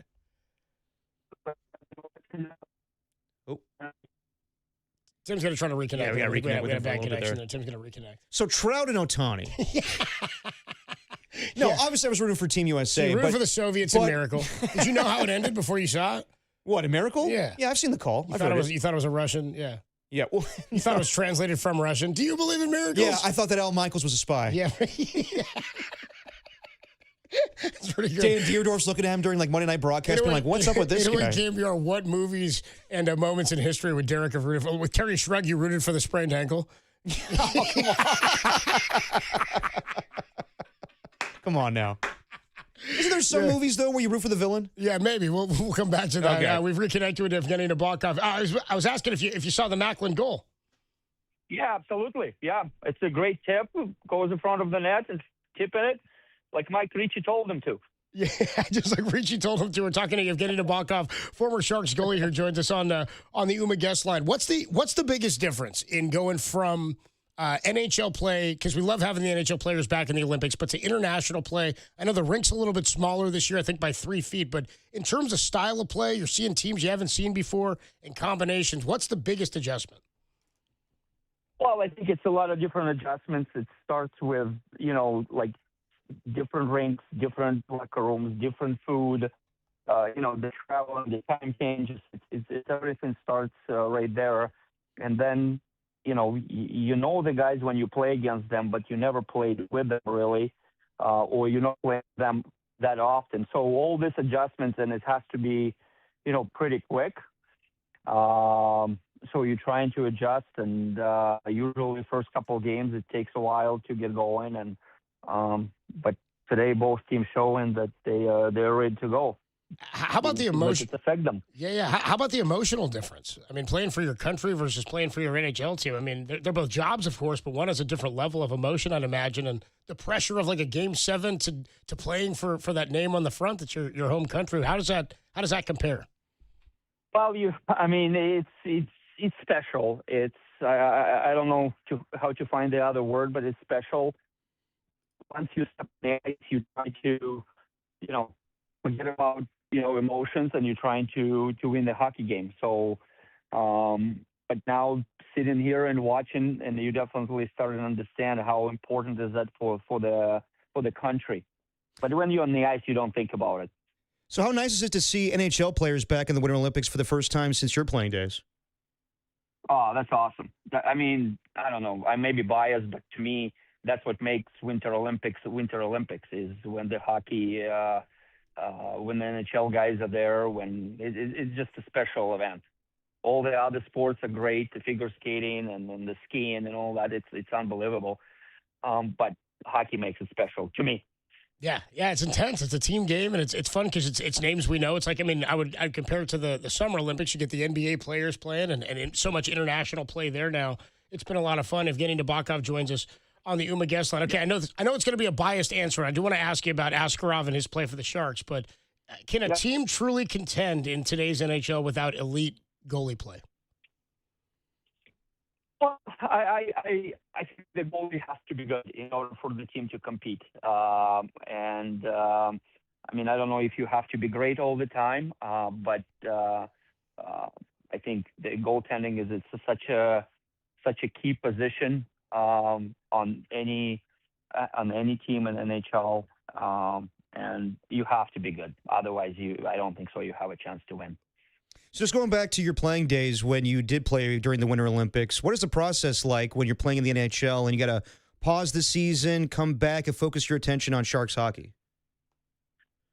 Well, sorry, say it again. When you coming back? No, just talk about the process you had to go through back in the day when you were playing for the Sharks and you took time off to play in the Winter Olympics. Just what was it like to pause the season, come back, and focus your attention on the season at hand? Well, I think what the NHL and NHLPA did since my Olympics, I think they really helped the guys to adjust. For example, like the guys were 5-6 over there, and it's given 2-3 days to adjust and practices. I remember 2006 Olympics in Torino. It was pretty quick turnaround. And it was hard. All we did is, we play, we practice, we sleep. And so you had to adjust kind of on the fly. But now, they've given the guys more time, and I think it's a really nice touch for the teams. Talking to Evgeny Nabokov here, nice enough to join us on the UMA guest line. Sharks return home on the 26th to take on the Calgary Flames. I mean, they've been really, really exciting this year, and I think the most exciting thing is that you see a path forward. You see what the pieces are, and they're kind of falling into place. You know what you're building around. When we look at Askarov and we see all the moments he's had this year, and he has had his struggles, but they're giving him his time. He's finding his way through it, and he's had some really, really impressive games, I think, this year as well. What's more important for a young goalie? Is it confidence or is it technique?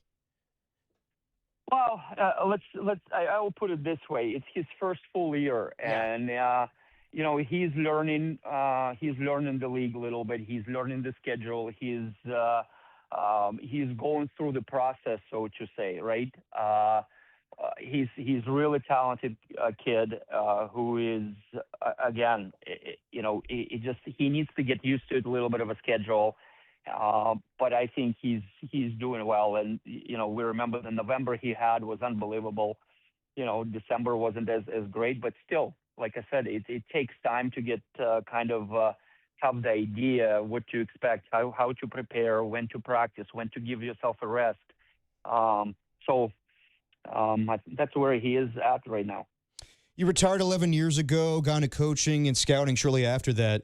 How much pride do you have in still being in the Sharks organization? And did you ever anticipate coaching as long as you have? Well, you never know with that. I started, and I wasn't sure if how it's going to go. Do I going to like it or not? And, obviously,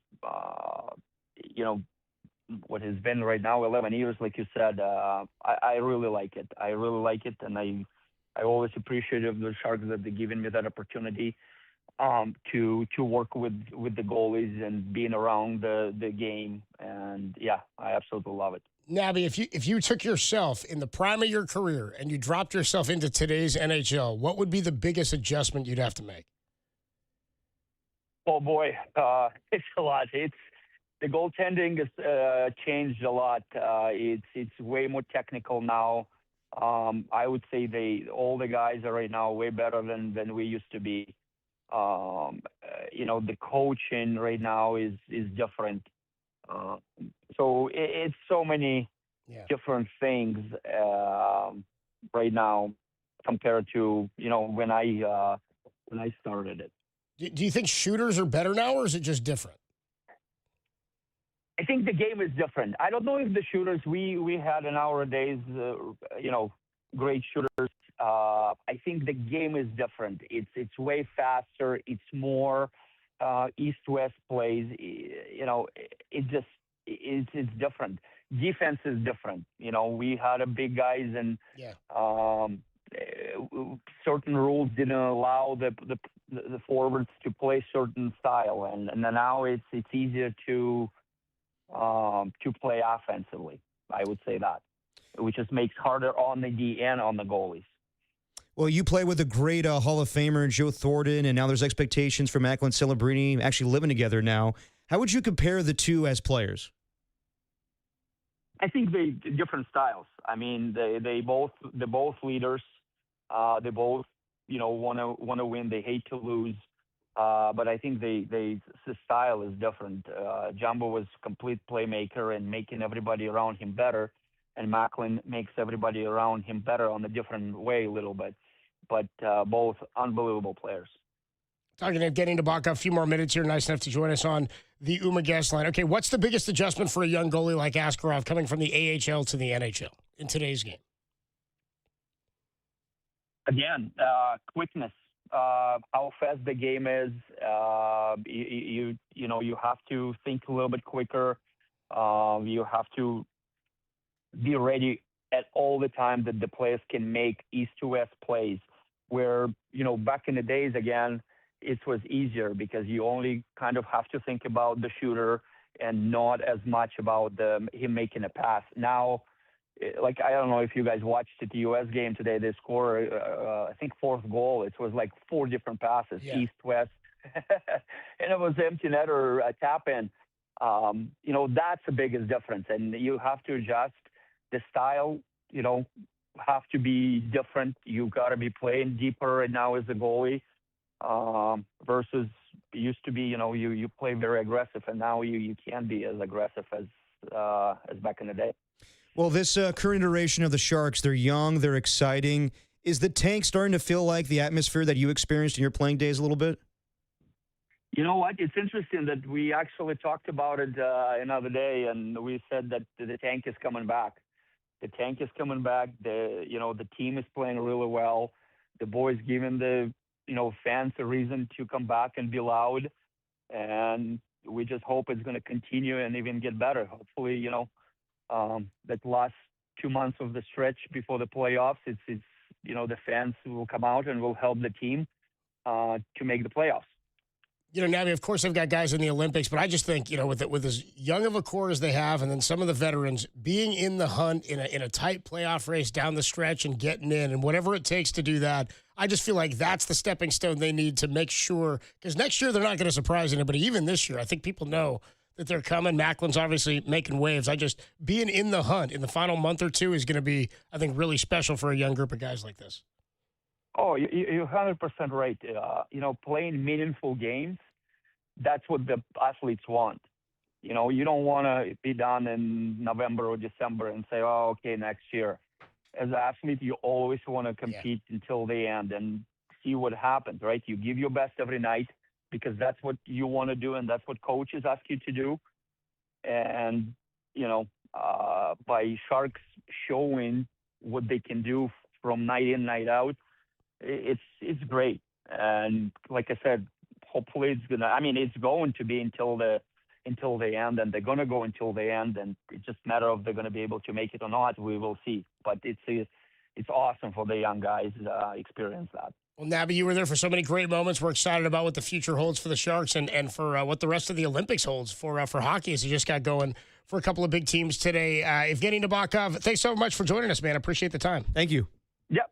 Thank you, guys. Thanks so much, man. Former Sharks goalie Evgeny Nabokov. The friendly tones of a Nabby. Yeah. Nice guy, dude. Very Saying nice. the tank's coming back to life. I like that, dude. And he's coaching. Yep. He's into it. That's the one thing that's so incredible. Not one thing, but a cool thing that's so incredible about this iteration of the Sharks is how many of these young guys are just living with Hall of Famers and former guys. That's insane to me. I mean, it's not just one guy in Thornton who's like, dude, I'm going to take, and even that, a Hall of Famer going, hey, you, Macklin, come stay with me. I'm going to teach you what that means, the kid's thinking about the game when he's outside of it. He's talking about things. He's mentally going through it.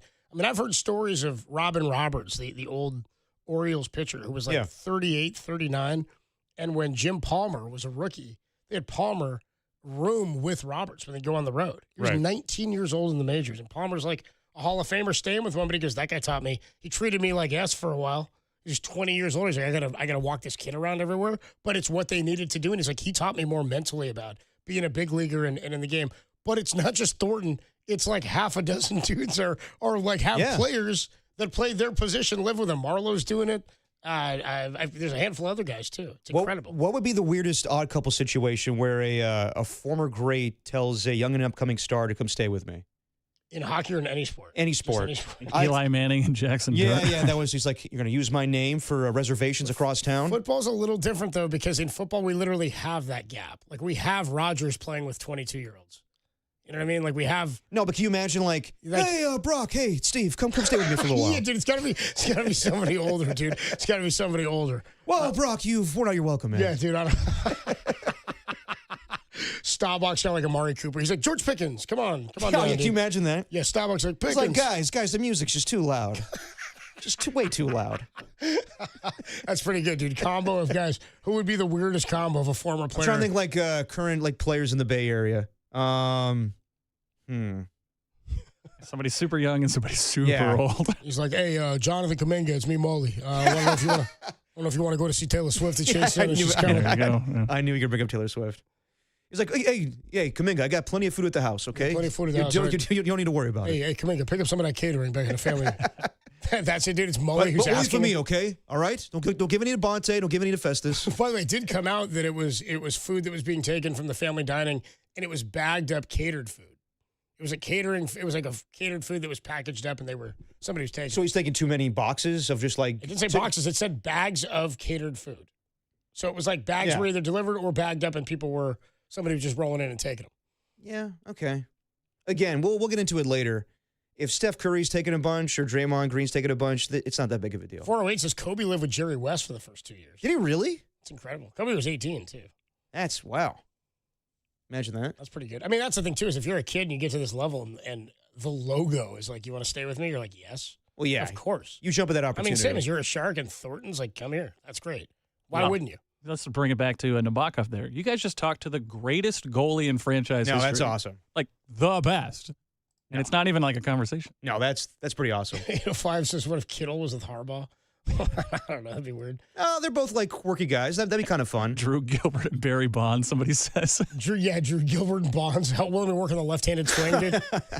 Okay, now with Jerry West offering Kobe Bryant to live with him, are we getting like the real Jerry West or the winning time Jerry West? Hopefully the winning time. Where he's just like, sit down, Kobe. Let me tell you about the times I lost the NBA Finals. I was like, not again. He's like, not again. Not again.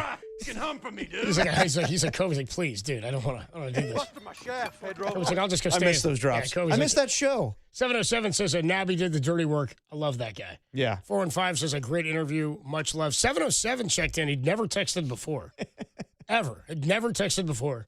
And Tim yesterday gave us a tease in what we're going to get in the Pat H crap section later. Oh, I'm excited. Tim said there was something about farts, and the 707 says, hey, what's up with that fart story you teased yesterday? This guy's never texted before. Never texted we before. have a special place in our heart for people who have never texted. Like, what made you decide, you know what, this is what I'm going to chime in on? It's really funny to me. It was gas. I love registering what they've done. And Tim just said, LOL, Tim said back, we'll get to it later, 707. The guy responded, LOL, my man. KMBR, the flatulence leader. That's what we're known for. Which is a good dude, one. The 510 with the best text so far. John Joe Curley could live with Greg Papa. Oof. That's pretty good, dude. My man. All right, that's enough of that. That's enough of that, my man. How many guests do you have for me today? I'm going to need 6 or 7 more. 510 says, this is something about Dwayne. I don't know. We were talking earlier before we got Nabby on because we asked the question, if Canada plays USA in the gold medal game, are you rooting for Macklin in Canada or are you rooting for USA? I'm rooting for Celebrini. Somebody texted me. I got to find it. Oh, here it is. Yeah. Here it is. Great line. 707 says, if USA plays Canada, I'm going to need to see Macklin hit the ice. So, I mean, dude, I got morals, man. I got to go for I'm I'm a man of my country. You know Hey, what I mean? I'll be rooting for USA, Look, I'm just but telling at you. the same time, like I want Celebrity to win. I'm rooting for the Americans. You want him to win over Team USA? If it ain't USA, I'll root for Macklin to win it. Yeah, nothing wrong with that. You can take down Finland or whoever the hell else. I don't know who else is out there. But I'm like, yes, it's my country. Czechia, again. But Celebrity's my guy. Got to root for him. This was your country before he was your guy. That is true. You know what I mean? That is true. You just became a Sharks fan. Now, if Thailand had a hockey team. Yeah, dude, if Thailand had a team, that'd be Derek. 831 says, rooting for Mac 100, but USA. No, I get it. That's what I'm saying. Macklin can go 5 goals and 2 assists in the gold medal game as long as it's 8-7 USA. You know what I mean? That's where I'm at. I hear you. Okay. I love it. It's the greatest performance in the history of the Olympics, except for he got a silver medal. Yeah. You know what I mean? That's all I'm looking for. Well, I got you. Unless USA is out, in which case, no, 707 checks and says, boo this man when Tim wouldn't pick a team to root for. Yeah. And they tried to backtrack. Boo this man. Wrong answer. No, Tim. 707. 3 no, texts Tim. on it, yeah. It's like a dog. No, Tim. By far the best text, though, and this is a joke, obviously. D-Pop is more un-American than that Super Bowl halftime show. Oh. I don't know, dude. I thought Kid Rock was running the flag and everything. Adam Copeland, T-Pop, Tim Webb with you. Dirty work on a Thursday afternoon. We got more to come. We'll talk more Olympics. Our guy Jim Kozimore is calling curling in the Olympics. We'll do that later in the hour at 3:50. But when we come on back, the Giants discuss reclining your seat on an airplane. Now, this is a debate. This is a heated debate. I thought about both of you today. Okay. When because Derek and I both have big trips coming up. We do. Well, mine's much longer flights. Right. But you got a flight to Texas. I got It's a only about- red eye. But it's a 4-hour It's flight. not really it's 4? Yeah. So it's Houston, I guess. I'm further flying south. at midnight. I get in at 6 a.m. Houston time. It's a 2-hour difference. It's about a 4-hour flight. Yeah. Yeah. Okay. I always thought it was like 3.5. Maybe that's to Austin. Yeah, probably. Yeah. Austin maybe a little bit shorter. Yeah. Anyway, Derek's flying. I got a 15-hour flight coming next week. Ooh. Oh. So you should be able to recline your seat. 808 KMBR. The Giants got into it, and we will next. Are you good with reclining your seat on an airplane? The question only Dirty Work can answer. Adam Copeland, D-Pop, Tim Webb. They're un-American. I'm rooting for USA on the Sports Leader. No, Tim.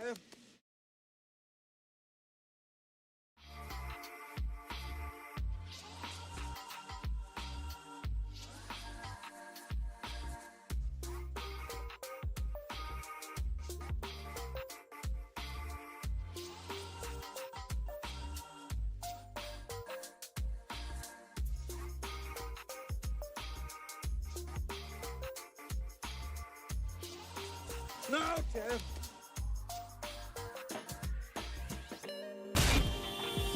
Time for your Bay Area Chevy dealers traffic update.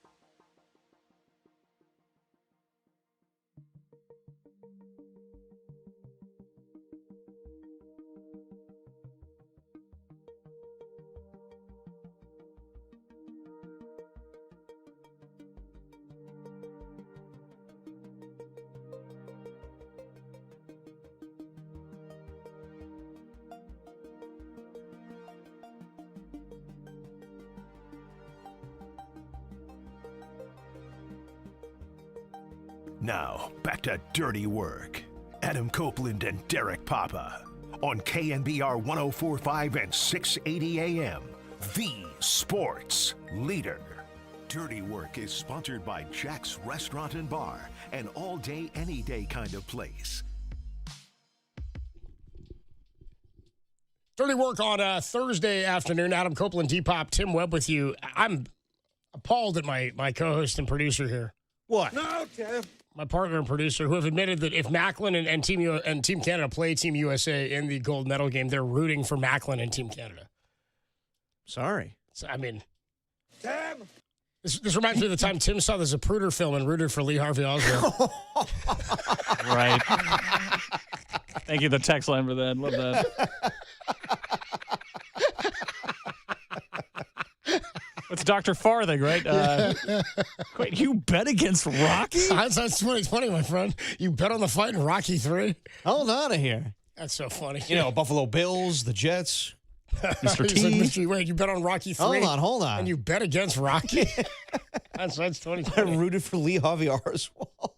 He got him. I don't know. I'm just trying to think of moments in American history that Derek would have been on the other side of. You know what I mean? Yeah, I was a big John Wilkes Booth fan. Yeah, right. There to see the play? Yeah, dude. Yeah. Derek heard about the Nixon thing and he went and stayed at the Watergate. All right. Well, the San Francisco Giants open camp. And they do these things every year where they the players are walking out of the clubhouse onto the field for a workout and somebody's standing there with a microphone. And a lot of times it's a mic and it'll just be like a question on a board or somebody's asking. So they polled all the players coming out. They asked a bunch of the players questions. And the ones they asked, the question they asked was, if you're on an airplane, do you recline your seat? Now, this was a huge thing with Murph and Mac. They always talked about this. Really? And for being tall guys, and Paulie's pretty tall. And Murph is over 6 feet, over 6'2", I think. Mm-hmm. He or maybe 6'1" or 6'2". They were like anti-recline your seat guys. Yeah. You don't do it. I asked young Tony to text Murph, and he was like, I am 100% against reclining your seat. They've talked about it it's 100%. You asked Tony to text Murph? Well, no, I was curious because we brought this up in the bullpen, and we asked multiple people. Young Tony, anti-reclining your seat. John Joe Curley, anti-reclining your seat. I'm trying to think of anybody else that's the same way. I think it was only those two. I texted Walter as well. He's against reclining your seat. Here's the thing. I've never been bothered by someone reclining their seat because they don't go far. I'm not a tall dude, and they don't go far enough back to where it doesn't bother me either. If you're a tall guy, reclining or not reclining probably doesn't. You're not comfortable anyway on a plane if you're tall. That's kind of my point. Right. But I get that if you're tall, the seat reclining is taking even more space, and you're like, that's frustrating. It doesn't bother me because it doesn't really affect me. That's what I mean. It's like the extra legroom's great, but if you're on a plane anyway, that's fine. My personal opinion is I'm usually kind of paying attention to who's behind me. Yes. And it's an equation for me. Height of person behind me plus time and distance of flight. I never really factor those in. I'm not throwing my seat back on a flight to LA or Vegas or it's probably an hour. not. I don't care. It's okay, fine. but like I can sleep sitting straight up. The 15-hour flight you're taking in a couple of weeks. Oh my! That thing will be flat. Yes. Yeah. Same with me. Like the red eye I'm taking tomorrow. Flat. It's gonna move like an inch and a half that way. All the way back. And honestly, I don't think it's that big of a deal. Like I know people are like, oh my gosh, it starts a chain reaction. Everybody's reclining their seats. Yes, I guess if you feel that way. They barely move. I'm just like, yeah. And by the way, they make them to do that. So if they can make them to do that, that's my thing. It's my amenity. You know so I only check really if there is a woman behind me with a small baby. I'm not reclining the seat if that's the case. What's the baby have to do with it? Because you don't want the seat going, in the baby. Hell no, dude. You brought a baby on a plane, I'm definitely reclining. So you're giving me crap for Bola baby initially, and now you're reclining seats into babies? Look, more power to you for having kids. I didn't have it. I shouldn't have to deal with it if it's crying on the plane. Tim knows. We flew back from Hawaii. We had 2 babies on our plane that screamed for 5.5. Did you make faces? They're behind me. I know, but you still make a face at somebody. I didn't. I looked at Tim a couple of times. Tim didn't have headphones either. Tim, I had headphones. I was okay. Tim looked miserable a couple of times. He was playing Candy Crush or whatever. There's nothing you do about that I was watching situation. that Sharks game, and if I didn't have that, I would have probably. Yeah, that was like really. If I didn't have headphones, that might have been a really brutal flight for me. The baby was screaming. You were on that plane. Was I? You were on the same plane. Was the baby screaming that bad? Yeah, it was closer to you than to me and Tim. I think I passed out. Tim, it cried for like 3 straight, right? It was a 5.5-hour flight, at least 4. Yeah, so I'm saying, thank God for that Starlink. The man. baby doesn't really have anything to do with it for me. I'm more like, am I really inconvenienced? And maybe it is, but it's like, am I inconveniencing the person behind me? Right. And I don't. Nobody's ever asked me, and I wouldn't really care if they put it back. Yeah, like we also asked Mike Cole, and he goes, never recline your seat. Never. And if you're going to do it, turn to the person behind you and go, hey, is it okay if I do that? What are we talking about here? What the hell's going on with society? Are you okay if I do what they allow my seat to do? Seriously. Like, in the last few years, there's been a hot button issue on social media. Like, you're a bad person if you recline your chair. No, dude, you're a bad person if you take your shoes off. Yes, we all agree with that one. Yeah, that's disgusting. Socks off too. That's ridiculous. 15-hour flight. I'm not taking mine off. A 15-hour flight. What do you think? Take the shoes off. Yeah, socks on, shoes off. Socks stay on. 15-hour flight. You're okay with this? Are you okay with the shoes off? I'm probably not taking my shoes off. It's just not usually what I would do. I wouldn't do that either, but to each their own. Socks off. That's disgusting. You're flying to Vegas from here. It's like an hour and a half, and you've got shoes on. I'm like, what are you doing? And keep your feet on the floor. Not putting your feet up on anything. No. Like We're trying to have a society. You've seen like the videos of like people like kicking their bare feet up on like a chair, and people are like painting their toes. And like that's disgusting. For somebody so anti-American, I'm kind of impressed that you care so much about your fellow travelers. You know what I mean? Well, you're like looking out for them. You don't want to be an a-hole. Yeah. But at the same time, the seat is made to recline. I'm going to recline the seat. Well, here's what the San Francisco Giants had to say about it. They talked to Matt Chapman, Bivens, Robbie Ray, Ryan Walker, Trevor McDonald, Tristan Beck, Gerard Encarnacion, Devers, Eldridge. I'll tell you what a bunch of them said, but we have audio. Here's the Giants players asked. Do you recline your seat on an airplane? Of course.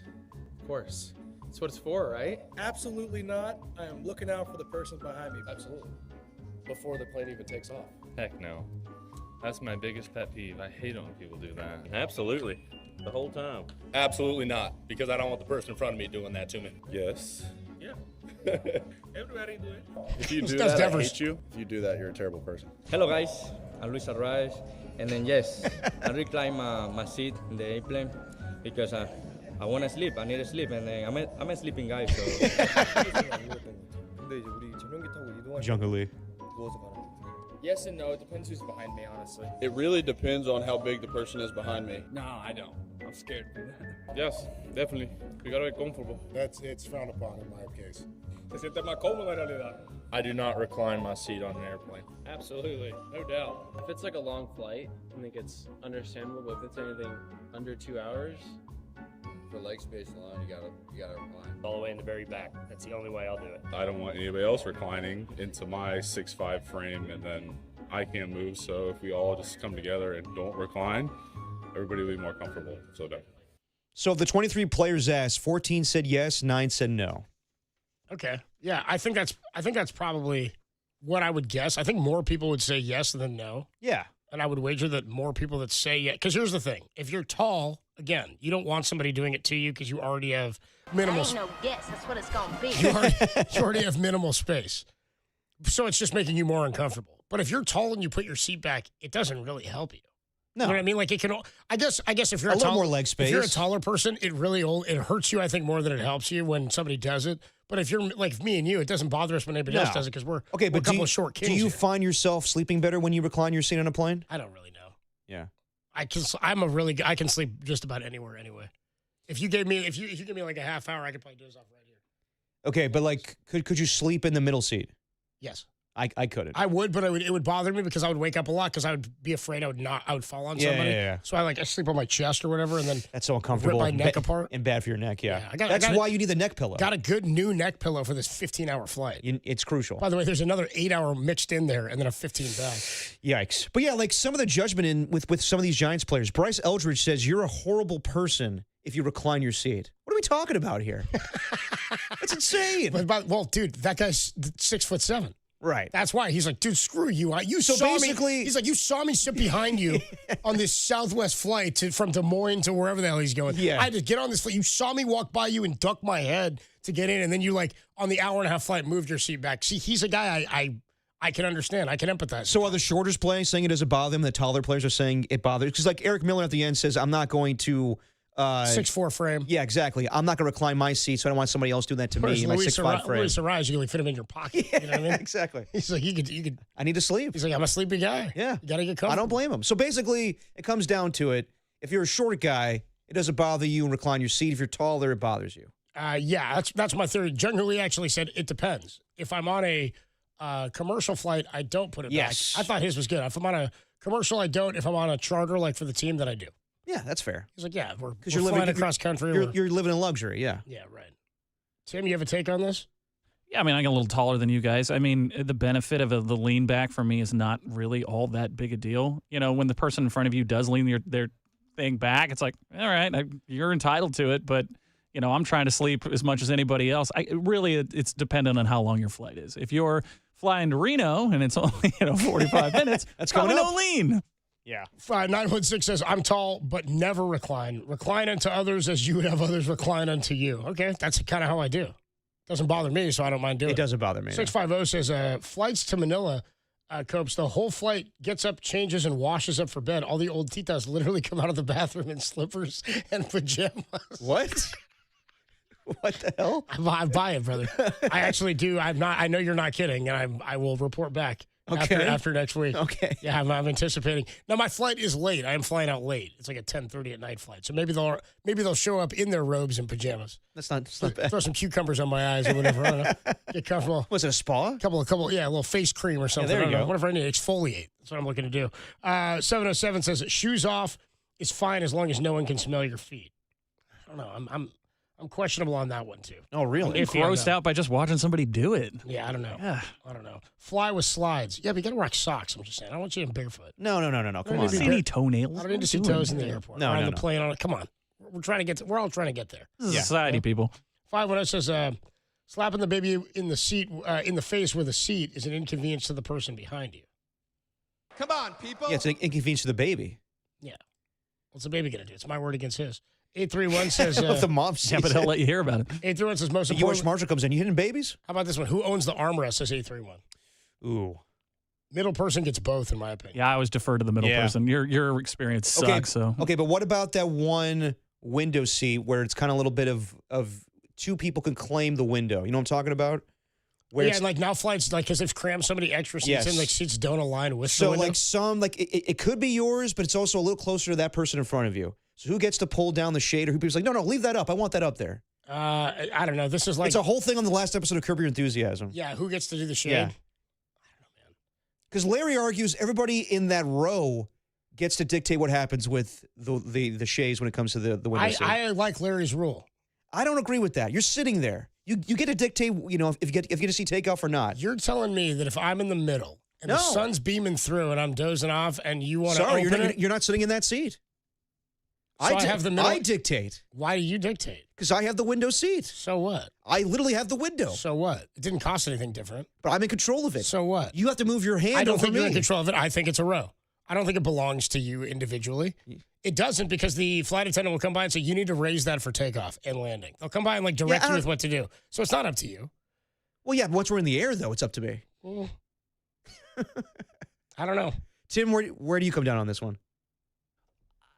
I feel like if you see the person next to you sleeping, maybe keep it shut. I mean, it's a courtesy thing. You're not going to be an a-hole. And keep it up when you want to sleep. Dude, this is like in Remember in The Wedding Singer when they fly to Vegas and Julia Gulia, she's like, can I sit by the window? I've never seen the lights. And he's like, I don't want to sit on the aisle. That cart comes by every time and bangs me in the elbow. Tell you what, when we fly over, I'll let you lean over me and look out the window. No, that guy was terrible.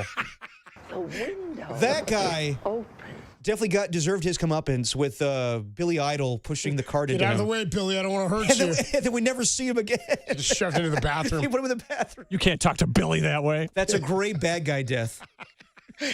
Derek was rooting for that guy in the wedding. No, I wasn't. Adam Copeland, Adam Copeland, Depop, Tim Webb with the dirty work on a Thursday. In about 15 minutes, we'll catch up with our guy Jim Kozimore, who is in Milan calling curling. We'll talk some curling with Coz in just a little bit. But when we come on back, was the Kuminga article that came out by Anthony Slater, which is a whole lot of leaks, and some Warrior fans don't want to hear confirmation as to what happened. Some guy yesterday in the text line, very upset. He goes, and you're just going to take Slater's word? Yeah, I think so. Yeah. He's a pretty good journalist. Yeah, and he's been covering the team for like a decade plus and talked to people within the organization. I knew about him first, Copes. He's very well respected. I had Slater on first, I always put him on first. Now that he's blowing up, I hope he recalls I put him on.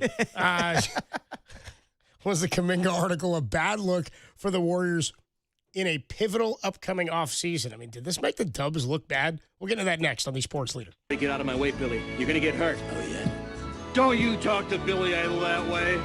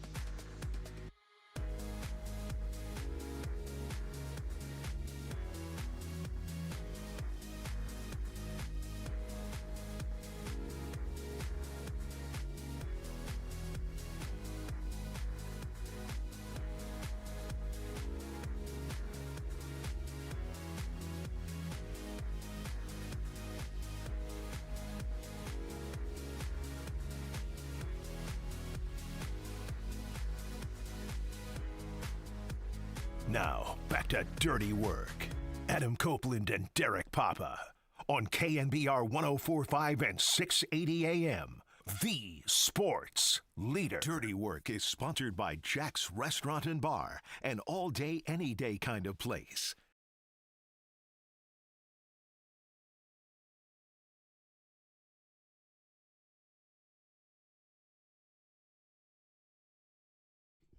Dirty Work on a Thursday. Having some fun today. Our last show in studio. We're going to be at we're going to be at Jack's Restaurant and Bar tomorrow in Pleasant Hill. Come on by, say what's up. We'll be there 2 to 6, hanging out, drinking beer, and doing some dirty work from 2 to 6 tomorrow afternoon. Would love to see a bunch of members of the filth out there. Can't wait for my van, my rockin', my H. I'd like to see my guys. Yeah. Want some H on a Friday. Nice. We'll get some H later today as well. Jim Cosmore going to join us in about 12 minutes here at 3:50 talking some curling. Before we do that, the article that came out yesterday from Anthony Slater, by Anthony Slater, about the exit of Jonathan Kuminga, the incident on December 10th between Kuminga and Steve Kerr, where he went into the meeting knowing what the meeting was going to be about. He said he knew they were going to get on him about not showing up to a team meeting that was not mandatory, but it was requested that he be there, or a team event is what they said. And then he was going to get dinged for family members taking too much food. Well, Steph Curry, I thought this was interesting. Yeah. Steph took to Twitter. Because Kuminga retweeted the article, and said okay, now what? What else? Laughing emojis. I think he was laughing emojis. Like, what else? Yeah. Go ahead, pile on. We're doing everything. We're going Right. petty. What else you want to add? What else you gonna? What else getting leaked out? Now it's people within the organization, and don't get me wrong. I thought you and I were on the same page that this was telling about Joe Lacob as well, and some people didn't like that. That's the biggest thing that I came out of the article. I'm not saying there's anything that's finite or end all be all about this. I'm just saying, based on how this was handled, and its article is navigated from all sides. It's Kuminga's side of things. it's the Warriors and Kerr side of things, the Lakers. And there are sources that have given quotes, albeit anonymously at times, that have corroborated some of this or given their own takes on this. I'm just saying, based on how this ended with Kuminga, and we know what Joe thought about Kuminga, I think it's fair to say you should probably monitor this. You know what I mean? Yeah. Should probably keep an eye on this, considering what the status is of the team. Now, Steph Curry then commented on Kuminga's post. Kuminga did the laughing, crying emojis and said, what else? And Steph was like, I'm so sorry that leaked out, bro. Or something. I'm sorry, bro. This is ridiculous. Go be great. To me, that's the first time I feel like, and this isn't a huge thing, but it did feel to me like Steph is publicly distancing himself from that story and the organization. Yeah, that's what everybody, I felt too. Hey, like Kuminga could have gotten a text from Steph, and I'm sure he did. Right. They all liked him. They really did. Yeah. Personally, everybody liked him. Mm-hmm. So they really did like him. They maybe didn't think this was the right situation. They should like him on the basketball I'd court. imagine Steph reached out to him personally. Yeah. But that coming out on Twitter is after the fact, and it's days after the trade. And it's public for all I to see. imagine Steph reads that, and he's like, hey, everybody, I had nothing to do with that. Yeah. That has nothing to do with me. No, like, this does seem petty. It's kind of the way Steph's tone was. Yeah, I mean, the way that we were talking about yesterday, we're obviously joking because it's funny to read that. But, I mean, do we ever get stories like this with Jordan Poole or James Wiseman? Different situations, obviously. But I understand, I'm sure Steph is one of the many people in that locker room. They're like, it's probably best if Kuminga goes because we're not gelling basketball-wise. But do we really need to throw him under the bus with this food thing? That's where I'm like, that was a little much. Again, like I'm not blaming Anthony Slater for including that in the article. Like why leak it and who leaked it. And there was no other, this is the thing, is if you read it, like I said yesterday, there's no other info about it except for when they mentioned it in the open, they mentioned it again as part of the meeting that he had with Steve. And I still don't even know who it was that said this to him. Right. But in leaking that info, it does seem petty because nobody would give that info out. Exactly. Well, you know what? So it seemingly did not come from him. And I thought yesterday, like, is he letting this out to let everybody know how petty the Warriors were being? And now it sort of feels like, based on that response, it was probably the Warriors who leaked this out. Yeah.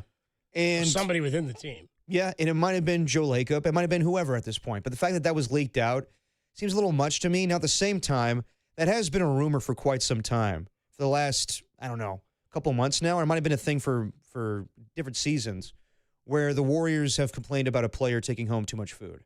But again, like, who cares? Like, that's not the big picture in the grand scheme of things. It's just when you read this, is it like, the Warriors throwing a player under the bus? How does that look for the long-term ramifications of them trying to win a championship with Steph Curry?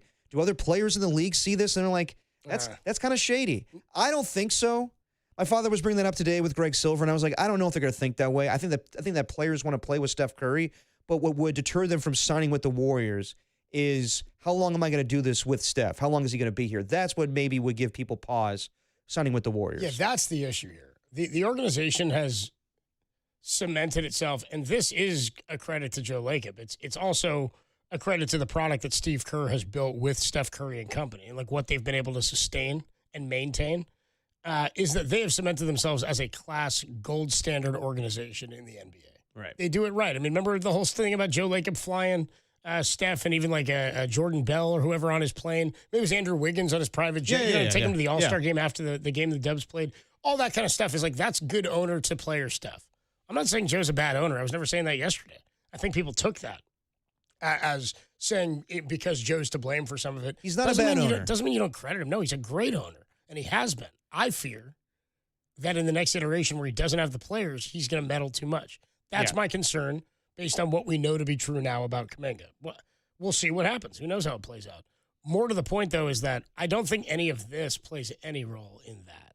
Like, if you're coming here, it's because you want to play for Steve Kerr with Steph Curry. Right. That's not going to change. Like, the organization, for all the other guys who've played in other teams, and you see this in the NFL, you know if you're in a bad organization or a team that's not run the same way. Mm-hmm. I can't imagine that that's a reason that players wouldn't want to come here. I think that there's still a destination because of Steph and because of the area and because of the way the franchise is run. I think they're a destination spot. It's just that they're not a destination for the right type of long-term superstar anymore. No, and they see the rest of the conference and know that, okay, I'm going to be competing with the likes of the Thunder and the Spurs and the Nuggets, so does it make sense for me to sign with that team? Maybe because it's a great franchise, and obviously Joe Lacob is a really good owner, so I'm going to get paid, but does it make sense for me for long-term to win a championship there, and then I'm going to sign like a a 5-year contract or whatever. Like, what's going to be when Steph Curry retires? But stuff like this leaks out all the time when it comes to disagreements in an organization. So I don't think this is a bad look necessarily. It's unfortunate that with a player leaving, that this had to be included with all of the things that he's done. And I'm not blaming, I am blaming Jonathan Kuminga for some of the things he's done in the past. He's totally not innocent in this whole thing.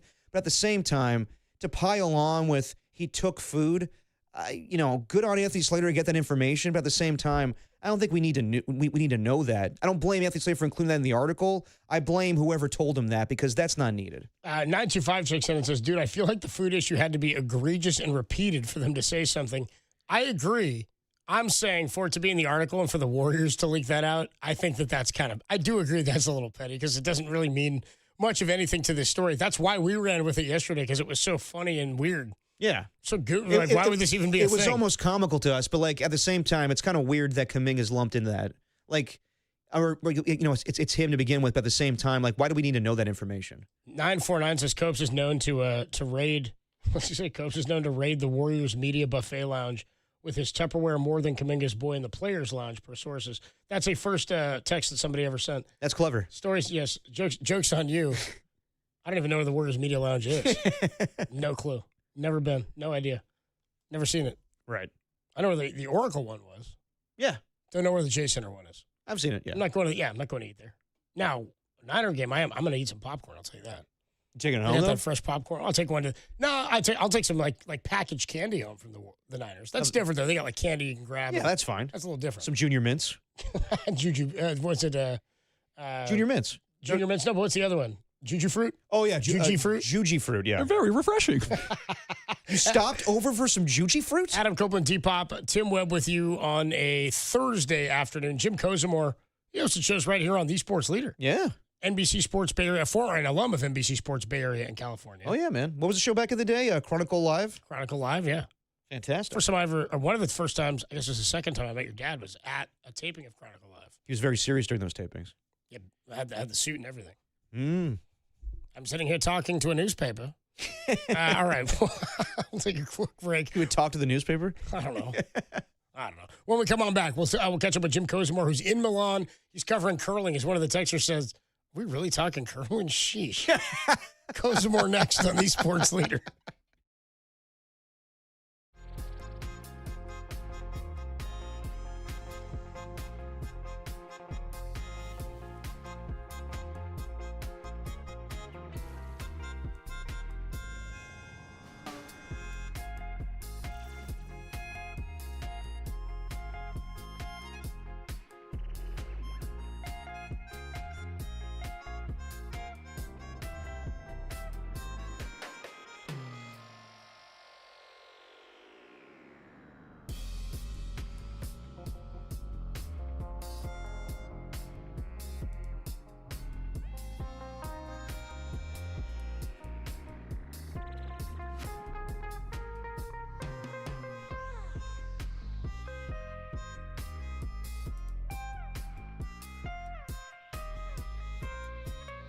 The Warriors could not keep up with the Spurs last night, falling 126-113 after being outscored by 13 points in the fourth quarter. Draymond Green, DeAnthony Melton, and Moses Moody all chipped in with 17 points each, but the team shot just 34% from three en route to the loss, heading into the All-Star break. For everything Dubs, keep it locked right here to The Sports Leader.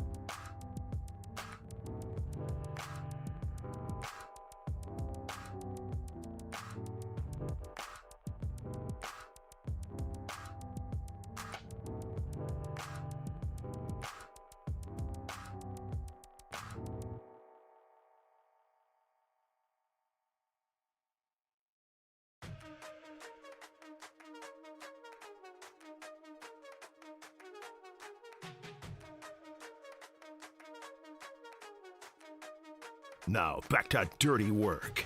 Adam Copeland and Derek Papa in the KNBR Casino Matrix Progressive Jackpot Studios.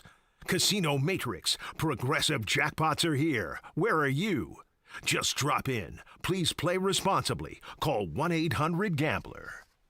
Dirty work on a Thursday. Adam Copeland, D-Pop. Tim Webb with you. The Olympics are in full swing. Been a lot of fun. We've been talking a lot of Olympics today. Yeah. And we're getting into some of the games and the sports in the last couple of days. I saw Skeleton debut today.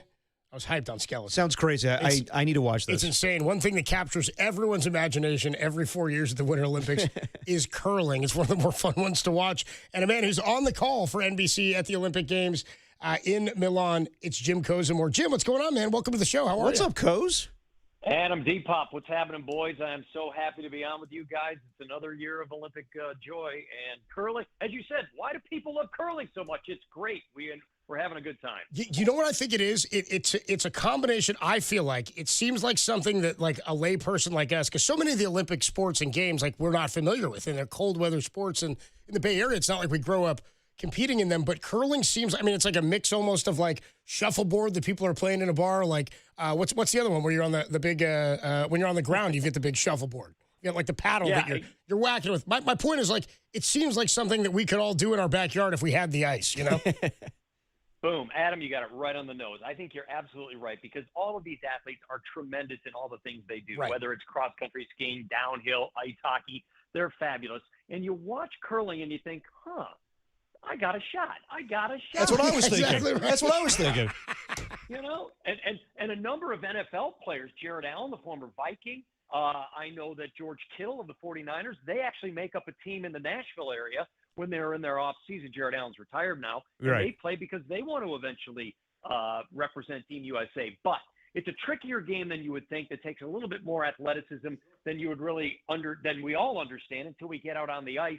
In fact, when you watch the curling coming up in the next couple of days, because we are going to be washed over with a lot of curling on the men's and women's side, you just watch the lead and the second players. They're always in short sleeves and they're working the broom.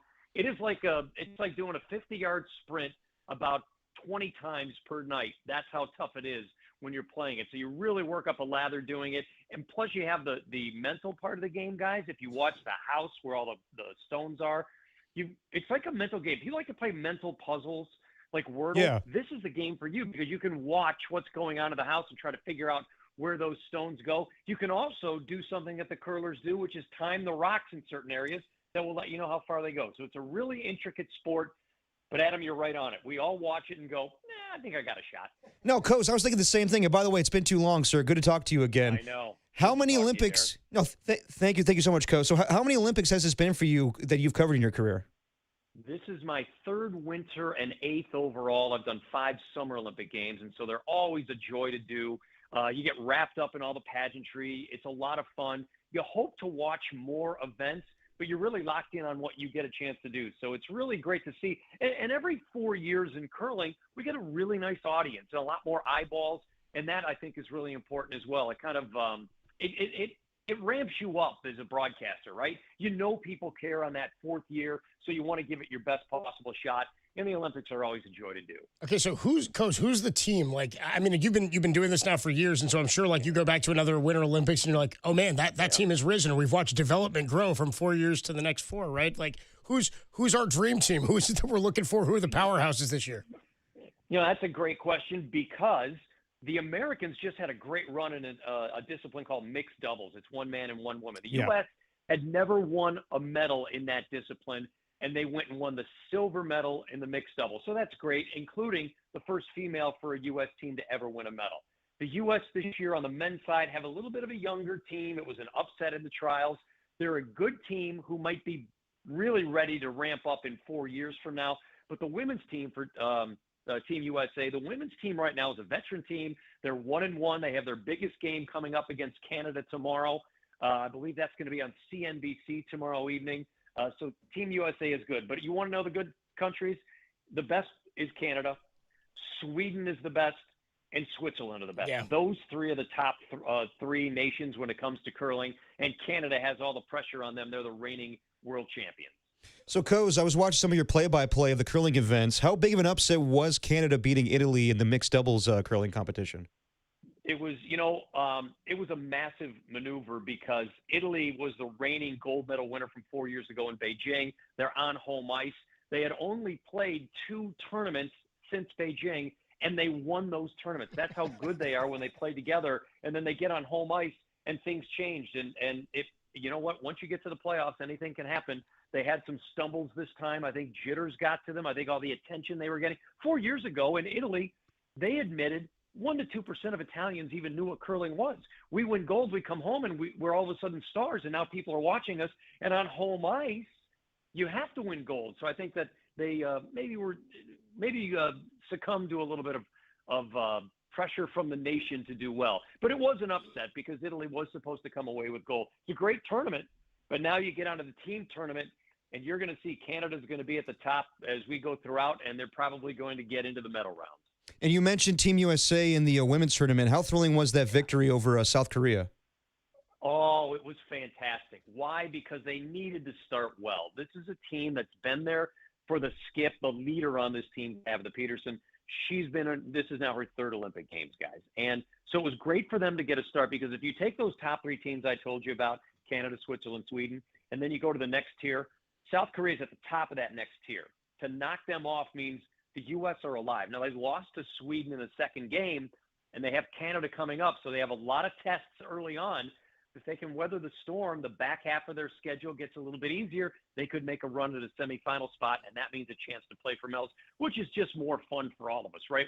You're not supposed to be homers when you're broadcasting, but it's great for our sports when we see Team USA doing well, and so that's a fun time. But I'm like everyone else. I'm into curling, and I'm really locked into my lane. But whenever I get a chance to watch, this afternoon I got a chance to see Team USA on the ice hockey rink, so that was fun to see. That's one I'm really looking forward to. And listen, USA-Canada is going to have battles. We're going to have battles in hockey on the men's and the women's side. And I'm not so certain that the women's game isn't going to be even more entertaining. Those two teams have a real professional dislike for one another. So I think there are a lot of things to look forward to in the overall span of the Olympic Games. You're talking to Jim Cosmore on the Yuma guest line. I mean, you took the words out of my mouth about the women's Team USA and Canadian hockey teams. I saw they did like one of those package deals where I think it was Team USA was like sitting in Milan with Stanley Tucci. You know how he takes people around and he's I don't know. Yeah. You go to Italy, I guess you run into Tucci. I imagine you're seeing him after this because anyway, he's hanging with them and they're talking and he sort of jokingly says like, "Who's your rival?" And they say, "Canada, we don't like them." And he goes, "Oh, well, you don't really dislike them." They said, No, we don't like them and they don't like us. Like and I was like, hell yeah, let's go. They shut them out the other day. Yeah. How about that? First time ever. They shut them out 5-0. Canada was without their best player and captain. So she got injured in their first game, lower body injury. It's hockey. They're not going to tell you what it is. They're hoping she can come back once they get deeper into the schedule for Team Canada. It's a big miss for them. But the United States took full advantage of it, won 5-0. Yeah, there is a real dislike between those two teams. And Canada has been the dominant nation, and the United States wants to turn the trick on them. In fact, there was a game recently that they were playing for a championship, and the United States had Canada's flag on their locker room floor. Canada found out about it. Canada went in and won the game, and at the end, that captain, who now is injured but is hoping to come back, she just grabbed the microphone and said, "We heard the USA had our flag on the ground. Well, do you want us to all come in there and sign it right now? Because we just took it from you." Wow. I mean, there is a dislike with these two teams, and I think I really can't wait for them to get into the medal rounds.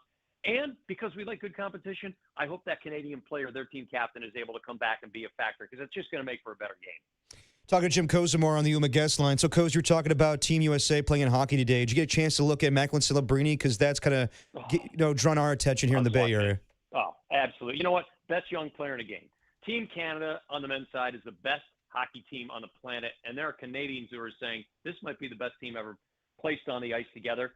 And how about the San Jose Shark, Macklin Celebrini scoring the first game for Canada? Yeah. Let me tell you, guys, from my time in the Bay Area, I'm a huge Sharks fan. I went up to Calgary to see the Sharks play. I went up to Seattle to go see the Sharks play this past season. I'm into Shark hockey right now, and Celebrini is the next one, right?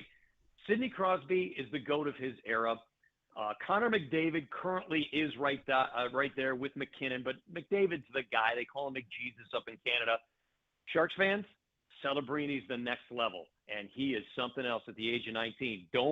Don't be surprised if he plays a big role in what's coming up in these games, because they're going to be very competitive. But I think that Canada's just too darn good. They have to be the favorite right now going in and a favorite to win the gold. Well, that's what's incredible is the youngest player to ever start for Team Canada. He's 19 years old. He's on the first line. He scores the first game. It's unreal. This is prodigy stuff, Coz. Like, I mean, he scored his first AHL game, NCAA game, NHL game, Olympic game. Doing this, like making the jump from what he did last year at 18 to this level, and being able to look around after 1 year and go, oh, okay, I get it, and make this jump is prodigy-like stuff. You're absolutely right. And remember, he's doing it on a team that's still trying to climb the ladder. Oh, yeah. Maybe sometimes you can go into a team that's good already and you can fit in with good players.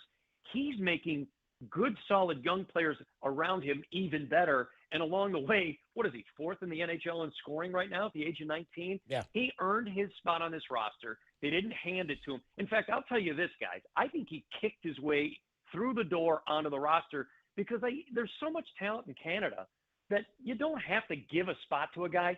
He made it so that the Canadians had to take him. I just think that bodes well for hockey in the Bay Area, for the Sharks, for what they're trying to do. Give them all the credit in the world. They broke it down, put together a nice roster, and now they've got themselves a superstar. If they can continue to grow, they're going to be the it team. Hey, listen, Bay Area, and I used to say this when I was there all the time, the most blessed sports area in America.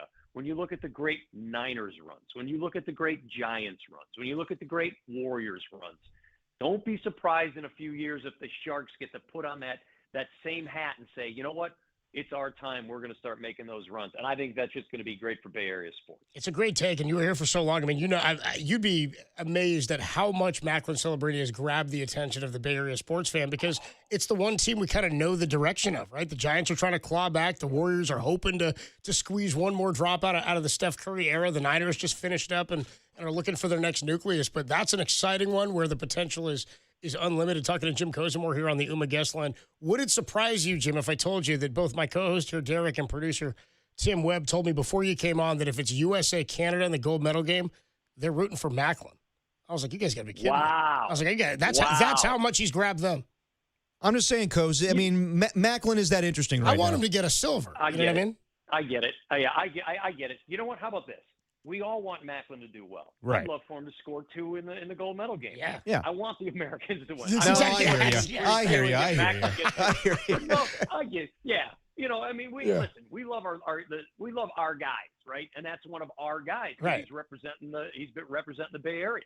So we want him to do well. But Canada is such a juggernaut, guys. It's going to take a whale of an effort by Team USA to beat them. Yeah. You know, it really is going to be tough. They are that good, and that just tells you even more what Macklin Celebrini means to hockey in the Bay Area, because if the team is that good and he forces his way onto the best roster in the world, man, that's saying something for a 19-year-old. Talking to Jim Kozimore on the UMA guest line. So just to get off the Winter Olympics for a second and go to football, you were in the Bay Area for a long time, but now you're in Nashville. You're in Titans country. What's been the reaction to Robert Saleh taking over as head coach? You know what? There's a real cloud over the organization. So whoever they were going to name, I think it was going to come with some trepidation from the fan base. They've been getting kicked around, and then to see Mike Vrabel go to the Super Bowl, and they would say, well, why didn't we just keep Mike Vrabel? Why are we hiring another defensive guy? After that first fog kind of rolled through Tennessee, now they're starting to see, hey, he's the right guy because he's got a positive attitude. That's a big thing. You go back to his Jets days, he was in a real bad situation, and he was trying to change a culture, which was very difficult to do. Here, he's got an opportunity to change a culture because he's going to have a hand in making some picks of people. They've got a lot of money to spend. They've got a lot of draft capital to utilize. They've got a proactive organization in the front office, and they've got a new stadium coming up. So at first, trepidation. Now, slowly, some excitement about a guy who's been on a very good team in San Francisco. He's been a big part of a very good defense. He's been a big part of an infrastructure of success. So I think the Titans fans are starting to see the light at the end of the tunnel, even though they know that it's not going to be a light switch. They're not going to flip it on and go from being a 2-win team to being a 12-win team. Yeah. But I think they've got the right guy at the right time. Were people surprised in the Bay Area that Robert Saleh got a second chance so quickly? Not really. No. I mean, we're kind of anticipating it because, I mean, he was interviewing for jobs with the Jaguars and the Raiders and the Cowboys last offseason. Right. So we thought it was be a one-year deal, and Gus Bradley was named the assistant head coach. So it was bound to happen where obviously he went with him to Tennessee, but that was kind of the expectation where Robert Saleh was going to get a job. He was going to go with him. Okay, that's interesting because in Tennessee, everyone thought, well, it's going to be Matt Nagy because the guys making the decision come from Kansas City. Nagy was there. They understood the infrastructure. He's an offensive guy. They had to hire, they have Cam Ward. Everyone thinks he's the quarterback of the future. Get an offensive guy. And I think that also played into the slow, kind of the slow roll for Robert Saleh when they found out, a defensive guy, wait a minute. We got this quarterback. We need someone to teach him. But I think that it's going to be the right hire. I think it's the right time. Sadly, like every other fan base out there, they don't want to give him time. But it's going to have to take time. So that'll be the biggest thing he has to get over. But I think his positive energy is going to really take over for the Titans, and it's really going to build this fan base back up because, man, they need something. They need absolutely something because it was down for the last 2 years. A couple more minutes with Jim Kozimar on the UMA guest line. I always love talking about this subject with you, Koz. So 11 years ago, we had the Jim Tomsula press conference. I always love your post-game press conference with him where you ask him about the offense. I do a little run and a little passing. Don't tip your hand there, Jim. What do you remember about that day, and how weird was that press conference? It was my shining Bay Area moment, and so thank you, Derek, for bringing that up, guys. It was a really great time. So what I remember of that moment was it was really weird in the room because the Niners were really handcuffing Jim Tomsula, and they brought him in to do the interview, and there was this real Paul in the room. It was really quiet and stiff, and he was super stiff, not nervous, just stiff, almost over-measured in his words, didn't really know what he wanted to say. And so when we start the interview, I thought, God, this guy's being a real jerk. And then I'm like, why are you being a jerk? I'm not going to crush you. And then I realized right about that point that you're talking about, a little run, a little pass, and I realized he's not being a jerk. He is overwhelmed right now. He is not ready for this spotlight. So I actually I stepped off the gas. Here's a little tidbit to that interview. We had, who did we have? It wasn't Ratto. It was someone else who was a guest. They were in the room when I was doing the interview. Yeah. And they had to walk out of the room. It was so uncomfortable for them. Like they were sitting there writing down answers, and they had to walk. It was Tim Kawakami. Okay. Tim Kawakami's the guy he was in there, and he goes, I had to leave. It was so awful. I felt so bad for the guy. Yeah. He was just underperforming so vastly that I had to walk away from the whole thing. Yeah, so that's what I remember. I thought he was a jerk. Then I realized he's just not ready for the moment. No, fair enough. Went off and won a NFL. What was it? A European championship? Yeah, NFL Europa. Yeah, Ryan Fire. The Ryan Fire had an undefeated season, won a couple of bowls. He landed on his feet. He was fine. Yeah, he's doing all right up there. Jim Kozimar, the voice you hear. Koz, it's great to have you. By the way, you've done so many of these. Where does this rank in terms of Olympic host cities and locations? The newest one is always the favorite one. Sure. That's what I always say. That it's what is it? Recency bias? Yeah. Thing that they call It's it? a disease, man. Yeah. That's what it is. So it's on to Los Angeles in 2 years. So I'm looking forward to that being the best one that we ever. There you go, Koz. Dude. Everything the fine city of LA has to offer. Well, Koz, enjoy Milan. Yeah. We'll be watching you and listening to you on curling. We are really getting into it. It's been fun. So have a great call, man, and we'll talk to you soon. Thanks, Koz. I miss the Bay. Love you guys. Take care, guys. Thanks, Adam. Much love, Koz. Thanks, Jim. Great stuff, dude. The great Jim Kozimar. He's the man. Dude, I crossed paths with him it was loosely when I was doing some producing and he was doing he was just filling in at KNBR. Right. So he came in and he was doing some fill-in work over like a holiday time when I was doing a lot of producing before I was on air. But I watched him on TV for years. Dude, Chronicle Live, he was the man. He was the man. I used to work with him back at the other station. He's very funny and witty, too. No, very funny. He likes to work a little blue. He does, I like that. He's fantastic. Yeah, he's good, man. Love he's on NBC, and you can hear him and watch him on the curling calls. That's great, man. So many broadcasters going over there. So Adam Copeland, Depop, Tim Webb with you. On a Thursday, we'll be at Jack's in Pleasant Hill tomorrow. I want to see everybody out there. We got plenty to get into for the rest of this show. We are still going to catch up with Mike Silver at 4:50. We've been jumping all over the place today, having some fun with some different topics. The one that really aggravated me is these guys turning their back on the good old US of A. I'm not turning my back. I just, all of a sudden, you guys are walking it back.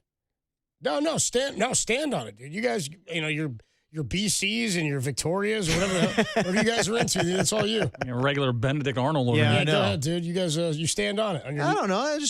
Your Biebers and your Drakes and your Norm McDonalds and it's all you guys. It's all you. Well, we do love Norm McDonald. And your Rachel McAdams and your Alex Trebek and some Paul Schaefer. A lot of great Canadians. Yeah, your Mike Myers. Your Joey Vottos and your Justin Morneau. I don't know. Just name Jim them. Carrey. That's about it. Yeah. Go ahead. Go hang with them. Rush. Go hang with those guys. Okay. I don't care. I'm rooting for Team USA. I'm sorry I offended you. By the way, Canada's winning gold. I mean, they are insane. I know. So maybe I don't need to root for them. Maybe I'll just watch. I'll watch Macklin Celebrity dominate. No. I'm not letting you off this. Not after you were rooting. Not after you rooted for Richard Jewell in '96. Oh, come on now. I'm not going to let this fly. Derek's like, yeah, dude, I, Tonya, my favorite movie. It's a collapse of the U.S. women's ice skating. It's not a bad movie. It's not a bad movie. It's nominated for Oscars. Yeah. What's her name? Margot Robbie was great in it. Margot Robbie, and then Galooly. What's the mom? I forget her name. I know she's a longtime actress. I don't know West her Wing. name though. Yeah. I know you didn't like that. You rooted against. I root against the West Wing. Derek watched whatever was up against the West Wing on NBC. Kind of predictable. Kind of predictable. Aaron Sorkin, it's the same thing.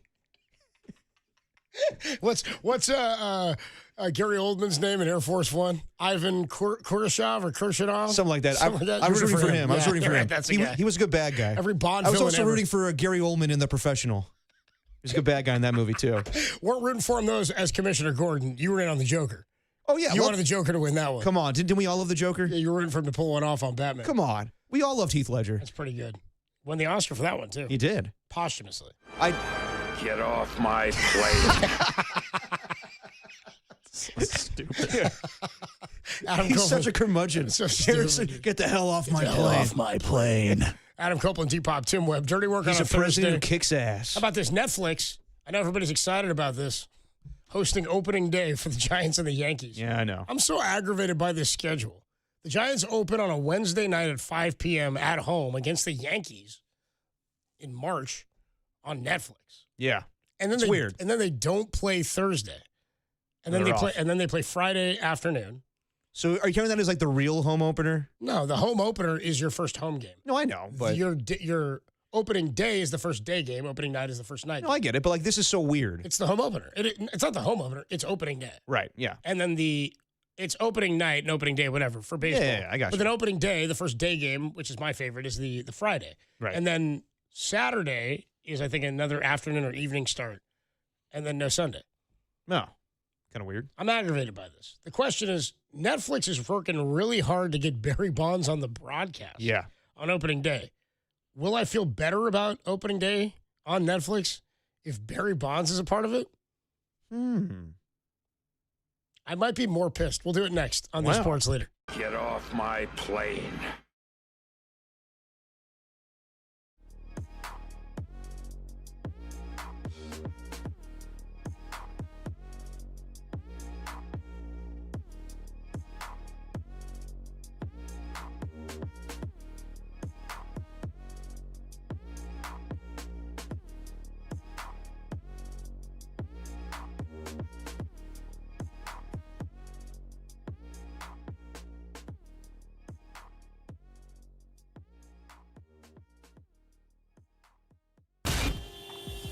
Time for your Bay Area Chevy dealers traffic update.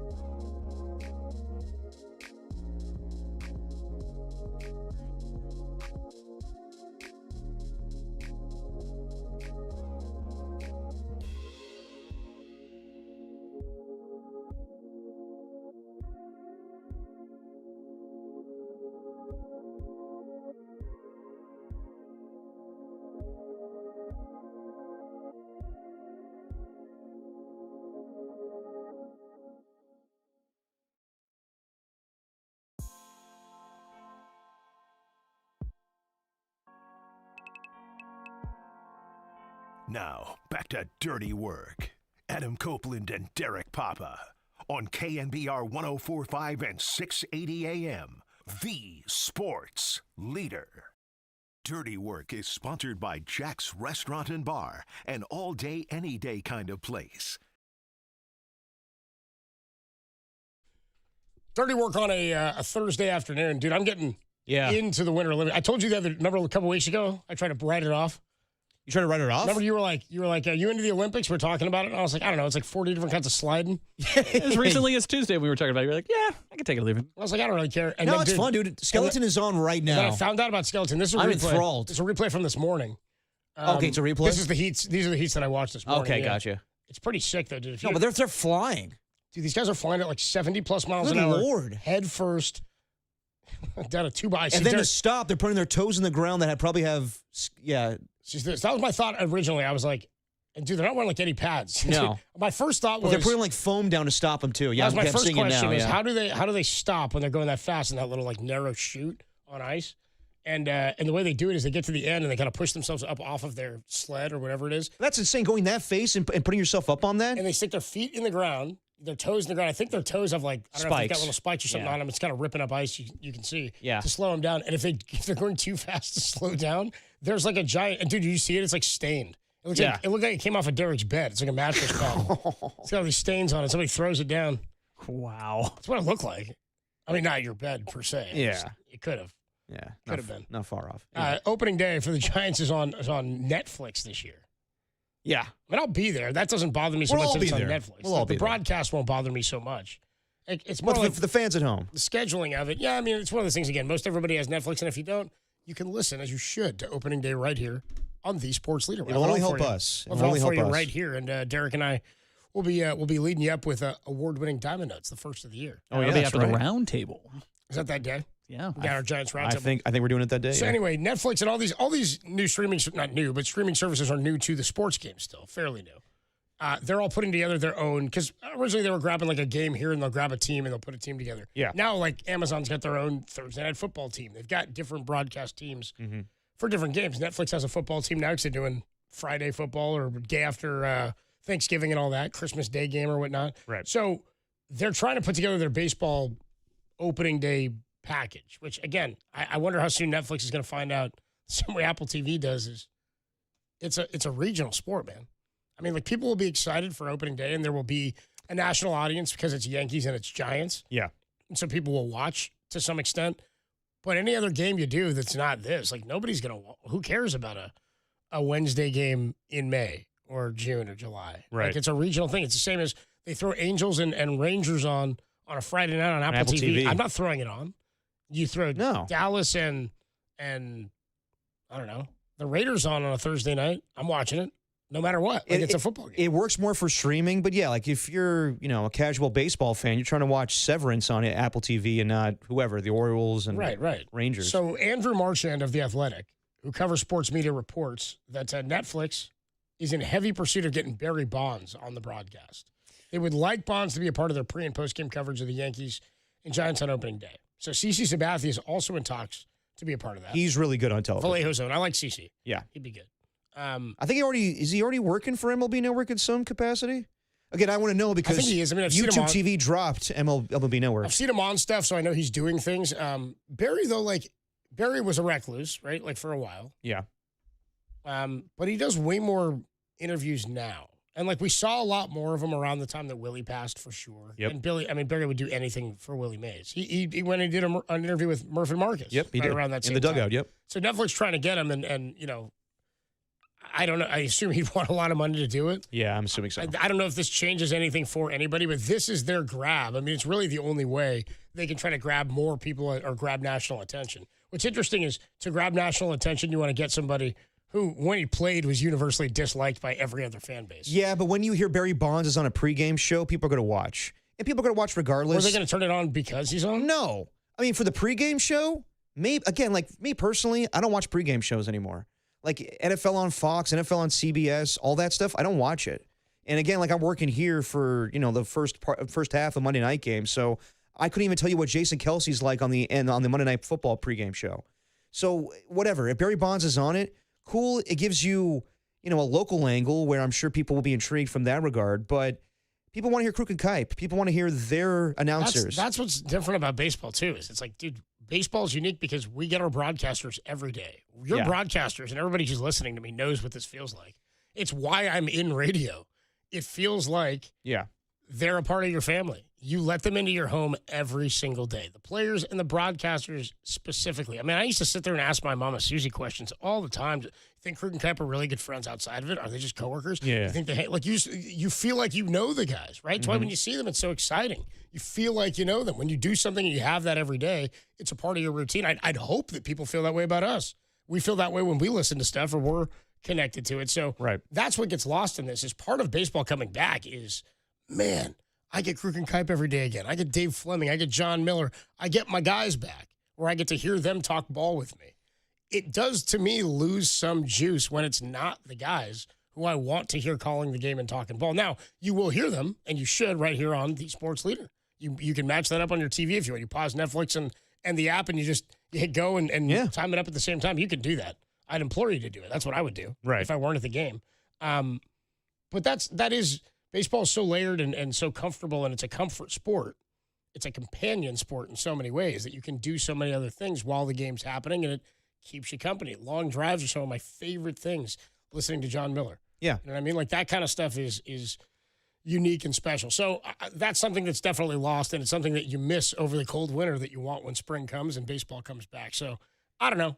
It's something lost. I'd implore everybody to listen to it on the Leader. I couldn't care any less whether or not Barry Bonds were on the broadcast or not pre or post game because I don't watch a lot of that stuff anyway. Yeah, no, I'm with you on that. But like that's the love we have for regional sports networks, and that's why it works for baseball because there's so many games. You want to hear your guys. That's the one thing the NFL doesn't have. They obviously have their local, radio broadcast, but for television purposes, they have a national announcer always. That's what makes baseball so unique, and that's what makes the NBA so unique is because you have your voice every single night. So to have that taken away from you on opening day, that sucks. But again, you can listen to Kruk and Kipe on the Sports Leader. Yeah, it's not like totally gone from you. I'm just saying, like, I don't get the whole. I mean, I don't get Netflix wanting. I get why they want a pass sports package. I'm just. Well, you know what? Honestly, I don't because I get they're trying to push this. El Duncan's going to be the face of Netflix. Sports on Netflix, but really, streaming works for football. Like everybody's going to watch a nationally televised game for football, no matter who the teams are. When it comes to baseball, yes, the intrigue of Tony Vitello and Aaron Judge with the Yankees, I get that. But I don't know how many broadcasts they're going to do. I think they're doing the Field of Dreams game as well this season. I just don't know if that's going to work because I think baseball fans want to watch their games on local TV.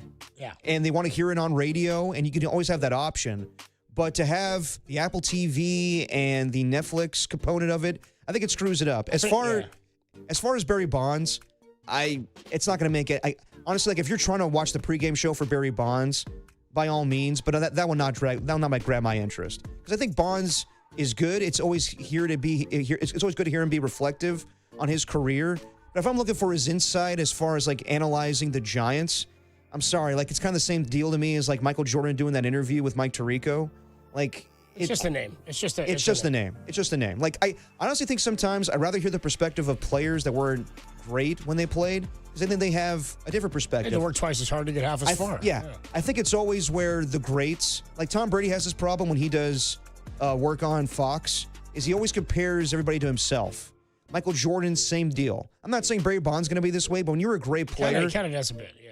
It's always where you got to go to. You have to play at my level. And I think the Greg Olsons, I think Tony Romo's, even though he's not fantastic, the Chris Collinsworth. Those guys weren't great. They can have a different perspective on the game and have different opinions on it. They're just being like, well, they didn't do what I expected to do. Well, yeah, I think what you're saying is true about broadcasters, but also coaches too. Like that's why it's rare seemingly to have Hall of Fame level players become Hall of Fame coaches because you have to work so much harder.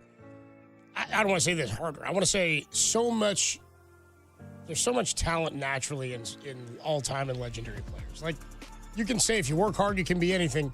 Doesn't matter what I did, I'd never be Kobe. You know what I mean? You'd never reach that. He was born with the ability that he could hone that skill, and he was that meticulous about it. He could have not been that great. He could have been an average player, but he worked his ass off. But he had some of that ability anyway. Same with Barry Bonds. Some of that was just naturally there. So I always wonder that with coaches. Like, if it came to some extent so naturally to you, it'll be impossible to explain it because you didn't feel it. Whereas if you played in the minors for 6 years and then got to the bigs and scratched your way through and had to claw your ass off every single day just to stay there, you had to find every angle, every nook, every cranny, every nugget of knowledge you could in the game to maintain your status. That's why, like you and I were talking about during the break, Joe Montana has a quote out there. I don't know what podcast he's on, but awful announcing is what put it out. Yeah. He's talking about how he didn't want him to stay as a broadcaster. After he retired in 94, 95, he went to NBC, and he's saying he didn't want to be a broadcaster because he didn't want to criticize players in that way. And the truth is, Joe Montana, the same thing with Jerry Rice, the same thing with Emmitt Smith. It's they're great players, and they expect something. They expect players to do the same things that they did. It's just hard to put other players in your shoes. Like, they're so good at what they did. It's hard to be like, well, this is what Peyton Manning needs to do, or this is what this guy needs to do. They need to do the exact same thing that I did. And when you say that, unfortunately, it comes across a little arrogant for television. Yeah, for sure. I mean, and Barry sort of has that, that air about him anyway. Would be funny if we had like John Miller on Netflix, though. Oh, can you imagine? Hello, John Miller here for Netflix. There's the Stay tuned for the release of the brand new film, Peaky Blinders. I'm John Miller, and this is Orange is the New Black. from the Netflix broadcast booth, 2nd and King Street here, downtown San Francisco. There's a new documentary out, The Pooh Cruise. the train wreck. Check out season 1 of The Queen's Gambit.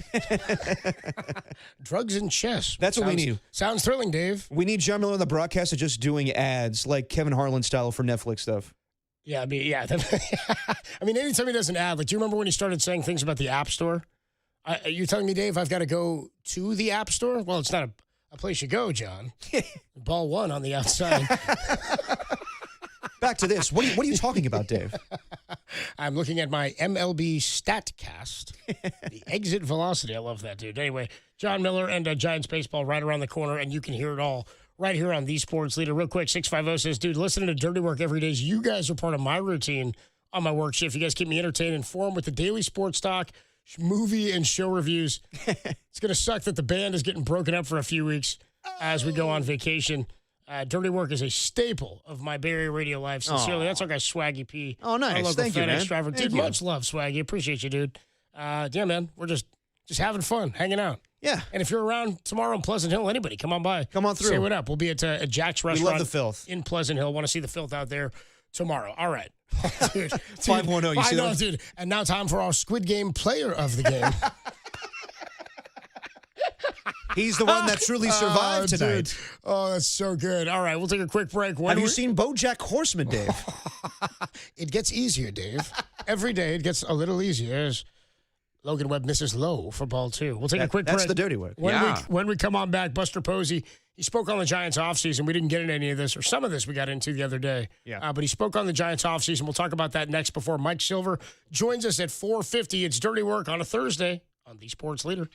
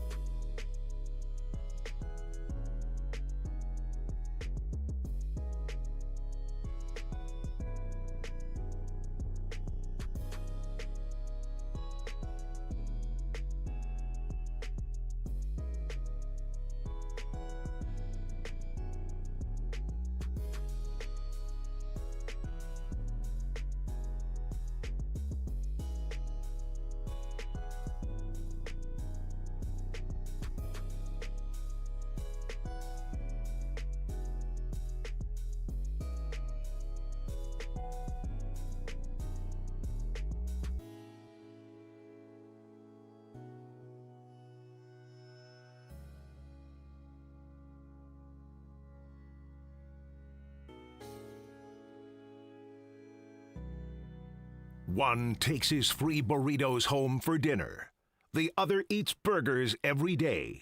It's Dirty Work with Adam Copeland and Derek Papa on KNBR, the sports leader. Dirty Work is sponsored by Jack's Restaurant and Bar, an all-day, any-day kind of place. Is that new? No, it's actually old. Really? I never heard that one before. I don't even remember that one. Dirty Work on a Thursday. That's going to be the first time we played that. I don't think I've heard that. It's Dirty Work, and it's freezing cold in the studio. Right here on KNBR, the sports leader. So these are from the old studio? I don't remember that These one. are from This is almost a year ago? Back in the day. Oh. Almost a year ago, though, at least. Nice.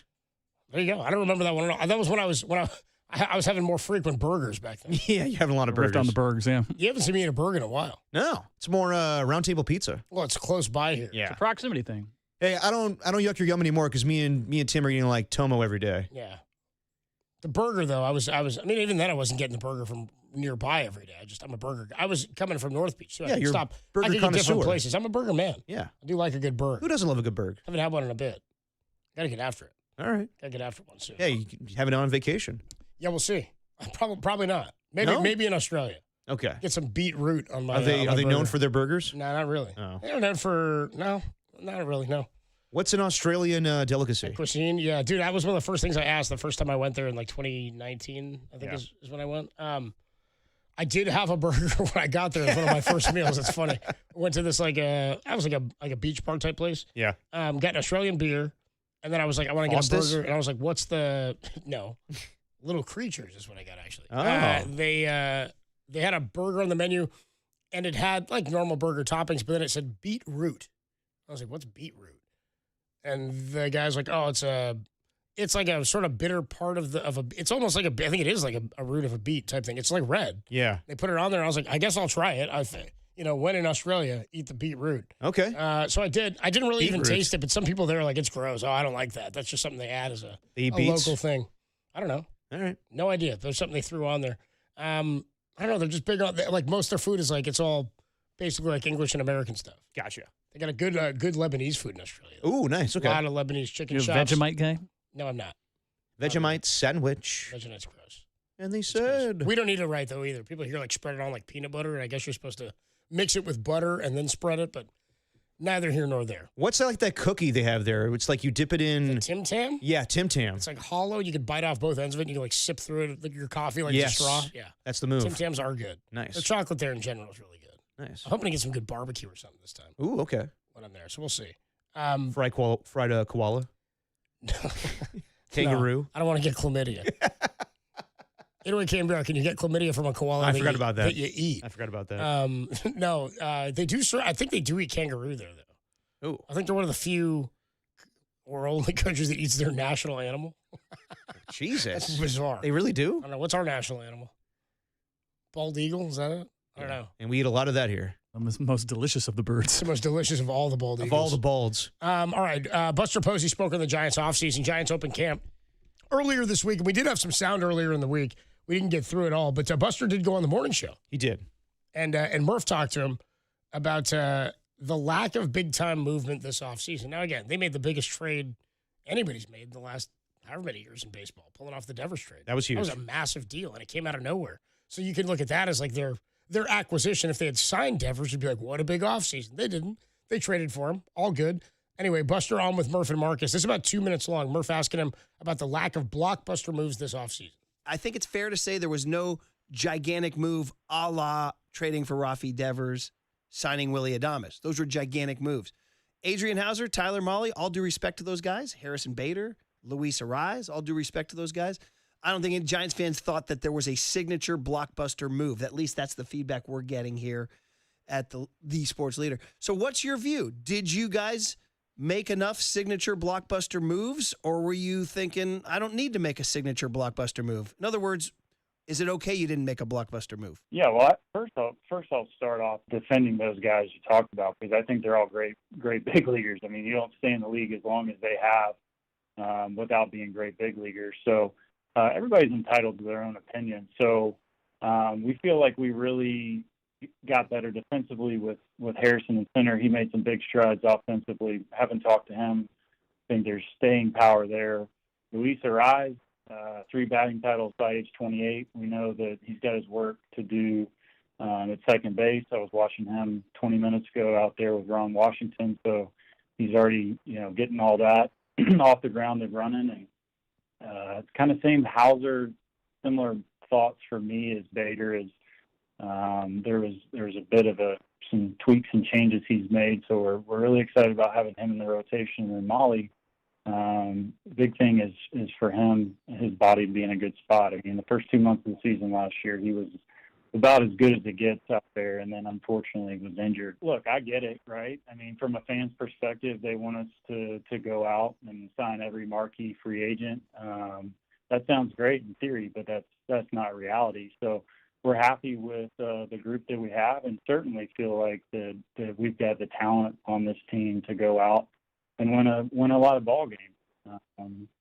That's what makes sports great. And our sport, I think more so than any other, people love numbers and projections, but ultimately until we step on that field and see how things play out, nobody really knows. That's good GM talk. You build up the guys that you actually acquired in the offseason. And then you say, we'll see. Yeah. That's kind of what happened. Hey, man, it's the same thing with John Lynch and Mike Dunleavy Jr. GMs don't say a lot. That's fine. I'll be honest, though. I'm not really upset about the, quote, lack of blockbuster moves. If you're a Giants fan that's still upset about that, I'm like, you've been pissed for a while. Yeah, exactly. Like, you're going to stay that mad? Well, let me ask you something. Like, what would have been the blockbuster move? Kyle Tucker? That's my point. Is I'm like, what did you like? Kyle Schwarber? Here's my thing. I don't know the Giants fans, and I'm like, I'm not gonna. If Murph is getting that from feedback from them, then that's what he's seeing and that's what he's reading. And right. I hear him on that because I do see the frustration from Giants fans about the lack of moves. I would say less blockbuster personally. I'd say notable. Or remember we asked the question yesterday. Do they need more consistency or do they need more superstars? Consistency. There you go. So the blockbuster thing wasn't really what I was looking at. I mean, Arraez is a nice player. I agree. I think he's a good player. He's a name. I think it's an upgrade offensively. Yeah. And I'm okay sacrificing second base defense because it's just not a premium defensive position. I can't imagine he gets worse under the tutelage of Ron Washington. So, So let's call it a positive already after like 2 days of work with him. So for me, it's more about the moves that were made, and I'm specifically talking on the pitching side here, is they got a reliever in Foley who's not ready till later this year, which I'm not saying he won't be okay when he comes back, but you're banging on a guy who's injured. You can say, well, we added great guys who've been around for a while. Right, but you also added 2 starting pitchers to a pretty empty rotation with unproven youngsters behind them as the depth, completely unproven, and guys like Tidwell and Wisenhunt and Harrison Birdsong, or Hayden Birdsong, I mean, all the not Kyle Harrison, what's his name? The Landon Roop. I mean, he was more proven last year. Yeah. But still, the guys you added, well, they've been around for a long time, I hear you, but they're aging and they've been broken. So, like Kerry Crowley said to us the other day, do we think that all 5 of those guys, if they're the rotation, in terms of Roop, Molly, and Hauser. Yeah. Do we think all 3 of those guys all make their first, 10 starts? Are we getting 30 starts out of those guys in the first 30? Like, I don't know. Again, it's a we'll see. But he's like, it's a big question mark. We give I don't you the know. projections, but you bought low and are hoping that these hit. And the fact that you didn't give any of them long-term deals, and the longest you gave was a 2, tells me you aren't even that confident that you want to lock yourself into this. So I would say, are they fine pieces? Yeah. These are the kinds of pieces you bring in to kind of compete for a 4 and a 5 spot, though, right? Yeah. It's not the pieces you say, okay, we got our depth now. We've filled out our rotation. These are neither of these guys are guys that Giants fans had circled. That's dudes who are coming off of seasons where they had injuries. I mean, didn't I look at it the other day? Molly hasn't thrown 100 innings in a year in like 3 years, right? Yeah. So I hear Buster, but you feed me some GM speak here on, I get the question was about blockbuster moves. Yeah. But come on, dude. Like, I'm not this. You can say as a fan, these are unimpressive and they don't move me. And if they work out, they're great. But if they work out, what's the ceiling? And still say, I'm not confident. And I don't know. I don't know why you're so confident. I don't think it's not about the ability when they play. It's about playing, being available. I don't know if he's 100% confident. I think he's just, it is what it is with the roster at this point. I think that in some of the audio we didn't play the other day, Susan's like, is this it? Are you going to add to the the starting rotation or the bullpen. And he's like, it is what it is with free agents right now. It's hard to convince some guys to sign, and you want to make trades, but I'm not going to tip my hand right now. If we add more guys, you know about it, but I'm comfortable with the roster right now. I got to believe that Buster is still trying to find another starter, whether it's Max Scherzer or whoever else is out there right now. I would hope so, because I can't, again, I'm not saying I don't think these guys can be good. Right. Like somebody on the text says 4-on-5, Kevin Gossman was injured and broken too when he signed with the Giants. Yeah, and they were able to evaluate an analytic that said, hey, you need to throw the split finger fastball more, and it worked out. Yeah. Right? Also, Matt Boyd was injured when the Giants signed him. Never threw a game here, and then was like an all-star last year and a Cy Young candidate. Like, I'm okay on buying low on a guy and saying this is a reclamation project. I actually love that. I love that move for starting pitchers. I think that's the best way to find value in starters. What I'm saying is these are the exact moves that we were like, what is Farhan doing? These are the exact moves. Now, one of them's a 2-year deal, but these are the types of moves that we were like, how is this going to help? Now, if the plan, big picture, is at some point, Blade Tidwell is hopefully pitching well enough, Wisenhunt, these guys are going to be in the rotation maybe at some point later this year. And I'm specifically saying Tidwell and guys like that because now these are players that Buster acquired. Right? Like, if that's a dude that he got in a trade, you're like, okay, what is his vision for this player? Does he see him as a big leaguer now? If he does, and he competes, maybe we see him in the rotation. He gets a shot to claim a spot. I get that you're leaving the door open for those guys to go claim a spot because these aren't guys who are entrenched in Hauser and in Molly. I'm just not confident in those signings, and I'm fearful that if the other young guys aren't ready like they weren't last year, then what do you have if these guys don't hold up? No, I'm with you on health or effectiveness. I'm with you on the pitching right now because it's not as strong as a year ago. But as far as on paper, but I will say Buster did try to make some trades this offseason. Oh, yeah.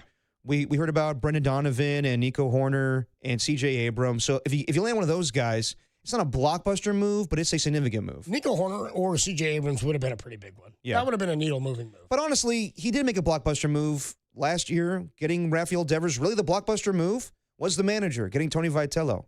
That moved the needle. Yeah, no, totally. I'm just not, the blockbuster thing isn't my concern. No, it's not. It's that the moves were made. I just don't, I would have preferred when other you say things. blockbuster move, we're trying to compare it to the Dodgers. That's the truth. Well, there's your problem, everybody. Exactly. we don't need that. I mean, we do need that, but that's not where we're at. I think we got to stop doing that, though. Like, honestly, it's okay to be pissed off that Kyle Tucker signed with them, but you got to. I'm good. I'm not even comparing anymore. I totally have not compared in a while because I go to the offseason and I'm like, I look at the top players and I scroll down the list to like the 14th guy and I'm like, okay, I'll start looking here at the guys I like. I mean, I'm like, who's here in the top of 28 dudes that I might get one of? Yeah. I don't think Molly or Hauser were there. We'll take a quick break. When we come on back, Mike Silver of The Athletic covers the NFL. We'll pick his brain about the NFL offseason and where the Niners go from here. Also, we can catch up on the Super Bowl. Mike Silver next on The Sports Leader.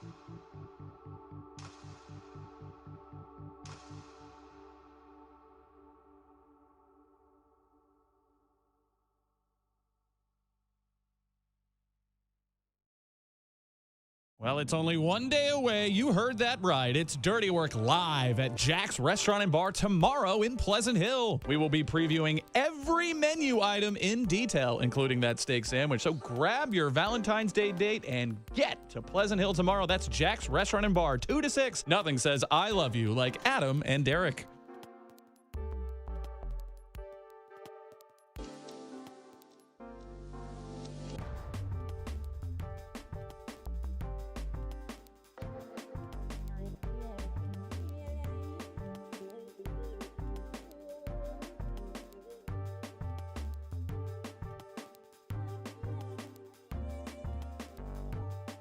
Time for Dirty Work to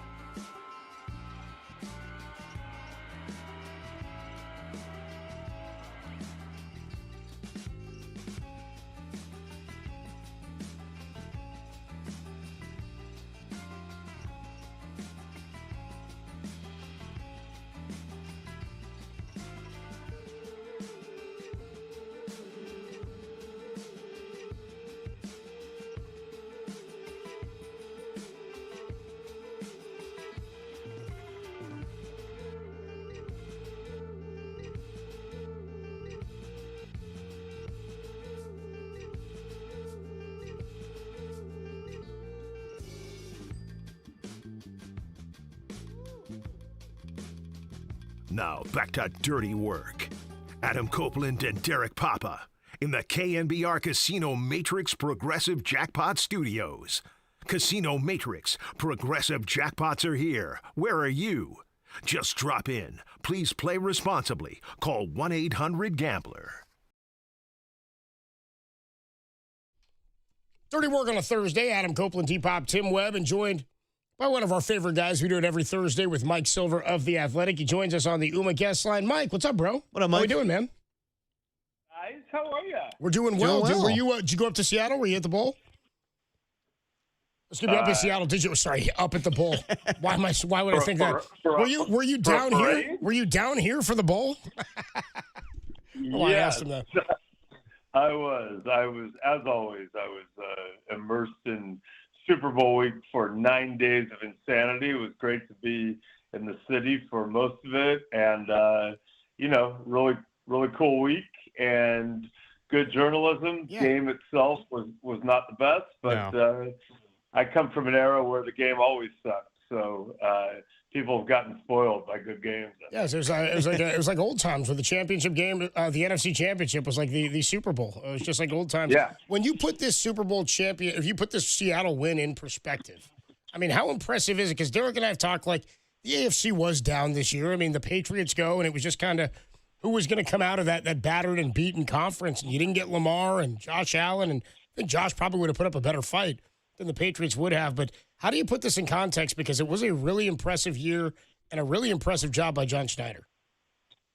Yeah, I mean, I don't know. I think they were the best team this year. They obviously won it in really impressive fashion. I don't think they're as good as the 2013 Seahawks personally. Just that team had so many all-time, great players in my opinion, and were just monsters and destroyed Peyton Manning in the Super Bowl and that record-setting offense. But, all you can do is beat the teams that they give you. And obviously the Rams and Seahawks were, very, very closely matched. They had that rubber match in Seattle. The Thursday night game before that was so close, and that gave them home field. But, it's a really, really impressive team, and obviously led by a suffocating defense. So, Mike, do you think there's going to be a Sam Darnold effect with Mac Jones, meaning that, Sam Darnold has success with the Vikings and got an opportunity with the Seahawks?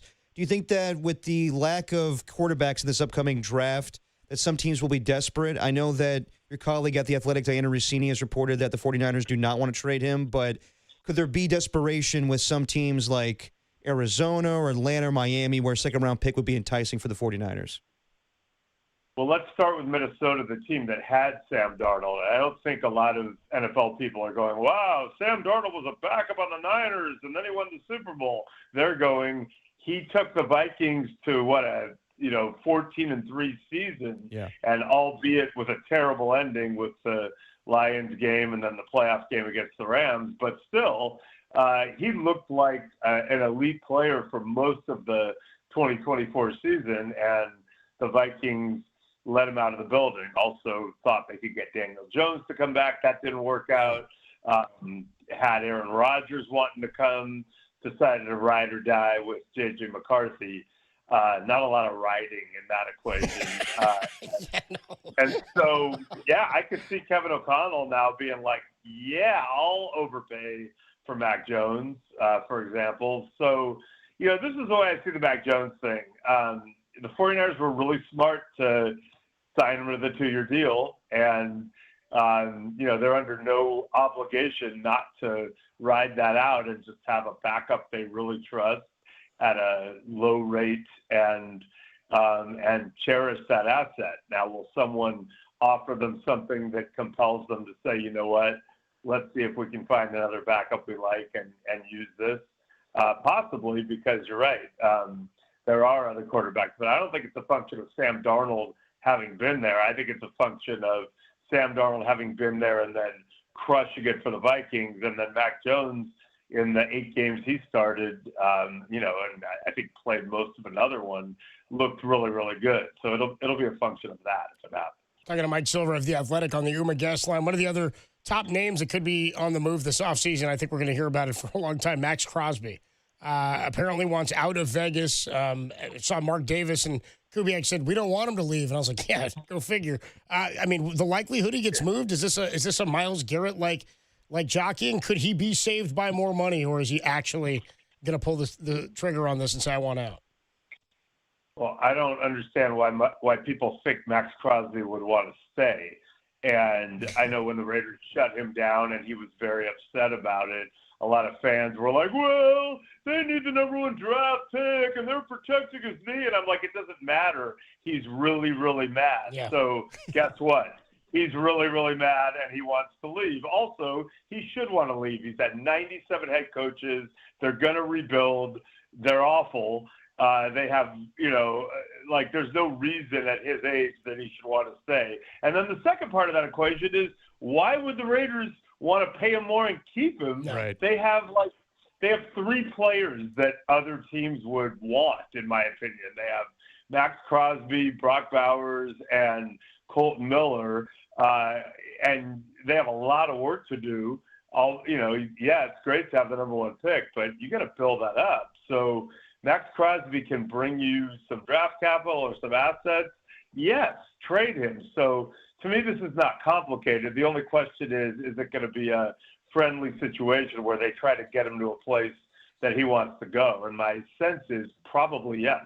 Yeah, that's kind of where I'm at too, and I feel like it's got to be the move, considering everything you just said. You need more draft capital. Go do that. You're getting a number 1 pick and a quarterback and all that, but it would make sense to move him if you're gonna tear it down and start from scratch anyway. Now, Niner fans, of course, want them to be in on him. I don't think it makes sense anyway, draft pick wise.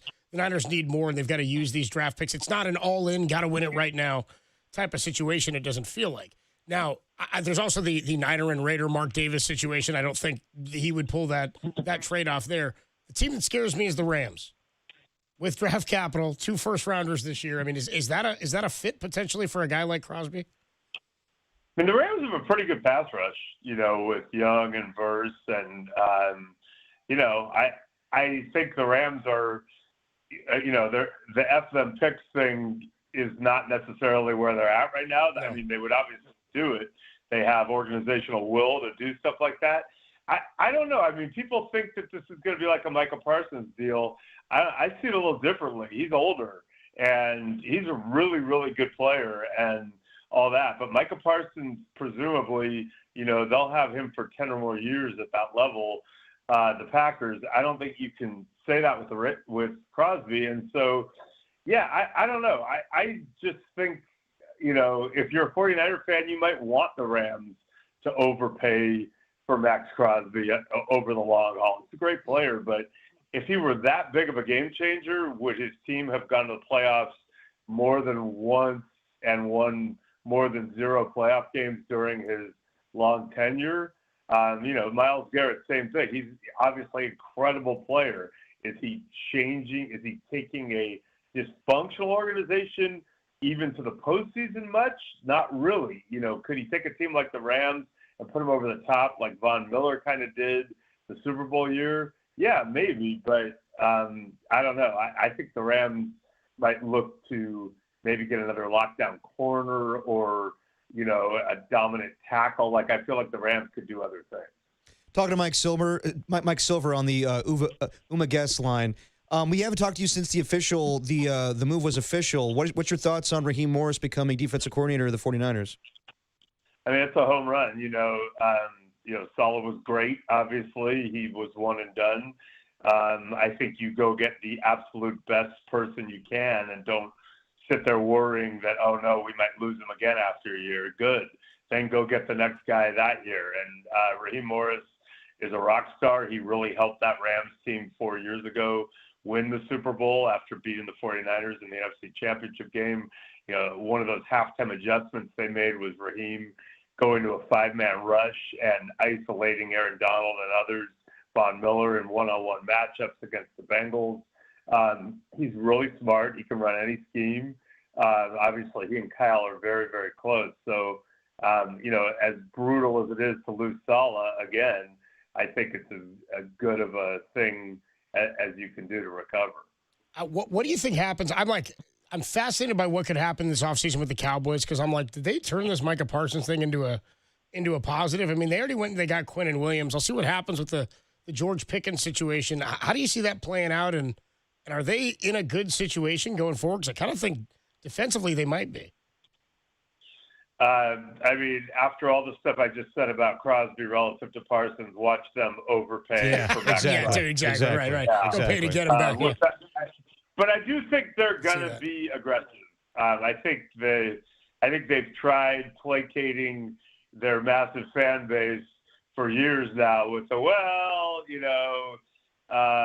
we can't pay everyone and we're not going to go crazy. And obviously Dak, because of the way they played that, cost a lot of cap money. But I think after the Parsons thing, the fans are like, starting to grumble. And will they still pay? Will they still watch the games? Yeah, probably. But I feel like we're going to pivot now to an aggressive Cowboys. And you saw that with the Quinn and Williams trade. I think they're going to, whether it's trades or just free agency, I think they're going to try to get a couple of difference makers. Are you anticipating any rule changes this offseason? I know they were close to kind of getting rid of the tush push. And I saw the other day Schefter was saying that there could be a change as far as the rule of trading draft picks down the line from 3 years to 5 years. Is there any possibility of that? I guess. I mean, I don't know why. That rule exists to me. It's like the same as you can only try an onside kick when you're behind. Yeah. And it has to be like in this quarter. Why would you? Like, if someone wants to trade a 2062 draft pick and someone's going to go for that, then whatever. So, I don't know. I don't know about rule changes. I mean, I think I'd like to see, there's talk of going to the 4th and 13 or something like that as a kickoff alternative, which I like because I want to get back to preserving the onside kick as a viable thing, but also the surprise onside kick. Yeah. And if you go full punt formation, 4th and 13 as your fallback, and the equivalent of the onside kick is, okay, we're down, we're just lining up with our, 3 wide and going for it or whatever. But the equivalent of the surprise onside kick is we've got the punter back there. It's 4th and 13. Oh, we snapped it to the up man, or the punter's going to throw. That's kind of the surprise onside kick. So I wouldn't mind that. But, I don't know rule change-wise. Maybe now you can get rid of the tush-push because it doesn't seem like, we can't beat the Eagles. We have to get rid of it. Now I think it's just like – and this is my overall takeaway on the pushing, which used to be outlawed. And it extends to all running plays, or even short passes. Like, if you're going to have a reality where you blow the whistle very quickly when the defense is pushing backward and you give forward progress, and if 5 defenders push a guy 10 yards behind the line, you not only don't get the 10 yards, but you're blowing the whistle early, stop that. But you're going to live in an alternate reality where on offense, you let the play continue when it's kind of stopped, but the offense is now pushing, and they're pushing, and they're pushing, and you let it go on for an extra 8 seconds and give them the yards.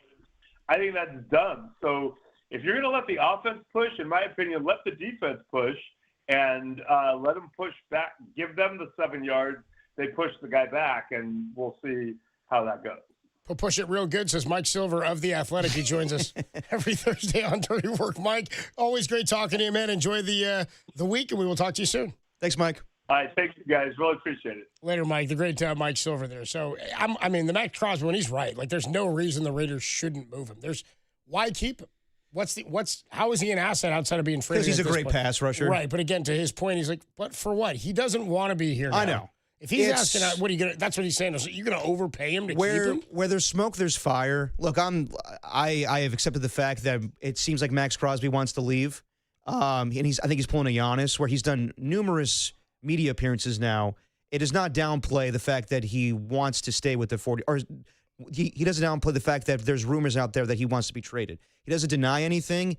Every interview he says, there's a lot of talk out there. I'm not going to acknowledge it, but. Yeah, it sounds like he does want to be traded. Now, I think he's going to sit down with Clint Kubiak and Tom Brady and John Spytek and Mark Davis, and they'll come to understanding. Hear their plan, whatever it is. Yeah. But it's a rebuild, and I get it. He's been there for a long time and he's seen a lot of losing.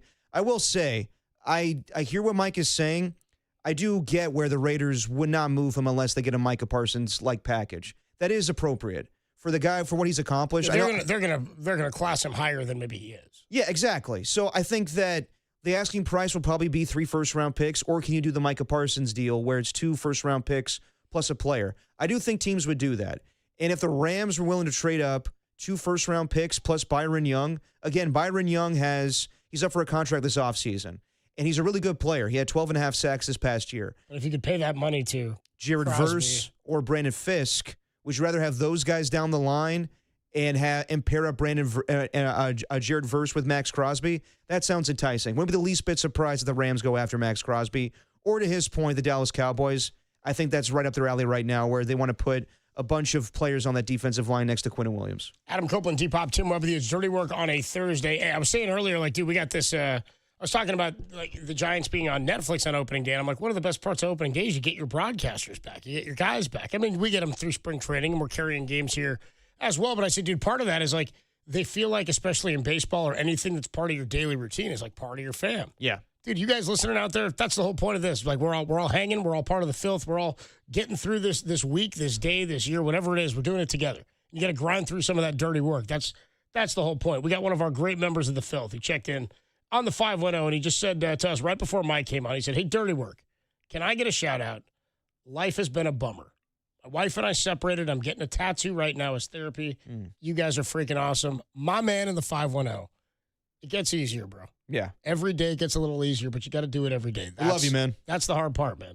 You got to get through it. We love you. We're here for you every day, 2 to 6, except Saturday and Sunday when me and Derek are on vacation the next couple of weeks. Yeah. Then you're on your own. Yeah, but between then, you can rely on Tim. We got you. Tim's here for you.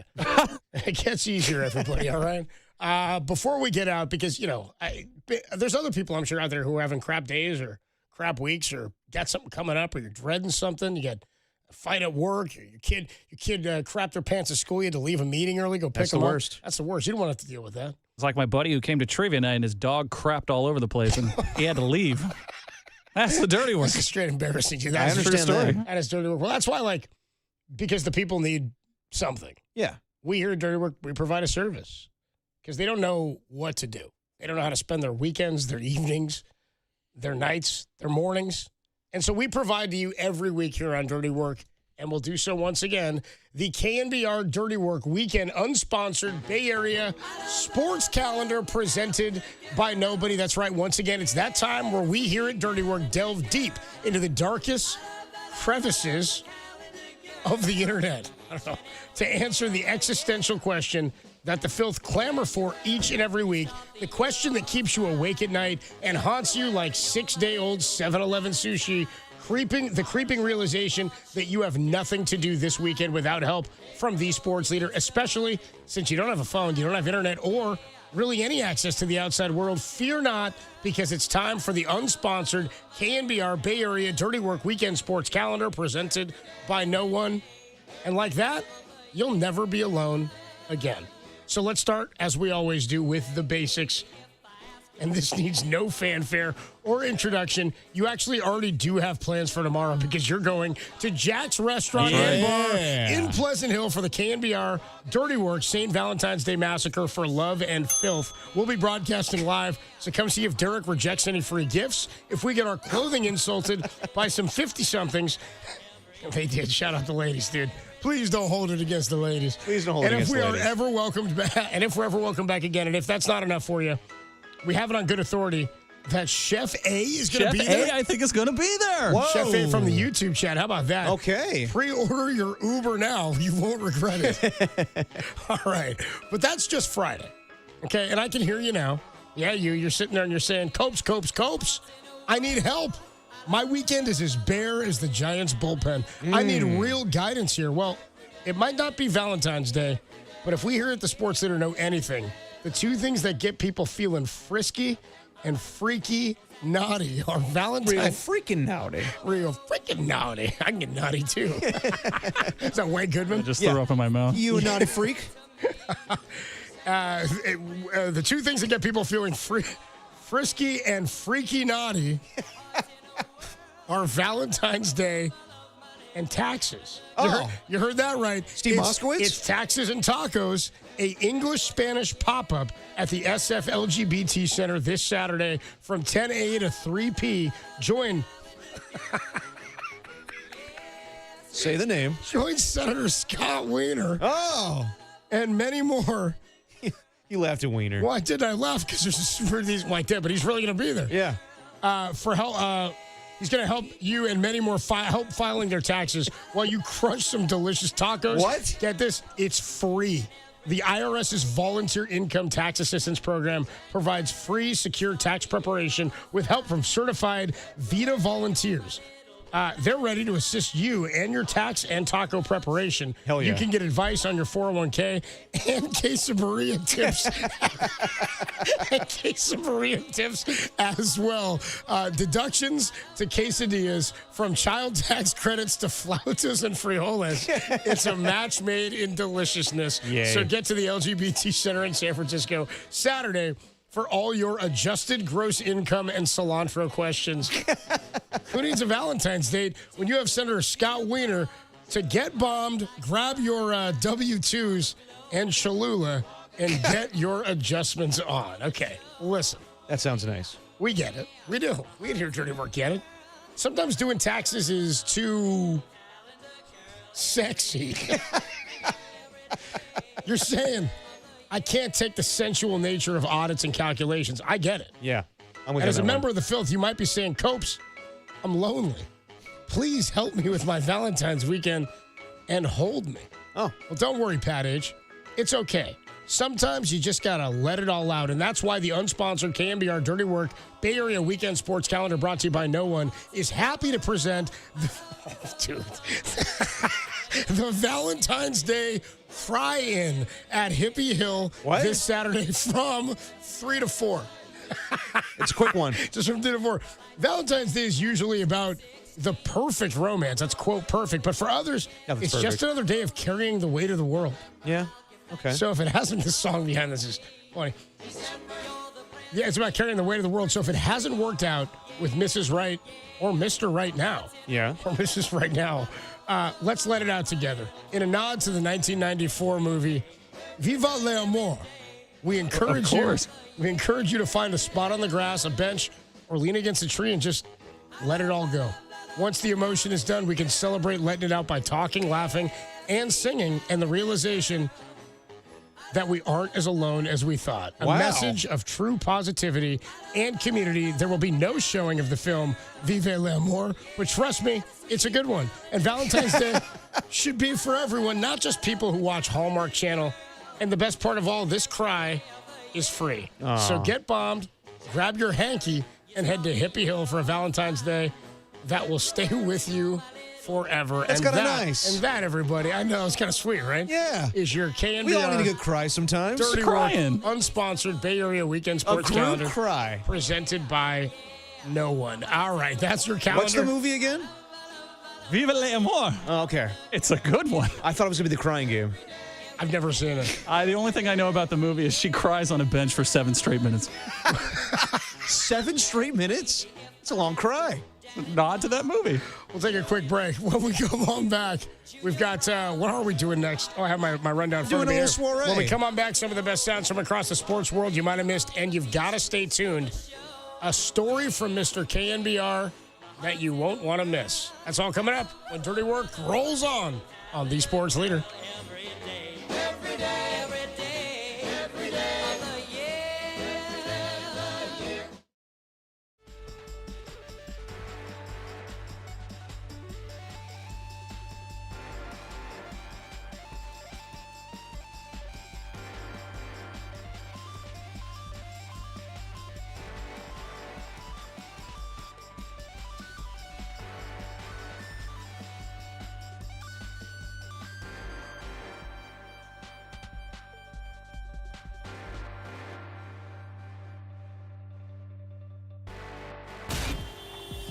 Time for your Bay Area Chevy dealers traffic update.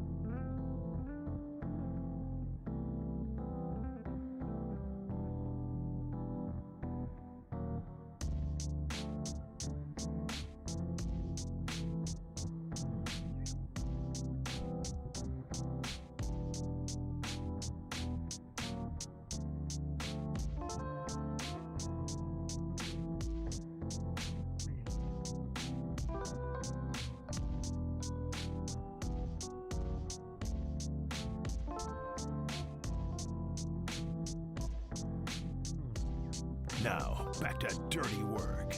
Adam Copeland and Derek Papa on KNBR 104.5 and 680 AM. The Sports Leader. Dirty Work is sponsored by Jack's Restaurant and Bar, an all-day, any-day kind of place. Dirty Work on a Thursday afternoon. Remember earlier when I was like, dude, a story from Mr. Cambio you're not going to want to miss. Well, we canceled it. He doesn't want to do it. He doesn't want to do it. He said it's not polished enough. He said it wasn't good enough for air, and I was like, well, hold on. Mr. KMBR is canceling something that's not good enough for air? Doesn't want to do it. It's all good. Bottom line, I think we just say it. His bike was stolen.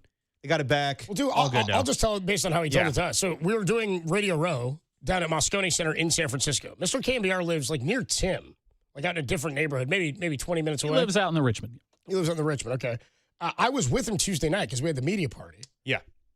Then we hit some DJ Purple. Oh, yeah. A little karaoke. What'd you and say? And then we parted ways. I sang When You Were Young, the Killers. Okay. Yeah. Anyway, that was like 2 weeks ago. So he goes home. I go home. The next morning, and that's like, 1 in the morning or whatever. The next day at Media Row, I see him when I get there around noon, 12:30, and he goes, dude, my bike got stolen last night. And he has an e-bike. He says, my bike got stolen out of my garage. He said, my garage got broken into, and my bike was stolen. And I said, was it broken into when you got home from me? And he said, no, it happened like between 2 and 7 a.m. or something. Right. I was like, damn. So his e-bike gets stolen. I go, those are expensive. And I said, we were like, did you have any like Apple tag or anything you get? And he goes, well, funny you should say that. I think his exact line was, I've had an e-bike stolen before, so I prepared for such a situation this time. So I'm well versed. His e-bike gets stolen. He has an Apple tag or something on it so he could track it. Yeah. He also got insurance on it. So we're like, and he goes, here's the weird part, guys. He lives in the Richmond. We're at Moscone. He goes, the weird part is I look at where the bike is with the Apple tag. It's like 2 blocks from us. It's like in the Tenderloin. I was like, well, good luck. And he goes, so I went over there. I just kind of looked around. He goes, it was like, I didn't want to go in there. So you don't want to do that. Yeah. So there's a lot of officers around. So we found a police officer, asked some questions. The guy was like, hey, you can file a report. They might get a warrant for you. And he's like, who knows how long that takes and whatever. But I'm like, you got insurance. You should file the report anyway. He goes, yeah. So that's on like Wednesday. On like Friday morning or something. Maybe it's Thursday. He comes back. He goes, you're never going to believe what happened. I just was part of a sting operation. Got my bike back. A shakedown? We're like, what? You got your bike back? And he goes, yeah. I spoke to an officer. He goes, I went kind of looking for it again. The bike had moved a little bit, so I went looking for it again, see if it was outside. Wasn't there. So we talked to an officer, and he's like, I can see where it is. And apparently the officer looked at like the address or whatever where the bike was, and he looked at who it was, and he knew the guy. The guy was like wanted for other things. Yeah. The officer like had the guy was wanted. What are the chances? The guy was wanted so hard that the cop had the dude's phone number. You're down bad when the cop's like, hold on, let me call him. You know what I mean? Yeah. So apparently Mike's like the cop was like, oh, hang on a minute, let me call him. So he calls him, and the cop says something to the effect of like, hey bro, like I saw you got a bike for sale. I saw you got it off the street. I heard from blah blah blah. And the guy's like buying it. He's like, yeah. So they agree to meet up. So Mike and the cop are like, cool, I'm gonna go meet up. And I think the officer sting is in. I think Mike was wearing his the sports leader jacket, and I think the officer said, we at the station listen, and he was a I don't know, member of the filth or what, but a KMBR listener as our member of the San Francisco's finest. So he goes with Mike, and then they're going to go meet up at some place to, quote, buy this bike. It's like a fake sale, right? Right. Mike's getting his Danny Ocean on or whatever. So before they can, like, the guy got wise to it and stopped responding via text about where to go. Yeah. And before they go to meet up with him, the guy then stops responding in a while back text and says, hey, the bike's locked up at the police station. You can have it. It's there. He caught on. So he caught on to what was going on and then just dropped the bike off at the police station. But you're missing the best part. What's the best part? He also dropped off the bike, and it was kind of like a potato sack thing that he left there as well. No, it was not. No, it was not. NBA grab bag. It's no grab bag. It's not. That's a real story. I mean, not that the grab bag isn't.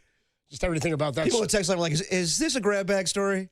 It's not a grab bag story. No, Mr. Cambiar was going to tell it, and then he said it wasn't good enough. He's tired. Yeah, well. He's had a long day interviewing you. Dude. They're like, hey, can you come in and do our new podcast? Yeah. I was like, what about our show? Can I get 5 minutes out of you? He's like, no. No. I'm too tired. Yeah. Anyway. I get it. What we do have for you is a big old potato. No, it's some of the best sounds. Some of the best sounds from across the sports world you might have missed with today's Sounds for It. Want to do it? Yeah, Okay. I said it. Yeah. Okay, we're doing it now. Well, what? What are we halting let's do it on the everything? other side. Fine, you take it out then. You do it. All right, we'll do the sound soiree next. It's the sports leader, Derek Papa, Adam Copeland. Say it again. What? The sports leader. The sports leader.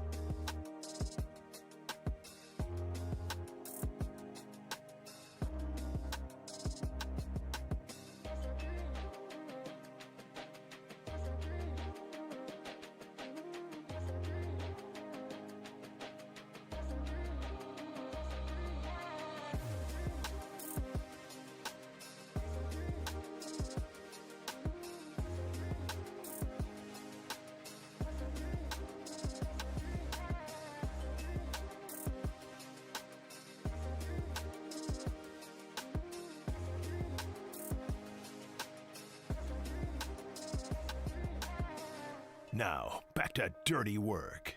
Adam Copeland and Derek Papa on KNBR 104.5 and 680 AM. The Sports Leader. Dirty Work is sponsored by Jack's Restaurant and Bar, an all-day, any-day kind of place. A lot of people on the text line checking in going, dude, that was a grab bag setup. Yeah. Felt like Mr. KNBR's story was completely true except for the parts that were made up. 650, I was for sure expecting grab bag. 408, sounds like a grab bag. 408, boo, that was screaming back grab bag. I know. 209, KNBR's the best. All the boys were waiting for that damn bag. Told you guys, that's why it doesn't happen in every story. It's just NBA grab bag. That's how you know the stories are true. Oh, absolutely. It doesn't always happen. It's not always a grab bag I can story. ever tell a story on the air again and people won't think it's a grab bag. Yeah, it's always going to lead up to you thinking it was the grab bag. Yeah, 100%. Right. Well, what we do have for you is some of the best sounds from across the sports world you might have missed with the Dirty Work Sound Soiree. This is Dirty Works Sound Soiree. No, I've whipped up this nasty little soiree. The best sounds you might have missed. What?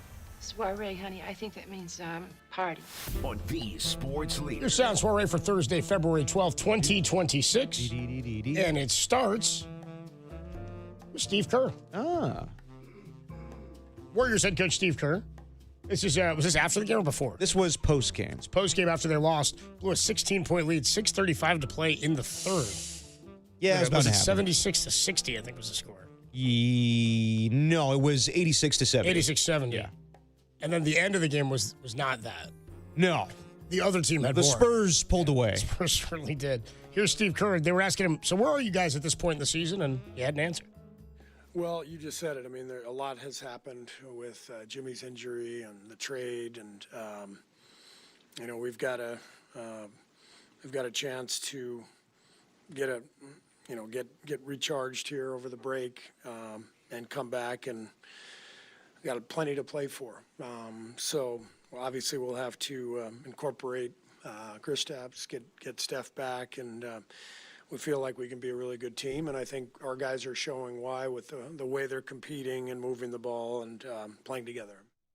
I have no idea what to expect from this Warriors team post the All-Star break, just to be completely honest. I think that they'll be a scrappy team. They'll be a fun team at times, but as far as a competitive team trying to fight for a top 6 seed, I don't think they're capable of that. Like 3.5 or 4 back of the 6. Yeah. And again, like if they had Jimmy, I would feel differently of this team. If it's Jimmy, Draymond, Steph, Porzingis. Okay, maybe you can fight for a 6 seed. Without him, and Steph's going to have to carry a lot of the heavy lifting here. They could be a fun team where Steph goes off some nights. Like, cool, he's putting 50 points up or 45 points up. But as far as championship contention, that's going to have to be the goal for this offseason. Yeah, I was asking you at the deadline. I'm like, they're better than they. I think that they're better than they were with. I mean, I think their roster is better now with the trade they've made when Porzingis is healthy. I think they're better constructed post Jimmy injury, but I don't think they're that much better. Slightly. You know what I mean? Like they can maintain a 7th or 8th seed. Maybe. Yeah, that's what I mean. They might have kind of been there anyway. That's why I'm like, did they really change the Just keeping the status quo, really, like, honestly. Yeah, that's kind of it. So, I don't know. 6 has to be the goal, I guess. That's what I'd be hoping for. Of course it is, but I don't see it because what's going to have to happen is you're going to need help from somebody else. You're going to need another team to bottom or free fall a little bit. Yeah. And I don't see that. They have to get really hot and healthy. Yeah. I mean, I think the other teams that are ahead of them right now are just better. I think that they're younger, and yeah, I think the Warriors, again, like, they'll be a fun team to watch. There's nights where it's like, cool, Pat Spencer's going off for 20 points and Guy Santos getting rebounds. Cool. And D'Anthony Melton's coming to his own, and Al Horford, not coming to his own, but like these guys are established players. It's just they're healthy again. We'll see what happens. There's rumors out there that they want to acquire Lonzo Ball, but I don't know if that's true.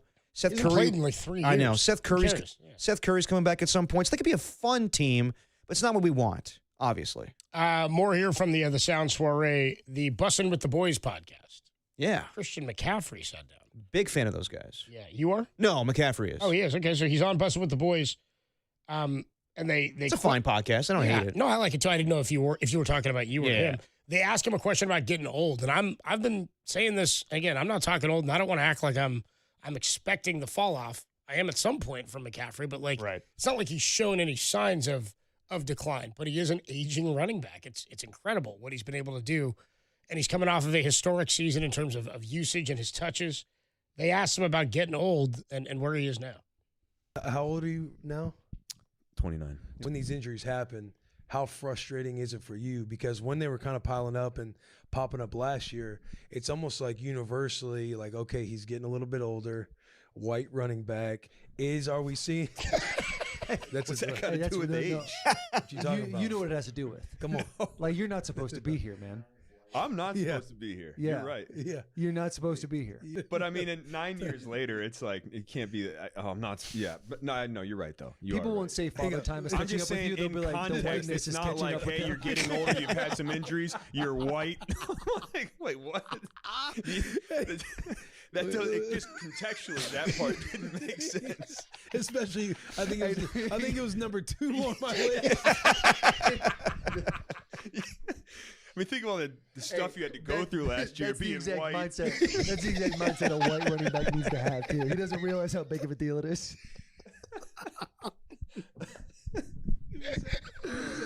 All right, let's go. God. All right, so. Endangered species never know they're endangered, man. Yeah. Like the snow leopard. What were you asking? Christian knows how I was feeling last year. I'm like, the whiteness is catching up to him. But the mortality of it catches up to us. He said with everything you went through last year being white. Being white. And you know what? The truth is, I think Will Compton's being serious there. And McCaffrey's like, what are you talking about? Well, it is funny because he's like, it just contextually didn't make sense. He's like, the aging year, the usage, your white running back. He's like, wait, it's what? Like, what? He's like, what is that? That may have been a thing when I was getting drafted. That hasn't been a thing for quite some time. What the hell are you talking about? He's like, Father Time. They actually caught up to him. It's like, well, we all know he's white. Father Time doesn't catch you up to him. Yeah. Older, white running back. Are we seeing? He was dead ass serious. Yeah, he was being serious. Real. That's why he was like, I had it in my notes. He's like, it was number 2. No, but he goes like, it's universal. People are calling you out because you're a white running back. Yeah, if you're Peyton Hillis. Yeah, right. Not if you're Christian McCaffrey. No, not Come the same. on now. He's like, I've been here 9 years now. I don't think it's a thing anymore. What are we talking about? That's hilarious, dude. That was really, really funny.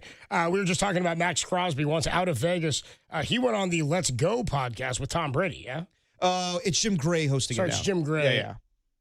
I forgot Tom Brady's his boss. That'll be awkward. So I hear that you don't want to play for the Raiders anymore. Yeah. Here's Max Crosby on the Let Go podcast asked what he wants. I have a lot of goals. but I do want to win. That's all that matters ultimately. But I want to be in a place that where mentally I'm 100% myself. I just want to focus on football. That's truly what I want. People that know me know I'm about the work and football. I just want to play football and be left the fuck alone, period. And if people that don't understand that don't fucking know me. People can say whatever they want. I truly, and I've said this, like, well, you had to get on the show and talk about it. Yeah, that's my obligation. I have to do that. But truly, I don't give a fuck besides playing football and winning football games. I give my whole life to this sport every single day. I'm here every morning. My alarm goes off at 4:55, and I am driving 35 minutes across town in an empty, dark building, doing the same thing every single day, trying to help my team, trying to help myself. People can talk all they want. People go on Twitter. I don't even see half the shit. It's like I said, half of it is news to me. I just care about playing football. I hear him, but at the same time, no one's questioning his work ethic. They know how hard of a worker Max Crosby is. It's just, can you acknowledge anything that's going on right now? I don't think anybody's questioning his work. I don't even know what he's talking about. Yeah, he's kind of all over the place with this. That's why I'm saying he's pulling a Giannis, where he doesn't want to be the bad guy. Left alone. I'm like, what are you talking about? Well, everyone's leaving you alone. It's just Jay Glazer brought this up, and everybody knows you're upset, and that's true. We heard the other day, we played that audio from the Golick interview where he was like, I'll leave it at that. I don't want to get in trouble. I'll choose peace. He's pissed at Tom Brady because I guess the rumor is that Alex Guerrero's running things with the Raiders, and it was his idea to shut him down for the remaining 2 games. I'll also say this. I know that Max Crosby wanted to play. He needed a meniscus repair. So I kind of understand why they wanted him to sit a little bit. I do understand that because they weren't winning. They weren't going to the playoffs.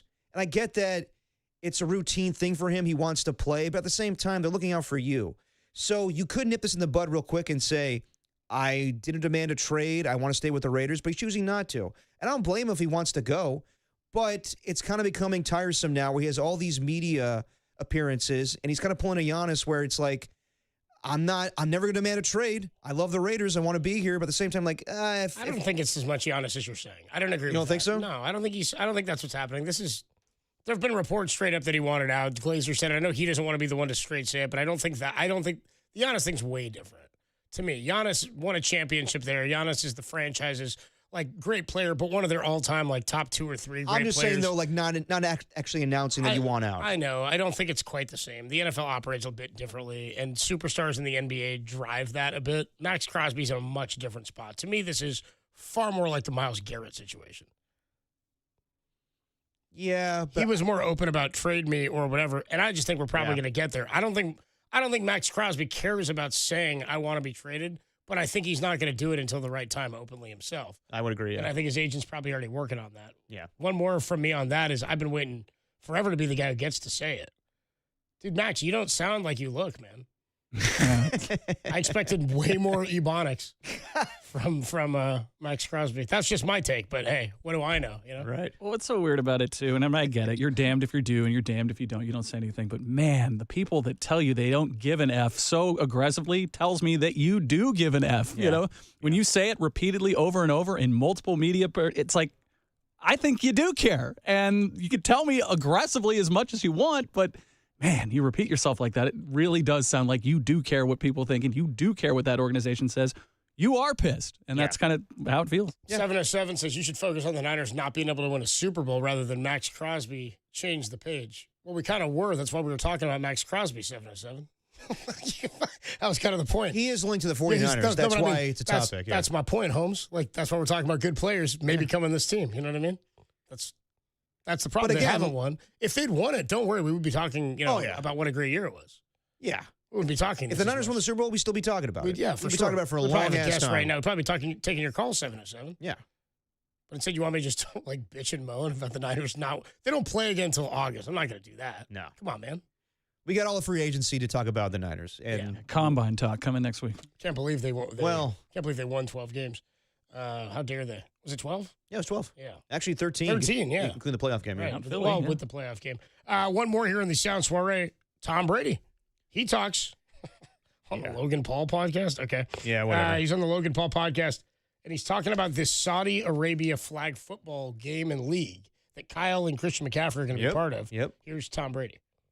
I'm told that I'm being flown out to Saudi Arabia to compete in a Fanatics flag football game with you. Yeah, you know what? I'm actually a little worried for you because I know Worried for me? Well, you're a good athlete, but you're like No. These guys are another level. I am the highest level. I am the level. No, you're not the level. I am the level. You're a good athlete, but honestly, when I'm thinking of Saquon Barkley and I'm thinking of like can Saquon Odell Barkley Beckham and Justin Jefferson, a flip off the top rope? Have you a not 180 seen him moonsault jump off the top over rope someone's onto head? LA It's Knight? cute. It's a great. I love WWE. It's very cute. But honestly, this is like real football. This is real competition. I was an all-state linebacker. I rushed for 1,200 yards, 19 touchdowns my senior year. Well, let's see what you can still bring it. I mean, look, we all had a great pass. I won 7 Super Bowl. Who don't gives a shit? You know what matters? This game, March 21st in Saudi. I'm glad you're going to be there, and I'm glad you're finally going to participate in like a competition that matters. This guy's insane. The audacity of Tom Brady. I can't believe it. Wins 7 Super Bowls, thinks he can just go around and talk about his flag football game like it's going to be the Pro Bowl. It's going to be way better than that. Yeah. I don't know if that's like fake and they're leaning into it a little bit, but Logan Paul is just a punk ass. Yeah, let's never play him again. Okay. I don't ever want to hear Logan Paul again. All right, fair On enough. the Brady front, man, money talks, dude. So get Tom Brady to say, nobody gives an S what you've done before. What matters is March 12th and March 21st in Saudi Arabia. That was the most bull-ass line I've ever heard somebody say. I know. Tom, it's like Jordan saying. Can you imagine? No, dude, none of that matters. I don't care how many three-pointers Steph Curry made. What matters is the three-point legend shootout at All-Star Week. Like, no, what are we talking about? I What know. are we doing? What matters? Whatever. Hey, man, he's going to put out on a show. Saudi Arabia. I actually March 21st. You know what? Why I'll watch? I'll watch because I want to see what Kyle's involvement is. Is this going to be televised on YouTube? Of course it'll be televised. It'll be televised. I'd Somebody's rather gonna watch have it. Skeleton. I would rather watch Skeleton. You know what matters? Is whether or not you crash into that wall at 77.5 miles an hour. By the way, a dude was flying at like 78 a little while ago. One dude, they said, Skeleton. what was that, the last week? He reached 90? You got to be kidding. Are you No. kidding? Really? Oh, yeah. They definitely put that little Derek's bed pad, his mattress pad down at the end to stop him. If Yeah. you're going 90, no way you're slowing down. No, you need help with that one. That's one that I, like, how do you even find out you're good? Like, With Skeleton? yeah, dude, You know? live? I can just go really fast. Yeah. You're good because, yes, you survive and you find a way to stop yourself. I'm just like, dude, how many, there's crashes. I mean, if they're professional or they're as high as the level gets and they're crashing. Yeah, they're all going like Clark Griswold in Christmas Vacation when he's sledding. That's wild. Here's a fun one. How do you train if you don't have a track? Well, just go downhill. How did Rocky train in Rocky 4, dude? You get Drago hooked up to all those machines, and then Rocky's out there getting watched by the Soviets. He's just running through snow and chopping. Hearts on fire. Chopping down trees and stuff. Dude, my favorite thing is to hear like NFL players like, I train just like Rocky in that movie. Like, why? Why do that? Well, this brings us back to our earlier point. I know there's really nobody to blame for this but myself. Well, I don't know, maybe the Buffalo Bills, the Boston Red Sox, or Mr. T, or the Jets. Wait a minute, Mr. T, are you telling me that you bet on the fight in Rocky 3 and that you bet against Rocky? Hindsight is 20/20, my friend. What a great line. What an absolutely great line. It's one of my favorite lines in any movie ever. We got a little bit of time, Tim. You promised it yesterday. We got to get to it. We got to deliver We're it. gonna do a little crap on the other side. Flatulence The fart leader. story. We got We'll a do the little, fart story. We got a little bit of crap next. We'll bring some crap for tomorrow, too. I'm sure Yeah, we'll need big it. old steaming pile of crap. We got that for you next, and then we will put the show to bed. Hope there's children around. Larry Kruger at 6 on the Sports Leader.